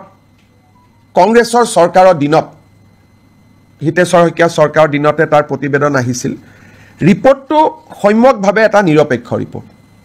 আৰু যথেষ্ট কষ্ট তাত কৰা হৈছিল অসমৰ এটা ডাঙৰ ইতিহাস এটা লুকাই নোহোৱা হৈ যাব যদি আমি তিৱাৰী কমিশনৰ ৰিপৰ্টটো দেখা নাপাওঁ আৰু কংগ্ৰেছে ভাবিছে তাত কিবা প্ৰভোকেটিভ কথা আছে তাত বিজেপিৰ ৰাজনৈতিক লাভ হ'ব তাত বিজেপিৰ ৰাজনৈতিক লাভ হ'ব পৰা এটা শব্দও নাই খালি অসমৰ বুৰঞ্জীৰ ডাঙৰ ইতিহাস এটা নোহোৱা হৈ যাব যদি তিৱাৰী কমিশনৰ ৰিপৰ্টটো ৰাইজৰ সন্মুখত নাথাকে গতিকে ই এটা একাডেমিক এক্সাৰসাইজ কংগ্ৰেছে ভাবিছে তাত কিবা তেওঁলোকৰ বিৰুদ্ধে কথা আছে কাৰণ কংগ্ৰেছৰ বৰ্তমান নেতৃত্বটো খুব তুলুঙা আৰু তেওঁলোকৰ মই ক'ব গ'লে মেচিউৰিটিৰ অভাৱ কাৰণ এখন তেওঁলোকৰ চৰকাৰে গঠন কৰা তদন্ত আয়োগ প্ৰধানমন্ত্ৰী ইন্দিৰা গান্ধীয়ে গঠন কৰা তদন্ত আয়োগ ইন্দিৰা গান্ধীয়ে গঠন কৰা তদন্ত আয়োগৰ প্ৰতিবেদন এখন প্ৰকাশ কৰিব নালাগে বুলি কংগ্ৰেছে কেনেকৈ ক'ব পাৰে আৰু বিৰোধী দলপতি দেৱব্ৰত শইকীয়াৰ দেউতাকে এই কমিটিখন পৰিচালনা কৰিছিল তেওঁৰ মুখ্যমন্ত্ৰীৰ দিনত তাৰমানে এই কংগ্ৰেছ পাৰ্টিটোৰ মেচিউৰিটি নাই বৰ্তমানৰ যিটো কংগ্ৰেছ পাৰ্টি চলি আছে তুলুঙা একেবাৰে মানে পলিটিক্যাল মেচিউৰিটি নোহোৱা পাৰ্টি এটা তেওঁলোকৰ কামটো আমি কৰিছোঁ আৰু আমি কিমান অপেন কালি আমাক আসুৱে কৈছে আৰু ৰিপৰ্টত আসুৰ ওপৰতহে কিছুমান নিগেটিভ আছে কালি আসুৱে মোক কৈছে যে নহয় আমি জানো আমাৰ ওপৰত নিগেটিভ আছে কিন্তু তথাপিতো এইখনো সদনত আহক কাৰণ আন্দোলনৰ ইতিহাসৰ ই এটা অংশ আজি নেলিক লৈ বহুতে কিবা কিবি কৈ থাকে তাতে পঢ়িলে বুজি পাব অকল নেলি অহা নাই তাত গহপুৰ আহিছে চমৰীয়া আহিছে চিলাপথাৰ আহিছে গতিকে এই ৰিপৰ্টখন পঢ়িলে নতুন প্ৰজন্মই বহুত কথা জানিব পাৰিব অসম আন্দোলন কিয় হৈছিল কিয় হ'বলগীয়া হ'ল আৰু সেই সময়তে তিৱাৰী কমিশনে সাংবিধানিক ৰক্ষা কবচ ৰিকমেণ্ড কৰি গৈছিল ই 1983 গতিকে এইবিলাক জনা ভাল আজি আমি যি কৈ আছো হিমন্ত বিশ্ব শৰ্মা সকলো কামতে ব্যতিক্ৰম নাই টাটা ছেমিকণ্ডাক্টৰ বেলেগ কোন মুখ্যমন্ত্ৰীয়ে কৰিলে অসমীয়া ভাষাক ধ্ৰুপদী ভাষাৰ মৰ্যাদা কোনে দিলে বৃন্দাবনী বস্ত্ৰ কোনে আনিলে লাচিত বৰফুকনৰ জন্ম জয়ন্তী কোনে পালন কৰিলে সুকাফাৰ নামত বিশ্ববিদ্যালয় কোনে কৰিলে টি গাৰ্ডেনৰ শ্ৰমিকক মাটিৰ অধিকাৰ কোনে দিলে গতিকে আমাৰ চৰকাৰখনটো ব্যতিক্ৰমী সেইকাৰণে আমাৰ চৰকাৰখনে সপ্তাহত কেবিনেট পাতি এনেকৈ আপোনালোকক কোনোবা মুখ্যমন্ত্ৰীয়ে এড্ৰেছ কৰাৰ আগতে কোনোবাই কৰিছিল নেকি গতিকে আমাৰ চৰকাৰখনটো ব্যতিক্ৰম হয়েই সেইটোতো অসমৰ মানুহে স্বীকাৰ কৰে আশীৰ্বাদ কৰে গতিকে আগৰ মুখ্যমন্ত্ৰীয়ে নকৰিলে বুলি মই নকৰিম এইটো কেনেকুৱা ক'ত কথা লিখা আছে আগৰ মুখ্যমন্ত্ৰীসকলৰ মনত ভয় আছিলে মোৰ মনত ভয় নাই কাৰণ ইতিহাস কেতিয়াও লুকাব নাপায় ইট ইজ এ ক্ৰাইম ইতিহাস লুকালে নতুন জেনেৰেশ্যনে অসমক জানিব নোৱাৰিব and it is a crime against humanity কোনোবাই যদি ইতিহাসক দাবাব খোজে আৰু বিধানসভা লাইব্ৰেৰীত ইয়াৰ কপি এটা আছেও আজিও আছে এনেকুৱা নহয় যে কপিটো নাই প্ৰফুল্ল মহন্ত ডাঙৰীয়াই যিটো কপি সদনত দিলে স্পীকাৰে নি আলমাৰীত থৈ দিছে বিধানসভাৰ লাইব্ৰেৰীত আজিও আপোনালোকে চাব পাৰে গতিকে এইটো কোনো সিক্ৰেট ডকুমেণ্টটো নহয় बहुत लंबा हो जाएगा माँ कहाँ हो पाएगा ये English Hindi Today Assam cabinet has approved host of legislation around 27 to be placed before Assam Assembly which will be in session from 25th of this month. This include a provision for handing over tea garden labor colonies land to the tea garden laborers, School Provincialization Act, relaxation of Animal Cruelty Act to provide a facility for buffalo fight like Jalakattu. All these legislation will be placed before the assembly, including a new policy for MRO. Along with this legislation, we are also going to place the Tiwari Commission report, which was constituted in 1983 to investigate the region of violence that has erupted in the state in the year 2083, which has witnessed death over 3,000 citizens. Along with that, at that point of time, a non-government inquiry was also constituted under the chairmanship of Justice T.U. Mehta. Government of Assam going to lay both the report of the commission constituted by Government of Assam, the report of the commission constituted by the agitationists of that point of time, so that the people of Assam, new generation scholars can study the root cause of Assam agitation and various issues surrounding the identity issue of Assamese people. Habo? Ekoto nai baki? ঠিক আছে আৰু 26 তাৰিখৰ কেবিনেটত আমি 6 জনগোষ্ঠীৰ আলোচনা কৰিম 27 তাৰিখে সেইখন সদনত আহিব মই 25 বুলি কৈছিলো দুটা দিন দেৰি হ'ল কাৰণ ইমান কামৰ মাজত কৰবাত কিবা খেলিমেলি যাতে থাকি না যায় সেইকাৰণে দুটা দিন আমি বেছি কৈ লৈছো লাভ জেহাদৰ বিলখনো আলোচনাত আছে কিন্তু এইবাৰ হবনে নহব মোৰ ডাউট আছে কিন্তু আমাৰ চৰকাৰৰ দিনতে আৰু এইখন চৰকাৰৰ দিনতে সেই বিলখনো আহিব কাম চলি আছে সিদ্ধান্তসমূহ মই আপোনালোকৰ আগত জনাব খুজিছো অসম চৰকাৰে প্ৰাইভেট স্কুলবিলাকৰ ফিজ ৰেগুলেট কৰে কিন্তু প্ৰাইভেট স্কুলবিলাকৰ ফিজ ৰেগুলেট কৰা যিখন আমাৰ আইন আছিল Assam non government educational institute regulation of fees act ইয়াতে আমি মাইনৰিটি ৰান ইনষ্টিটিউটবিলাকক আউটাৰ বাহিৰত ৰাখিছিলোঁ যেনে মাইনৰিটি যিসকল বৌদ্ধ জৈন খ্ৰীষ্টিয়ান মুছলিম তেওঁলোকে যিবিলাক ইনষ্টিটিউশ্যন পৰিচালনা কৰিছিল তাতে আমি ফিজ ৰেগুলেট কৰিব নোৱাৰিছিলোঁ কেবিনেটে আজি এটা সিদ্ধান্ত লয় আমি বিধানসভাত এখন আইন আনিম এতিয়াৰ পৰা আমি মাইনৰিটি ৰান বা সংখ্যালঘু লোকৰ দ্বাৰা পৰিচালিত বিদ্যালয়সমূহৰো ফিজ আমি আন প্ৰাইভেট স্কুলৰ দৰে নিৰীক্ষণ আৰু নিৰূপণ কৰিব পাৰিম আজি আমাৰ কেবিনেটত এটা গুৰুত্বপূৰ্ণ সিদ্ধান্ত হয় যে যিসমূহ আমাৰ বিভিন্ন প্ৰাদেশিকৃত মহাবিদ্যালয় বিদ্যালয়সমূহত আমাৰ এটা আগত সিদ্ধান্ত আছিলে যে তাৰ কৰ্মচাৰীসকলৰ দৰমহা আমি আইনৰ জৰিয়তে ফিক্স কৰি ৰাখিছিলোঁ দৰমহা বঢ়াৰ ব্যৱস্থা নাছিল যি দৰমহা আছিল তাতে তেওঁলোক থাকি গৈছিল আজি কেবিনেটে সিদ্ধান্ত গ্ৰহণ কৰে যে প্ৰতি বছৰে এখেতসকলৰ দৰমহা 6% বৃদ্ধি হৈ গৈ থাকিব আগতে কেনেকৈ দৰমহা বাঢ়িব তাক আইনখনত লিখা নাছিল এতিয়াৰ পৰা প্ৰাদেশিকৃত মহাবিদ্যালয় বিদ্যালয়ৰ কৰ্মচাৰীসকল তৃতীয় আৰু চতুৰ্থ বৰ্গৰ কৰ্মচাৰীসকলৰ দৰমহা প্ৰতি বছৰে 6% ইনক্ৰিমেণ্ট পাই গৈ থাকিব আজি আমাৰ কেবিনেটত আগতেও মই ঘোষণা কৰিছিলোঁ আমাৰ যিবিলাক ধুবুৰী সাউথ সালমাৰাৰ দৰে জিঅ'গ্ৰাফিকেলি ডিজএডভান্টেজ স্থানত শিক্ষকতা কৰে তেওঁলোকে আগতে বদলি হ'বৰ কাৰণে আইনমতে অতি কমেও 12 বছৰ শিক্ষকতা কৰিব লাগিছিল আজি আমি আগৰ প্ৰতিশ্ৰুতি অনুসৰি বিধানসভাত আইনৰ সংশোধনী আহিব এতিয়া ছোৱালী বা মহিলা শিক্ষয়িত্ৰীয়ে 5 বছৰ কাম কৰিলেই ট্ৰান্সফাৰৰ বাবে উপযোগ্য হ'ব আৰু পুৰুষ শিক্ষক 7 বছৰ কাম কৰিলে ট্ৰান্সফাৰৰ বাবে তেওঁলোক উপযুক্ত হ'ব এই আইনখন সংশোধনীৰ বাবে আজি কেবিনেটে অনুমোদন জনায় আজি আমাৰ কেবিনেটে অসম চৰকাৰৰ যিটো প্ৰভিন্সিয়েলাইজেশ্যন পলিচি সেই পলিচিটোক সংশোধন কৰি আমি এখন আইন আনিম যি আইনৰ জৰিয়তে 2006 চনত প্ৰতিষ্ঠা কৰা ৰিকগনাইজ হওক মাত্ৰ তেওঁলোকক ৰিকগনাইজৰ লগত পাৰ্মিশ্যন হওক এনঅ'চি হওক এফিলেশ্যন হওক যিকোনো চৰকাৰী কমিউনিকেশ্যন থাকিলে 2006 প্ৰতিষ্ঠা কৰা স্কুল কলেজ প্ৰাদেশিকৰণৰ বাবে উপযুক্ত বুলি বিবেচিত হ'ব অৰ্থাৎ প্ৰাদেশিকৰণ আইনৰ সংশোধনৰ বাবে অসমৰ শিক্ষক সমাজে যি দাবী কৰি আছিল তাক আজি আমাৰ কেবিনেটত গ্ৰহণ কৰা হয় আৰু ইয়াৰ সংশোধনী বিলখনো অনুমোদন কৰা হয় এই সংশোধনীৰ ফলত কেইবা হাজাৰ শিক্ষকৰ চাকৰি প্ৰাদেশিকৰণ হ'ব পাৰিব পাৰ্থক্যটো মই বুজাই দিছোঁ আগতে আমাৰ নিয়মটো আছিল যে 2006 চনত প্ৰতিষ্ঠা হ'ব লাগিব আৰু সকলো অনুমোদন পাব লাগিব তেতিয়াহে প্ৰাদেশিকৰণ হ'ব এতিয়া আমি কৈছোঁ সকলো অনুমোদন নালাগে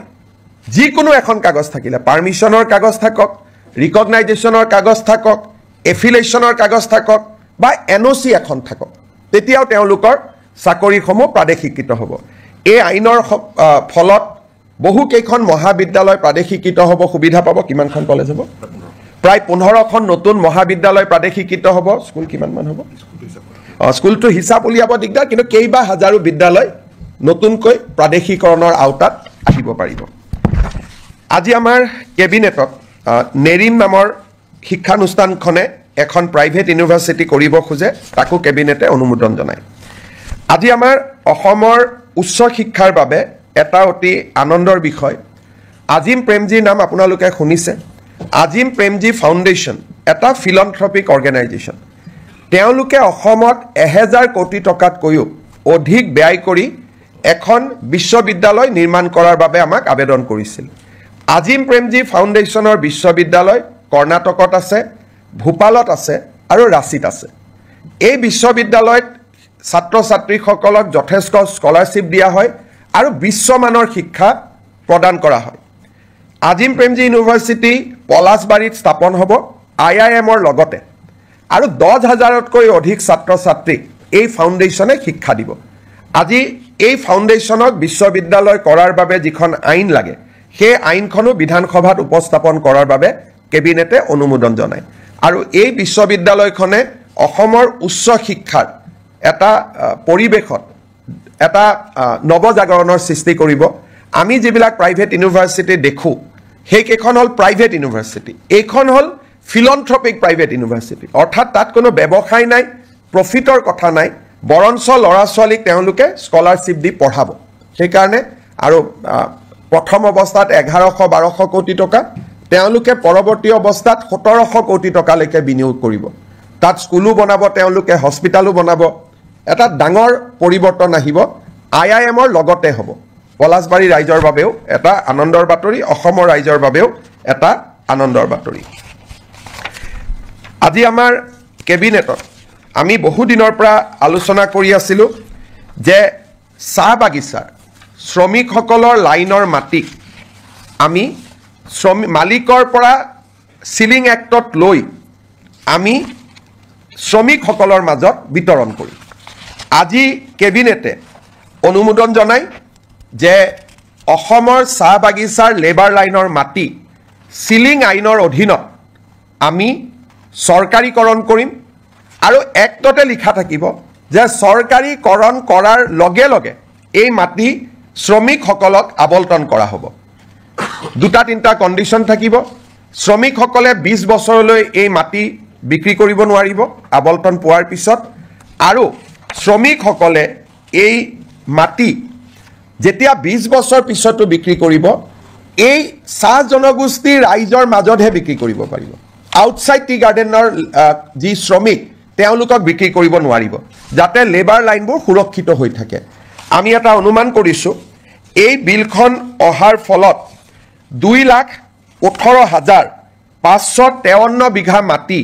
আবণ্টন কৰিব পৰা যাব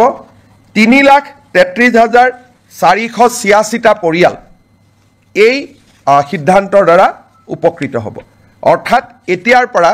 শ্ৰমিকৰ লেবাৰ লাইনৰ মাটিৰ মালিক শ্ৰমিকসকল হ'ব টি গাৰ্ডেনৰ মেনেজমেণ্ট মালিক হ'ব নোৱাৰিব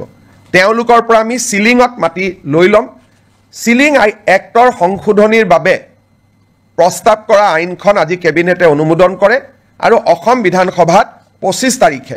এই আইনখন আমি উপস্থাপন কৰিম অসমৰ চাহ বাগিচাৰ শ্ৰমিকৰ বাবে এটা ঐতিহাসিক মুহূৰ্ত হ'ব আমাৰ আপোনালোক সকলোৱে জানে যে বহু দিনৰ পৰা এটা অভিযোগ আছে যে ট্ৰাইবেল বেল্ট এণ্ড ব্লকৰ মাটি দখল কৰা হয় চৰকাৰে উচ্ছেদ কৰিছে কিন্তু আজি বিজেপিৰ চৰকাৰ আছে উচ্ছেদ কৰিছে অহাকালিতো উচ্ছেদ নকৰিবও পাৰে ট্ৰাইবেল বেল্ট এণ্ড ব্লকৰ মাটি দখল হৈয়ে থাকিব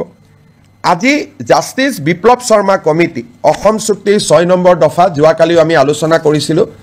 জাষ্টিস বিপ্লৱ শৰ্মা কমিটি আমাক কৈছিল যে এখন ডিস্ট্ৰিক্ট ল্যান্ড ট্ৰিব্যুনেল হ'ব লাগে য'ত এজন ৰিটায়াৰ্ড ডিস্ট্ৰিক্ট জাজ তাৰ অধ্যক্ষ হ'ব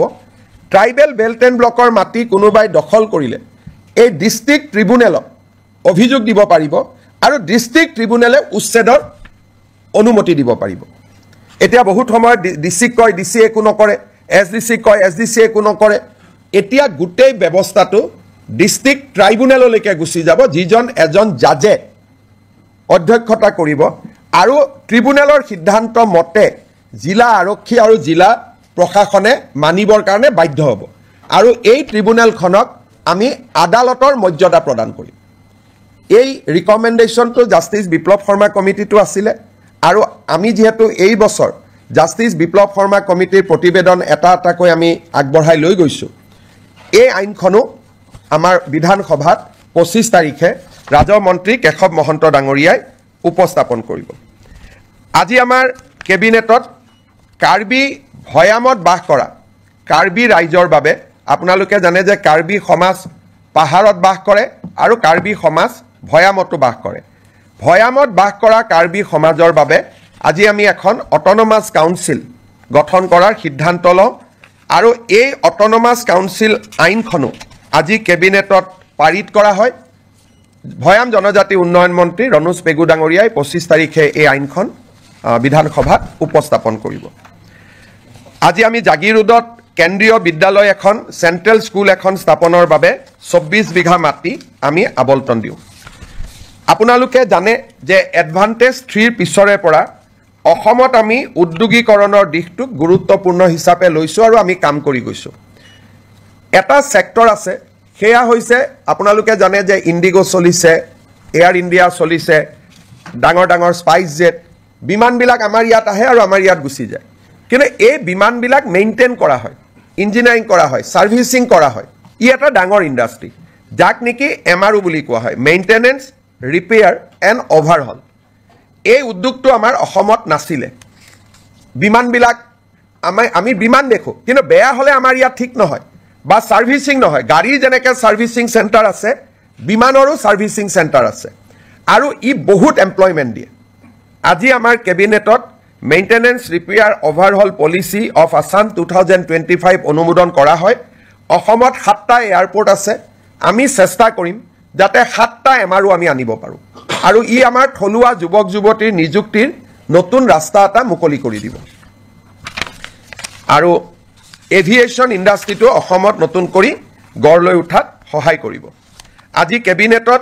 10,000 কোটি টকাৰ ওপৰত যদি কোনোবাই বিনিয়োগ কৰিব খোজে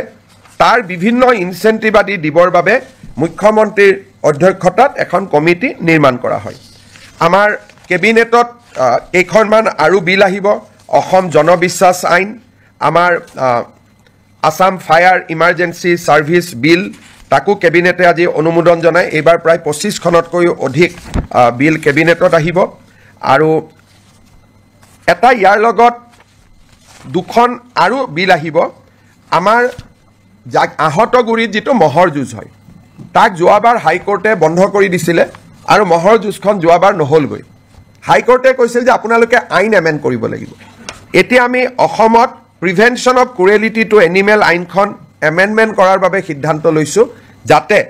আহতগুৰিৰ মহ যুঁজখনক আইনৰ স্বীকৃতি দিয়া হয় অকল আহতগুৰিয়ে নহয় লগত যিমান মহৰ যুঁজ হয় এই মহৰ যুঁজখনক ক্ৰুৱেলিটিৰ ডেফিনেশ্যনৰ পৰা আমি বাহিৰত আনিব খুজিছো যাৰ ফলত আমি ভাবো এইবাৰ মাঘ বিহুত নহব অহাবাৰলৈকে অন্তত আমি সদায় যেটো পৰম্পৰাগত মহ যুঁজ তাক আমি দেখা পাব পাৰিম শেষত আপোনালোকে জানে যে জালিকাটু আদি আইনৰ দ্বাৰা অনুমোদন দিয়া হৈছিল জালিকাটু আমি আইন কৰা নাছিলো কাৰণে বাৰে বাৰে আমাক হাইকোৰ্টে বাধা দি আছিল সেই কাৰণে আমি বিধানসভাত আইনখন আনিম আৰু আইনৰ জৰিয়তে মহ যুঁজটোক আমি আনুষ্ঠানিক স্বীকৃতি দিম এতিয়া মই শেষত এটা আপোনালোকক কথা ক'ব খুজিছো 1983 চনত যেতিয়া অসমত ভয়ংকৰ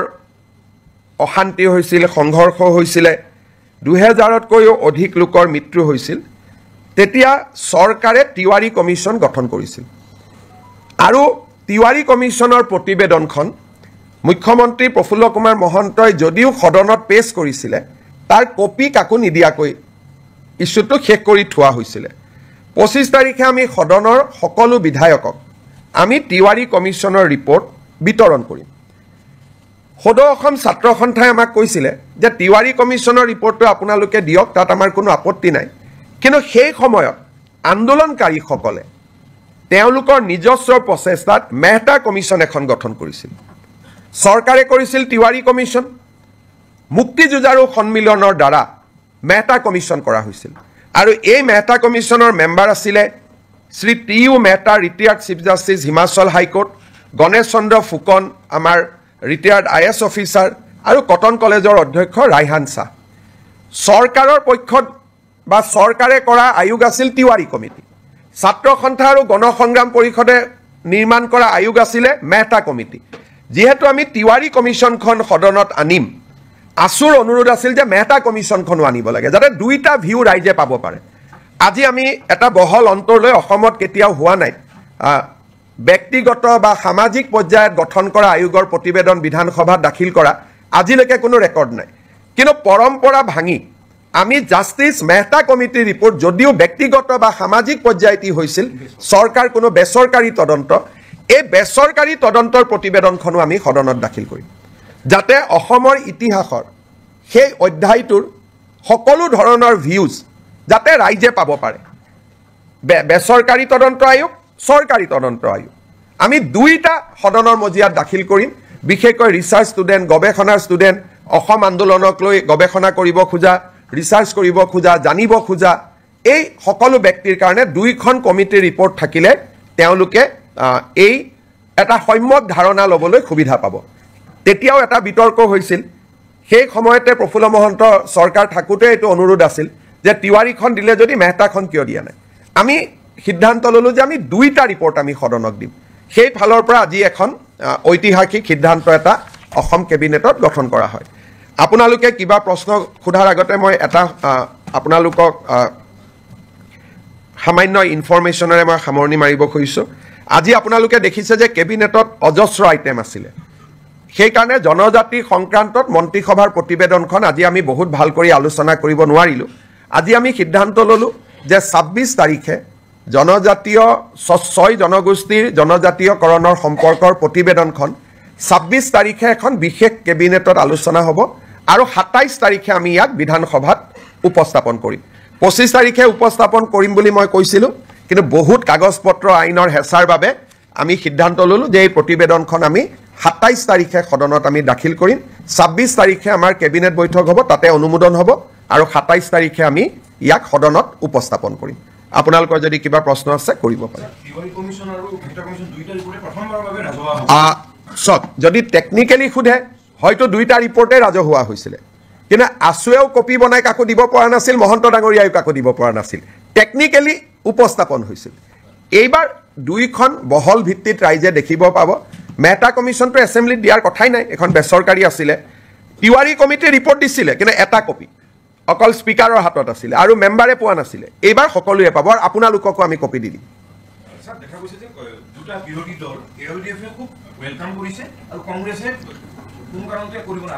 চক মই ৰিপৰ্টটো যিহেতু পঢ়িছোঁ, তিৱাৰী কমিশ্যনৰ ৰিপৰ্টটো যদিও সেই সময়ত কংগ্ৰেছৰ চৰকাৰৰ দিনত, হিতেশ্বৰ শইকীয়া চৰকাৰৰ দিনতে তাৰ প্ৰতিবেদন আহিছিল, ৰিপৰ্টটো সম্যকভাৱে এটা নিৰপেক্ষ ৰিপৰ্ট আৰু যথেষ্ট কষ্ট তাত কৰা হৈছিলে। অসমৰ এটা ডাঙৰ ইতিহাস এটা লুকাই নোহোৱা হৈ যাব যদি আমি তিৱাৰী কমিশ্যনৰ ৰিপৰ্টটো দেখা নাপাওঁ। আৰু কংগ্ৰেছে ভাবিছে তাত কিবা প্ৰভোকেটিভ কথা আছে, তাত বিজেপিৰ ৰাজনৈতিক লাভ হ'ব। তাত বিজেপিৰ ৰাজনৈতিক লাভ হ'ব পৰা এটা শব্দও নাই। খালি অসমৰ বুৰঞ্জীৰ ডাঙৰ ইতিহাস এটা নোহোৱা হৈ যাব যদি তিৱাৰী কমিশ্যনৰ ৰিপৰ্টটো ৰাইজৰ সন্মুখত নাথাকে। গতিকে ই এটা একাডেমিক এক্সাৰচাইজ। কংগ্ৰেছে ভাবিছে তাত কিবা তেওঁলোকৰ বিৰুদ্ধে কথা আছে, কাৰণ কংগ্ৰেছৰ বৰ্তমান নেতৃত্বটো খুব তুলুঙা আৰু তেওঁলোকৰ মই ক'ব গ'লে মেচিউৰিটিৰ অভাৱ। কাৰণ এখন তেওঁলোকৰ চৰকাৰে গঠন কৰা তদন্ত আয়োগ, প্ৰধানমন্ত্ৰী ইন্দিৰা গান্ধীয়ে গঠন কৰা তদন্ত আয়োগ, ইন্দিৰা গান্ধীয়ে গঠন কৰা তদন্ত আয়োগৰ প্ৰতিবেদন এখন প্ৰকাশ কৰিব নালাগে বুলি কংগ্ৰেছে কেনেকৈ ক'ব পাৰে? আৰু বিৰোধী দলপতি দেৱব্ৰত শইকীয়াৰ দেউতাকে এই কমিটিখন পৰিচালনা কৰিছিল তেওঁৰ মুখ্যমন্ত্ৰীৰ দিনত। তাৰমানে এই কংগ্ৰেছ পাৰ্টিটোৰ মেচিউৰিটি নাই। বৰ্তমানৰ যিটো কংগ্ৰেছ পাৰ্টি চলি আছে তুলুঙা, একেবাৰে মানে পলিটিকেল মেচিউৰিটি নোহোৱা পাৰ্টি এটা। তেওঁলোকৰ কামটো আমি কৰিছোঁ আৰু আমি কিমান অপেন। কালি আমাক আছুৱে কৈছে, আৰু ৰিপৰ্টত আছুৰ ওপৰতহে কিছুমান নিগেটিভ আছে। কালি আছুৱে মোক কৈছে যে নহয় আমি জানো আমাৰ ওপৰত নিগেটিভ আছে, কিন্তু তথাপিতো এইখনো সদনত আহক, কাৰণ আন্দোলনৰ ইতিহাসৰ ই এটা অংশ। আজি নেলিক লৈ বহুতে কিবা কিবি কৈ থাকে, তাতে পঢ়িলে বুজি পাব। অকল নেলি অহা নাই, তাত গহপুৰ আহিছে, চমৰীয়া আহিছে, চিলাপথাৰ আহিছে। গতিকে এই ৰিপৰ্টখন পঢ়িলে নতুন প্ৰজন্মই বহুত কথা জানিব পাৰিব। অসম আন্দোলন কিয় হৈছিল, কিয় হ'বলগীয়া হ'ল, আৰু সেই সময়তে তিৱাৰী কমিশ্যনে সাংবিধানিক ৰক্ষা কবচ ৰিকমেণ্ড কৰি গৈছিল ই 1983। গতিকে এইবিলাক জনা ভাল। আজি আমি যি কৈ আছোঁ, হিমন্ত বিশ্ব শৰ্মা সকলো কামতে ব্যতিক্ৰম নাই। টাটা ছেমি কণ্ডাক্টৰ বেলেগ কোন মুখ্যমন্ত্ৰীয়ে কৰিলে? অসমীয়া ভাষাক ধ্ৰুপদী ভাষাৰ মৰ্যাদা কোনে দিলে? বৃন্দাবনী বস্ত্ৰ কোনে আনিলে? লাচিত বৰফুকনৰ জন্ম জয়ন্তী কোনে পালন কৰিলে? চুকাফাৰ নামত বিশ্ববিদ্যালয় কোনে কৰিলে? টি গাৰ্ডেনৰ শ্ৰমিকক মাটিৰ অধিকাৰ কোনে দিলে? গতিকে আমাৰ চৰকাৰখনটো ব্যতিক্ৰমী। সেইকাৰণে আমাৰ চৰকাৰখনে সপ্তাহত কেবিনেট পাতি এনেকৈ আপোনালোকক কোনোবা মুখ্যমন্ত্ৰীয়ে এড্ৰেছ কৰাৰ আগতে কোনোবাই কৰিছিল নেকি? গতিকে আমাৰ চৰকাৰখনটো ব্যতিক্ৰম হয়েই, সেইটোতো অসমৰ মানুহে স্বীকাৰ কৰে, আশীৰ্বাদ কৰে। গতিকে আগৰ মুখ্যমন্ত্ৰীয়ে নকৰিলে বুলি মই নকৰিম এইটো কেনেকুৱা, ক'ত কথা লিখা আছে? আগৰ মুখ্যমন্ত্ৰীসকলৰ মনত ভয় আছিলে, মোৰ মনত ভয় নাই, কাৰণ ইতিহাস কেতিয়াও লুকাব নাপায়। It is a crime. ইতিহাস লুকালে নতুন জেনেৰেশ্যনে অসমক জানিব নোৱাৰিব। And it is a crime against humanity কোনোবাই যদি ইতিহাসক দাবাব খোজে। আৰু বিধানসভাৰ লাইব্ৰেৰীত ইয়াৰ কপি এটা আছেও, আজিও আছে। এনেকুৱা নহয় যে কপিটো নাই। প্ৰফুল্ল মহন্ত ডাঙৰীয়াই যিটো কপি সদনত দিলে স্পীকাৰে নি আলমাৰীত থৈ দিছে বিধানসভাৰ লাইব্ৰেৰীত, আজিও আপোনালোকে চাব পাৰে। গতিকে এইটো কোনো সিক্ৰেট ডকুমেণ্টটো নহয়। बहुत लंबा हो जाएगा माँ, कहाँ हो पाएगा ये English Hindi. Today Assam cabinet has approved host of legislation around 27 to be placed before Assam Assembly, which will be in session from 25th of this month. This include a provision for handing over tea garden labor colonies land to the tea garden laborers, School Provincialization Act, relaxation of Animal Cruelty Act to provide a facility for buffalo fight like Jalakattu, all these legislation will be placed before the assembly, including a new policy for MRO. Along with this legislation, we are also going to place the Tiwari Commission report, which was constituted in 1983 to investigate the region of violence that has erupted in the state in the year 2083, which has witnessed death over 3,000 citizens. Along with that, at that point of time, a non-government inquiry was also constituted under the chairmanship of Justice T.U. Mehta. Government of Assam going to lay both the report of the commission constituted by Government of Assam, the report of the commission constituted by the agitationists of that point of time, so that the people of Assam, new generation scholars, can study the root cause of Assam agitation and various issues surrounding the identity issue of Assamese people. Habo? Ekoto nai baki? ঠিক আছে আৰু 26 তাৰিখৰ কেবিনেটত আমি 6 জনগোষ্ঠীৰ আলোচনা কৰিম 27 তাৰিখে সেইখন সদনত আহিব মই 25 বুলি কৈছিলো দুটা দিন দেৰি হ'ল কাৰণ ইমান কামৰ মাজত কৰবাত কিবা খেলিমেলি যাতে থাকি না যায় সেইকাৰণে দুটা দিন আমি বেছি কৈ লৈছো লাভ জেহাদৰ বিলখনো আলোচনাত আছে কিন্তু এইবাৰ হবনে নহব মোৰ ডাউট আছে কিন্তু আমাৰ চৰকাৰৰ দিনতে আৰু এইখন চৰকাৰৰ দিনতে সেই বিলখনো আহিব কাম চলি আছে সিদ্ধান্তসমূহ মই আপোনালোকৰ আগত জনাব খুজিছো অসম চৰকাৰে প্ৰাইভেট স্কুলবিলাকৰ ফিজ ৰেগুলেট কৰে কিন্তু প্ৰাইভেট স্কুলবিলাকৰ ফিজ ৰেগুলেট কৰা যিখন আমাৰ আইন আছিল Assam non government educational institute regulation of fees act ইয়াতে আমি মাইনৰিটি ৰান ইনষ্টিটিউটবিলাকক আউটাৰ বাহিৰত ৰাখিছিলোঁ যেনে মাইনৰিটি যিসকল বৌদ্ধ জৈন খ্ৰীষ্টিয়ান মুছলিম তেওঁলোকে যিবিলাক ইনষ্টিটিউশ্যন পৰিচালনা কৰিছিল তাতে আমি ফিজ ৰেগুলেট কৰিব নোৱাৰিছিলোঁ কেবিনেটে আজি এটা সিদ্ধান্ত লয় আমি বিধানসভাত এখন আইন আনিম এতিয়াৰ পৰা আমি মাইনৰিটি ৰান বা সংখ্যালঘু লোকৰ দ্বাৰা পৰিচালিত বিদ্যালয়সমূহৰো ফিজ আমি আন প্ৰাইভেট স্কুলৰ দৰে নিৰীক্ষণ আৰু নিৰূপণ কৰিব পাৰিম আজি আমাৰ কেবিনেটত এটা গুৰুত্বপূৰ্ণ সিদ্ধান্ত হয় যে যিসমূহ আমাৰ বিভিন্ন প্ৰাদেশিকৃত মহাবিদ্যালয় বিদ্যালয়সমূহত আমাৰ এটা আগত সিদ্ধান্ত আছিলে যে তাৰ কৰ্মচাৰীসকলৰ দৰমহা আমি আইনৰ জৰিয়তে ফিক্স কৰি ৰাখিছিলোঁ দৰমহা বঢ়াৰ ব্যৱস্থা নাছিল যি দৰমহা আছিল তাতে তেওঁলোক থাকি গৈছিল আজি কেবিনেটে সিদ্ধান্ত গ্ৰহণ কৰে যে প্ৰতি বছৰে এখেতসকলৰ দৰমহা 6% বৃদ্ধি হৈ গৈ থাকিব আগতে কেনেকৈ দৰমহা বাঢ়িব তাক আইনখনত লিখা নাছিল এতিয়াৰ পৰা প্ৰাদেশিকৃত মহাবিদ্যালয় বিদ্যালয়ৰ কৰ্মচাৰীসকল তৃতীয় আৰু চতুৰ্থ বৰ্গৰ কৰ্মচাৰীসকলৰ দৰমহা প্ৰতি বছৰে 6% ইনক্ৰিমেণ্ট পাই গৈ থাকিব আজি আমাৰ কেবিনেটত আগতেও মই ঘোষণা কৰিছিলোঁ আমাৰ যিবিলাক ধুবুৰী সাউথ সালমাৰাৰ দৰে জিঅ'গ্ৰাফিকেলি ডিজএডভান্টেজ স্থানত শিক্ষকতা কৰে তেওঁলোকে আগতে বদলি হ'বৰ কাৰণে আইন মতে অতি কমেও 12 বছৰ শিক্ষকতা কৰিব লাগিছিল আজি আমি আগৰ প্ৰতিশ্ৰুতি অনুসৰি বিধানসভাত আইনৰ সংশোধনী আহিব এতিয়া ছোৱালী বা মহিলা শিক্ষয়িত্ৰীয়ে 5 বছৰ কাম কৰিলে ট্ৰান্সফাৰৰ বাবে উপযোগ্য হ'ব আৰু পুৰুষ শিক্ষক 7 বছৰ কাম কৰিলে ট্ৰান্সফাৰৰ বাবে তেওঁলোক উপযুক্ত হ'ব এই আইনখন সংশোধনীৰ বাবে আজি কেবিনেটে অনুমোদন জনায় আজি আমাৰ কেবিনেটে অসম চৰকাৰৰ যিটো প্ৰভিন্সিয়েলাইজেশ্যন পলিচি সেই পলিচিটোক সংশোধন কৰি আমি এখন আইন আনিম যি আইনৰ জৰিয়তে 2006 চনত প্ৰতিষ্ঠা কৰা ৰিকগনাইজ হওক মাত্ৰ তেওঁলোকক ৰিকগনাইজেশ্যন লগতে পাৰমিশ্যন হওক এনঅ'চি হওক এফিলেশ্যন হওক যিকোনো চৰকাৰী কমিউনিকেশ্যন থাকিলে 2006 প্ৰতিষ্ঠা কৰা স্কুল কলেজ প্ৰাদেশিকৰণৰ বাবে উপযুক্ত বুলি বিবেচিত হ'ব অৰ্থাৎ প্ৰাদেশিকৰণ আইনৰ সংশোধনৰ বাবে অসমৰ শিক্ষক সমাজে যি দাবী কৰি আছিলে তাক আজি আমাৰ কেবিনেটত গ্ৰহণ কৰা হয় আৰু ইয়াৰ সংশোধনী বিলখনো অনুমোদন কৰা হয়। এই সংশোধনীৰ ফলত কেইবা হাজাৰ শিক্ষকৰ চাকৰি প্ৰাদেশিকৰণ হ'ব পাৰিব। পাৰ্থক্যটো মই বুজাই দিছোঁ। আগতে আমাৰ নিয়মটো আছিল যে 2006 চনত প্ৰতিষ্ঠা হ'ব লাগিব আৰু সকলো অনুমোদন পাব লাগিব, তেতিয়াহে প্ৰাদেশিকৰণ হ'ব। এতিয়া আমি কৈছোঁ সকলো অনুমোদন নালাগে, যিকোনো এখন কাগজ থাকিলে, পাৰ্মিশ্যনৰ কাগজ থাকক, ৰিকগনাইজেশ্যনৰ কাগজ থাকক, এফিলেশ্যনৰ কাগজ থাকক বা NOC এখন থাকক, তেতিয়াও তেওঁলোকৰ চাকৰিসমূহ প্ৰাদেশিকৃত হ'ব। এই আইনৰ ফলত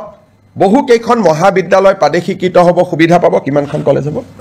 প্ৰায় 15খন নতুন মহাবিদ্যালয় প্ৰাদেশিকৃত হ'ব। স্কুল কিমানমান হ'ব? স্কুলটো হিচাপ উলিয়াব দিগদাৰ, কিন্তু কেইবা হাজাৰো বিদ্যালয় নতুনকৈ প্ৰাদেশিকৰণৰ আওতাত আহিব পাৰিব। আজি আমাৰ কেবিনেটত নেৰিন নামৰ শিক্ষানুষ্ঠানখনে এখন প্ৰাইভেট ইউনিভাৰ্চিটি কৰিব খোজে, তাকো কেবিনেটে অনুমোদন জনায়। আজি আমাৰ অসমৰ উচ্চ শিক্ষাৰ বাবে এটা অতি আনন্দৰ বিষয়। আজিম প্ৰেমজীৰ নাম আপোনালোকে শুনিছে। আজিম প্ৰেমজী ফাউণ্ডেশ্যন এটা ফিলন্থ্ৰপিক অৰ্গেনাইজেশ্যন। তেওঁলোকে অসমত 1000 কোটি টকাতকৈও অধিক ব্যয় কৰি এখন বিশ্ববিদ্যালয় নিৰ্মাণ কৰাৰ বাবে আমাক আবেদন কৰিছিল। আজিম প্ৰেমজী ফাউণ্ডেশ্যনৰ বিশ্ববিদ্যালয় কৰ্ণাটকত আছে, ভূপালত আছে আৰু ৰাঁচীত আছে। এই বিশ্ববিদ্যালয়ত ছাত্ৰ ছাত্ৰীসকলক যথেষ্ট স্কলাৰশ্বিপ দিয়া হয় আৰু বিশ্বমানৰ শিক্ষা প্ৰদান কৰা হয়। আজিম প্ৰেমজী ইউনিভাৰ্চিটি পলাশবাৰীত স্থাপন হ'ব IIMৰ লগতে, আৰু 10,000তকৈ অধিক ছাত্ৰ ছাত্ৰীক এই ফাউণ্ডেশ্যনে শিক্ষা দিব। আজি এই ফাউণ্ডেশ্যনক বিশ্ববিদ্যালয় কৰাৰ বাবে যিখন আইন লাগে, সেই আইনখনো বিধানসভাত উপস্থাপন কৰাৰ বাবে কেবিনেটে অনুমোদন জনায়। আৰু এই বিশ্ববিদ্যালয়খনে অসমৰ উচ্চ শিক্ষাৰ এটা পৰিৱেশত এটা নৱজাগৰণৰ সৃষ্টি কৰিব। আমি যিবিলাক প্ৰাইভেট ইউনিভাৰ্চিটি দেখোঁ, সেইকেইখন হ'ল প্ৰাইভেট ইউনিভাৰ্চিটি। এইখন হ'ল ফিলন্থ্ৰপিক প্ৰাইভেট ইউনিভাৰ্চিটি, অৰ্থাৎ তাত কোনো ব্যৱসায় নাই, প্ৰফিটৰ কথা নাই, বৰঞ্চ ল'ৰা ছোৱালীক তেওঁলোকে স্কলাৰশ্বিপ দি পঢ়াব। সেইকাৰণে আৰু প্ৰথম অৱস্থাত 1100-1200 কোটি টকা, তেওঁলোকে পৰৱৰ্তী অৱস্থাত 1700 কোটি টকালৈকে বিনিয়োগ কৰিব। তাত স্কুলো বনাব, তেওঁলোকে হস্পিটেলো বনাব। এটা ডাঙৰ পৰিৱৰ্তন আহিব, IIMৰ লগতে হ'ব। পলাশবাৰী ৰাইজৰ বাবেও এটা আনন্দৰ বাতৰি, অসমৰ ৰাইজৰ বাবেও এটা আনন্দৰ বাতৰি। আজি আমাৰ কেবিনেটত আমি বহুদিনৰ পৰা আলোচনা কৰি আছিলোঁ যে চাহ বাগিচাৰ শ্ৰমিকসকলৰ লাইনৰ মাটি আমি মালিকৰ পৰা চিলিং এক্টত লৈ আমি শ্ৰমিকসকলৰ মাজত বিতৰণ কৰিম। আজি কেবিনেটে অনুমোদন জনায় যে অসমৰ চাহ বাগিচাৰ লেবাৰ লাইনৰ মাটি চিলিং আইনৰ অধীনত আমি চৰকাৰীকৰণ কৰিম, আৰু এক্টতে লিখা থাকিব যে চৰকাৰীকৰণ কৰাৰ লগে লগে এই মাটি শ্ৰমিকসকলক আবণ্টন কৰা হ'ব। 2-3টা কণ্ডিশ্যন থাকিব। শ্ৰমিকসকলে 20 বছৰলৈ এই মাটি বিক্ৰী কৰিব নোৱাৰিব আবণ্টন পোৱাৰ পিছত, আৰু শ্ৰমিকসকলে এই মাটি যেতিয়া 20 বছৰ পিছতো বিক্ৰী কৰিব, এই চাহ জনগোষ্ঠীৰ ৰাইজৰ মাজতহে বিক্ৰী কৰিব পাৰিব। আউটছাইড টি গাৰ্ডেনৰ যি শ্ৰমিক, তেওঁলোকক বিক্ৰী কৰিব নোৱাৰিব, যাতে লেবাৰ লাইনবোৰ সুৰক্ষিত হৈ থাকে। আমি এটা অনুমান কৰিছোঁ, এই বিলখন অহাৰ ফলত 2,18,553 বিঘা মাটি আবণ্টন কৰিব পৰা যাব। 3,33,486টা পৰিয়াল এই সিদ্ধান্তৰ দ্বাৰা উপকৃত হ'ব। অৰ্থাৎ এতিয়াৰ পৰা শ্ৰমিকৰ লেবাৰ লাইনৰ মাটিৰ মালিক শ্ৰমিকসকল হ'ব, টি গাৰ্ডেনৰ মেনেজমেণ্ট মালিক হ'ব নোৱাৰিব। তেওঁলোকৰ পৰা আমি চিলিঙত মাটি লৈ ল'ম। চিলিং এক্টৰ সংশোধনীৰ বাবে প্ৰস্তাৱ কৰা আইনখন আজি কেবিনেটে অনুমোদন কৰে, আৰু অসম বিধানসভাত 25 তাৰিখে এই আইনখন আমি উপস্থাপন কৰিম। অসমৰ চাহ বাগিচাৰ শ্ৰমিকৰ বাবে এটা ঐতিহাসিক মুহূৰ্ত হ'ব। আমাৰ আপোনালোক সকলোৱে জানে যে বহুদিনৰ পৰা এটা অভিযোগ আছে যে ট্ৰাইবেল বেল্ট এণ্ড ব্লকৰ মাটি দখল কৰা হয়। চৰকাৰে উচ্ছেদ কৰিছে, কিন্তু আজি বিজেপিৰ চৰকাৰ আছে উচ্ছেদ কৰিছে অহাকালিতো উচ্ছেদ নকৰিবও পাৰে ট্ৰাইবেল বেল্ট এণ্ড ব্লকৰ মাটি দখল হৈয়ে থাকিব আজি জাষ্টিস বিপ্লৱ শৰ্মা কমিটি অসম চুক্তিৰ 6 নম্বৰ দফা যোৱাকালিও আমি আলোচনা কৰিছিলোঁ জাষ্টিস বিপ্লৱ শৰ্মা কমিটি আমাক কৈছিল যে এখন ডিস্ট্ৰিক্ট ল্যান্ড ট্ৰিব্যুনেল হ'ব লাগে য'ত এজন ৰিটায়াৰ্ড ডিস্ট্ৰিক্ট জাজ তাৰ অধ্যক্ষ হ'ব ট্ৰাইবেল বেল্ট এণ্ড ব্লকৰ মাটি কোনোবাই দখল কৰিলে এই ডিস্ট্ৰিক্ট ট্ৰিব্যুনেলত অভিযোগ দিব পাৰিব আৰু ডিস্ট্ৰিক্ট ট্ৰিব্যুনেলে উচ্ছেদৰ অনুমতি দিব পাৰিব এতিয়া বহুত সময় ডিসিক কয় ডিসি একো নকৰে এসডিসি কয় এসডিসি একো নকৰে এতিয়া গুটেই ব্যৱস্থাটো ডিস্ট্ৰিক্ট ট্ৰাইব্যুনেললৈকে গুচি যাব যিজন এজন জাজে অধ্যক্ষতা কৰিব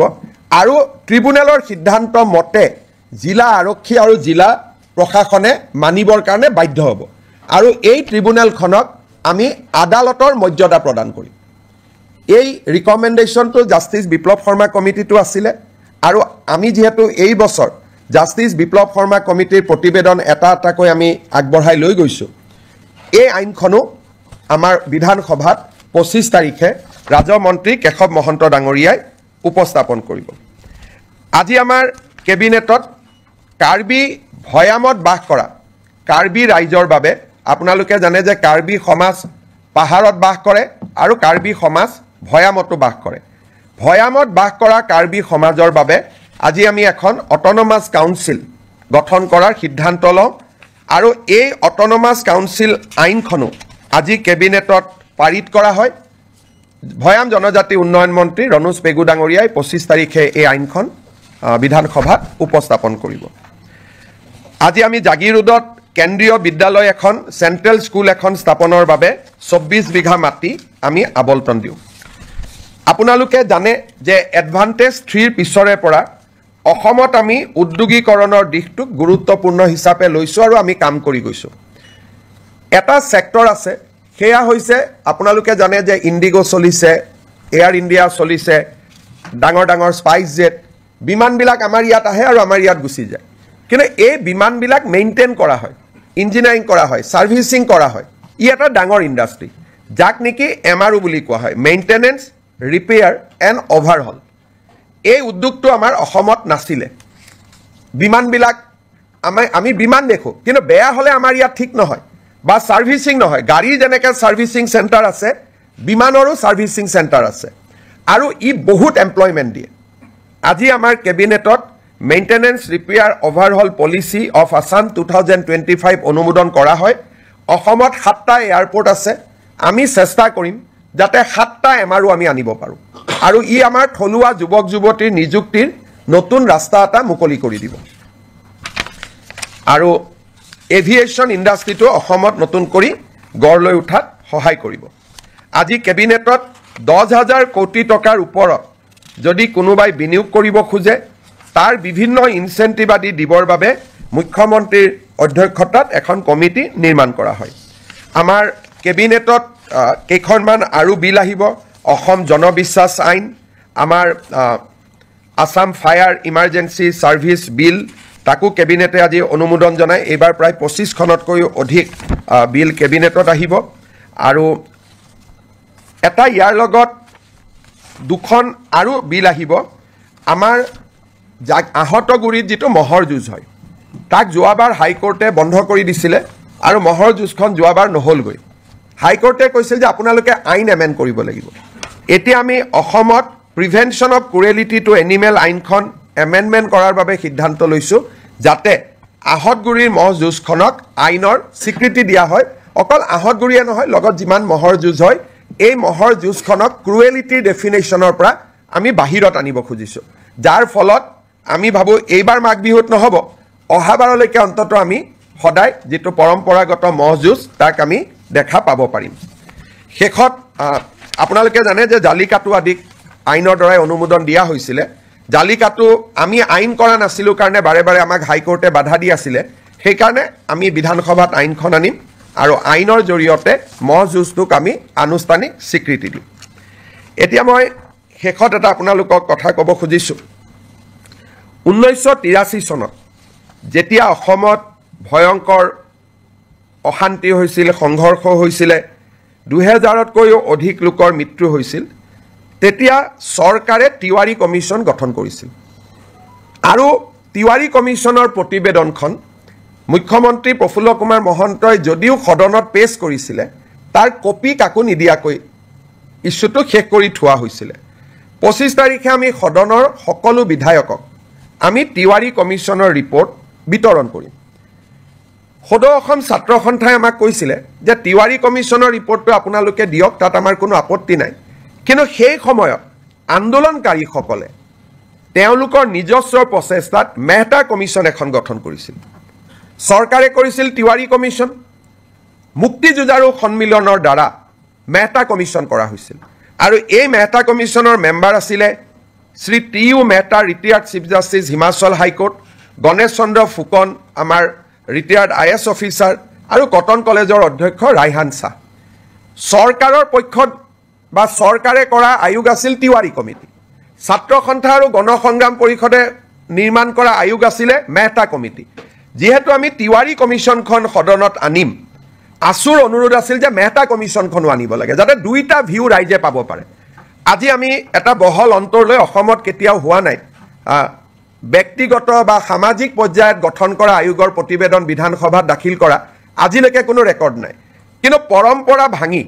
আমি জাষ্টিছ মেহতা কমিটিৰ ৰিপৰ্ট যদিও ব্যক্তিগত বা সামাজিক পৰ্যায়ত হৈছিল চৰকাৰ কোনো বেচৰকাৰী তদন্ত এই বেচৰকাৰী তদন্তৰ প্ৰতিবেদনখনো আমি সদনত দাখিল কৰিম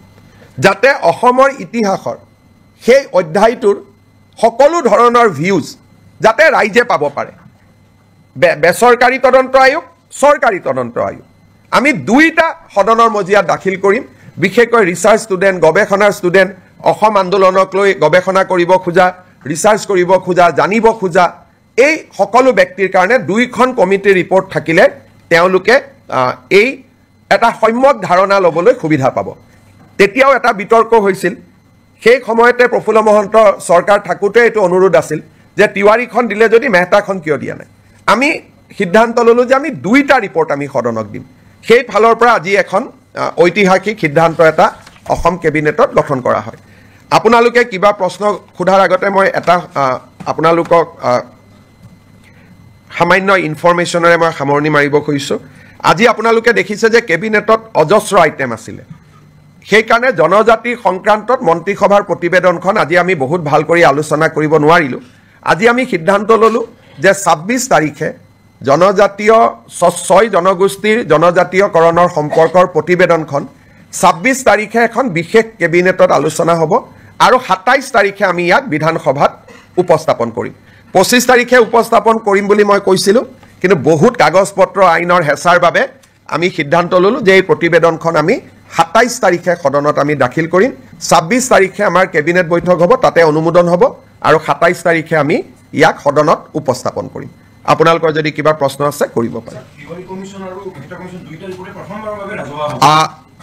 যদি টেকনিকেলি সোধে হয়তো দুইটা ৰিপৰ্টে ৰাজহুৱা হৈছিলে কিন্তু আছুৱেও কপি বনাই কাকো দিব পৰা নাছিল মহন্ত ডাঙৰীয়াও কাকো দিব পৰা নাছিল টেকনিকেলি উপস্থাপন হৈছিল এইবাৰ দুইখন বহল ভিত্তিত ৰাইজে দেখিব পাব মেহতা কমিশ্যনটো এছেম্বলিত দিয়াৰ কথাই নাই এখন বেচৰকাৰী আছিলে তিৱাৰী কমিটিয়ে ৰিপৰ্ট দিছিলে কিন্তু এটা কপি অকল স্পিকাৰৰ হাতত আছিলে আৰু মেম্বাৰে পোৱা নাছিলে এইবাৰ সকলোৱে পাব আৰু আপোনালোককো আমি কপি দি দিম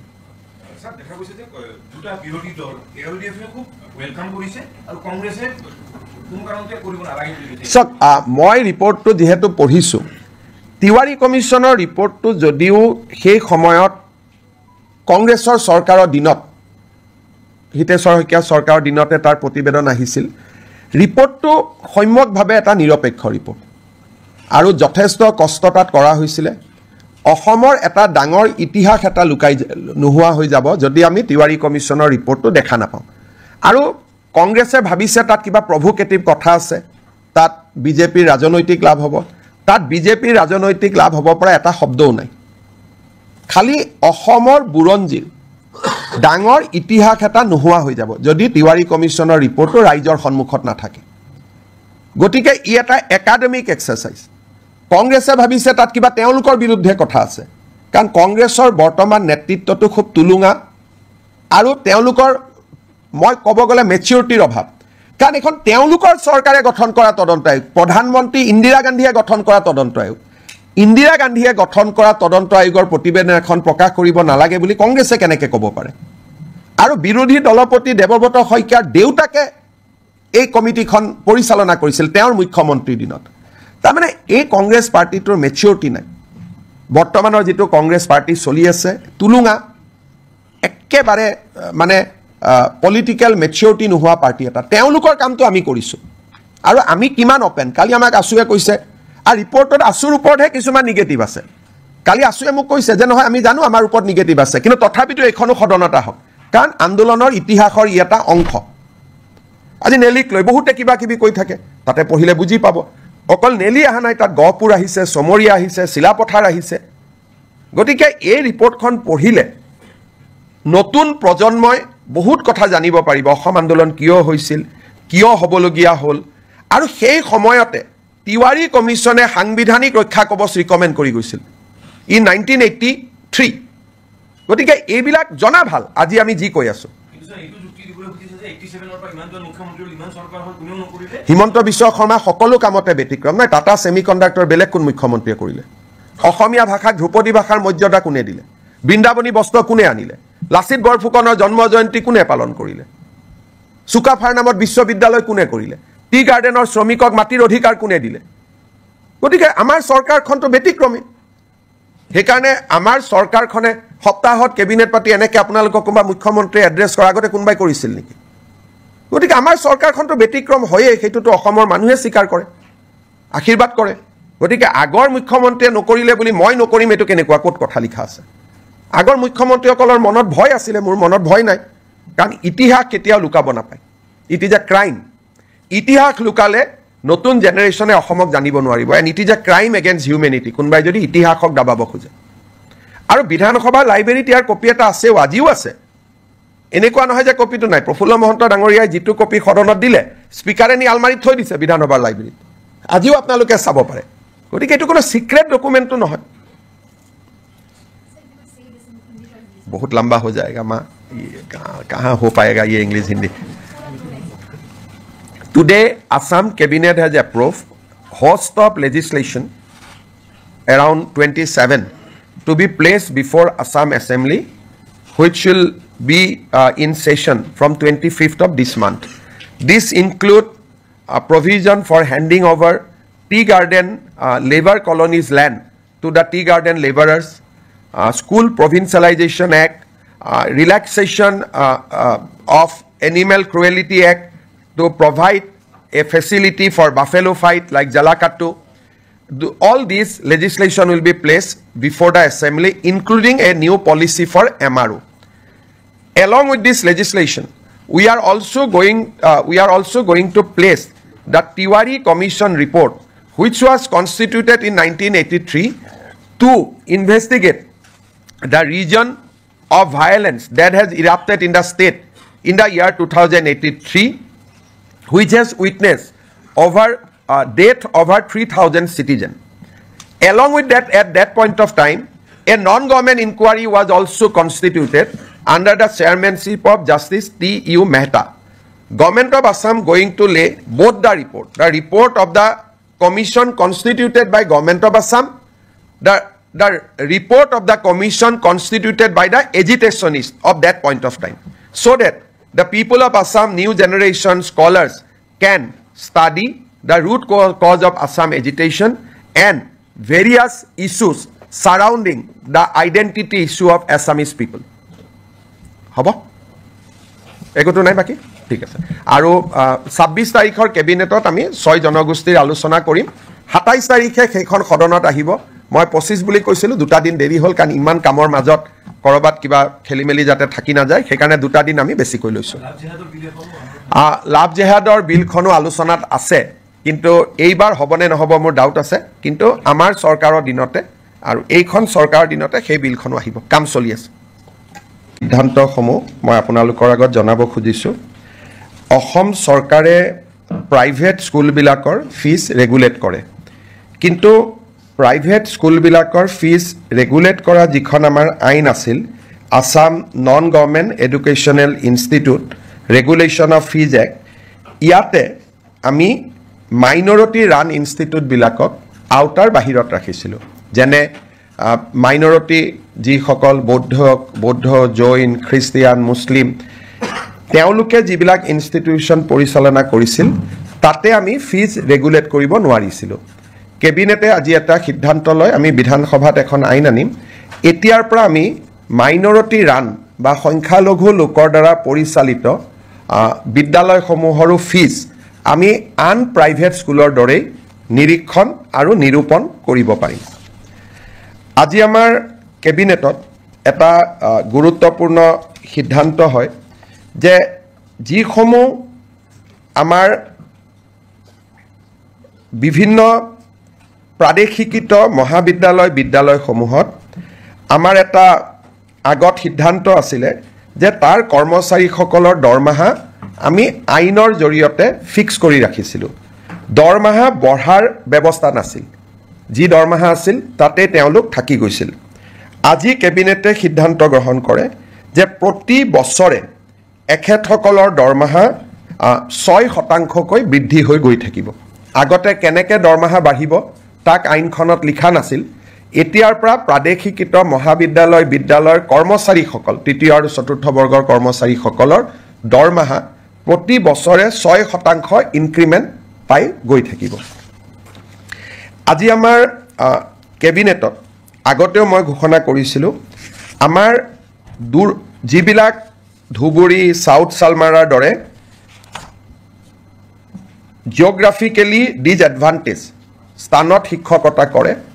তেওঁলোকে আগতে বদলি হ'বৰ কাৰণে আইন মতে অতি কমেও 12 বছৰ শিক্ষকতা কৰিব লাগিছিল আজি আমি আগৰ প্ৰতিশ্ৰুতি অনুসৰি বিধানসভাত আইনৰ সংশোধনী আহিব এতিয়া ছোৱালী বা মহিলা শিক্ষয়িত্ৰীয়ে 5 বছৰ কাম কৰিলে ট্ৰান্সফাৰৰ বাবে উপযোগ্য হ'ব আৰু পুৰুষ শিক্ষক 7 বছৰ কাম কৰিলে ট্ৰান্সফাৰৰ বাবে তেওঁলোক উপযুক্ত হ'ব এই আইনখন সংশোধনীৰ বাবে আজি কেবিনেটে অনুমোদন জনায় আজি আমাৰ কেবিনেটে অসম চৰকাৰৰ যিটো প্ৰভিন্সিয়েলাইজেশ্যন পলিচি সেই পলিচিটোক সংশোধন কৰি আমি এখন আইন আনিম যি আইনৰ জৰিয়তে 2006 চনত প্ৰতিষ্ঠা কৰা ৰিকগনাইজ হওক মাত্ৰ তেওঁলোকক ৰিকগনাইজেশ্যন লগতে পাৰ্মিশ্যন হওক NOC হওক এফিলেশ্যন হওক যিকোনো চৰকাৰী কমিউনিকেশ্যন থাকিলে 2006 প্ৰতিষ্ঠা কৰা স্কুল কলেজ প্ৰাদেশিকৰণৰ বাবে উপযুক্ত বুলি বিবেচিত হ'ব অৰ্থাৎ প্ৰাদেশিকৰণ আইনৰ সংশোধনৰ বাবে অসমৰ শিক্ষক সমাজে যি দাবী কৰি আছিল তাক আজি আমাৰ কেবিনেটত গ্ৰহণ কৰা হয় আৰু ইয়াৰ সংশোধনী বিলখনো অনুমোদন কৰা হয় এই সংশোধনীৰ ফলত কেইবা হাজাৰ শিক্ষকৰ চাকৰি প্ৰাদেশিকৰণ হ'ব পাৰিব পাৰ্থক্যটো মই বুজাই দিছোঁ আগতে আমাৰ নিয়মটো আছিল যে 2006 চনত প্ৰতিষ্ঠা হ'ব লাগিব আৰু সকলো অনুমোদন পাব লাগিব তেতিয়াহে প্ৰাদেশিকৰণ হ'ব এতিয়া আমি কৈছোঁ সকলো অনুমোদন নালাগে যিকোনো এখন কাগজ থাকিলে পাৰ্মিশ্যনৰ কাগজ থাকক ৰিকগনাইজেশ্যনৰ কাগজ থাকক এফিলেশ্যনৰ কাগজ থাকক বা NOC এখন থাকক তেতিয়াও তেওঁলোকৰ চাকৰিসমূহ প্ৰাদেশিকৃত হ'ব এই আইনৰ ফলত বহুকেইখন মহাবিদ্যালয় প্ৰাদেশিকৃত হ'ব সুবিধা পাব কিমানখন কলেজ হ'ব প্ৰায় 15খন নতুন মহাবিদ্যালয় প্ৰাদেশিকৃত হ'ব স্কুল কিমানমান হ'ব স্কুলটো হিচাপ উলিয়াব দিগদাৰ কিন্তু কেইবা হাজাৰো বিদ্যালয় নতুনকৈ প্ৰাদেশিকৰণৰ আওতাত আহিব পাৰিব আজি আমাৰ কেবিনেটত নেৰিম নামৰ শিক্ষানুষ্ঠানখনে এখন প্ৰাইভেট ইউনিভাৰ্চিটি কৰিব খোজে তাকো কেবিনেটে অনুমোদন জনায় আজি আমাৰ অসমৰ উচ্চ শিক্ষাৰ বাবে এটা অতি আনন্দৰ বিষয় আজিম প্ৰেমজীৰ নাম আপোনালোকে শুনিছে আজিম প্ৰেমজী ফাউণ্ডেশ্যন এটা ফিলন্থ্ৰপিক অৰ্গেনাইজেশ্যন তেওঁলোকে অসমত 1000 কোটি টকাতকৈও অধিক ব্যয় কৰি এখন বিশ্ববিদ্যালয় নিৰ্মাণ কৰাৰ বাবে আমাক আবেদন কৰিছিল আজিম প্ৰেমজী ফাউণ্ডেশ্যনৰ বিশ্ববিদ্যালয় কৰ্ণাটকত আছে ভূপালত আছে আৰু ৰাঁচীত আছে এই বিশ্ববিদ্যালয়ত ছাত্ৰ ছাত্ৰীসকলক যথেষ্ট স্কলাৰশ্বিপ দিয়া হয় আৰু বিশ্বমানৰ শিক্ষা প্ৰদান কৰা হয় আজিম প্ৰেমজী ইউনিভাৰ্চিটি পলাশবাৰীত স্থাপন হ'ব IIMৰ লগতে আৰু 10,000তকৈ অধিক ছাত্ৰ ছাত্ৰীক এই ফাউণ্ডেশ্যনে শিক্ষা দিব আজি এই ফাউণ্ডেশ্যনক বিশ্ববিদ্যালয় কৰাৰ বাবে যিখন আইন লাগে সেই আইনখনো বিধানসভাত উপস্থাপন কৰাৰ বাবে কেবিনেটে অনুমোদন জনায় আৰু এই বিশ্ববিদ্যালয়খনে অসমৰ উচ্চ শিক্ষাৰ এটা পৰিৱেশত এটা নৱজাগৰণৰ সৃষ্টি কৰিব আমি যিবিলাক প্ৰাইভেট ইউনিভাৰ্চিটি দেখো সেইকেইখন হ'ল প্ৰাইভেট ইউনিভাৰ্চিটি এইখন হ'ল ফিলন্থ্ৰপিক প্ৰাইভেট ইউনিভাৰ্চিটি অৰ্থাৎ তাত কোনো ব্যৱসায় নাই প্ৰফিটৰ কথা নাই বৰঞ্চ ল'ৰা ছোৱালীক তেওঁলোকে স্কলাৰশ্বিপ দি পঢ়াব সেইকাৰণে আৰু প্ৰথম অৱস্থাত 1100-1200 কোটি টকা তেওঁলোকে পৰৱৰ্তী অৱস্থাত 1700 কোটি টকালৈকে বিনিয়োগ কৰিব তাত স্কুলো বনাব তেওঁলোকে হস্পিটালো বনাব এটা ডাঙৰ পৰিৱৰ্তন আহিব IIMৰ লগতে হ'ব পলাশবাৰী ৰাইজৰ বাবেও এটা আনন্দৰ বাতৰি অসমৰ ৰাইজৰ বাবেও এটা আনন্দৰ বাতৰি আজি আমাৰ কেবিনেটত আমি বহু দিনৰ পৰা আলোচনা কৰি আছিলোঁ যে চাহ বাগিচাৰ শ্ৰমিকসকলৰ লাইনৰ মাটি আমি মালিকৰ পৰা সিলিং এক্টত লৈ আমি শ্ৰমিকসকলৰ মাজত বিতৰণ কৰিম আজি কেবিনেটে অনুমোদন জনায় যে অসমৰ চাহ বাগিচাৰ লেবাৰ লাইনৰ মাটি সিলিং আইনৰ অধীনত আমি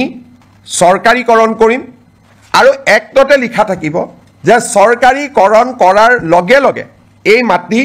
শ্ৰমিকসকলক আবণ্টন কৰা হ'ব দুটা তিনিটা কণ্ডিশ্যন থাকিব শ্ৰমিকসকলে 20 বছৰলৈ এই মাটি বিক্ৰী কৰিব নোৱাৰিব আবণ্টন পোৱাৰ পিছত আৰু শ্ৰমিকসকলে এই মাটি যেতিয়া 20 বছৰ পিছতো বিক্ৰী কৰিব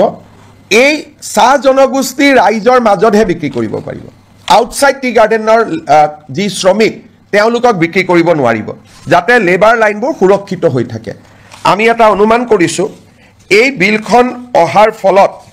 2,18,553 বিঘা মাটি আবণ্টন কৰিব পৰা যাব 3,33,486টা পৰিয়াল এই সিদ্ধান্তৰ দ্বাৰা উপকৃত হ'ব অৰ্থাৎ এতিয়াৰ পৰা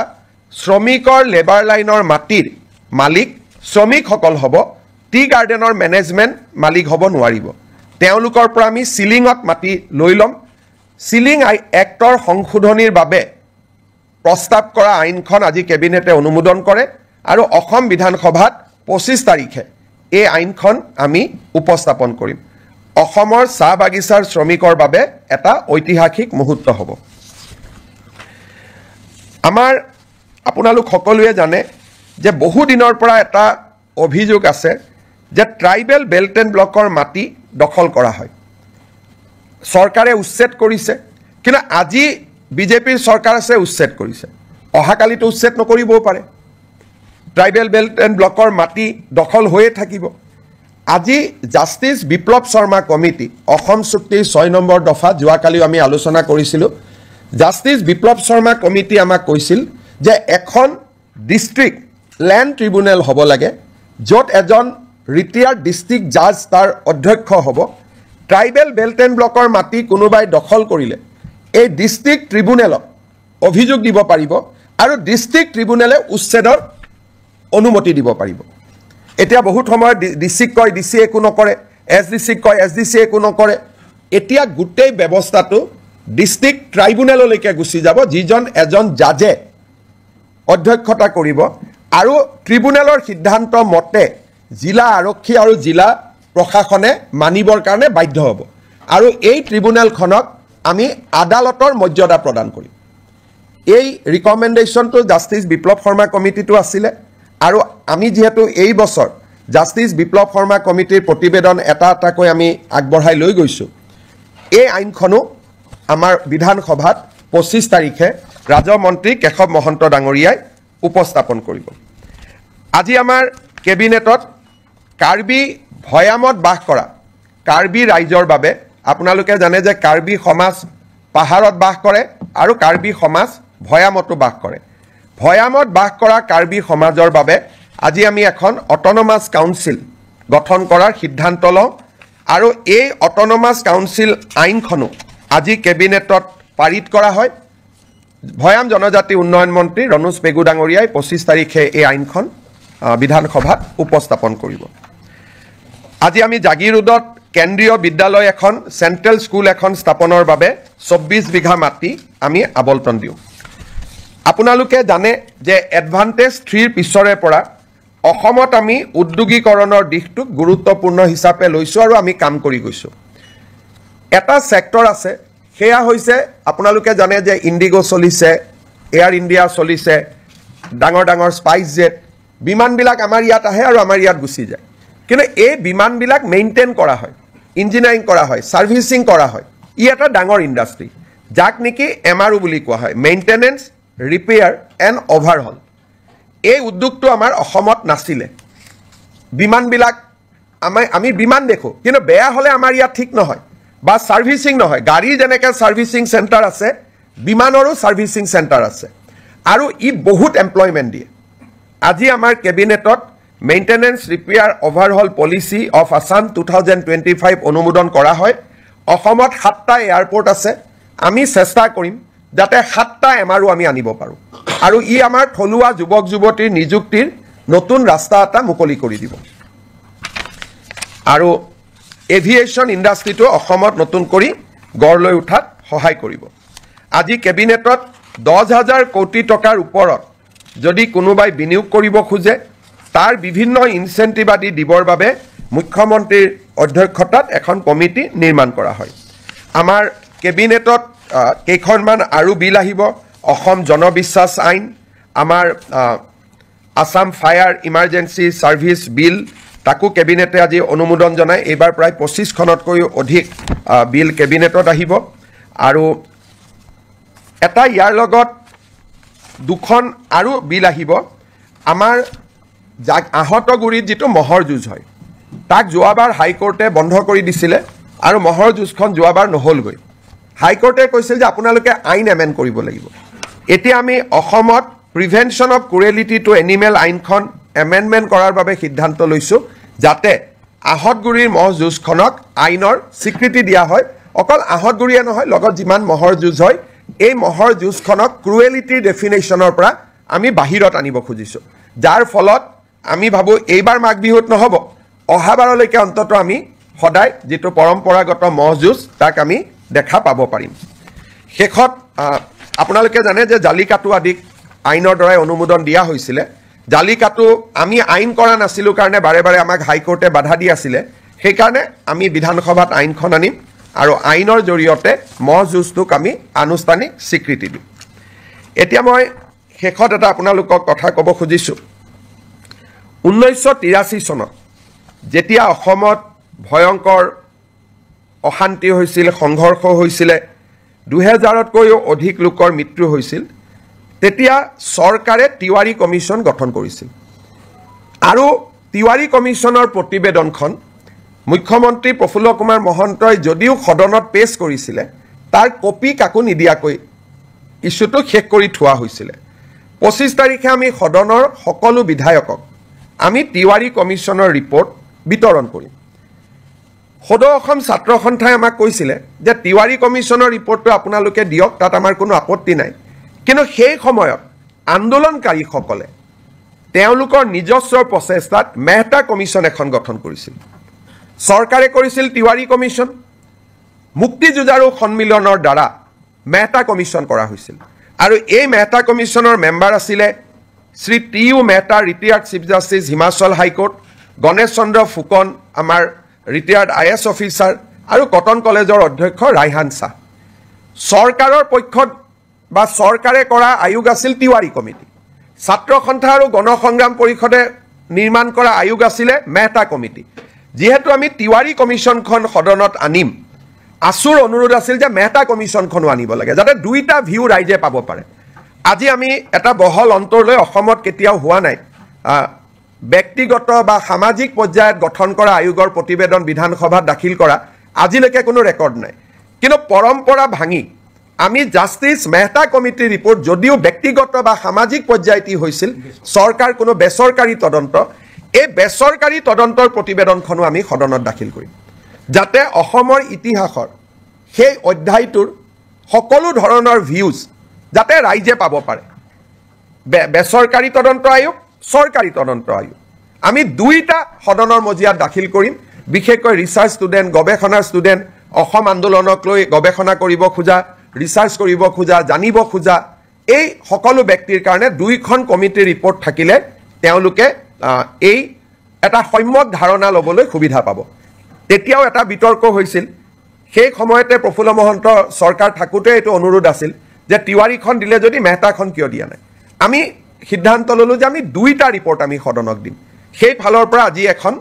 ঐতিহাসিক সিদ্ধান্ত এটা অসম কেবিনেটত গঠন কৰা হয় আপোনালোকে কিবা প্ৰশ্ন সোধাৰ আগতে মই এটা আপোনালোকক সামান্য ইনফৰমেশ্যনেৰে মই সামৰণি মাৰিব খুজিছোঁ আজি আপোনালোকে দেখিছে যে কেবিনেটত অজস্ৰ আইটেম আছিলে সেইকাৰণে জনজাতি সংক্ৰান্তত মন্ত্ৰীসভাৰ প্ৰতিবেদনখন আজি আমি বহুত ভাল কৰি আলোচনা কৰিব নোৱাৰিলোঁ আজি আমি সিদ্ধান্ত ল'লোঁ যে 26 তাৰিখে জনজাতীয় 6 জনগোষ্ঠীৰ জনজাতীয়কৰণৰ সম্পৰ্কৰ প্ৰতিবেদনখন 26 তাৰিখে এখন বিশেষ কেবিনেটত আলোচনা হ'ব আৰু 27 তাৰিখে আমি ইয়াক বিধানসভাত উপস্থাপন কৰিম 25 তাৰিখে উপস্থাপন কৰিম বুলি মই কৈছিলোঁ কিন্তু বহুত কাগজ পত্ৰ আইনৰ হেঁচাৰ বাবে আমি সিদ্ধান্ত ল'লোঁ যে এই প্ৰতিবেদনখন আমি 27 তাৰিখে সদনত আমি দাখিল কৰিম 26 তাৰিখে আমাৰ কেবিনেট বৈঠক হ'ব তাতে অনুমোদন হ'ব আৰু 27 তাৰিখে আমি ইয়াক সদনত উপস্থাপন কৰিম আপোনালোকৰ যদি কিবা প্ৰশ্ন আছে কৰিব পাৰে তিৱাৰী কমিছন আৰু মেহতা কমিছন দুইটা ৰিপৰ্টে প্ৰথমবাৰৰ বাবে ৰাজহুৱা হ'ব চক যদি টেকনিক্যালি সোধে হয়তো দুইটা ৰিপৰ্টে ৰাজহুৱা হৈছিলে কিন্তু আছুৱেও কপি বনাই কাকো দিব পৰা নাছিল মহন্ত ডাঙৰীয়াও কাকো দিব পৰা নাছিল টেকনিক্যালি উপস্থাপন হৈছিল এইবাৰ দুইখন বহল ভিত্তিত ৰাইজে দেখিব পাব মেহতা কমিছনটো এছেম্বলিত দিয়াৰ কথাই নাই এখন বেচৰকাৰী আছিলে তিৱাৰী কমিটিয়ে ৰিপৰ্ট দিছিলে কিন্তু এটা কপি অকল স্পিকাৰৰ হাতত আছিলে আৰু মেম্বাৰে পোৱা নাছিলে এইবাৰ সকলোৱে পাব আৰু আপোনালোককো আমি কপি দি দিম স্যাৰ দেখা গৈছে যে দুটা বিৰোধী দল এলডিএফে খুব ওয়েলকাম কৰিছে আৰু কংগ্ৰেছে কোনো কাৰণতে কৰিব নালাগে বুলি কৈছে সক মই ৰিপৰ্টটো যেহেতু পঢ়িছোঁ তিৱাৰী কমিছনৰ ৰিপৰ্টটো যদিও সেই সময়ত কংগ্ৰেছৰ চৰকাৰৰ দিনত হিতেশ্বৰ শইকীয়া চৰকাৰৰ দিনতে তাৰ প্ৰতিবেদন আহিছিল ৰিপৰ্টটো সম্যকভাৱে এটা নিৰপেক্ষ ৰিপৰ্ট আৰু যথেষ্ট কষ্ট তাত কৰা হৈছিলে অসমৰ এটা ডাঙৰ ইতিহাস এটা লুকাই নোহোৱা হৈ যাব যদি আমি তিৱাৰী কমিছনৰ ৰিপৰ্টটো দেখা নাপাওঁ আৰু কংগ্ৰেছে ভাবিছে তাত কিবা প্ৰভোকেটিভ কথা আছে তাত বিজেপিৰ ৰাজনৈতিক লাভ হ'ব তাত বিজেপিৰ ৰাজনৈতিক লাভ হ'ব পৰা এটা শব্দও নাই খালি অসমৰ বুৰঞ্জীৰ ডাঙৰ ইতিহাস এটা নোহোৱা হৈ যাব যদি তিৱাৰী কমিছনৰ ৰিপৰ্টটো ৰাইজৰ সন্মুখত নাথাকে গতিকে ই এটা একাডেমিক এক্সাৰচাইজ কংগ্ৰেছে ভাবিছে তাত কিবা তেওঁলোকৰ বিৰুদ্ধে কথা আছে কাৰণ কংগ্ৰেছৰ বৰ্তমান নেতৃত্বটো খুব তুলুঙা আৰু তেওঁলোকৰ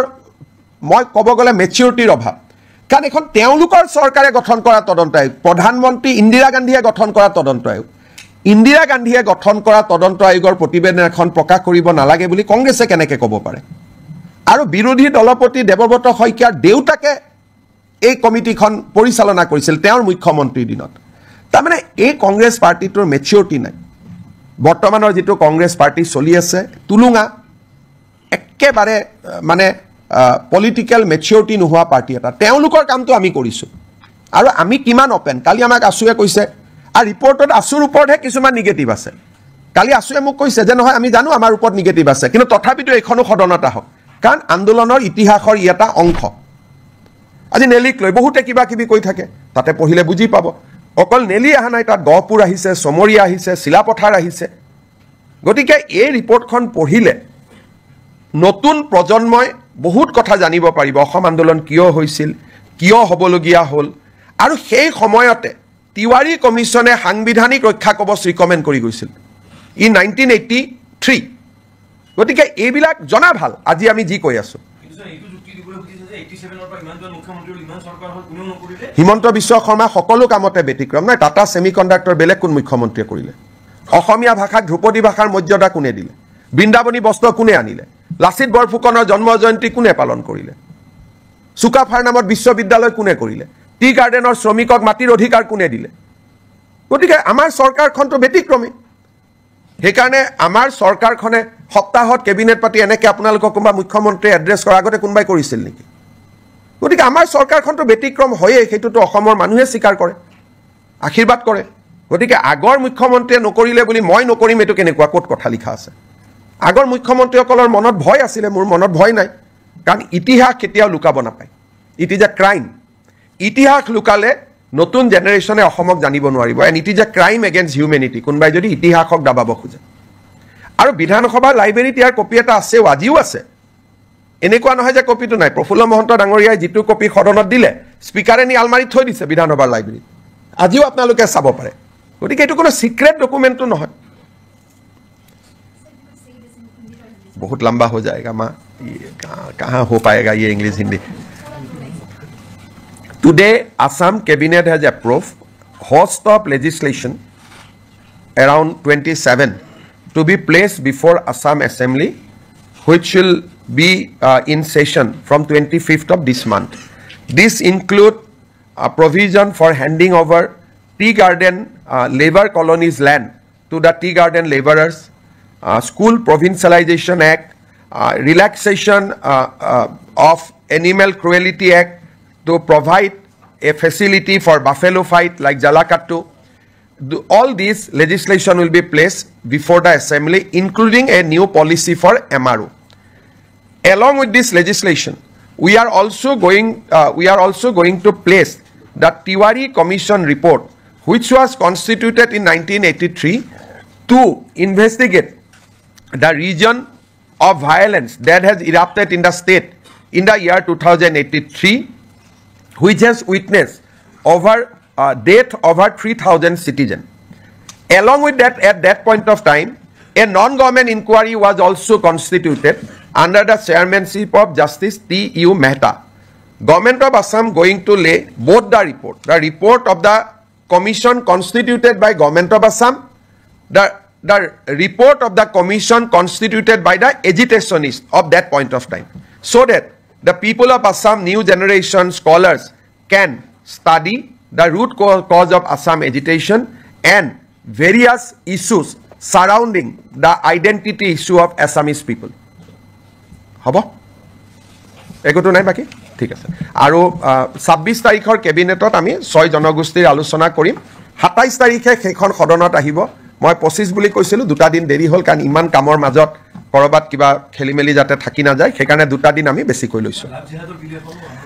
লাভ জেহাদৰ বিলখনো আলোচনাত আছে, কিন্তু এইবাৰ হ'বনে নহ'ব মোৰ ডাউট আছে। কিন্তু আমাৰ চৰকাৰৰ দিনতে আৰু এইখন চৰকাৰৰ দিনতে সেই বিলখনো আহিব, কাম চলি আছে।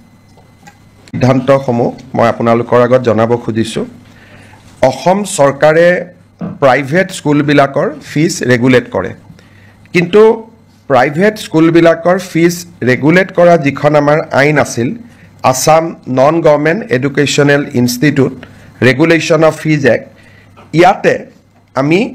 মাইনৰিটি ৰান ইনষ্টিটিউটবিলাকক আউটাৰ বাহিৰত ৰাখিছিলোঁ। যেনে মাইনৰিটি যিসকল বৌদ্ধ, জৈন, খ্ৰীষ্টিয়ান, মুছলিম, তেওঁলোকে যিবিলাক ইনষ্টিটিউশ্যন পৰিচালনা কৰিছিল, তাতে আমি ফিজ ৰেগুলেট কৰিব নোৱাৰিছিলোঁ।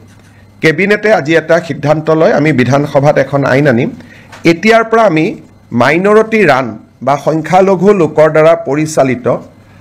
বিদ্যালয়সমূহৰো ফিজ আমি আন প্ৰাইভেট স্কুলৰ দৰেই নিৰীক্ষণ আৰু নিৰূপণ কৰিব পাৰিম। আজি আমাৰ কেবিনেটত এটা গুৰুত্বপূৰ্ণ সিদ্ধান্ত হয় যে যিসমূহ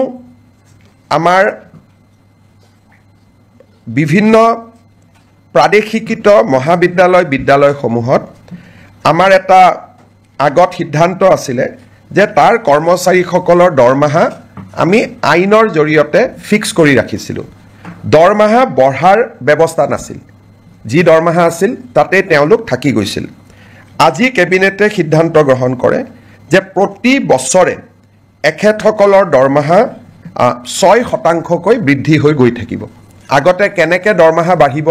তাক আইনখনত লিখা নাছিল। এতিয়াৰ পৰা প্ৰাদেশিকৃত মহাবিদ্যালয় বিদ্যালয়ৰ কৰ্মচাৰীসকল, তৃতীয় আৰু চতুৰ্থ বৰ্গৰ কৰ্মচাৰীসকলৰ দৰমহা প্ৰতি বছৰে 6% ইনক্ৰিমেণ্ট পাই গৈ থাকিব। আজি আমাৰ কেবিনেটত আগতেও মই ঘোষণা কৰিছিলোঁ, আমাৰ যিবিলাক ধুবুৰী, চাউথ চালমাৰাৰ দৰে জিঅ'গ্ৰাফিকেলি ডিজএডভান্টেজ স্থানত শিক্ষকতা কৰে, তেওঁলোকে আগতে বদলি হ'বৰ কাৰণে আইনমতে অতি কমেও 12 বছৰ শিক্ষকতা কৰিব লাগিছিল। আজি আমি আগৰ প্ৰতিশ্ৰুতি অনুসৰি বিধানসভাত আইনৰ সংশোধনী আহিব। এতিয়া ছোৱালী বা মহিলা শিক্ষয়িত্ৰীয়ে 5 বছৰ কাম কৰিলেই ট্ৰান্সফাৰৰ বাবে উপযোগ্য হ'ব আৰু পুৰুষ শিক্ষক 7 বছৰ কাম কৰিলে ট্ৰান্সফাৰৰ বাবে তেওঁলোক উপযুক্ত হ'ব এই আইনখন সংশোধনীৰ বাবে আজি কেবিনেটে অনুমোদন জনায় আজি আমাৰ কেবিনেটে অসম চৰকাৰৰ যিটো প্ৰভিন্সিয়েলাইজেশ্যন পলিচি সেই পলিচিটোক সংশোধন কৰি আমি এখন আইন আনিম যি আইনৰ জৰিয়তে 2006 চনত প্ৰতিষ্ঠা কৰা ৰিকগনাইজ হওক মাত্ৰ তেওঁলোকক ৰিকগনাইজৰ লগত পাৰ্মিশ্যন হওক NOC হওক এফিলেশ্যন হওক যিকোনো চৰকাৰী কমিউনিকেশ্যন থাকিলে 2006 প্ৰতিষ্ঠা কৰা স্কুল কলেজ প্ৰাদেশিকৰণৰ বাবে উপযুক্ত বুলি বিবেচিত হ'ব অৰ্থাৎ প্ৰাদেশিকৰণ আইনৰ সংশোধনৰ বাবে অসমৰ শিক্ষক সমাজে যি দাবী কৰি আছিল তাক আজি আমাৰ কেবিনেটত গ্ৰহণ কৰা হয় আৰু ইয়াৰ সংশোধনী বিলখনো অনুমোদন কৰা হয় এই সংশোধনীৰ ফলত কেইবা হাজাৰ শিক্ষকৰ চাকৰি প্ৰাদেশিকৰণ হ'ব পাৰিব পাৰ্থক্যটো মই বুজাই দিছোঁ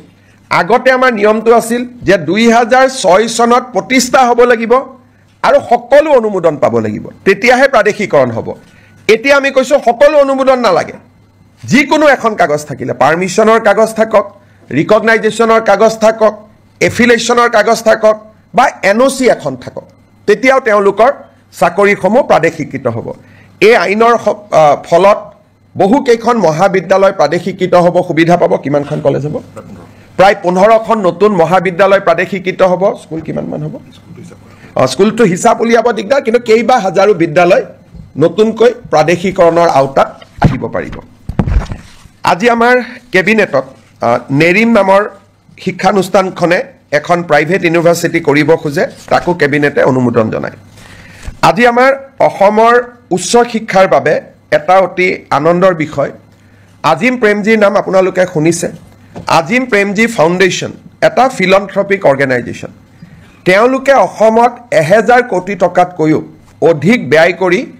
এখন বিশ্ববিদ্যালয় নিৰ্মাণ কৰাৰ বাবে আমাক আবেদন কৰিছিল আজিম প্ৰেমজী ফাউণ্ডেশ্যনৰ বিশ্ববিদ্যালয় কৰ্ণাটকত আছে ভূপালত আছে আৰু ৰাঁচীত আছে এই বিশ্ববিদ্যালয়ত ছাত্ৰ ছাত্ৰীসকলক যথেষ্ট স্কলাৰশ্বিপ দিয়া হয় আৰু বিশ্বমানৰ শিক্ষা প্ৰদান কৰা হয় আজিম প্ৰেমজী ইউনিভাৰ্চিটি পলাশবাৰীত স্থাপন হ'ব IIMৰ লগতে আৰু 10,000তকৈ অধিক ছাত্ৰ ছাত্ৰীক এই ফাউণ্ডেশ্যনে শিক্ষা দিব আজি এই ফাউণ্ডেশ্যনক বিশ্ববিদ্যালয় কৰাৰ বাবে যিখন আইন লাগে সেই আইনখনো বিধানসভাত উপস্থাপন কৰাৰ বাবে কেবিনেটে অনুমোদন জনায় আৰু এই বিশ্ববিদ্যালয়খনে অসমৰ উচ্চ শিক্ষাৰ এটা পৰিৱেশত এটা নৱজাগৰণৰ সৃষ্টি কৰিব আমি যিবিলাক প্ৰাইভেট ইউনিভাৰ্চিটি দেখোঁ সেইকেইখন হ'ল প্ৰাইভেট ইউনিভাৰ্চিটি এইখন হ'ল ফিলন্থ্ৰপিক প্ৰাইভেট ইউনিভাৰ্চিটি অৰ্থাৎ তাত কোনো ব্যৱসায় নাই প্ৰফিটৰ কথা নাই বৰঞ্চ ল'ৰা ছোৱালীক তেওঁলোকে স্কলাৰশ্বিপ দি পঢ়াব সেইকাৰণে আৰু প্ৰথম অৱস্থাত 1100-1200 কোটি টকা তেওঁলোকে পৰৱৰ্তী অৱস্থাত 1700 কোটি টকালৈকে বিনিয়োগ কৰিব তাত স্কুলো বনাব তেওঁলোকে হস্পিটালো বনাব এটা ডাঙৰ পৰিৱৰ্তন আহিব IIMৰ লগতে হ'ব পলাশবাৰী ৰাইজৰ বাবেও এটা আনন্দৰ বাতৰি অসমৰ ৰাইজৰ বাবেও এটা আনন্দৰ বাতৰি আজি আমাৰ কেবিনেটত আমি বহু দিনৰ পৰা আলোচনা কৰি আছিলোঁ যে চাহ বাগিচাৰ শ্ৰমিকসকলৰ লাইনৰ মাটি আমি মালিকৰ পৰা সিলিং এক্টত লৈ আমি শ্ৰমিকসকলৰ মাজত বিতৰণ কৰিম আজি কেবিনেটে অনুমোদন জনায় যে অসমৰ চাহ বাগিচাৰ লেবাৰ লাইনৰ মাটি সিলিং আইনৰ অধীনত আমি চৰকাৰীকৰণ কৰিম আৰু এক্টতে লিখা থাকিব যে চৰকাৰীকৰণ কৰাৰ লগে লগে এই মাটি শ্ৰমিকসকলক আবণ্টন কৰা হ'ব দুটা তিনিটা কণ্ডিশ্যন থাকিব শ্ৰমিকসকলে 20 বছৰলৈ এই মাটি বিক্ৰী কৰিব নোৱাৰিব আবণ্টন পোৱাৰ পিছত আৰু শ্ৰমিকসকলে এই মাটি যেতিয়া 20 বছৰ পিছতো বিক্ৰী কৰিব এই চাহ জনগোষ্ঠী ৰাইজৰ মাজতহে বিক্ৰী কৰিব পাৰিব আউটসাইড টি গাৰ্ডেনৰ যি শ্ৰমিক তেওঁলোকক বিক্ৰী কৰিব নোৱাৰিব যাতে লেবাৰ লাইনবোৰ সুৰক্ষিত হৈ থাকে আমি এটা অনুমান কৰিছোঁ এই বিলখন অহাৰ ফলত 2,18,000 553 বিঘা মাটি আবলটন কৰিব পৰা যাব 3,33,486টা পৰিয়াল এই সিদ্ধান্তৰ দ্বাৰা উপকৃত হ'ব অৰ্থাৎ এতিয়াৰ পৰা শ্ৰমিকৰ লেবাৰ লাইনৰ মাটিৰ মালিক শ্ৰমিকসকল হ'ব টি গাৰ্ডেনৰ মেনেজমেণ্ট মালিক হ'ব নোৱাৰিব তেওঁলোকৰ পৰা আমি সিলিঙত মাটি লৈ ল'ম সিলিং এক্টৰ সংশোধনীৰ বাবে প্ৰস্তাৱ কৰা আইনখন আজি কেবিনেটে অনুমোদন কৰে আৰু অসম বিধানসভাত 25 তাৰিখে এই আইনখন আমি উপস্থাপন কৰিম অসমৰ চাহ বাগিচাৰ শ্ৰমিকৰ বাবে এটা ঐতিহাসিক মুহূৰ্ত হ'ব আমাৰ আপোনালোক সকলোৱে জানে যে বহু দিনৰ পৰা এটা অভিযোগ আছে যে ট্ৰাইবেল বেল্ট এণ্ড ব্লকৰ মাটি দখল কৰা হয় চৰকাৰে উচ্ছেদ কৰিছে কিন্তু আজি বিজেপিৰ চৰকাৰ আছে উচ্ছেদ কৰিছে অহাকালিতো উচ্ছেদ নকৰিবও পাৰে ট্ৰাইবেল বেল্ট এণ্ড ব্লকৰ মাটি দখল হৈয়ে থাকিব আজি জাষ্টিস বিপ্লৱ শৰ্মা কমিটি অসম চুক্তিৰ 6 নম্বৰ দফা যোৱাকালিও আমি আলোচনা কৰিছিলোঁ জাষ্টিস বিপ্লৱ শৰ্মা কমিটি আমাক কৈছিল যে এখন ডিস্ট্ৰিক্ট ল্যান্ড ট্ৰিব্যুনেল হ'ব লাগে য'ত এজন ৰিটায়াৰ্ড ডিস্ট্ৰিক্ট জাজ তাৰ অধ্যক্ষ হ'ব ট্ৰাইবেল বেল্ট এণ্ড ব্লকৰ মাটি কোনোবাই দখল কৰিলে এই ডিস্ট্ৰিক্ট ট্ৰিব্যুনেলত অভিযোগ দিব পাৰিব আৰু ডিস্ট্ৰিক্ট ট্ৰিব্যুনেলে উচ্ছেদৰ অনুমতি দিব পাৰিব এতিয়া বহুত সময় ডিসিক কয় ডিসি একো নকৰে এসডিসি কয় এসডিসি একো নকৰে এতিয়া গুটেই ব্যৱস্থাটো ডিস্ট্ৰিক্ট ট্ৰাইব্যুনেললৈকে গুচি যাব যিজন এজন জাজে অধ্যক্ষতা কৰিব আৰু ট্ৰিব্যুনেলৰ সিদ্ধান্ত মতে জিলা আৰক্ষী আৰু জিলা প্ৰশাসনে মানিবৰ কাৰণে বাধ্য হ'ব আৰু এই ট্ৰিব্যুনেলখনক আমি আদালতৰ মৰ্যাদা প্ৰদান কৰিম এই ৰিকমেন্ডেশনটো জাষ্টিস বিপ্লৱ শৰ্মা কমিটিটো আছিলে আৰু আমি যেহেতু এই বছৰ জাষ্টিস বিপ্লৱ শৰ্মা কমিটিৰ প্ৰতিবেদন এটা এটাকৈ আমি আগবঢ়াই লৈ গৈছো এই আইনখনো আমাৰ বিধানসভাত 25 তাৰিখে ৰাজমন্ত্ৰী কেশৱ মহন্ত ডাঙৰীয়াই উপস্থাপন কৰিব আজি আমাৰ কেবিনেটত কাৰ্বি ভয়ামত বাস কৰা কাৰ্বি ৰাইজৰ বাবে আপোনালোকে জানে যে কাৰ্বি সমাজ পাহাৰত বাস কৰে আৰু কাৰ্বি সমাজ ভয়ামতো বাস কৰে ভয়ামত বাস কৰা কাৰ্বি সমাজৰ বাবে আজি আমি এখন অটোনমাস কাউন্সিল গঠন কৰাৰ সিদ্ধান্ত লওঁ আৰু এই অটোনমাস কাউন্সিল আইনখনো আজি কেবিনেটত পাৰিত কৰা হয় ভয়াম জনজাতি উন্নয়ন মন্ত্ৰী ৰনোজ পেগু ডাঙৰীয়াই 25 তাৰিখে এই আইনখন বিধানসভাত উপস্থাপন কৰিব আজি আমি জাগিৰোডত কেন্দ্ৰীয় বিদ্যালয় এখন সেন্ট্ৰেল স্কুল এখন স্থাপনৰ বাবে 24 বিঘা মাটি আমি আবলটন দিওঁ আপোনালোকে জানে যে এডভান্টেজ 3 পিছৰে পৰা অসমত আমি উদ্যোগীকৰণৰ দিশটো গুৰুত্বপূৰ্ণ হিচাপে লৈছো আৰু আমি কাম কৰি গৈছো এটা সেক্টৰ আছে সেয়া হৈছে আপোনালোকে জানে যে ইন্ডিগো চলিছে এয়াৰ ইণ্ডিয়া চলিছে ডাঙৰ ডাঙৰ স্পাইস জেট বিমানবিলাক আমাৰ ইয়াত আহে আৰু আমাৰ ইয়াত গুচি যায় কিন্তু এই বিমানবিলাক মেইনটেইন কৰা হয় ইঞ্জিনিয়াৰিং কৰা হয় সাৰ্ভিসিং কৰা হয় ই এটা ডাঙৰ ইণ্ডাষ্ট্ৰি যাক নেকি এমআৰও বুলি কোৱা হয় মেইনটেনেন্স ৰিপেয়াৰ এণ্ড অভাৰহল এই উদ্যোগটো আমাৰ অসমত নাছিলে বিমানবিলাক আমি বিমান দেখো কিন্তু বেয়া হলে আমাৰ ইয়াত ঠিক নহয় বা সাৰ্ভিসিং নহয় গাড়ী যেনেকে সাৰ্ভিসিং সেন্টাৰ আছে বিমানৰো সাৰ্ভিসিং সেন্টাৰ আছে আৰু ই বহুত এমপ্লয়মেন্ট দিয়ে আজি আমাৰ কেবিনেটত maintenance repair overhaul policy of Assam 2025 অনুমোদন কৰা হয় অসমত 7টা এয়াৰপোৰ্ট আছে আমি চেষ্টা কৰিম যাতে 7টা এমআৰও আমি আনিব পাৰো আৰু ই আমাৰ থলুৱা যুৱক যুৱতীৰ নিযুক্তিৰ নতুন ৰাস্তা এটা মুকলি কৰি দিব আৰু এভিয়েশন ইণ্ডাষ্ট্ৰিটো অসমত নতুন কৰি গঢ় লৈ উঠাত সহায় কৰিব আজি কেবিনেটত 10,000 কোটি টকাৰ ওপৰত যদি কোনোবাই বিনিয়োগ কৰিব খোজে তাৰ বিভিন্ন ইনসেন্টিভ আদি দিবৰ বাবে মুখ্যমন্ত্ৰীৰ অধ্যক্ষতাত এখন কমিটি নিৰ্মাণ কৰা হয় আমাৰ কেবিনেটত কেইখনমান আৰু বিল আহিব অসম জনবিশ্বাস আইন আমাৰ আসাম ফায়াৰ ইমাৰ্জেন্সি সাৰ্ভিস বিল তাকো কেবিনেটে আজি অনুমোদন জনায় এবাৰ প্ৰায় 25খনতকৈ অধিক বিল কেবিনেটত আহিব আৰু এটা ইয়াৰ লগত দুখন আৰু বিল আহিব আমাৰ আহতগুৰিত যেটো মহৰ যুঁজ হয় তাক যোৱাবাৰ হাইকোৰ্টে বন্ধ কৰি দিছিলে আৰু মহৰ যুঁজখন যোৱাবাৰ নহলগৈ হাইকোৰ্টে কৈছিল যে আপোনালোকে আইন এমেন্ড কৰিব লাগিব এতিয়া আমি অসমত prevention of cruelty to animal আইনখন এমেণ্ডমেণ্ট কৰাৰ বাবে সিদ্ধান্ত লৈছোঁ যাতে আহতগুৰিৰ মহ যুঁজখনক আইনৰ স্বীকৃতি দিয়া হয় অকল আহতগুৰিয়ে নহয় লগত যিমান মহৰ যুঁজ হয় এই মহৰ যুঁজখনক ক্ৰুৱেলিটিৰ ডেফিনেশ্যনৰ পৰা আমি বাহিৰত আনিব খুজিছোঁ যাৰ ফলত আমি ভাবোঁ এইবাৰ মাঘ বিহুত নহ'ব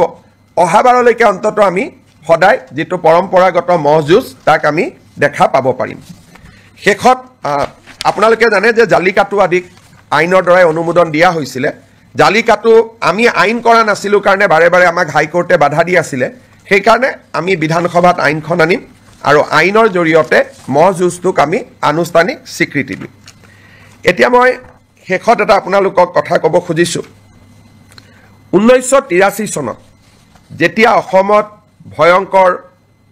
অশান্তি হৈছিল সংঘৰ্ষ হৈছিলে 2000তকৈও অধিক লোকৰ মৃত্যু হৈছিল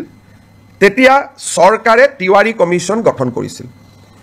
আৰু তিৱাৰী কমিশ্যনৰ প্ৰতিবেদনখন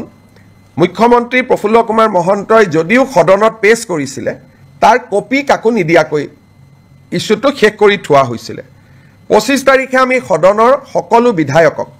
আমি তিৱাৰী কমিশ্যনৰ ৰিপৰ্ট বিতৰণ কৰিম সদৌ অসম ছাত্ৰ সন্থাই আমাক কৈছিলে যে তিৱাৰী কমিশ্যনৰ ৰিপৰ্টটো আপোনালোকে দিয়ক তাত আমাৰ কোনো আপত্তি নাই কিন্তু সেই সময়ত আন্দোলনকাৰীসকলে তেওঁলোকৰ নিজস্ব প্ৰচেষ্টাত মেহতা কমিশ্যন এখন গঠন কৰিছিল চৰকাৰে কৰিছিল তিৱাৰী কমিশ্যন মুক্তিযুঁজাৰু সন্মিলনৰ দ্বাৰা মেহতা কমিশ্যন কৰা হৈছিল আৰু এই মেহতা কমিশ্যনৰ মেম্বাৰ আছিলে Shri T U Mehta retired chief justice Himachal high court Ganesh Chandra Phukan আমাৰ ৰিটায়াৰ্ড IS অফিচাৰ আৰু কটন কলেজৰ অধ্যক্ষ ৰাইহান শাহ চৰকাৰৰ পক্ষত বা চৰকাৰে কৰা আয়োগ আছিল তিৱাৰী কমিটি ছাত্ৰ সন্থা আৰু গণসংগ্ৰাম পৰিষদে নিৰ্মাণ কৰা আয়োগ আছিলে মেহতা কমিটি যেহেতু আমি তিৱাৰী কমিশ্যনখন সদনত আনিম আসুৰ অনুৰোধ আছিল যে মেহতা কমিশ্যনখনো আনিব লাগে যাতে দুইটা ভিউ ৰাইজে পাব পাৰে আজি আমি এটা বহল অন্তৰলৈ অসমত কেতিয়াও হোৱা নাই ব্যক্তিগত বা সামাজিক পৰ্যায়ত গঠন কৰা আয়োগৰ প্ৰতিবেদন বিধানসভাত দাখিল কৰা আজিলৈকে কোনো ৰেকৰ্ড নাই কিন্তু পৰম্পৰা ভাঙি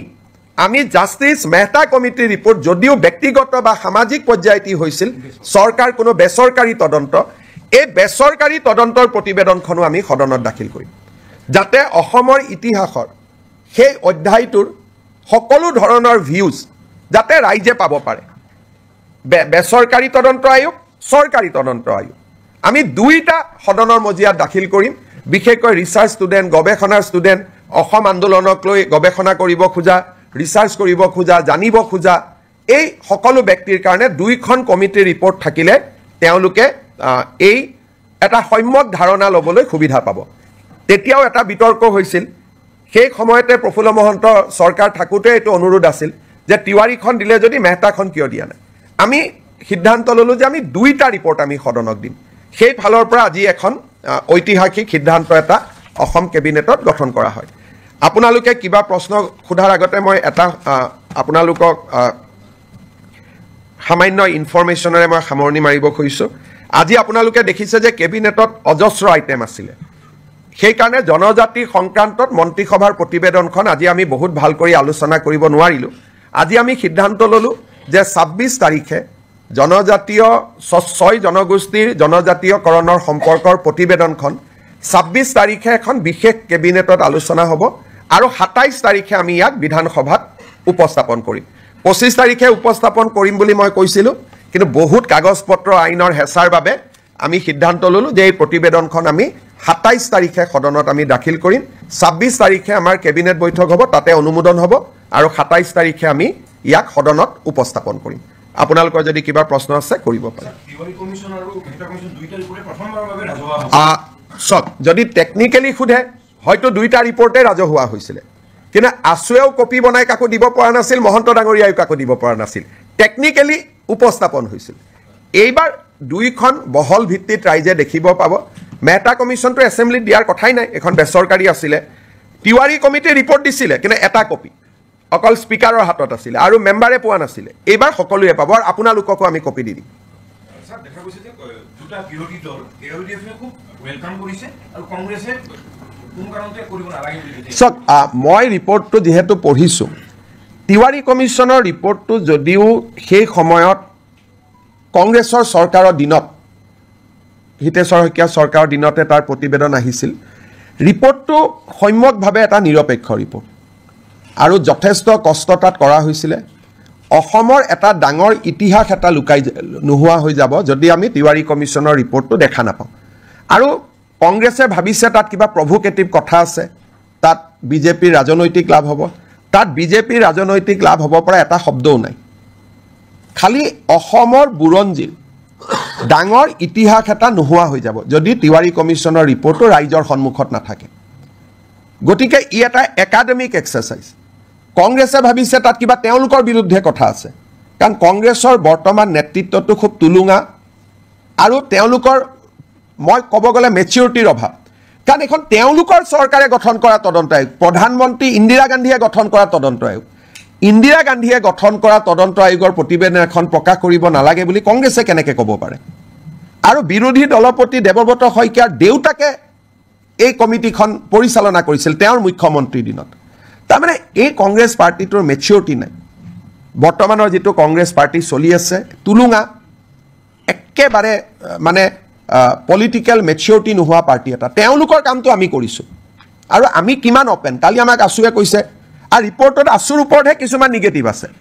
কালি আছুৱে মোক কৈছে যে নহয় আমি জানো আমাৰ ওপৰত নিগেটিভ আছে কিন্তু তথাপিতো এইখনো সদনত আহক কাৰণ আন্দোলনৰ ইতিহাসৰ ই এটা অংশ আজি নেলিক লৈ বহুতে কিবা কিবি কৈ থাকে তাতে পঢ়িলে বুজি পাব অকল নেলি অহা নাই তাত গহপুৰ আহিছে চমৰীয়া আহিছে চিলাপথাৰ আহিছে গতিকে এই ৰিপৰ্টখন পঢ়িলে নতুন প্ৰজন্মই বহুত কথা জানিব পাৰিব অসম আন্দোলন কিয় হৈছিল কিয় হ'বলগীয়া হ'ল আৰু সেই সময়তে তিৱাৰী কমিছনে সাংবিধানিক ৰক্ষা কবচ ৰিকমেণ্ড কৰি গৈছিল ই 1983 গতিকে এইবিলাক জনা ভাল আজি আমি যি কৈ আছোঁ হিমন্ত বিশ্ব শৰ্মা সকলো কামতে ব্যতিক্ৰম নাই টাটা ছেমিকণ্ডাক্টৰ বেলেগ কোন মুখ্যমন্ত্ৰীয়ে কৰিলে অসমীয়া ভাষাক ধ্ৰুপদী ভাষাৰ মৰ্যাদা কোনে দিলে বৃন্দাবনী বস্ত্ৰ কোনে আনিলে লাচিত বৰফুকনৰ জন্ম জয়ন্তী কোনে পালন কৰিলে চুকাফাৰ নামত বিশ্ববিদ্যালয় কোনে কৰিলে টি গাৰ্ডেনৰ শ্ৰমিকক মাটিৰ অধিকাৰ কোনে দিলে গতিকে আমাৰ চৰকাৰখনটো ব্যতিক্ৰমী সেইকাৰণে আমাৰ চৰকাৰখনে সপ্তাহত কেবিনেট পাতি এনেকৈ আপোনালোকক কোনোবা মুখ্যমন্ত্ৰীয়ে এড্ৰেছ কৰাৰ আগতে কোনোবাই কৰিছিল নেকি গতিকে আমাৰ চৰকাৰখনটো ব্যতিক্ৰম হয়েই সেইটোতো অসমৰ মানুহে স্বীকাৰ কৰে আশীৰ্বাদ কৰে গতিকে আগৰ মুখ্যমন্ত্ৰীয়ে নকৰিলে বুলি মই নকৰিম এইটো কেনেকুৱা ক'ত কথা লিখা আছে আগৰ মুখ্যমন্ত্ৰীসকলৰ মনত ভয় আছিলে মোৰ মনত ভয় নাই কাৰণ ইতিহাস কেতিয়াও লুকাব নাপায় it is a crime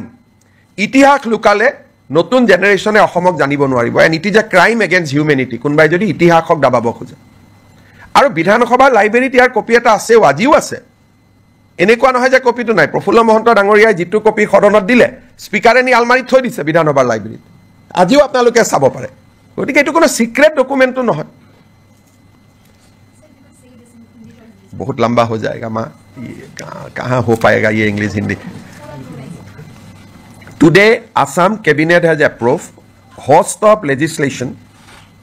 around 27 to be placed before Assam Assembly which will be in session from 25th of this month. This include a provision for handing over tea garden labor colonies land to the tea garden laborers, School Provincialization Act, relaxation of Animal Cruelty Act to provide a facility for buffalo fight like Jalakattu. All these legislation will be placed before the assembly, including a new policy for MRO. Along with this legislation, we are also going to place the Tiwari Commission report, which was constituted in 1983 to investigate the region of violence that has erupted in the state in the year 2083, which has witnessed death over 3,000 citizens. Along with that, at that point of time, a non-government inquiry was also constituted under the chairmanship of Justice T.U. Mehta. Government of Assam going to lay both the report of the commission constituted by Government of Assam, the report of the commission constituted by the agitationists of that point of time, so that the people of Assam, new generation scholars can study the root cause of Assam agitation and various issues surrounding the identity issue of Assamese people. হ'ব একোটো নাই বাকী ঠিক আছে আৰু 26 তাৰিখৰ কেবিনেটত আমি 6 জনগোষ্ঠীৰ আলোচনা কৰিম 27 তাৰিখে সেইখন সদনত আহিব মই 25 বুলি কৈছিলোঁ 2 দিন দেৰি হ'ল কাৰণ ইমান কামৰ মাজত কৰবাত কিবা খেলিমেলি যাতে থাকি নাযায় সেইকাৰণে 2 দিন আমি বেছিকৈ লৈছোঁ লাভ জেহাদৰ বিলখনো আলোচনাত আছে কিন্তু এইবাৰ হ'বনে নহ'ব মোৰ ডাউট আছে কিন্তু আমাৰ চৰকাৰৰ দিনতে আৰু এইখন চৰকাৰৰ দিনতে সেই বিলখনো আহিব কাম চলি আছে সিদ্ধান্তসমূহ মই আপোনালোকৰ আগত জনাব খুজিছোঁ অসম চৰকাৰে প্ৰাইভেট স্কুলবিলাকৰ ফিজ ৰেগুলেট কৰে কিন্তু প্ৰাইভেট স্কুলবিলাকৰ ফিজ ৰেগুলেট কৰা যিখন আমাৰ আইন আছিল Assam non government educational institute regulation of fees act ইয়াতে আমি মাইনৰিটি ৰান ইনষ্টিটিউটবিলাকক আওতাৰ বাহিৰত ৰাখিছিলোঁ যেনে মাইনৰিটি যিসকল বৌদ্ধ জৈন খ্ৰীষ্টিয়ান মুছলিম তেওঁলোকে যিবিলাক ইনষ্টিটিউশ্যন পৰিচালনা কৰিছিল তাতে আমি ফিজ ৰেগুলেট কৰিব নোৱাৰিছিলোঁ কেবিনেটে আজি এটা সিদ্ধান্ত লয় আমি বিধানসভাত এখন আইন আনিম এতিয়াৰ পৰা আমি মাইনৰিটি ৰান বা সংখ্যালঘু লোকৰ দ্বাৰা পৰিচালিত বিদ্যালয়সমূহৰো ফিজ আমি আন প্ৰাইভেট স্কুলৰ দৰেই নিৰীক্ষণ আৰু নিৰূপণ কৰিব পাৰিম আজি আমাৰ কেবিনেটত এটা গুৰুত্বপূৰ্ণ সিদ্ধান্ত হয় যে যিসমূহ আমাৰ বিভিন্ন প্ৰাদেশিকৃত মহাবিদ্যালয় বিদ্যালয়সমূহত আমাৰ এটা আগত সিদ্ধান্ত আছিলে যে তাৰ কৰ্মচাৰীসকলৰ দৰমহা আমি আইনৰ জৰিয়তে ফিক্স কৰি ৰাখিছিলোঁ দৰমহা বঢ়াৰ ব্যৱস্থা নাছিল যি দৰমহা আছিল তাতে তেওঁলোক থাকি গৈছিল আজি কেবিনেটে সিদ্ধান্ত গ্ৰহণ কৰে যে প্ৰতি বছৰে এখেতসকলৰ দৰমহা 6% বৃদ্ধি হৈ গৈ থাকিব আগতে কেনেকৈ দৰমহা বাঢ়িব তাক আইনখনত লিখা নাছিল এতিয়াৰ পৰা প্ৰাদেশিকৃত মহাবিদ্যালয় বিদ্যালয়ৰ কৰ্মচাৰীসকল তৃতীয় আৰু চতুৰ্থ বৰ্গৰ কৰ্মচাৰীসকলৰ দৰমহা প্ৰতি বছৰে 6% ইনক্ৰিমেণ্ট পাই গৈ থাকিব আজি আমাৰ কেবিনেটত আগতেও মই ঘোষণা কৰিছিলোঁ আমাৰ যিবিলাক ধুবুৰী সাউথ চালমাৰাৰ দৰে জিঅ'গ্ৰাফিকেলি ডিজএডভান্টেজ স্থানত শিক্ষকতা কৰে তেওঁলোকে আগতে বদলি হ'বৰ কাৰণে আইন মতে অতি কমেও 12 বছৰ শিক্ষকতা কৰিব লাগিছিল আজি আমি আগৰ প্ৰতিশ্ৰুতি অনুসৰি বিধানসভাত আইনৰ সংশোধনী আহিব এতিয়া ছোৱালী বা মহিলা শিক্ষয়িত্ৰীয়ে 5 বছৰ কাম কৰিলেই ট্ৰান্সফাৰৰ বাবে উপযোগ্য হ'ব আৰু পুৰুষ শিক্ষক 7 বছৰ কাম কৰিলে ট্ৰান্সফাৰৰ বাবে তেওঁলোক উপযুক্ত হ'ব এই আইনখন সংশোধনীৰ বাবে আজি কেবিনেটে অনুমোদন জনায় আজি আমাৰ কেবিনেটে অসম চৰকাৰৰ যিটো প্ৰভিন্সিয়েলাইজেশ্যন পলিচি সেই পলিচিটোক সংশোধন কৰি আমি এখন আইন আনিম যি আইনৰ জৰিয়তে 2006 চনত প্ৰতিষ্ঠা কৰা ৰিকগনাইজ হওক মাত্ৰ তেওঁলোকক ৰিকগনাইজেশ্যন পাৰ্মিশ্যন হওক NOC হওক এফিলেশ্যন হওক যিকোনো চৰকাৰী কমিউনিকেশ্যন থাকিলে 2006 প্ৰতিষ্ঠা কৰা স্কুল কলেজ প্ৰাদেশিকৰণৰ বাবে উপযুক্ত বুলি বিবেচিত হ'ব অৰ্থাৎ প্ৰাদেশিকৰণ আইনৰ সংশোধনৰ বাবে অসমৰ শিক্ষক সমাজে যি দাবী কৰি আছিলে তাক আজি আমাৰ কেবিনেটত গ্ৰহণ কৰা হয় আৰু ইয়াৰ সংশোধনী বিলখনো অনুমোদন কৰা হয় এই সংশোধনীৰ ফলত কেইবা হাজাৰ শিক্ষকৰ চাকৰি প্ৰাদেশিকৰণ হ'ব পাৰিব পাৰ্থক্যটো মই বুজাই দিছোঁ আগতে আমাৰ নিয়মটো আছিল যে 2006 চনত প্ৰতিষ্ঠা হ'ব লাগিব আৰু সকলো অনুমোদন পাব লাগিব তেতিয়াহে প্ৰাদেশিকৰণ হ'ব এতিয়া আমি কৈছোঁ সকলো অনুমোদন নালাগে যিকোনো এখন কাগজ থাকিলে পাৰ্মিশ্যনৰ কাগজ থাকক ৰিকগনাইজেশ্যনৰ কাগজ থাকক এফিলেশ্যনৰ কাগজ থাকক বা NOC এখন থাকক তেতিয়াও তেওঁলোকৰ চাকৰিসমূহ প্ৰাদেশিকৃত হ'ব এই আইনৰ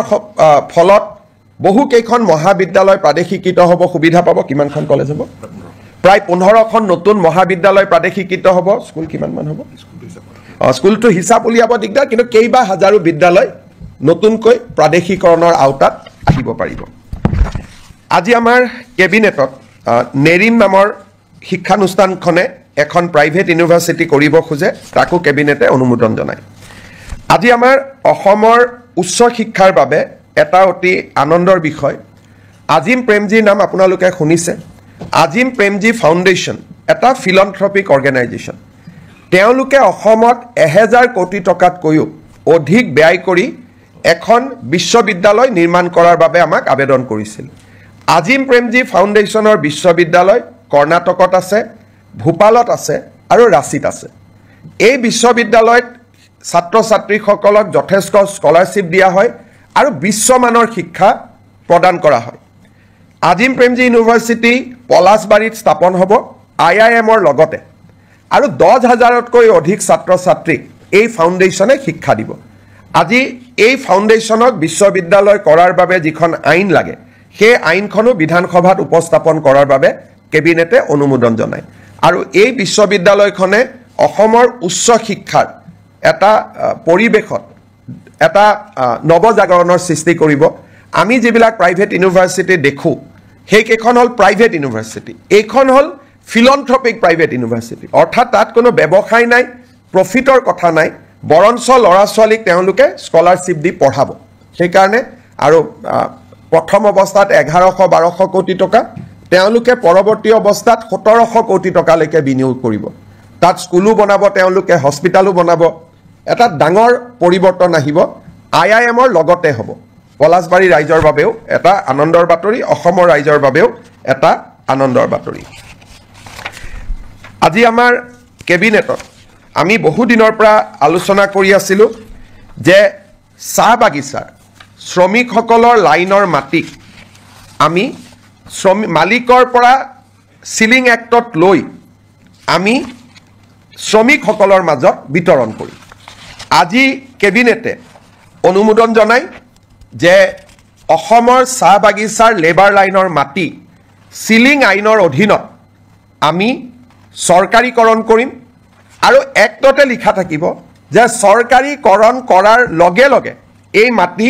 শ্ৰমিকসকলক আবণ্টন কৰা হ'ব দুটা তিনিটা কণ্ডিশ্যন থাকিব শ্ৰমিকসকলে 20 বছৰলৈ এই মাটি বিক্ৰী কৰিব নোৱাৰিব আবণ্টন পোৱাৰ পিছত আৰু শ্ৰমিকসকলে এই মাটি যেতিয়া 20 বছৰ পিছতো বিক্ৰী কৰিব এই চাহ জনগোষ্ঠীৰ ৰাইজৰ মাজতহে বিক্ৰী কৰিব পাৰিব আউটসাইড টি গাৰ্ডেনৰ যি শ্ৰমিক তেওঁলোকক বিক্ৰী কৰিব নোৱাৰিব যাতে লেবাৰ লাইনবোৰ সুৰক্ষিত হৈ থাকে আমি এটা অনুমান কৰিছোঁ এই বিলখন অহাৰ ফলত 2,18,553 বিঘা মাটি আবণ্টন কৰিব পৰা যাব 3,33,486টা পৰিয়াল এই সিদ্ধান্তৰ দ্বাৰা উপকৃত হ'ব অৰ্থাৎ এতিয়াৰ পৰা শ্ৰমিকৰ লেবাৰ লাইনৰ মাটিৰ মালিক শ্ৰমিকসকল হ'ব টি গাৰ্ডেনৰ মেনেজমেণ্ট মালিক হ'ব নোৱাৰিব তেওঁলোকৰ পৰা আমি সিলিঙত মাটি লৈ ল'ম সিলিং এক্টৰ সংশোধনীৰ বাবে প্ৰস্তাৱ কৰা আইনখন আজি কেবিনেটে অনুমোদন কৰে আৰু অসম বিধানসভাত 25 তাৰিখে এই আইনখন আমি উপস্থাপন কৰিম অসমৰ চাহ বাগিচাৰ শ্ৰমিকৰ বাবে এটা ঐতিহাসিক মুহূৰ্ত হ'ব আমাৰ আপোনালোক সকলোৱে জানে যে বহু দিনৰ পৰা এটা অভিযোগ আছে যে ট্ৰাইবেল বেল্ট এণ্ড ব্লকৰ মাটি দখল কৰা হয় চৰকাৰে উচ্ছেদ কৰিছে কিন্তু আজি বিজেপিৰ চৰকাৰ আছে উচ্ছেদ কৰিছে অহাকালিতো উচ্ছেদ নকৰিবও পাৰে ট্ৰাইবেল বেল্ট এণ্ড ব্লকৰ মাটি দখল হৈয়ে থাকিব আজি জাষ্টিছ বিপ্লৱ শৰ্মা কমিটি অসম চুক্তিৰ 6 নম্বৰ দফা যোৱাকালিও আমি আলোচনা কৰিছিলোঁ জাষ্টিছ বিপ্লৱ শৰ্মা কমিটি আমাক কৈছিল যে এখন ডিষ্ট্ৰিক্ট লেণ্ড ট্ৰিব্যুনেল হ'ব লাগে য'ত এজন ৰিটায়াৰ্ড ডিষ্ট্ৰিক্ট জাজ তাৰ অধ্যক্ষ হ'ব ট্ৰাইবেল বেল্ট এণ্ড ব্লকৰ মাটি কোনোবাই দখল কৰিলে এই ডিষ্ট্ৰিক্ট ট্ৰিব্যুনেলত অভিযোগ দিব পাৰিব আৰু ডিষ্ট্ৰিক্ট ট্ৰিব্যুনেলে উচ্ছেদৰ অনুমতি দিব পাৰিব এতিয়া বহুত সময়ত ডিচিক কয় ডিচি একো নকৰে SDC কয় SDC একো নকৰে এতিয়া গোটেই ব্যৱস্থাটো ডিষ্ট্ৰিক্ট ট্ৰাইব্যুনেললৈকে গুচি যাব যিজন এজন জাজে অধ্যক্ষতা কৰিব আৰু ট্ৰিব্যুনেলৰ সিদ্ধান্ত মতে জিলা আৰক্ষী আৰু জিলা প্ৰশাসনে মানিবৰ কাৰণে বাধ্য হ'ব আৰু এই ট্ৰিব্যুনেলখনক আমি আদালতৰ মৰ্যাদা প্ৰদান কৰিম এই ৰিকমেণ্ডেশ্যনটো জাষ্টিছ বিপ্লৱ শৰ্মা কমিটিটো আছিলে আৰু আমি যেহেতু এই বছৰ জাষ্টিস বিপ্লৱ শৰ্মা কমিটিৰ প্ৰতিবেদন এটা এটাকৈ আমি আগবঢ়াই লৈ গৈছোঁ এই আইনখনো আমাৰ বিধানসভাত 25 তাৰিখে ৰাজমন্ত্ৰী কেশৱ মহন্ত ডাঙৰীয়াই উপস্থাপন কৰিব আজি আমাৰ কেবিনেটত কাৰ্বি ভৈয়ামত বাস কৰা কাৰ্বি ৰাইজৰ বাবে আপোনালোকে জানে যে কাৰ্বি সমাজ পাহাৰত বাস কৰে আৰু কাৰ্বি সমাজ ভৈয়ামতো বাস কৰে ভৈয়ামত বাস কৰা কাৰ্বি সমাজৰ বাবে আজি আমি এখন অট'নমাছ কাউন্সিল গঠন কৰাৰ সিদ্ধান্ত লওঁ আৰু এই অট'নমাছ কাউন্সিল আইনখনো আজি কেবিনেটত পাৰিত কৰা হয় ভৈয়াম জনজাতি উন্নয়ন মন্ত্ৰী ৰণোজ পেগু ডাঙৰীয়াই 25 তাৰিখে এই আইনখন বিধানসভাত উপস্থাপন কৰিব আজি আমি জাগিৰোডত কেন্দ্ৰীয় বিদ্যালয় এখন চেন্ট্ৰেল স্কুল এখন স্থাপনৰ বাবে 24 বিঘা মাটি আমি আবলটন দিওঁ আপোনালোকে জানে যে এডভান্টেজ 3 পিছৰে হিচাপে লৈছোঁ আৰু আমি কাম কৰি গৈছোঁ এটা সেক্টৰ আছে সেয়া হৈছে আপোনালোকে জানে যে ইণ্ডিগো চলিছে এয়াৰ ইণ্ডিয়া চলিছে ডাঙৰ ডাঙৰ স্পাইচ জেট বিমানবিলাক আমাৰ ইয়াত আহে আৰু আমাৰ ইয়াত গুচি যায় কিন্তু এই বিমানবিলাক মেইনটেইন কৰা হয় ইঞ্জিনিয়াৰিং কৰা হয় সাৰ্ভিসিং কৰা হয় ই এটা ডাঙৰ ইণ্ডাষ্ট্ৰী যাক নেকি এমআৰও বুলি কোৱা হয় মেইনটেনেন্স ৰিপেয়াৰ এণ্ড অভাৰহল এই উদ্যোগটো আমাৰ অসমত নাছিলে বিমানবিলাক আমি বিমান দেখো কিন্তু বেয়া হলে আমাৰ ইয়াত ঠিক নহয় বা সাৰ্ভিসিং নহয় গাড়ী যেনেকে সাৰ্ভিসিং সেন্টাৰ আছে বিমানৰো সাৰ্ভিসিং সেন্টাৰ আছে আৰু ই বহুত এমপ্লয়মেন্ট দিয়ে আজি আমাৰ কেবিনেটত maintenance repair overhaul policy of Assam 2025 অনুমোদন কৰা হয় অসমত 7টা এয়াৰপোৰ্ট আছে আমি চেষ্টা কৰিম যাতে 7টা এমআৰও আমি আনিব পাৰো আৰু ই আমাৰ থলুৱা যুৱক যুৱতীৰ নিযুক্তিৰ নতুন ৰাস্তা এটা মুকলি কৰি দিব আৰু এভিয়েশন ইণ্ডাষ্ট্ৰীটো অসমত নতুন কৰি গঢ় লৈ উঠাত সহায় কৰিব আজি কেবিনেটত 10,000 কোটি টকাৰ ওপৰত যদি কোনোবাই বিনিয়োগ কৰিব খোজে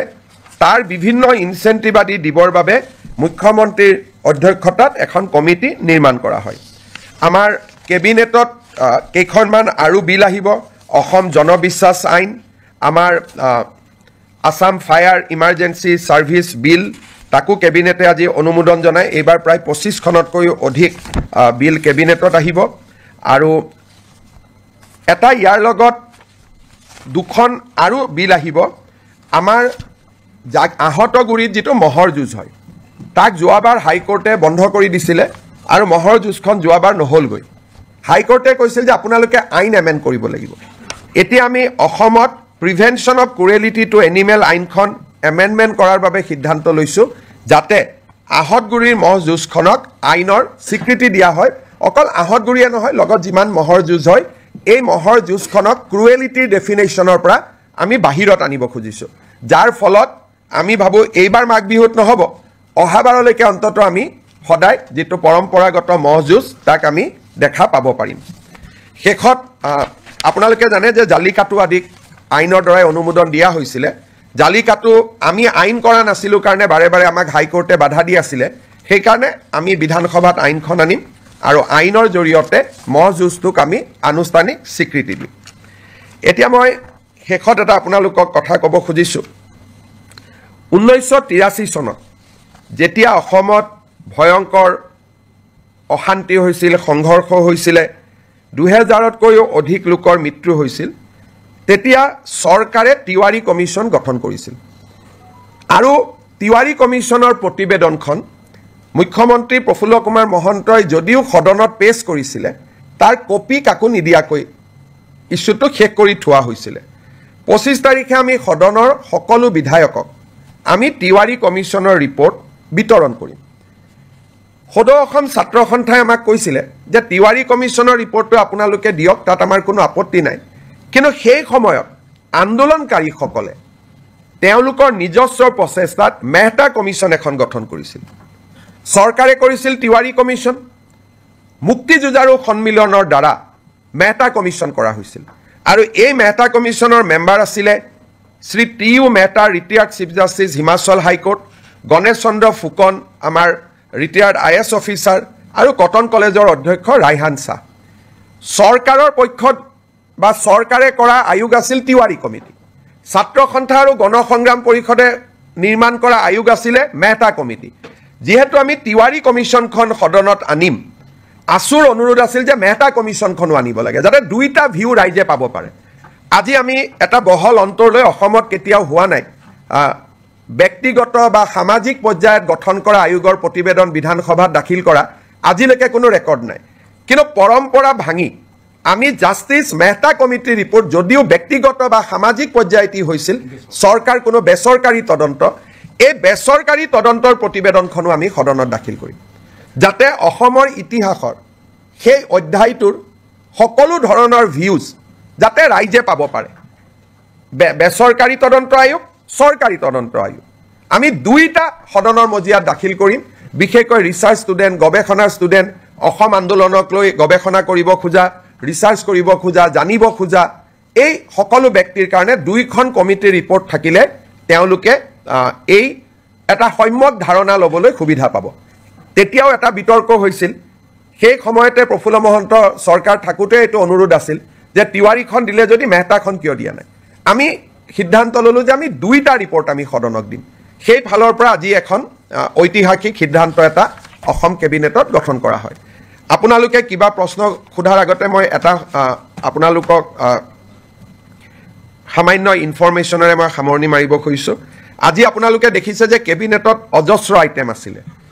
সেইকাৰণে জনজাতি সংক্ৰান্তত মন্ত্ৰীসভাৰ প্ৰতিবেদনখন আজি আমি বহুত ভাল কৰি আলোচনা কৰিব নোৱাৰিলোঁ। আজি আমি সিদ্ধান্ত ল'লোঁ যে ২৬ তাৰিখে জনজাতীয় ৬ জনগোষ্ঠীৰ জনজাতীয়কৰণৰ সম্পৰ্কৰ প্ৰতিবেদনখন ২৬ তাৰিখে এখন বিশেষ কেবিনেটত আলোচনা হ'ব আৰু ২৭ তাৰিখে আমি ইয়াক বিধানসভাত উপস্থাপন কৰিম। ২৫ তাৰিখে উপস্থাপন কৰিম বুলি মই কৈছিলোঁ, কিন্তু বহুত কাগজ পত্ৰ আইনৰ হেঁচাৰ বাবে আমি সিদ্ধান্ত ল'লোঁ যে এই প্ৰতিবেদনখন আমি ২৭ তাৰিখে সদনত আমি দাখিল কৰিম। ২৬ তাৰিখে আমাৰ কেবিনেট বৈঠক হ'ব, তাতে অনুমোদন হ'ব আৰু ২৭ তাৰিখে আমি ইয়াক সদনত উপস্থাপন কৰিম। আপোনালোকৰ যদি কিবা প্ৰশ্ন আছে কৰিব পাৰে। চক যদি টেকনিকেলি সোধে হয়তো দুইটা ৰিপৰ্টে ৰাজহুৱা হৈছিলে, কিন্তু আছুৱেও কপি বনাই কাকো দিব পৰা নাছিল, মহন্ত ডাঙৰীয়াইও কাকো দিব পৰা নাছিল, টেকনিকেলি উপস্থাপন হৈছিল। এইবাৰ দুইখন বহল ভিত্তিত ৰাইজে দেখিব পাব। মেহতা কমিশ্যনটো এছেম্বলিত দিয়াৰ কথাই নাই, এখন বেচৰকাৰী আছিলে। তিৱাৰী কমিটিয়ে ৰিপৰ্ট দিছিলে, কিন্তু এটা কপি অকল স্পীকাৰৰ হাতত আছিলে আৰু মেম্বাৰে পোৱা নাছিলে। এইবাৰ সকলোৱে পাব আৰু আপোনালোককো আমি কপি দি দিম।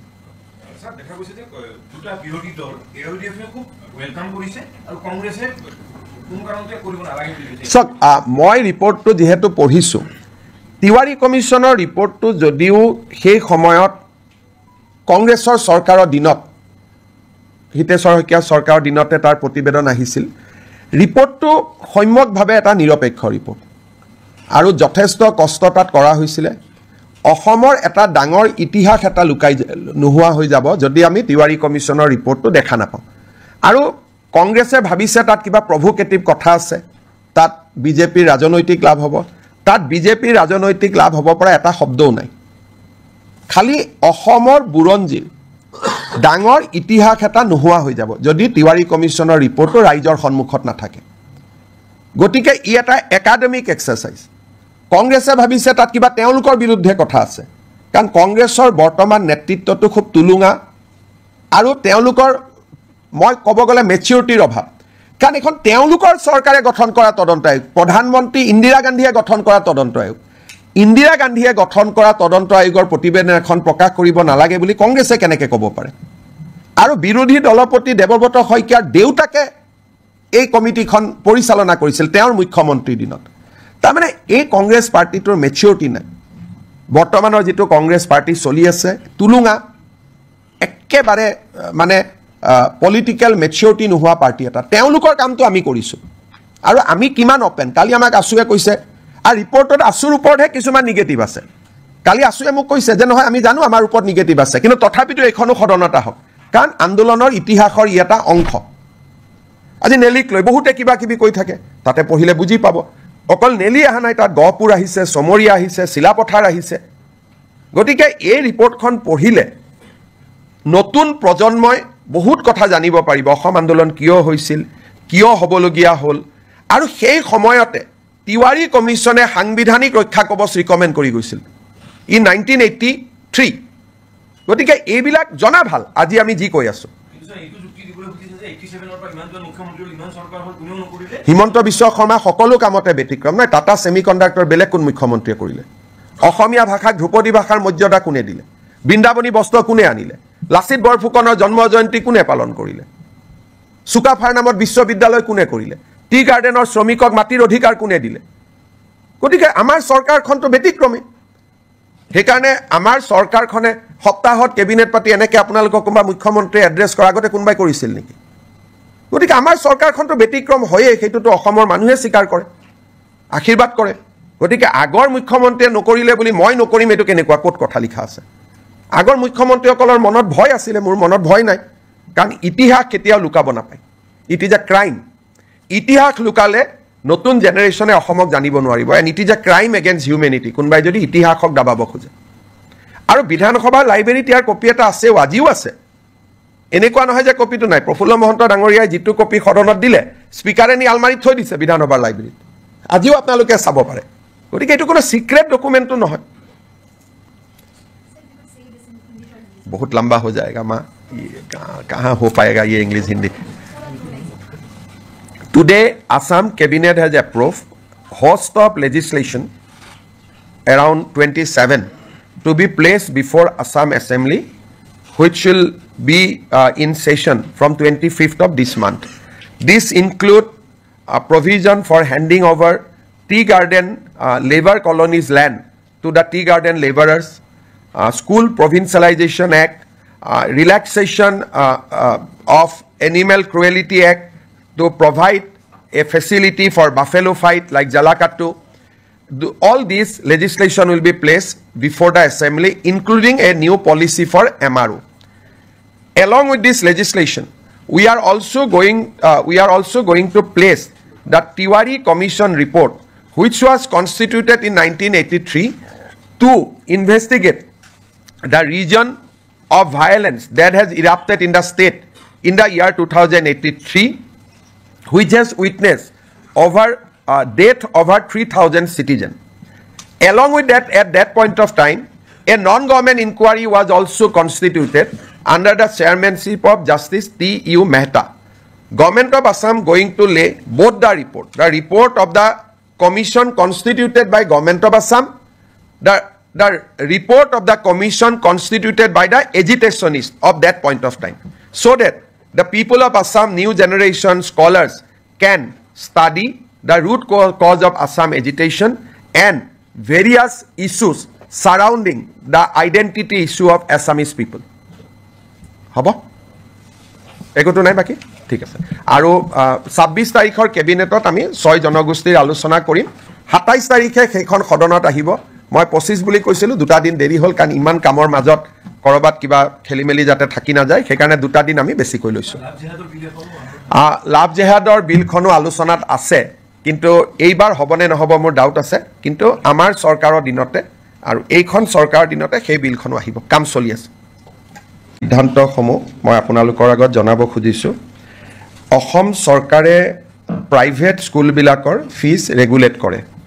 কিন্তু প্ৰাইভেট স্কুলবিলাকৰ ফিজ ৰেগুলেট কৰা যিখন আমাৰ আইন আছিল Assam non government educational institute regulation of fees act ইয়াতে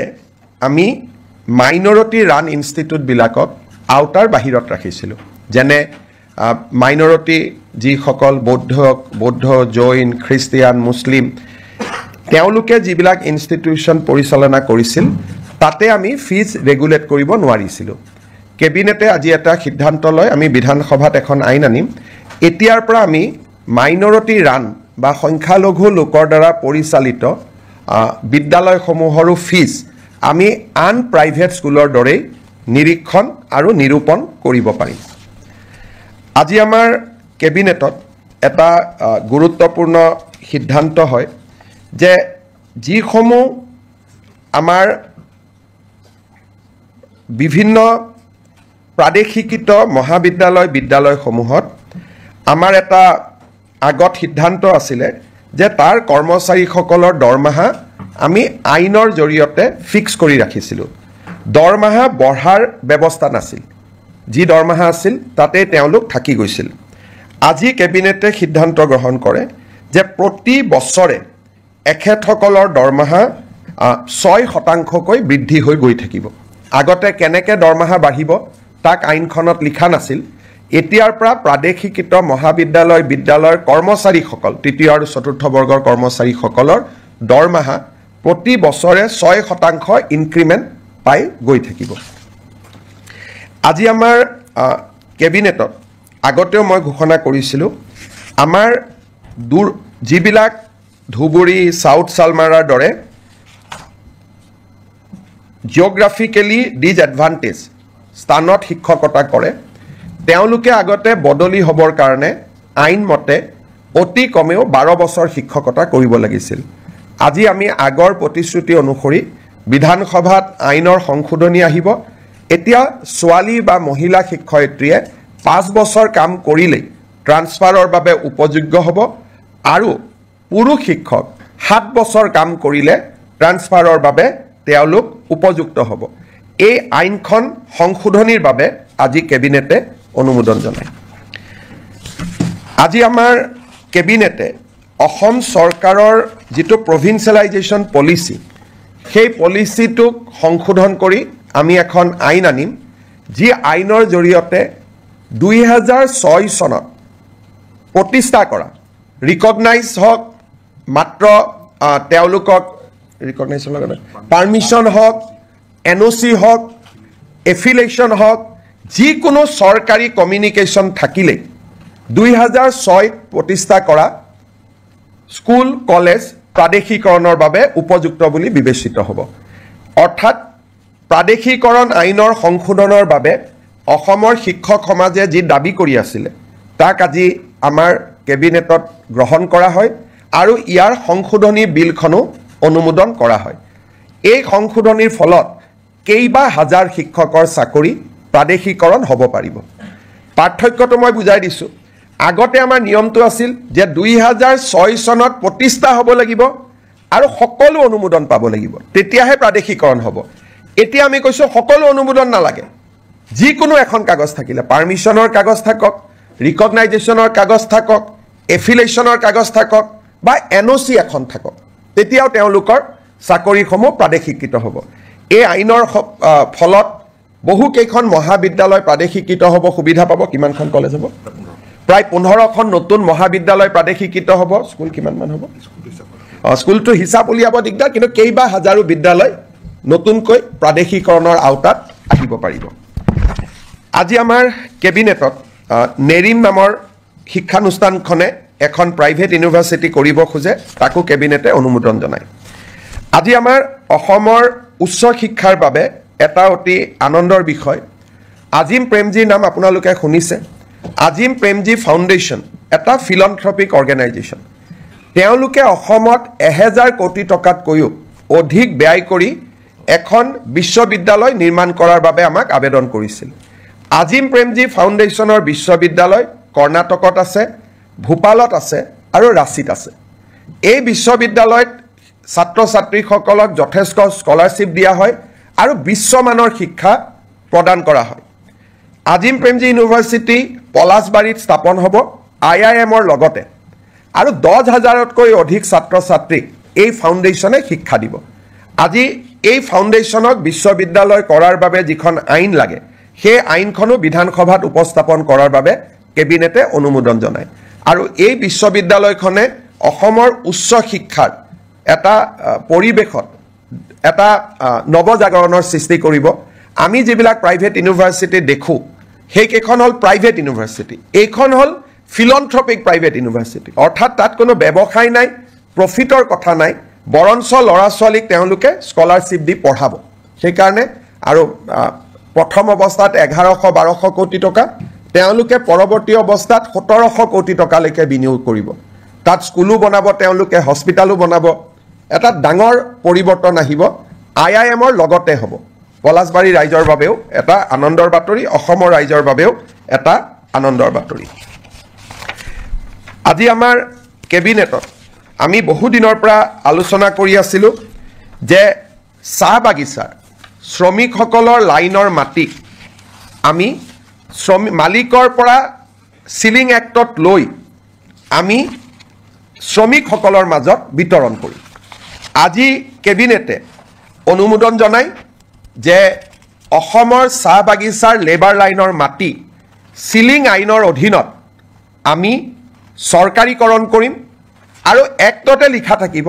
যে চৰকাৰীকৰণ কৰাৰ লগে লগে এই মাটি শ্ৰমিকসকলক আবণ্টন কৰা হ'ব। দুটা তিনিটা কণ্ডিশ্যন থাকিব। শ্ৰমিকসকলে 20 বছৰলৈ এই মাটি বিক্ৰী কৰিব নোৱাৰিব আবণ্টন পোৱাৰ পিছত, আৰু শ্ৰমিকসকলে এই মাটি যেতিয়া 20 বছৰ পিছতো বিক্ৰী কৰিব এই চাহ জনগোষ্ঠীৰ ৰাইজৰ মাজতহে বিক্ৰী কৰিব পাৰিব। আউটসাইড টি গাৰ্ডেনৰ যি শ্ৰমিক তেওঁলোকক বিক্ৰী কৰিব নোৱাৰিব, যাতে লেবাৰ লাইনবোৰ সুৰক্ষিত হৈ থাকে। আমি এটা অনুমান কৰিছোঁ এই বিলখন অহাৰ ফলত 2,18,553 বিঘা মাটি আবণ্টন কৰিব পৰা যাব। 3,33,486টা পৰিয়াল এই সিদ্ধান্তৰ দ্বাৰা উপকৃত হ'ব। অৰ্থাৎ এতিয়াৰ পৰা শ্ৰমিকৰ লেবাৰ লাইনৰ মাটিৰ মালিক শ্ৰমিকসকল হ'ব, টি গাৰ্ডেনৰ মেনেজমেণ্ট মালিক হ'ব নোৱাৰিব। তেওঁলোকৰ পৰা আমি চিলিঙত মাটি লৈ ল'ম। চিলিং এক্টৰ সংশোধনীৰ বাবে প্ৰস্তাৱ কৰা আইনখন আজি কেবিনেটে অনুমোদন কৰে আৰু অসম বিধানসভাত 25 তাৰিখে এই আইনখন আমি উপস্থাপন কৰিম। অসমৰ চাহ বাগিচাৰ শ্ৰমিকৰ বাবে এটা ঐতিহাসিক মুহূৰ্ত হ'ব। আমাৰ আপোনালোক সকলোৱে জানে যে বহু দিনৰ পৰা এটা অভিযোগ আছে যে ট্ৰাইবেল বেল্ট এণ্ড ব্লকৰ মাটি দখল কৰা হয়। চৰকাৰে উচ্ছেদ কৰিছে, কিন্তু আজি বিজেপিৰ চৰকাৰ আছে উচ্ছেদ কৰিছে, অহাকালিতো উচ্ছেদ নকৰিবও পাৰে। ট্ৰাইবেল বেল্ট এণ্ড ব্লকৰ মাটি দখল হৈয়ে থাকিব। আজি জাষ্টিছ বিপ্লৱ শৰ্মা কমিটি অসম চুক্তিৰ 6 নম্বৰ দফা যোৱাকালিও আমি আলোচনা কৰিছিলোঁ। জাষ্টিছ বিপ্লৱ শৰ্মা কমিটি আমাক কৈছিল যে এখন ডিষ্ট্ৰিক্ট লেণ্ড ট্ৰিব্যুনেল হ'ব লাগে, য'ত এজন ৰিটায়াৰ্ড ডিষ্ট্ৰিক্ট জাজ তাৰ অধ্যক্ষ হ'ব। ট্ৰাইবেল বেল্ট এণ্ড ব্লকৰ মাটি কোনোবাই দখল কৰিলে এই ডিষ্ট্ৰিক্ট ট্ৰিব্যুনেলত অভিযোগ দিব পাৰিব আৰু ডিষ্ট্ৰিক্ট ট্ৰিব্যুনেলে উচ্ছেদৰ অনুমতি দিব পাৰিব। এতিয়া বহুত সময়ত ডিচিক কয় ডিচি একো নকৰে, SDCক কয় SDC একো নকৰে। এতিয়া গোটেই ব্যৱস্থাটো ডিষ্ট্ৰিক্ট ট্ৰাইব্যুনেললৈকে গুচি যাব, যিজন এজন জাজে অধ্যক্ষতা কৰিব আৰু ট্ৰিব্যুনেলৰ সিদ্ধান্ত মতে জিলা আৰক্ষী আৰু জিলা প্ৰশাসনে মানিবৰ কাৰণে বাধ্য হ'ব আৰু এই ট্ৰিব্যুনেলখনক আমি আদালতৰ মৰ্যাদা প্ৰদান কৰিম। এই ৰিকমেণ্ডেশ্যনটো জাষ্টিছ বিপ্লৱ শৰ্মা কমিটিটো আছিলে আৰু আমি যিহেতু এই বছৰ জাষ্টিছ বিপ্লৱ শৰ্মা কমিটিৰ প্ৰতিবেদন এটা এটাকৈ আমি আগবঢ়াই লৈ গৈছোঁ, এই আইনখনো আমাৰ বিধানসভাত 25 তাৰিখে ৰাজমন্ত্ৰী কেশৱ মহন্ত ডাঙৰীয়াই উপস্থাপন কৰিব। আজি আমাৰ কেবিনেটত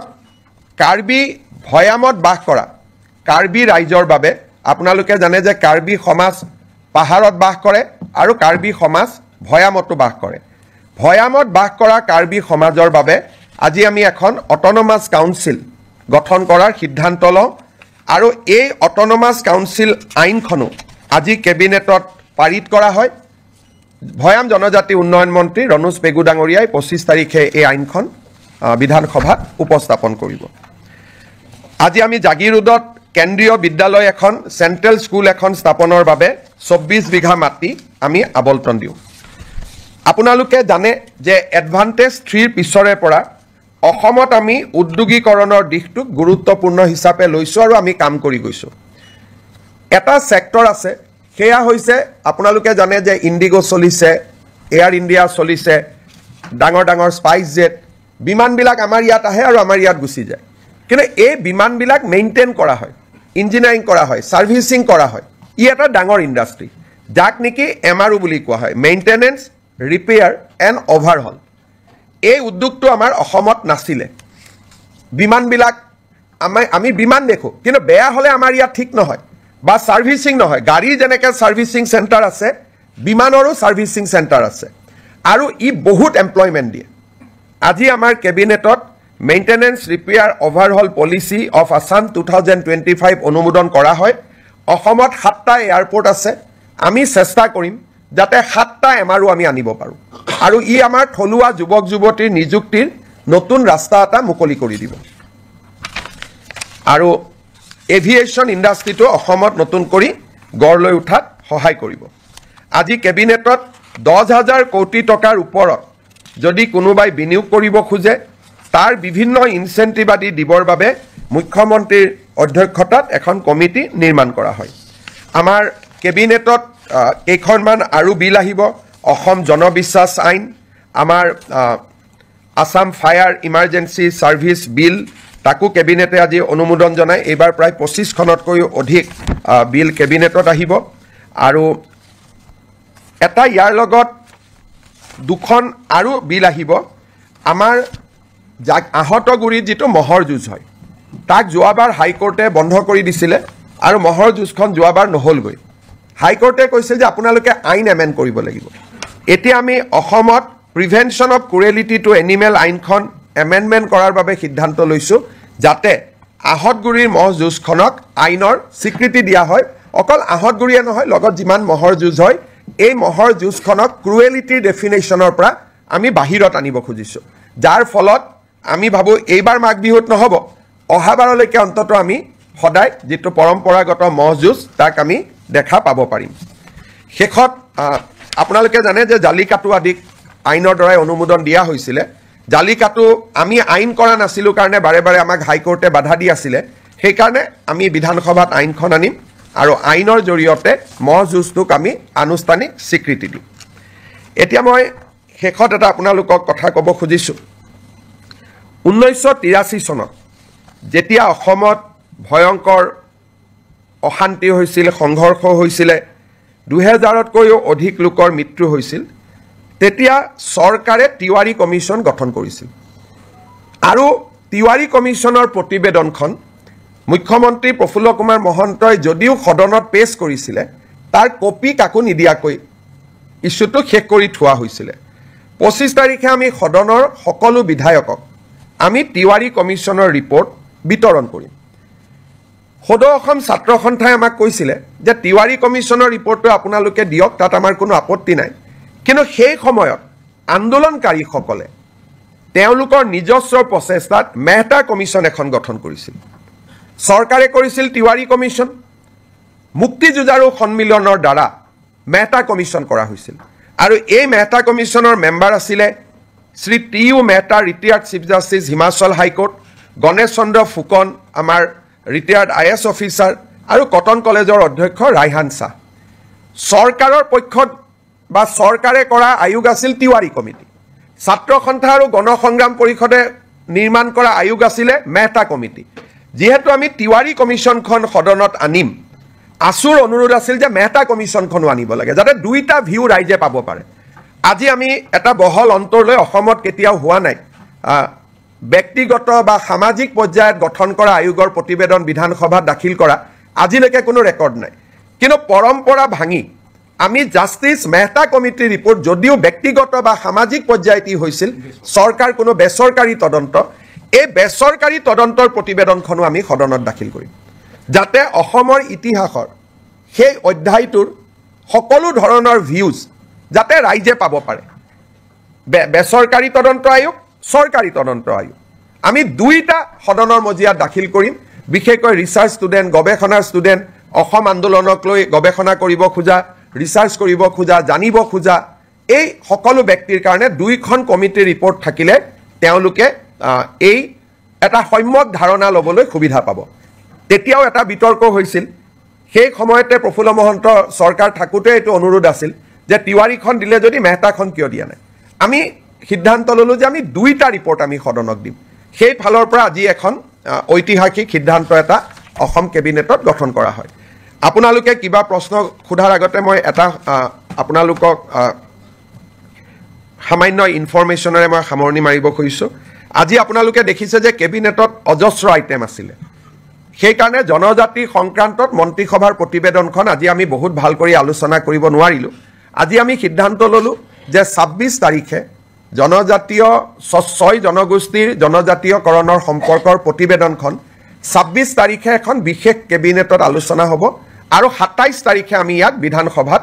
উপস্থাপন কৰিম। 25 তাৰিখে উপস্থাপন কৰিম বুলি মই কৈছিলোঁ, কিন্তু বহুত কাগজ পত্ৰ আইনৰ হেঁচাৰ বাবে আমি সিদ্ধান্ত ল'লোঁ যে এই প্ৰতিবেদনখন আমি 27 তাৰিখে সদনত আমি দাখিল কৰিম 26 তাৰিখে আমাৰ কেবিনেট বৈঠক হ'ব তাতে অনুমোদন হ'ব আৰু 27 তাৰিখে আমি ইয়াক সদনত উপস্থাপন কৰিম আপোনালোকৰ যদি কিবা প্ৰশ্ন আছে কৰিব পাৰে তিৱাৰী কমিছন আৰু ভেটা কমিছন দুইটা ৰিপৰ্টে প্ৰথমবাৰৰ বাবে ৰাজহুৱা হ'ব সব যদি টেকনিক্যালি খুদে হয়তো দুইটা ৰিপৰ্টে ৰাজহুৱা হৈছিল কিন্তু আছুৱেও কপি বনাই কাকো দিব পৰা নাছিল মহন্ত ডাঙৰীয়াও কাকো দিব পৰা নাছিল টেকনিক্যালি উপস্থাপন হৈছিল এইবাৰ দুইখন বহল ভিত্তিত ৰাইজে দেখিব পাব মেটা কমিছনটো এছেম্বলিত দিয়াৰ কথাই নাই এখন বেচৰকাৰী আছিলে তিৱাৰী কমিটি ৰিপৰ্ট দিছিলে কিন্তু এটা কপি অকল স্পিকাৰৰ হাতত আছিলে আৰু মেম্বাৰে পোৱা নাছিলে এইবাৰ সকলোৱে পাব আৰু আপোনালোককো আমি কপি দি দিম স্যাৰ দেখা গৈছে যে দুটা বিৰোধী দল এলডিএফে খুব ওয়েলকাম কৰিছে আৰু কংগ্ৰেছে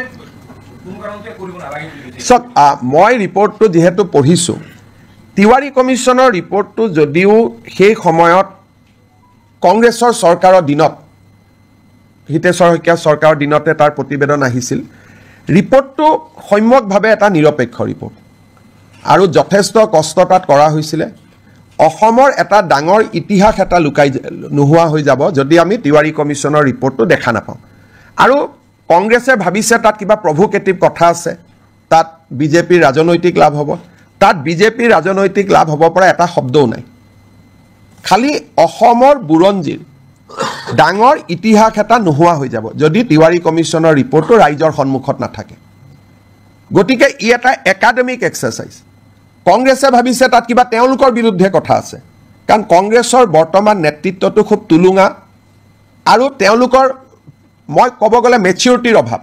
কাৰণ এখন তেওঁলোকৰ চৰকাৰে গঠন কৰা তদন্ত আয়োগ প্ৰধানমন্ত্ৰী ইন্দিৰা গান্ধীয়ে গঠন কৰা তদন্ত আয়োগ ইন্দিৰা গান্ধীয়ে গঠন কৰা তদন্ত আয়োগৰ প্ৰতিবেদন এখন প্ৰকাশ কৰিব নালাগে বুলি কংগ্ৰেছে কেনেকৈ ক'ব পাৰে আৰু বিৰোধী দলপতি দেৱব্ৰত শইকীয়াৰ দেউতাকে এই কমিটিখন পৰিচালনা কৰিছিল তেওঁৰ মুখ্যমন্ত্ৰীৰ দিনত তাৰমানে এই কংগ্ৰেছ পাৰ্টিটোৰ মেচিউৰিটি নাই বৰ্তমানৰ যিটো কংগ্ৰেছ পাৰ্টি চলি আছে তুলুঙা একেবাৰে মানে পলিটিক্যাল মেচিউৰিটি নোহোৱা পাৰ্টি এটা তেওঁলোকৰ কামটো আমি কৰিছোঁ আৰু আমি কিমান অপেন কালি আমাক আছুৱে কৈছে আৰু ৰিপৰ্টত আছুৰ ওপৰতহে কিছুমান নিগেটিভ আছে কালি আছুৱে মোক কৈছে যে নহয় আমি জানো আমাৰ ওপৰত নিগেটিভ আছে কিন্তু তথাপিতো এইখনো সদনত আহক কাৰণ আন্দোলনৰ ইতিহাসৰ ই এটা অংশ আজি নেলিক লৈ বহুতে কিবা কিবি কৈ থাকে তাতে পঢ়িলে বুজি পাব অকল নেলি অহা নাই তাত গহপুৰ আহিছে চমৰীয়া আহিছে চিলাপথাৰ আহিছে গতিকে এই ৰিপৰ্টখন পঢ়িলে নতুন প্ৰজন্মই বহুত কথা জানিব পাৰিব অসম আন্দোলন কিয় হৈছিল কিয় হ'বলগীয়া হ'ল আৰু সেই সময়তে তিৱাৰী কমিছনে সাংবিধানিক ৰক্ষা কবচ ৰিকমেণ্ড কৰি গৈছিল ই 1983 গতিকে এইবিলাক জনা ভাল আজি আমি যি কৈ আছোঁ হিমন্ত বিশ্ব শৰ্মা সকলো কামতে ব্যতিক্ৰম নাই টাটা ছেমিকণ্ডাক্টৰ বেলেগ কোন মুখ্যমন্ত্ৰীয়ে কৰিলে অসমীয়া ভাষাক ধ্ৰুপদী ভাষাৰ মৰ্যাদা কোনে দিলে বৃন্দাবনী বস্ত্ৰ কোনে আনিলে লাচিত বৰফুকনৰ জন্ম জয়ন্তী কোনে পালন কৰিলে চুকাফাৰ নামত বিশ্ববিদ্যালয় কোনে কৰিলে টি গাৰ্ডেনৰ শ্ৰমিকক মাটিৰ অধিকাৰ কোনে দিলে গতিকে আমাৰ চৰকাৰখনটো ব্যতিক্ৰমী সেইকাৰণে আমাৰ চৰকাৰখনে সপ্তাহত কেবিনেট পাতি এনেকৈ আপোনালোকক কোনোবা মুখ্যমন্ত্ৰীয়ে এড্ৰেছ কৰাৰ আগতে কোনোবাই কৰিছিল নেকি গতিকে আমাৰ চৰকাৰখনটো ব্যতিক্ৰম হয়েই সেইটোতো অসমৰ মানুহে স্বীকাৰ কৰে আশীৰ্বাদ কৰে গতিকে আগৰ মুখ্যমন্ত্ৰীয়ে নকৰিলে বুলি মই নকৰিম এইটো কেনেকুৱা ক'ত কথা লিখা আছে আগৰ মুখ্যমন্ত্ৰীসকলৰ মনত ভয় আছিলে মোৰ মনত ভয় নাই কাৰণ ইতিহাস কেতিয়াও লুকাব নাপায় ইট ইজ এ ক্ৰাইম ইতিহাস লুকালে নতুন জেনেৰেশ্যনে অসমক জানিব নোৱাৰিব and it is a crime against humanity কোনোবাই যদি ইতিহাসক দাবাব খোজে আৰু বিধানসভাৰ লাইব্ৰেৰীত ইয়াৰ কপি এটা আছেও আজিও আছে এনেকুৱা নহয় যে কপিটো নাই প্ৰফুল্ল মহন্ত ডাঙৰীয়াই যিটো কপি সদনত দিলে স্পিকাৰে নি আলমাৰীত থৈ দিছে বিধানসভাৰ লাইব্ৰেৰীত আজিও আপোনালোকে চাব পাৰে গতিকে এইটো কোনো সিক্ৰেট ডকুমেণ্টটো নহয় बहुत लंबा हो जाएगा माँ ये कहाँ हो पाएगा ये English Hindi today Assam cabinet has approved host of legislation around 27 to be placed before Assam Assembly which will be in session from 25th of this month. This include a provision for handing over tea garden labor colonies land to the tea garden laborers, School Provincialization Act, relaxation of Animal Cruelty Act to provide a facility for buffalo fight like Jalakattu. All these legislation will be placed before the assembly, including a new policy for MRO. Along with this legislation, we are also going to place the Tiwari Commission report, which was constituted in 1983 to investigate the region of violence that has erupted in the state in the year 2083, which has witnessed death over 3,000 citizens. Along with that, at that point of time, a non-government inquiry was also constituted under the chairmanship of Justice T.U. Mehta. Government of Assam going to lay both the report of the commission constituted by Government of Assam,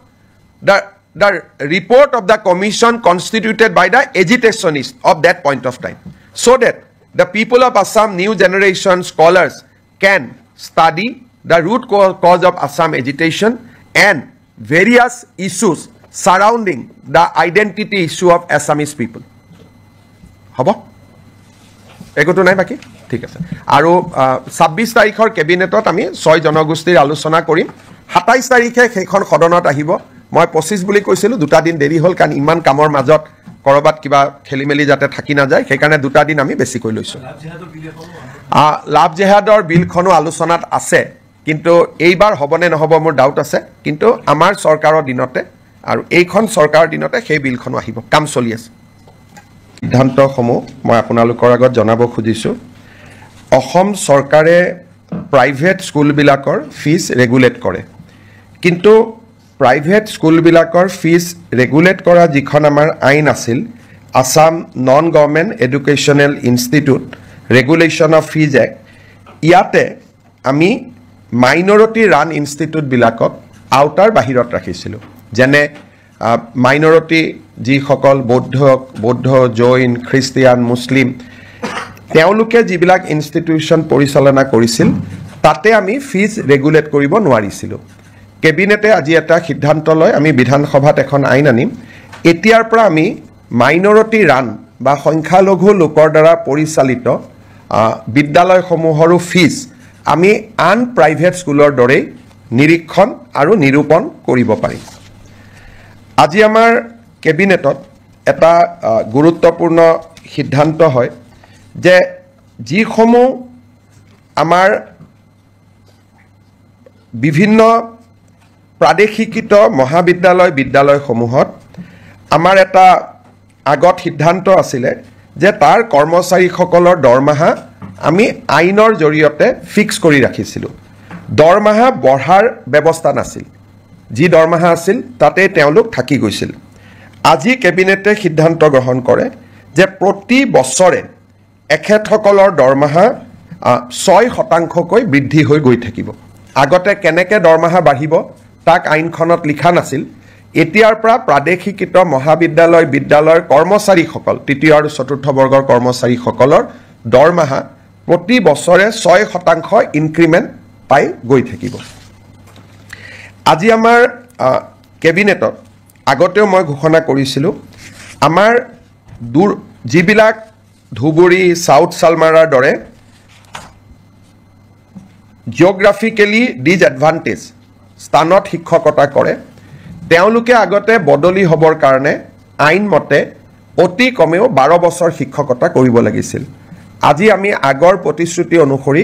বিধানসভাত আইনৰ সংশোধনী আহিব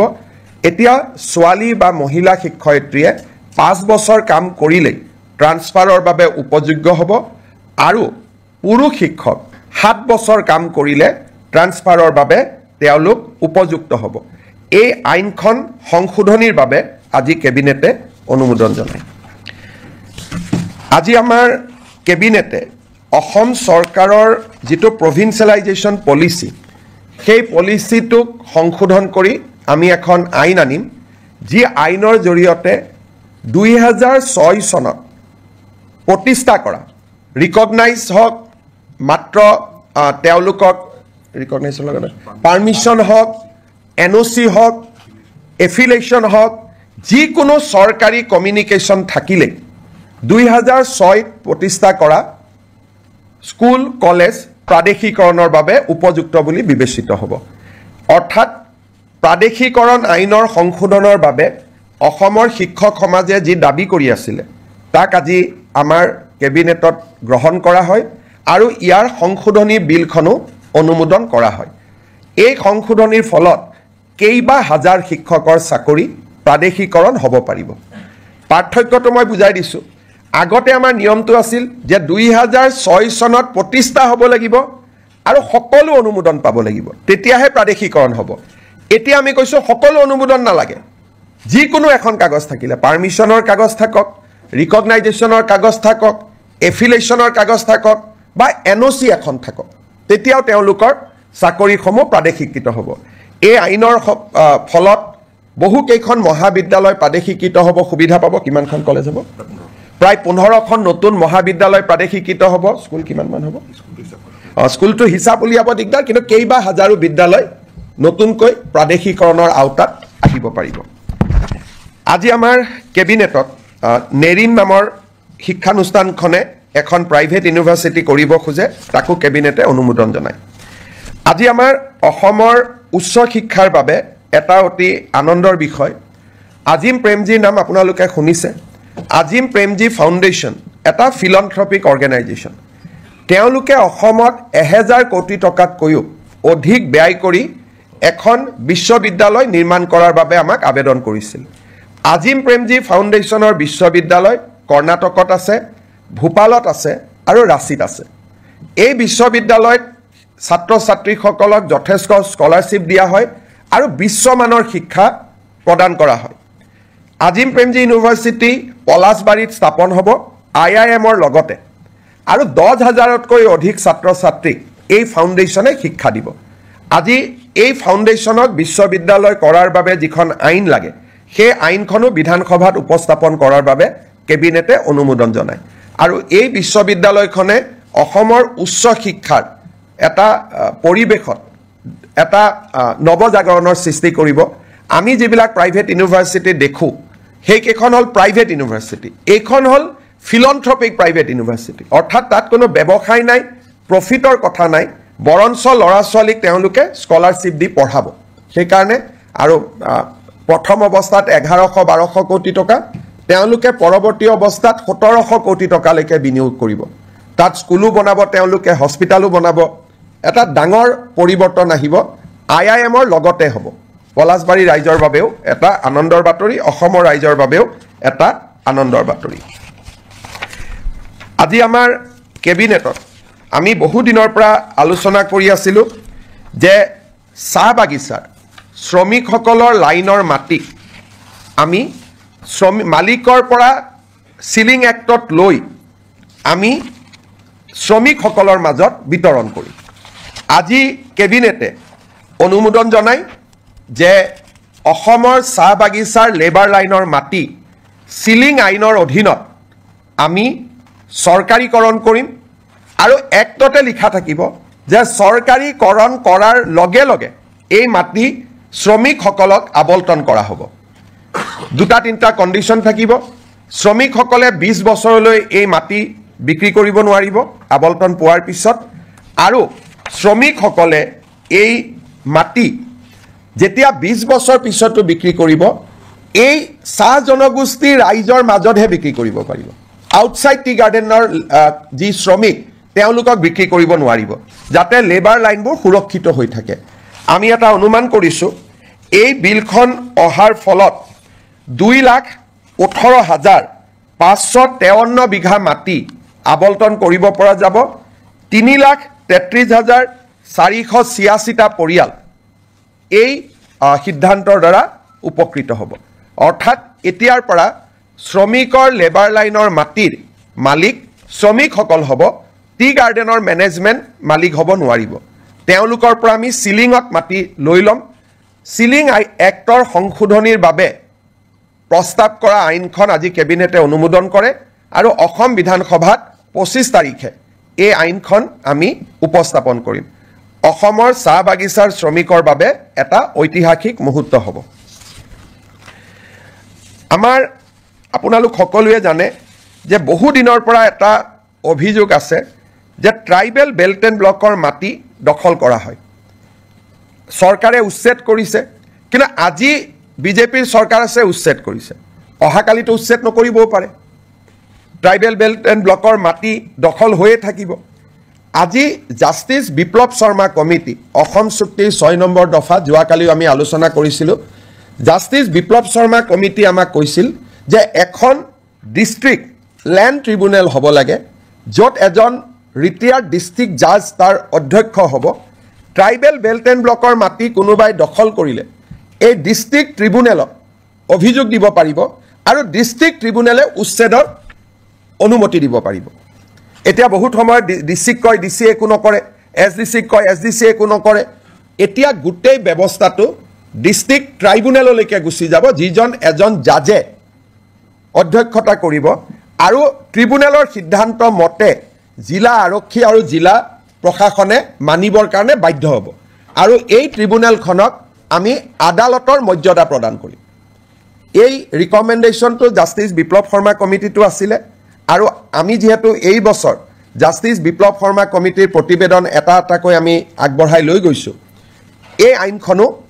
আমাৰ বিধানসভাত 25 তাৰিখে ৰাজমন্ত্ৰী কেশৱ মহন্ত ডাঙৰীয়াই উপস্থাপন কৰিব আজি আমাৰ কেবিনেটত কাৰ্বি ভয়ামত বাস কৰা কাৰ্বি ৰাইজৰ বাবে আপোনালোকে জানে যে কাৰ্বি সমাজ পাহাৰত বাস কৰে আৰু কাৰ্বি সমাজ ভয়ামতো বাস কৰে ভয়ামত বাস কৰা কাৰ্বি সমাজৰ বাবে আজি আমি এখন অটোনমাস কাউন্সিল গঠন কৰাৰ সিদ্ধান্ত লওঁ আৰু এই অটোনমাস কাউন্সিল আইনখনো আজি কেবিনেটত পাৰিত কৰা হয় ভয়াম জনজাতি উন্নয়ন মন্ত্ৰী ৰনোজ পেগু ডাঙৰীয়াই 25 তাৰিখে এই আইনখন বিধানসভাত উপস্থাপন কৰিব আজি আমি জাগিৰোডত কেন্দ্ৰীয় বিদ্যালয় এখন সেন্ট্ৰেল স্কুল এখন স্থাপনৰ বাবে 24 বিঘা মাটি আমি আবলটন দিওঁ আপোনালোকে জানে যে এডভান্টেজ 3 পিছৰে পৰা অসমত আমি উদ্যোগীকৰণৰ দিশটোক গুৰুত্বপূৰ্ণ হিচাপে লৈছো আৰু আমি কাম কৰি গৈছো এটা সেক্টৰ আছে হেয়া হৈছে আপোনালোকে জানে যে ইন্ডিগো চলিছে এয়াৰ ইণ্ডিয়া চলিছে ডাঙৰ ডাঙৰ স্পাইস জেট বিমানবিলাক আমাৰ ইয়াত আহে আৰু আমাৰ ইয়াত গুচি যায় কিন্তু এই বিমানবিলাক মেইনটেইন কৰা হয় ইঞ্জিনিয়াৰিং কৰা হয় সাৰ্ভিসিং কৰা হয় ই এটা ডাঙৰ ইন্ডাষ্ট্ৰি যাক নেকি এমআৰও বুলি কোৱা হয় মেইনটেনেন্স ৰিপেয়াৰ এণ্ড অভাৰহল এই উদ্যোগটো আমাৰ অসমত নাছিলে বিমানবিলাক আমি বিমান দেখো কিন্তু বেয়া হলে আমাৰ ইয়াত ঠিক নহয় বা সাৰ্ভিসিং নহয় গাড়ী যেনেকৈ সাৰ্ভিসিং সেন্টাৰ আছে বিমানৰো সাৰ্ভিসিং সেন্টাৰ আছে আৰু ই বহুত এমপ্লয়মেন্ট দিয়ে আজি আমাৰ কেবিনেটত maintenance repair overhaul policy of Assam 2025 অনুমোদন কৰা হয় অসমত 7টা এয়াৰপোৰ্ট আছে আমি চেষ্টা কৰিম যাতে 7টা এমআৰও আমি আনিব পাৰো আৰু ই আমাৰ থলুৱা যুৱক যুৱতীৰ নিযুক্তিৰ নতুন ৰাস্তা এটা মুকলি কৰি দিব আৰু এভিয়েশন ইণ্ডাষ্ট্ৰিটো অসমত নতুন কৰি গঢ় লৈ উঠাত সহায় কৰিব আজি কেবিনেটত 10,000 কোটি টকাৰ ওপৰত যদি কোনোবাই বিনিয়োগ কৰিব খোজে তাৰ বিভিন্ন ইনসেন্টিভ আদি দিবৰ বাবে মুখ্যমন্ত্ৰীৰ অধ্যক্ষতাত এখন কমিটি নিৰ্মাণ কৰা হয় আমাৰ কেবিনেটত কেইখনমান আৰু বিল আহিব অসম জনবিশ্বাস আইন আমাৰ আসাম ফায়াৰ ইমাৰ্জেন্সি সাৰ্ভিস বিল তাকো কেবিনেটে আজি অনুমোদন জনায় এবাৰ প্ৰায় 25খনতকৈ অধিক বিল কেবিনেটত আহিব আৰু এটা ইয়াৰ লগত দুখন আৰু বিল আহিব আমাৰ আহতগুৰিত যেটো মহৰ যুঁজ হয় তাক যোৱাবাৰ হাইকোৰ্টে বন্ধ কৰি দিছিলে আৰু মহৰ যুঁজখন যোৱাবাৰ নহলগৈ হাইকোৰ্টে কৈছিল যে আপোনালোকে আইন এমেন্ড কৰিব লাগিব এতিয়া আমি অসমত প্ৰিভেনশন অফ ক্ৰুৱেলিটি টু এনিমেল আইনখন এমেন্ডমেন্ট কৰাৰ বাবে সিদ্ধান্ত লৈছো যাতে আহতগুৰিৰ মহ যুঁজখনক আইনৰ স্বীকৃতি দিয়া হয় অকল আহতগুৰিয়ে নহয় লগত যিমান মহৰ যুঁজ হয় এই মহৰ যুঁজখনক ক্ৰুৱেলিটিৰ ডেফিনেশ্যনৰ পৰা আমি বাহিৰত আনিব খুজিছো যাৰ ফলত আমি ভাবো এইবাৰ মাঘ বিহুত নহব অহাবাৰলৈকে অন্তত আমি সদায় যেটো পৰম্পৰাগত মহ যুঁজ তাক আমি দেখা পাব পাৰিম শেষত আপোনালোকে জানে যে জালিকাটু আদি আইনৰ দ্বাৰা অনুমোদন দিয়া হৈছিল জালিকাটু আমি আইন কৰা নাছিলো কাৰণে বাৰে বাৰে আমাক হাইকোৰ্টে বাধা দি আছিল সেই কাৰণে আমি বিধানসভাত আইনখন আনিম আৰু আইনৰ জৰিয়তে মহ যুঁজটোক আমি আনুষ্ঠানিক স্বীকৃতি দিম এতিয়া মই শেষত এটা আপোনালোকক কথা ক'ব খুজিছো 1983 চনত যেতিয়া অসমত ভয়ংকৰ অশান্তি হৈছিল সংঘৰ্ষ হৈছিল 2000তকৈও অধিক লোকৰ মৃত্যু হৈছিল তেতিয়া চৰকাৰে তিৱাৰী কমিছন গঠন কৰিছিল আৰু তিৱাৰী কমিছনৰ প্ৰতিবেদনখন মুখ্যমন্ত্ৰী প্ৰফুল্ল কুমাৰ মহন্তই যদিও সদনত পেছ কৰিছিলে তাৰ কপি কাকো নিদিয়াকৈ ইস্যুটো শেষ কৰি থোৱা হৈছিলে 25 তাৰিখে আমি সদনৰ সকলো বিধায়কক আমি তিৱাৰী কমিছনৰ ৰিপৰ্ট বিতৰণ কৰিম সদৌ অসম ছাত্ৰ সন্থাই আমাক কৈছিলে যে তিৱাৰী কমিছনৰ ৰিপৰ্টটো আপোনালোকে দিয়ক তাত আমাৰ কোনো আপত্তি নাই কিন্তু সেই সময়ত আন্দোলনকাৰীসকলে তেওঁলোকৰ নিজস্ব প্ৰচেষ্টাত মেহতা কমিছন এখন গঠন কৰিছিল চৰকাৰে কৰিছিল তিৱাৰী কমিছন মুক্তি যুঁজাৰু সন্মিলনৰ দ্বাৰা মেহতা কমিছন কৰা হৈছিল আৰু এই মেহতা কমিছনৰ মেম্বাৰ আছিলে Shri T U. Mehta retired chief justice Himachal high court Ganesh Chandra Phukan আমাৰ ৰিটায়াৰ্ড আই.এছ. অফিচাৰ আৰু কটন কলেজৰ অধ্যক্ষ ৰাইহান শাহ চৰকাৰৰ পক্ষত বা চৰকাৰে কৰা আয়োগ আছিল তিৱাৰী কমিটি ছাত্ৰ সন্থা আৰু গণসংগ্ৰাম পৰিষদে নিৰ্মাণ কৰা আয়োগ আছিলে মেহতা কমিটি যেহেতু আমি তিৱাৰী কমিছনখন সদনত আনিম আসুৰ অনুৰোধ আছিল যে মেহতা কমিছনখনো আনিব লাগে যাতে দুইটা ভিউ ৰাইজে পাব পাৰে আজি আমি এটা বহল অন্তৰলৈ অসমত কেতিয়াও হোৱা নাই ব্যক্তিগত বা সামাজিক পৰ্যায়ত গঠন কৰা আয়োগৰ প্ৰতিবেদন বিধানসভাত দাখিল কৰা আজিলৈকে কোনো ৰেকৰ্ড নাই কিন্তু পৰম্পৰা ভাঙি আমি জাষ্টিছ মেহতা কমিটিৰ ৰিপৰ্ট যদিও ব্যক্তিগত বা সামাজিক পৰ্যায়ত হৈছিল চৰকাৰ কোনো বেচৰকাৰী তদন্ত এই বেচৰকাৰী তদন্তৰ প্ৰতিবেদনখনো আমি সদনত দাখিল কৰিম যাতে অসমৰ ইতিহাসৰ সেই অধ্যায়টোৰ সকলো ধৰণৰ ভিউজ যাতে ৰাইজে পাব পাৰে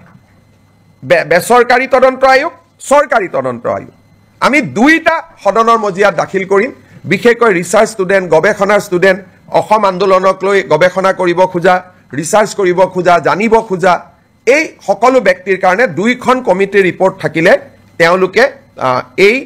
এটা সম্যক ধাৰণা ল'বলৈ সুবিধা পাব তেতিয়াও এটা বিতৰ্ক হৈছিল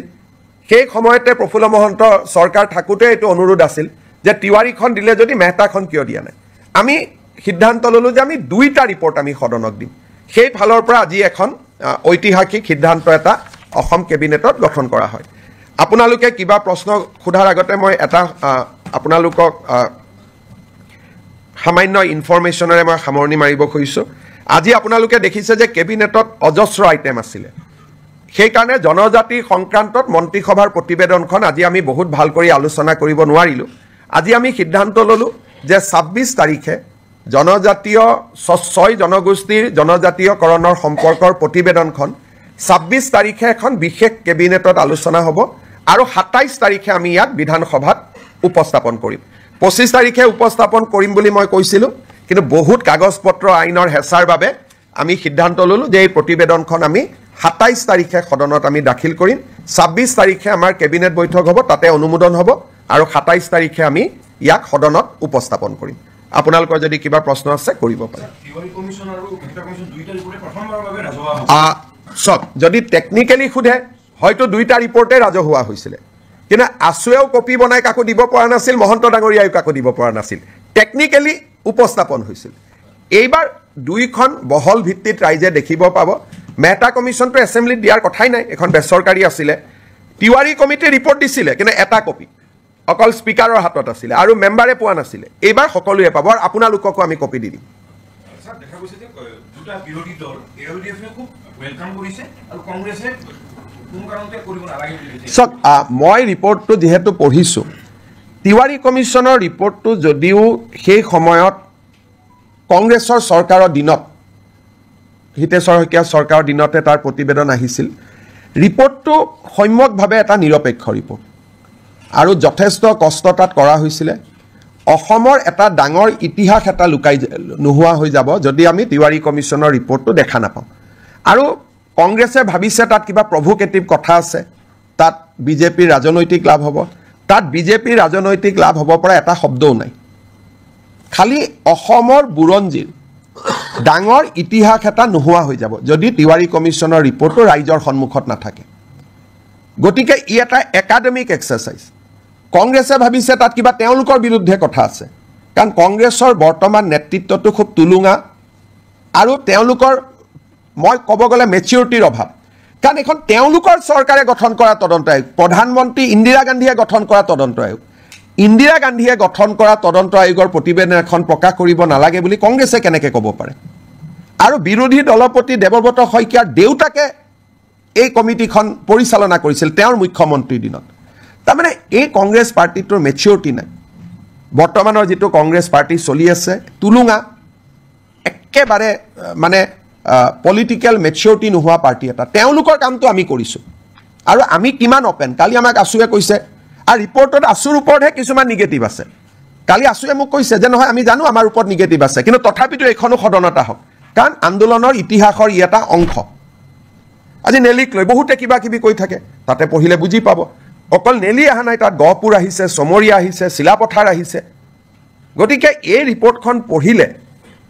নতুন প্ৰজন্মই বহুত কথা জানিব পাৰিব অসম আন্দোলন কিয় হৈছিল কিয় হবলগীয়া হল আৰু সেই সময়তে তিৱাৰী কমিছনে সাংবিধানিক ৰক্ষা কবচ ৰিকমেণ্ড কৰি গৈছিল ইন 1983 গতিকে এইবিলাক জনা ভাল আজি আমি যি কৈ আছো হিমন্ত বিশ্ব শৰ্মা সকলো কামতে ব্যতিক্ৰম নাই টাটা সেমিকন্ডাক্টৰ বেলেগ কোন মুখ্যমন্ত্ৰীয়ে কৰিলে অসমীয়া ভাষাক ধ্ৰুপদী ভাষাৰ মৰ্যাদা কোনে দিলে বৃন্দাবনী বস্ত্ৰ কোনে আনিলে লাচিত বৰফুকনৰ জন্ম জয়ন্তী কোনে পালন কৰিলে সুকাফাৰ নামত বিশ্ববিদ্যালয় কোনে কৰিলে টি গাৰ্ডেনৰ শ্ৰমিকক মাটিৰ অধিকাৰ কোনে দিলে গতিকে আমাৰ চৰকাৰখনটো ব্যতিক্ৰমী সেইকাৰণে আমাৰ চৰকাৰখনে সপ্তাহত কেবিনেট পাতি এনেকে আপোনালোকক কোনবা মুখ্যমন্ত্ৰী এড্ৰেছ কৰাৰ আগতে কোনবাই কৰিছিল নেকি গতিকে আমাৰ চৰকাৰখনটো ব্যতিক্ৰম হয়ে সেইটোতো অসমৰ মানুহে স্বীকাৰ কৰে আশীৰ্বাদ কৰে গতিকে আগৰ মুখ্যমন্ত্ৰীয়ে নকৰিলে বুলি মই নকৰিম এটো কেনেকুৱা কোট কথা লিখা আছে আগৰ মুখ্যমন্ত্ৰীসকলৰ মনত ভয় আছিল মোৰ মনত ভয় নাই কাৰণ ইতিহাস কেতিয়াও লুকাব নাপায় ইট ইজ আ ক্ৰাইম ইতিহাস লুকালে নতুন জেনাৰেশনে অসমক জানিব নোৱাৰিব and it is a crime against humanity কোনবাই যদি ইতিহাসক দাবাব খোজে আৰু বিধানসভা লাইব্ৰেৰীত ইয়াৰ কপি এটা আছে আজিও আছে এনেকুৱা নহয় যে কপিটো নাই প্ৰফুল্ল মহন্ত ডাঙৰীয়াই যেটো কপি সদনত দিলে স্পিকাৰে নি আলমাৰীত থৈ দিছে বিধানসভাৰ লাইব্ৰেৰীত আজিও আপোনালোকে চাব পাৰে গতিকে এটো কোনো সিক্ৰেট ডকুমেন্টটো নহয় बहुत लंबा हो जाएगा माँ कहाँ हो पाएगा ये English Hindi Today Assam cabinet has approved host of legislation around 27 to be placed before Assam Assembly which will be in session from 25th of this month. This include a provision for handing over tea garden labor colonies land to the tea garden laborers, School Provincialization Act, relaxation of Animal Cruelty Act to provide a facility for buffalo fight like Jalakattu. All these legislation will be placed before the assembly, including a new policy for MRO. Along with this legislation, we are also going to place the Tiwari Commission report, which was constituted in 1983 to investigate the region of violence that has erupted in the state in the year 2083, which has witnessed death over 3,000 citizens. Along with that, at that point of time, a non-government inquiry was also constituted under the chairmanship of Justice T.U. Mehta. Government of Assam going to lay both the report of the commission constituted by Government of Assam, the report of the commission constituted by the agitationists of that point of time, so that the people of Assam, new generation scholars can study the root cause of Assam agitation and various issues surrounding the identity issue of Assamese people. Habo? Ekoto nai baki? ঠিক আছে আৰু 26 তাৰিখৰ কেবিনেটত আমি 6 জনগোষ্ঠীৰ আলোচনা কৰিম 27 তাৰিখে সেইখন সদনত আহিব মই 25 বুলি কৈছিলো দুটা দিন দেৰি হল কাৰণ ইমান কামৰ মাজত কৰবাত কিবা খেলিমেলি যাতে থাকি না যায় সেইকাৰণে দুটা দিন আমি বেছি কৈ লৈছো লাভ জেহাদৰ বিলখনো আলোচনাত আছে কিন্তু এইবাৰ হবনে নহব মোৰ ডাউট আছে কিন্তু আমাৰ চৰকাৰৰ দিনতে আৰু এইখন চৰকাৰৰ দিনতে সেই বিলখনো আহিব কাম চলি আছে সিদ্ধান্তসমূহ মই আপোনালোকৰ আগত জনাব খুজিছো অসম চৰকাৰে প্ৰাইভেট স্কুলবিলাকৰ ফিজ ৰেগুলেট কৰে কিন্তু প্ৰাইভেট স্কুলবিলাকৰ ফিজ ৰেগুলেট কৰা যিখন আমাৰ আইন আছিল Assam non government educational institute regulation of fees act ইয়াতে আমি মাইনৰিটি ৰান ইনষ্টিটিউটবিলাকক আউটাৰ বাহিৰত ৰাখিছিলোঁ যেনে মাইনৰিটি যিসকল বৌদ্ধ জৈন খ্ৰীষ্টিয়ান মুছলিম তেওঁলোকে যিবিলাক ইনষ্টিটিউশ্যন পৰিচালনা কৰিছিল তাতে আমি ফিজ ৰেগুলেট কৰিব নোৱাৰিছিলোঁ কেবিনেটে আজি এটা সিদ্ধান্ত লয় আমি বিধানসভাত এখন আইন আনিম এতিয়াৰ পৰা আমি মাইনৰিটি ৰান বা সংখ্যালঘু লোকৰ দ্বাৰা পৰিচালিত বিদ্যালয়সমূহৰো ফিজ আমি আন প্ৰাইভেট স্কুলৰ দৰেই নিৰীক্ষণ আৰু নিৰূপণ কৰিব পাৰিম আজি আমাৰ কেবিনেটত এটা গুৰুত্বপূৰ্ণ সিদ্ধান্ত হয় যে যিসমূহ আমাৰ বিভিন্ন প্ৰাদেশিকৃত মহাবিদ্যালয় বিদ্যালয়সমূহত আমাৰ এটা আগত সিদ্ধান্ত আছিলে যে তাৰ কৰ্মচাৰীসকলৰ দৰমহা আমি আইনৰ জৰিয়তে ফিক্স কৰি ৰাখিছিলোঁ দৰমহা বঢ়াৰ ব্যৱস্থা নাছিল যি দৰমহা আছিল তাতে তেওঁলোক থাকি গৈছিল আজি কেবিনেটে সিদ্ধান্ত গ্ৰহণ কৰে যে প্ৰতি বছৰে এখেতসকলৰ দৰমহা 6% বৃদ্ধি হৈ গৈ থাকিব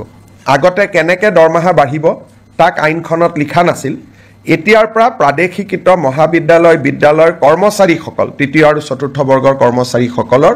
দৰমহা প্ৰতি বছৰে 6% ইনক্ৰিমেণ্ট পাই গৈ থাকিব আজি আমাৰ কেবিনেটত আগতেও মই ঘোষণা কৰিছিলোঁ আমাৰ যিবিলাক ধুবুৰী সাউথ সালমাৰাৰ দৰে জিঅ'গ্ৰাফিকেলি ডিজএডভান্টেজ স্থানত শিক্ষকতা কৰে তেওঁলোকে আগতে বদলি হ'বৰ কাৰণে আইনমতে অতি কমেও 12 বছৰ শিক্ষকতা কৰিব লাগিছিল আজি আমি আগৰ প্ৰতিশ্ৰুতি অনুসৰি বিধানসভাত আইনৰ সংশোধনী আহিব এতিয়া ছোৱালী বা মহিলা শিক্ষয়িত্ৰীয়ে 5 বছৰ কাম কৰিলে ট্ৰান্সফাৰৰ বাবে উপযোগ্য হ'ব আৰু পুৰুষ শিক্ষক 7 বছৰ কাম কৰিলে ট্ৰান্সফাৰৰ বাবে তেওঁলোক উপযুক্ত হ'ব এই আইনখন সংশোধনীৰ বাবে আজি কেবিনেটে অনুমোদন জনায় আজি আমাৰ কেবিনেটে অসম চৰকাৰৰ যিটো প্ৰভিন্সিয়েলাইজেশ্যন পলিচি সেই পলিচিটোক সংশোধন কৰি আমি এখন আইন আনিম যি আইনৰ জৰিয়তে 2006 চনত প্ৰতিষ্ঠা কৰা ৰিকগনাইজ হওক মাত্ৰ তেওঁলোকক ৰিকগনাইজেশ্যন পাৰ্মিশ্যন হওক NOC হওক এফিলেশ্যন হওক যিকোনো চৰকাৰী কমিউনিকেশ্যন থাকিলে 2006 প্ৰতিষ্ঠা কৰা স্কুল কলেজ প্ৰাদেশিকৰণৰ বাবে উপযুক্ত বুলি বিবেচিত হ'ব অৰ্থাৎ প্ৰাদেশিকৰণ আইনৰ সংশোধনৰ বাবে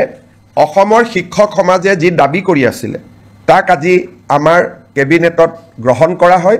আৰু ইয়াৰ সংশোধনী বিলখনো অনুমোদন কৰা হয় এই সংশোধনীৰ ফলত কেইবা হাজাৰ শিক্ষকৰ চাকৰি প্ৰাদেশিকৰণ হ'ব পাৰিব পাৰ্থক্যটো মই বুজাই দিছোঁ আগতে আমাৰ নিয়মটো আছিল যে 2006 চনত প্ৰতিষ্ঠা হ'ব লাগিব আৰু সকলো অনুমোদন পাব লাগিব তেতিয়াহে প্ৰাদেশিকৰণ হ'ব এতিয়া আমি কৈছোঁ সকলো অনুমোদন নালাগে যিকোনো এখন কাগজ থাকিলে পাৰ্মিশ্যনৰ কাগজ থাকক ৰিকগনাইজেশ্যনৰ কাগজ থাকক এফিলেশ্যনৰ কাগজ থাকক বা NOC এখন থাকক তেতিয়াও তেওঁলোকৰ চাকৰিসমূহ প্ৰাদেশিকৃত হ'ব এই আইনৰ ফলত বহু কেইখন মহাবিদ্যালয় প্ৰাদেশিকৃত হ'ব সুবিধা পাব কিমানখন কলেজ হ'ব প্ৰায় 15খন নতুন মহাবিদ্যালয় প্ৰাদেশিকৃত হ'ব স্কুল কিমানমান হ'ব স্কুলটো হিচাপ উলিয়াব দিগদাৰ কিন্তু কেইবা হাজাৰো বিদ্যালয় নতুনকৈ প্ৰাদেশিকৰণৰ আওতাত আহিব পাৰিব আজি আমাৰ কেবিনেটত নেৰিন নামৰ শিক্ষানুষ্ঠানখনে এখন প্ৰাইভেট ইউনিভাৰ্চিটি কৰিব খোজে তাকো কেবিনেটে অনুমোদন জনায় আজি আমাৰ অসমৰ উচ্চ শিক্ষাৰ বাবে এটা অতি আনন্দৰ বিষয় আজিম প্ৰেমজীৰ নাম আপোনালোকে শুনিছে আজিম প্ৰেমজী ফাউণ্ডেশ্যন এটা ফিলন্থ্ৰপিক অৰ্গেনাইজেশ্যন তেওঁলোকে অসমত 1000 কোটি টকাতকৈও অধিক ব্যয় কৰি এখন বিশ্ববিদ্যালয় নিৰ্মাণ কৰাৰ বাবে আমাক আবেদন কৰিছিল আজিম প্ৰেমজী ফাউণ্ডেশ্যনৰ বিশ্ববিদ্যালয় কৰ্ণাটকত আছে ভূপালত আছে আৰু ৰাঁচীত আছে এই বিশ্ববিদ্যালয়ত ছাত্ৰ ছাত্ৰীসকলক যথেষ্ট স্কলাৰশ্বিপ দিয়া হয় আৰু বিশ্বমানৰ শিক্ষা প্ৰদান কৰা হয় আজিম প্ৰেমজী ইউনিভাৰ্চিটি পলাশবাৰীত স্থাপন হ'ব IIMৰ লগতে আৰু 10,000তকৈ অধিক ছাত্ৰ ছাত্ৰীক এই ফাউণ্ডেশ্যনে শিক্ষা দিব আজি এই ফাউণ্ডেশ্যনক বিশ্ববিদ্যালয় কৰাৰ বাবে যিখন আইন লাগে সেই আইনখনো বিধানসভাত উপস্থাপন কৰাৰ বাবে কেবিনেটে অনুমোদন জনায় আৰু এই বিশ্ববিদ্যালয়খনে অসমৰ উচ্চ শিক্ষাৰ এটা পৰিৱেশত এটা নৱজাগৰণৰ সৃষ্টি কৰিব আমি যিবিলাক প্ৰাইভেট ইউনিভাৰ্চিটি দেখো সেইকেইখন হ'ল প্ৰাইভেট ইউনিভাৰ্চিটি এইখন হ'ল ফিলন্থ্ৰপিক প্ৰাইভেট ইউনিভাৰ্চিটি অৰ্থাৎ তাত কোনো ব্যৱসায় নাই প্ৰফিটৰ কথা নাই বৰঞ্চ ল'ৰা ছোৱালীক তেওঁলোকে স্কলাৰশ্বিপ দি পঢ়াব সেইকাৰণে আৰু প্ৰথম অৱস্থাত 1100-1200 কোটি টকা তেওঁলোকে পৰৱৰ্তী অৱস্থাত 1700 কোটি টকালৈকে বিনিয়োগ কৰিব তাত স্কুলো বনাব তেওঁলোকে হস্পিটালো বনাব এটা ডাঙৰ পৰিৱৰ্তন আহিব IIMৰ লগতে হ'ব পলাশবাৰী ৰাইজৰ বাবেও এটা আনন্দৰ বাতৰি অসমৰ ৰাইজৰ বাবেও এটা আনন্দৰ বাতৰি আজি আমাৰ কেবিনেটত আমি বহু দিনৰ পৰা আলোচনা কৰি আছিলোঁ যে চাহ বাগিচাৰ শ্ৰমিকসকলৰ লাইনৰ মাটি আমি মালিকৰ পৰা সিলিং এক্টত লৈ আমি শ্ৰমিকসকলৰ মাজত বিতৰণ কৰিম আজি কেবিনেটে অনুমোদন জনায় যে অসমৰ চাহ বাগিচাৰ লেবাৰ লাইনৰ মাটি সিলিং আইনৰ অধীনত আমি চৰকাৰীকৰণ কৰিম আৰু এক্টতে লিখা থাকিব যে চৰকাৰীকৰণ কৰাৰ লগে লগে এই মাটি শ্ৰমিকসকলক আবণ্টন কৰা হ'ব দুটা তিনিটা কণ্ডিশ্যন থাকিব শ্ৰমিকসকলে 20 বছৰলৈ এই মাটি বিক্ৰী কৰিব নোৱাৰিব আবণ্টন পোৱাৰ পিছত আৰু শ্ৰমিকসকলে এই মাটি যেতিয়া 20 বছৰ পিছতো বিক্ৰী কৰিব এই চাহ জনগোষ্ঠীৰ ৰাইজৰ মাজতহে বিক্ৰী কৰিব পাৰিব আউটসাইড টি গাৰ্ডেনৰ যি শ্ৰমিক তেওঁলোকক বিক্ৰী কৰিব নোৱাৰিব যাতে লেবাৰ লাইনবোৰ সুৰক্ষিত হৈ থাকে আমি এটা অনুমান কৰিছোঁ এই বিলখন অহাৰ ফলত 2,18,553 বিঘা মাটি আবণ্টন কৰিব পৰা যাব 3,33,486টা পৰিয়াল এই সিদ্ধান্তৰ দ্বাৰা উপকৃত হ'ব অৰ্থাৎ এতিয়াৰ পৰা শ্ৰমিকৰ লেবাৰ লাইনৰ মাটিৰ মালিক শ্ৰমিকসকল হ'ব টি গাৰ্ডেনৰ মেনেজমেণ্ট মালিক হ'ব নোৱাৰিব তেওঁলোকৰ পৰা আমি সিলিঙত মাটি লৈ ল'ম সিলিং এক্টৰ সংশোধনীৰ বাবে প্ৰস্তাৱ কৰা আইনখন আজি কেবিনেটে অনুমোদন কৰে আৰু অসম বিধানসভাত 25 তাৰিখে এই আইনখন আমি উপস্থাপন কৰিম অসমৰ চাহ বাগিচাৰ শ্ৰমিকৰ বাবে এটা ঐতিহাসিক মুহূৰ্ত হ'ব আমাৰ আপোনালোক সকলোৱে জানে যে বহু দিনৰ পৰা এটা অভিযোগ আছে যে ট্ৰাইবেল বেল্ট এণ্ড ব্লকৰ মাটি দখল কৰা হয় চৰকাৰে উচ্ছেদ কৰিছে কিন্তু আজি বিজেপিৰ চৰকাৰ আছে উচ্ছেদ কৰিছে অহাকালিতো উচ্ছেদ নকৰিবও পাৰে ট্ৰাইবেল বেল্ট এণ্ড ব্লকৰ মাটি দখল হৈয়ে থাকিব আজি জাষ্টিছ বিপ্লৱ শৰ্মা কমিটি অসম চুক্তিৰ 6 নম্বৰ দফা যোৱাকালিও আমি আলোচনা কৰিছিলোঁ জাষ্টিছ বিপ্লৱ শৰ্মা কমিটি আমাক কৈছিল যে এখন ডিষ্ট্ৰিক্ট লেণ্ড ট্ৰিব্যুনেল হ'ব লাগে য'ত এজন ৰিটায়াৰ্ড ডিষ্ট্ৰিক্ট জাজ তাৰ অধ্যক্ষ হ'ব ট্ৰাইবেল বেল্ট এণ্ড ব্লকৰ মাটি কোনোবাই দখল কৰিলে এই ডিষ্ট্ৰিক্ট ট্ৰিব্যুনেলত অভিযোগ দিব পাৰিব আৰু ডিষ্ট্ৰিক্ট ট্ৰিব্যুনেলে উচ্ছেদৰ অনুমতি দিব পাৰিব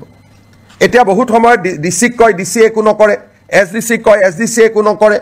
এতিয়া গোটেই ব্যৱস্থাটো ডিষ্ট্ৰিক্ট ট্ৰাইব্যুনেললৈকে গুচি যাব যিজন এজন জাজে অধ্যক্ষতা কৰিব আৰু ট্ৰিব্যুনেলৰ সিদ্ধান্ত মতে জিলা আৰক্ষী আৰু জিলা প্ৰশাসনে মানিবৰ কাৰণে বাধ্য হ'ব আৰু এই ট্ৰিব্যুনেলখনক আমি আদালতৰ মৰ্যাদা প্ৰদান কৰিম এই ৰিকমেণ্ডেশ্যনটো জাষ্টিছ বিপ্লৱ শৰ্মা কমিটিটো আছিলে আৰু আমি যেহেতু এই বছৰ জাষ্টিছ বিপ্লৱ শৰ্মা কমিটিৰ প্ৰতিবেদন এটা এটাকৈ আমি আগবঢ়াই লৈ গৈছোঁ এই আইনখনো আমাৰ বিধানসভাত 25 তাৰিখে ৰাজমন্ত্ৰী কেশৱ মহন্ত ডাঙৰীয়াই উপস্থাপন কৰিব আজি আমাৰ কেবিনেটত কাৰ্বি ভৈয়ামত বাস কৰা কাৰ্বি ৰাইজৰ বাবে আপোনালোকে জানে যে কাৰ্বি সমাজ পাহাৰত বাস কৰে আৰু কাৰ্বি সমাজ ভৈয়ামতো বাস কৰে ভৈয়ামত বাস কৰা কাৰ্বি সমাজৰ বাবে আজি আমি এখন অট'নমাছ কাউন্সিল গঠন কৰাৰ সিদ্ধান্ত লওঁ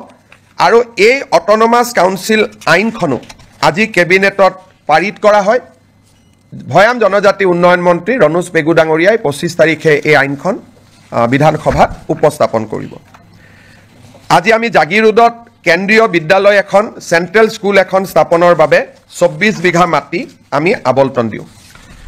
আপোনালোকে জানে যে এডভান্টেজ 3 পিছৰে পৰা অসমত আমি উদ্যোগীকৰণৰ দিশটোক গুৰুত্বপূৰ্ণ হিচাপে লৈছোঁ আৰু আমি কাম কৰি গৈছোঁ এটা সেক্টৰ আছে সেয়া হৈছে আপোনালোকে জানে যে ইণ্ডিগো চলিছে এয়াৰ ইণ্ডিয়া চলিছে ডাঙৰ ডাঙৰ স্পাইচ জেট বিমানবিলাক আমাৰ ইয়াত আহে আৰু আমাৰ ইয়াত গুচি যায় কিন্তু এই বিমানবিলাক মেইনটেইন কৰা হয় ইঞ্জিনিয়াৰিং কৰা হয় সাৰ্ভিসিং কৰা হয় ই এটা ডাঙৰ ইণ্ডাষ্ট্ৰি যাক নেকি এমআৰও বুলি কোৱা হয় মেইনটেনেন্স ৰিপেয়াৰ এণ্ড অভাৰহল এই উদ্যোগটো আমাৰ অসমত নাছিলে বিমানবিলাক আমি বিমান দেখো কিন্তু বেয়া হলে আমাৰ ইয়াত ঠিক নহয় বা সাৰ্ভিসিং নহয় গাড়ীৰ যেনেকৈ সাৰ্ভিসিং চেণ্টাৰ আছে বিমানৰো সাৰ্ভিসিং চেণ্টাৰ আছে আৰু ই বহুত এমপ্লয়মেণ্ট দিয়ে আজি আমাৰ কেবিনেটত maintenance repair overhaul policy of Assam 2025 অনুমোদন কৰা হয় অসমত 7টা এয়াৰপোৰ্ট আছে আমি চেষ্টা কৰিম যাতে 7টা এমআৰও আমি আনিব পাৰোঁ আৰু ই আমাৰ থলুৱা যুৱক যুৱতীৰ নিযুক্তিৰ নতুন ৰাস্তা এটা মুকলি কৰি দিব আৰু এভিয়েশ্যন ইণ্ডাষ্ট্ৰিটো অসমত নতুন কৰি গঢ় লৈ উঠাত সহায় কৰিব আজি কেবিনেটত 10,000 কোটি টকাৰ ওপৰত যদি কোনোবাই বিনিয়োগ কৰিব খোজে তাৰ বিভিন্ন ইনচেন্টিভ আদি দিবৰ বাবে মুখ্যমন্ত্ৰীৰ অধ্যক্ষতাত এখন কমিটি নিৰ্মাণ কৰা হয় আমাৰ কেবিনেটত কেইখনমান আৰু বিল আহিব অসম জনবিশ্বাস আইন আমাৰ আসাম ফায়াৰ ইমাৰ্জেন্সি সাৰ্ভিস বিল তাকো কেবিনেটে আজি অনুমোদন জনায় এবাৰ প্ৰায় 25খনতকৈ অধিক বিল কেবিনেটত আহিব আৰু এটা ইয়াৰ লগত দুখন আৰু বিল আহিব আমাৰ আহতগুৰিত যেটো মহৰ যুঁজ হয় তাক যোৱাবাৰ হাইকোৰ্টে বন্ধ কৰি দিছিলে আৰু মহৰ যুঁজখন যোৱাবাৰ নহলগৈ হাইকোৰ্টে কৈছিল যে আপোনালোকে আইন এমেণ্ড কৰিব লাগিব এতিয়া আমি অসমত prevention of cruelty to animal আইনখন এমেণ্ডমেণ্ট কৰাৰ বাবে সিদ্ধান্ত লৈছোঁ যাতে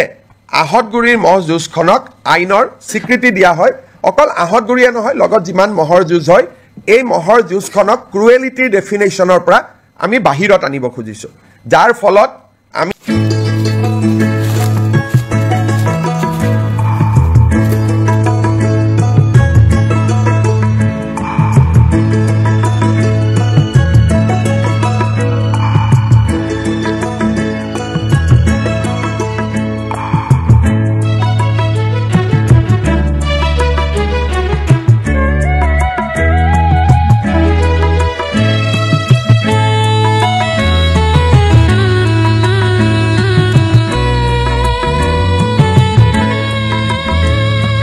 सुजुनाय बिबारनि माला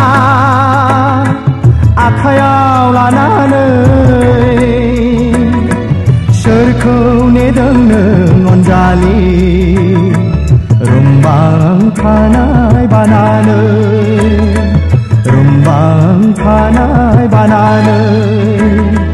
सुजुनाय बिबारनि माला आखायाव लानानै सोरखौ नेदों नों अनजालि रुम्बां थानाय बानानै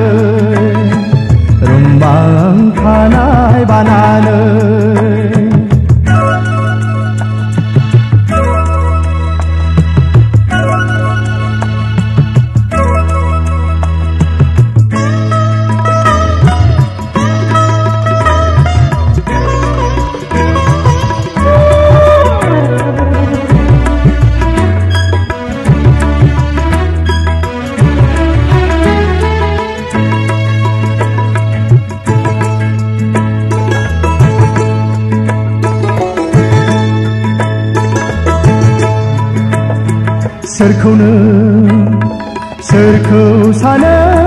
जिनि ओनसोला दरसि दरसि थायो मानो गाहाया मानि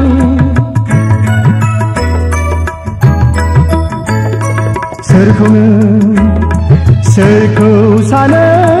जिनि ओनसोला दरसि दरसि थायो मानो गाहाया मानि थाखोमा दोहो दोहो खामगिनाय गोसोनि मोदै हुगारो थाखोमा दोहो दोहो खामगिनाय गोसोनि मोदै हुगारो सुजुनाय बिबारनि माला आखायाव लानानै सोरखौ नेदों नों अनजालि रुमबां खानाय बानानै रुमबां खानाय बानानै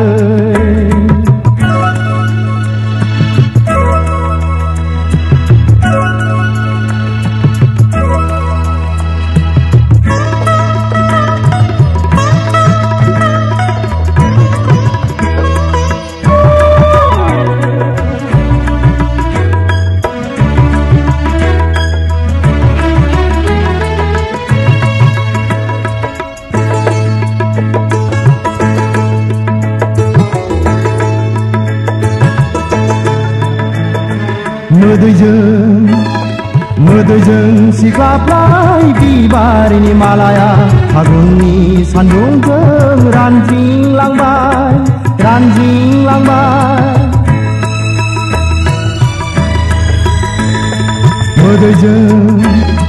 मोदैजों सिख्लाफ्राय बिबारनि मालाया फागुननि सान्दुंजों रानज्रिंलांबाय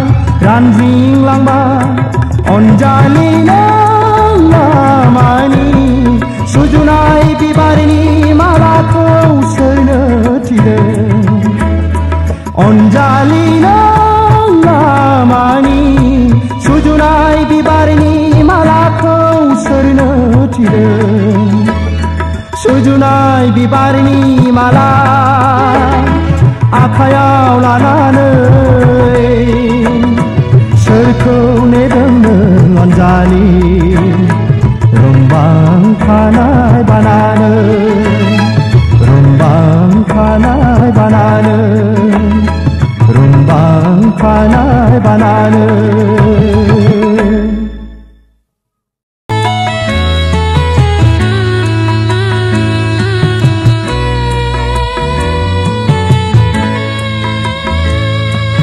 सुजुनाय बिबारनि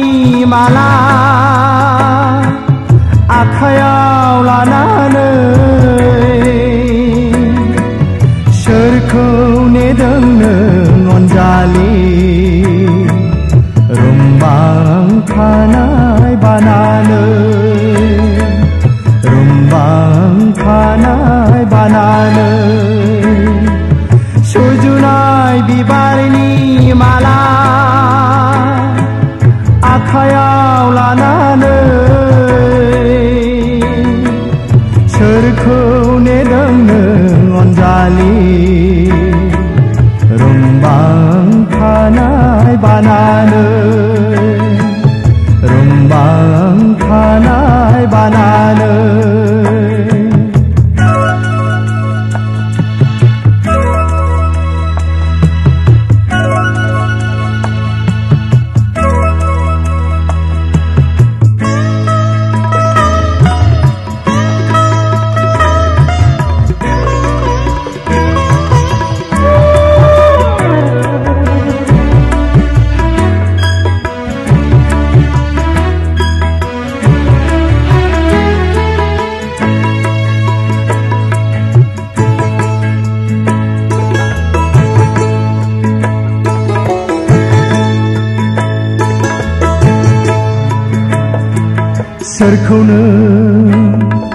सोरखौ सानो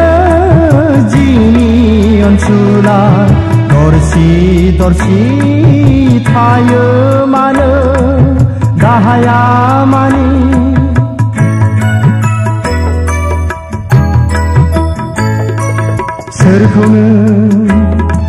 सोरखौ सानो जिउनि अनसुला दरसि थायो मानो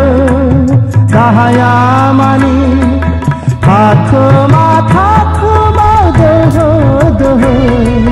खामग्लिनाय गोसोनि मोदै हुगारो थाखोमा दोहो खामग्लिनाय गोसोनि मोदै हुगारो सुजुनाय बिबारनि माला आखायाव लानानै सोरखौ नेदों नों अनजालि बानाय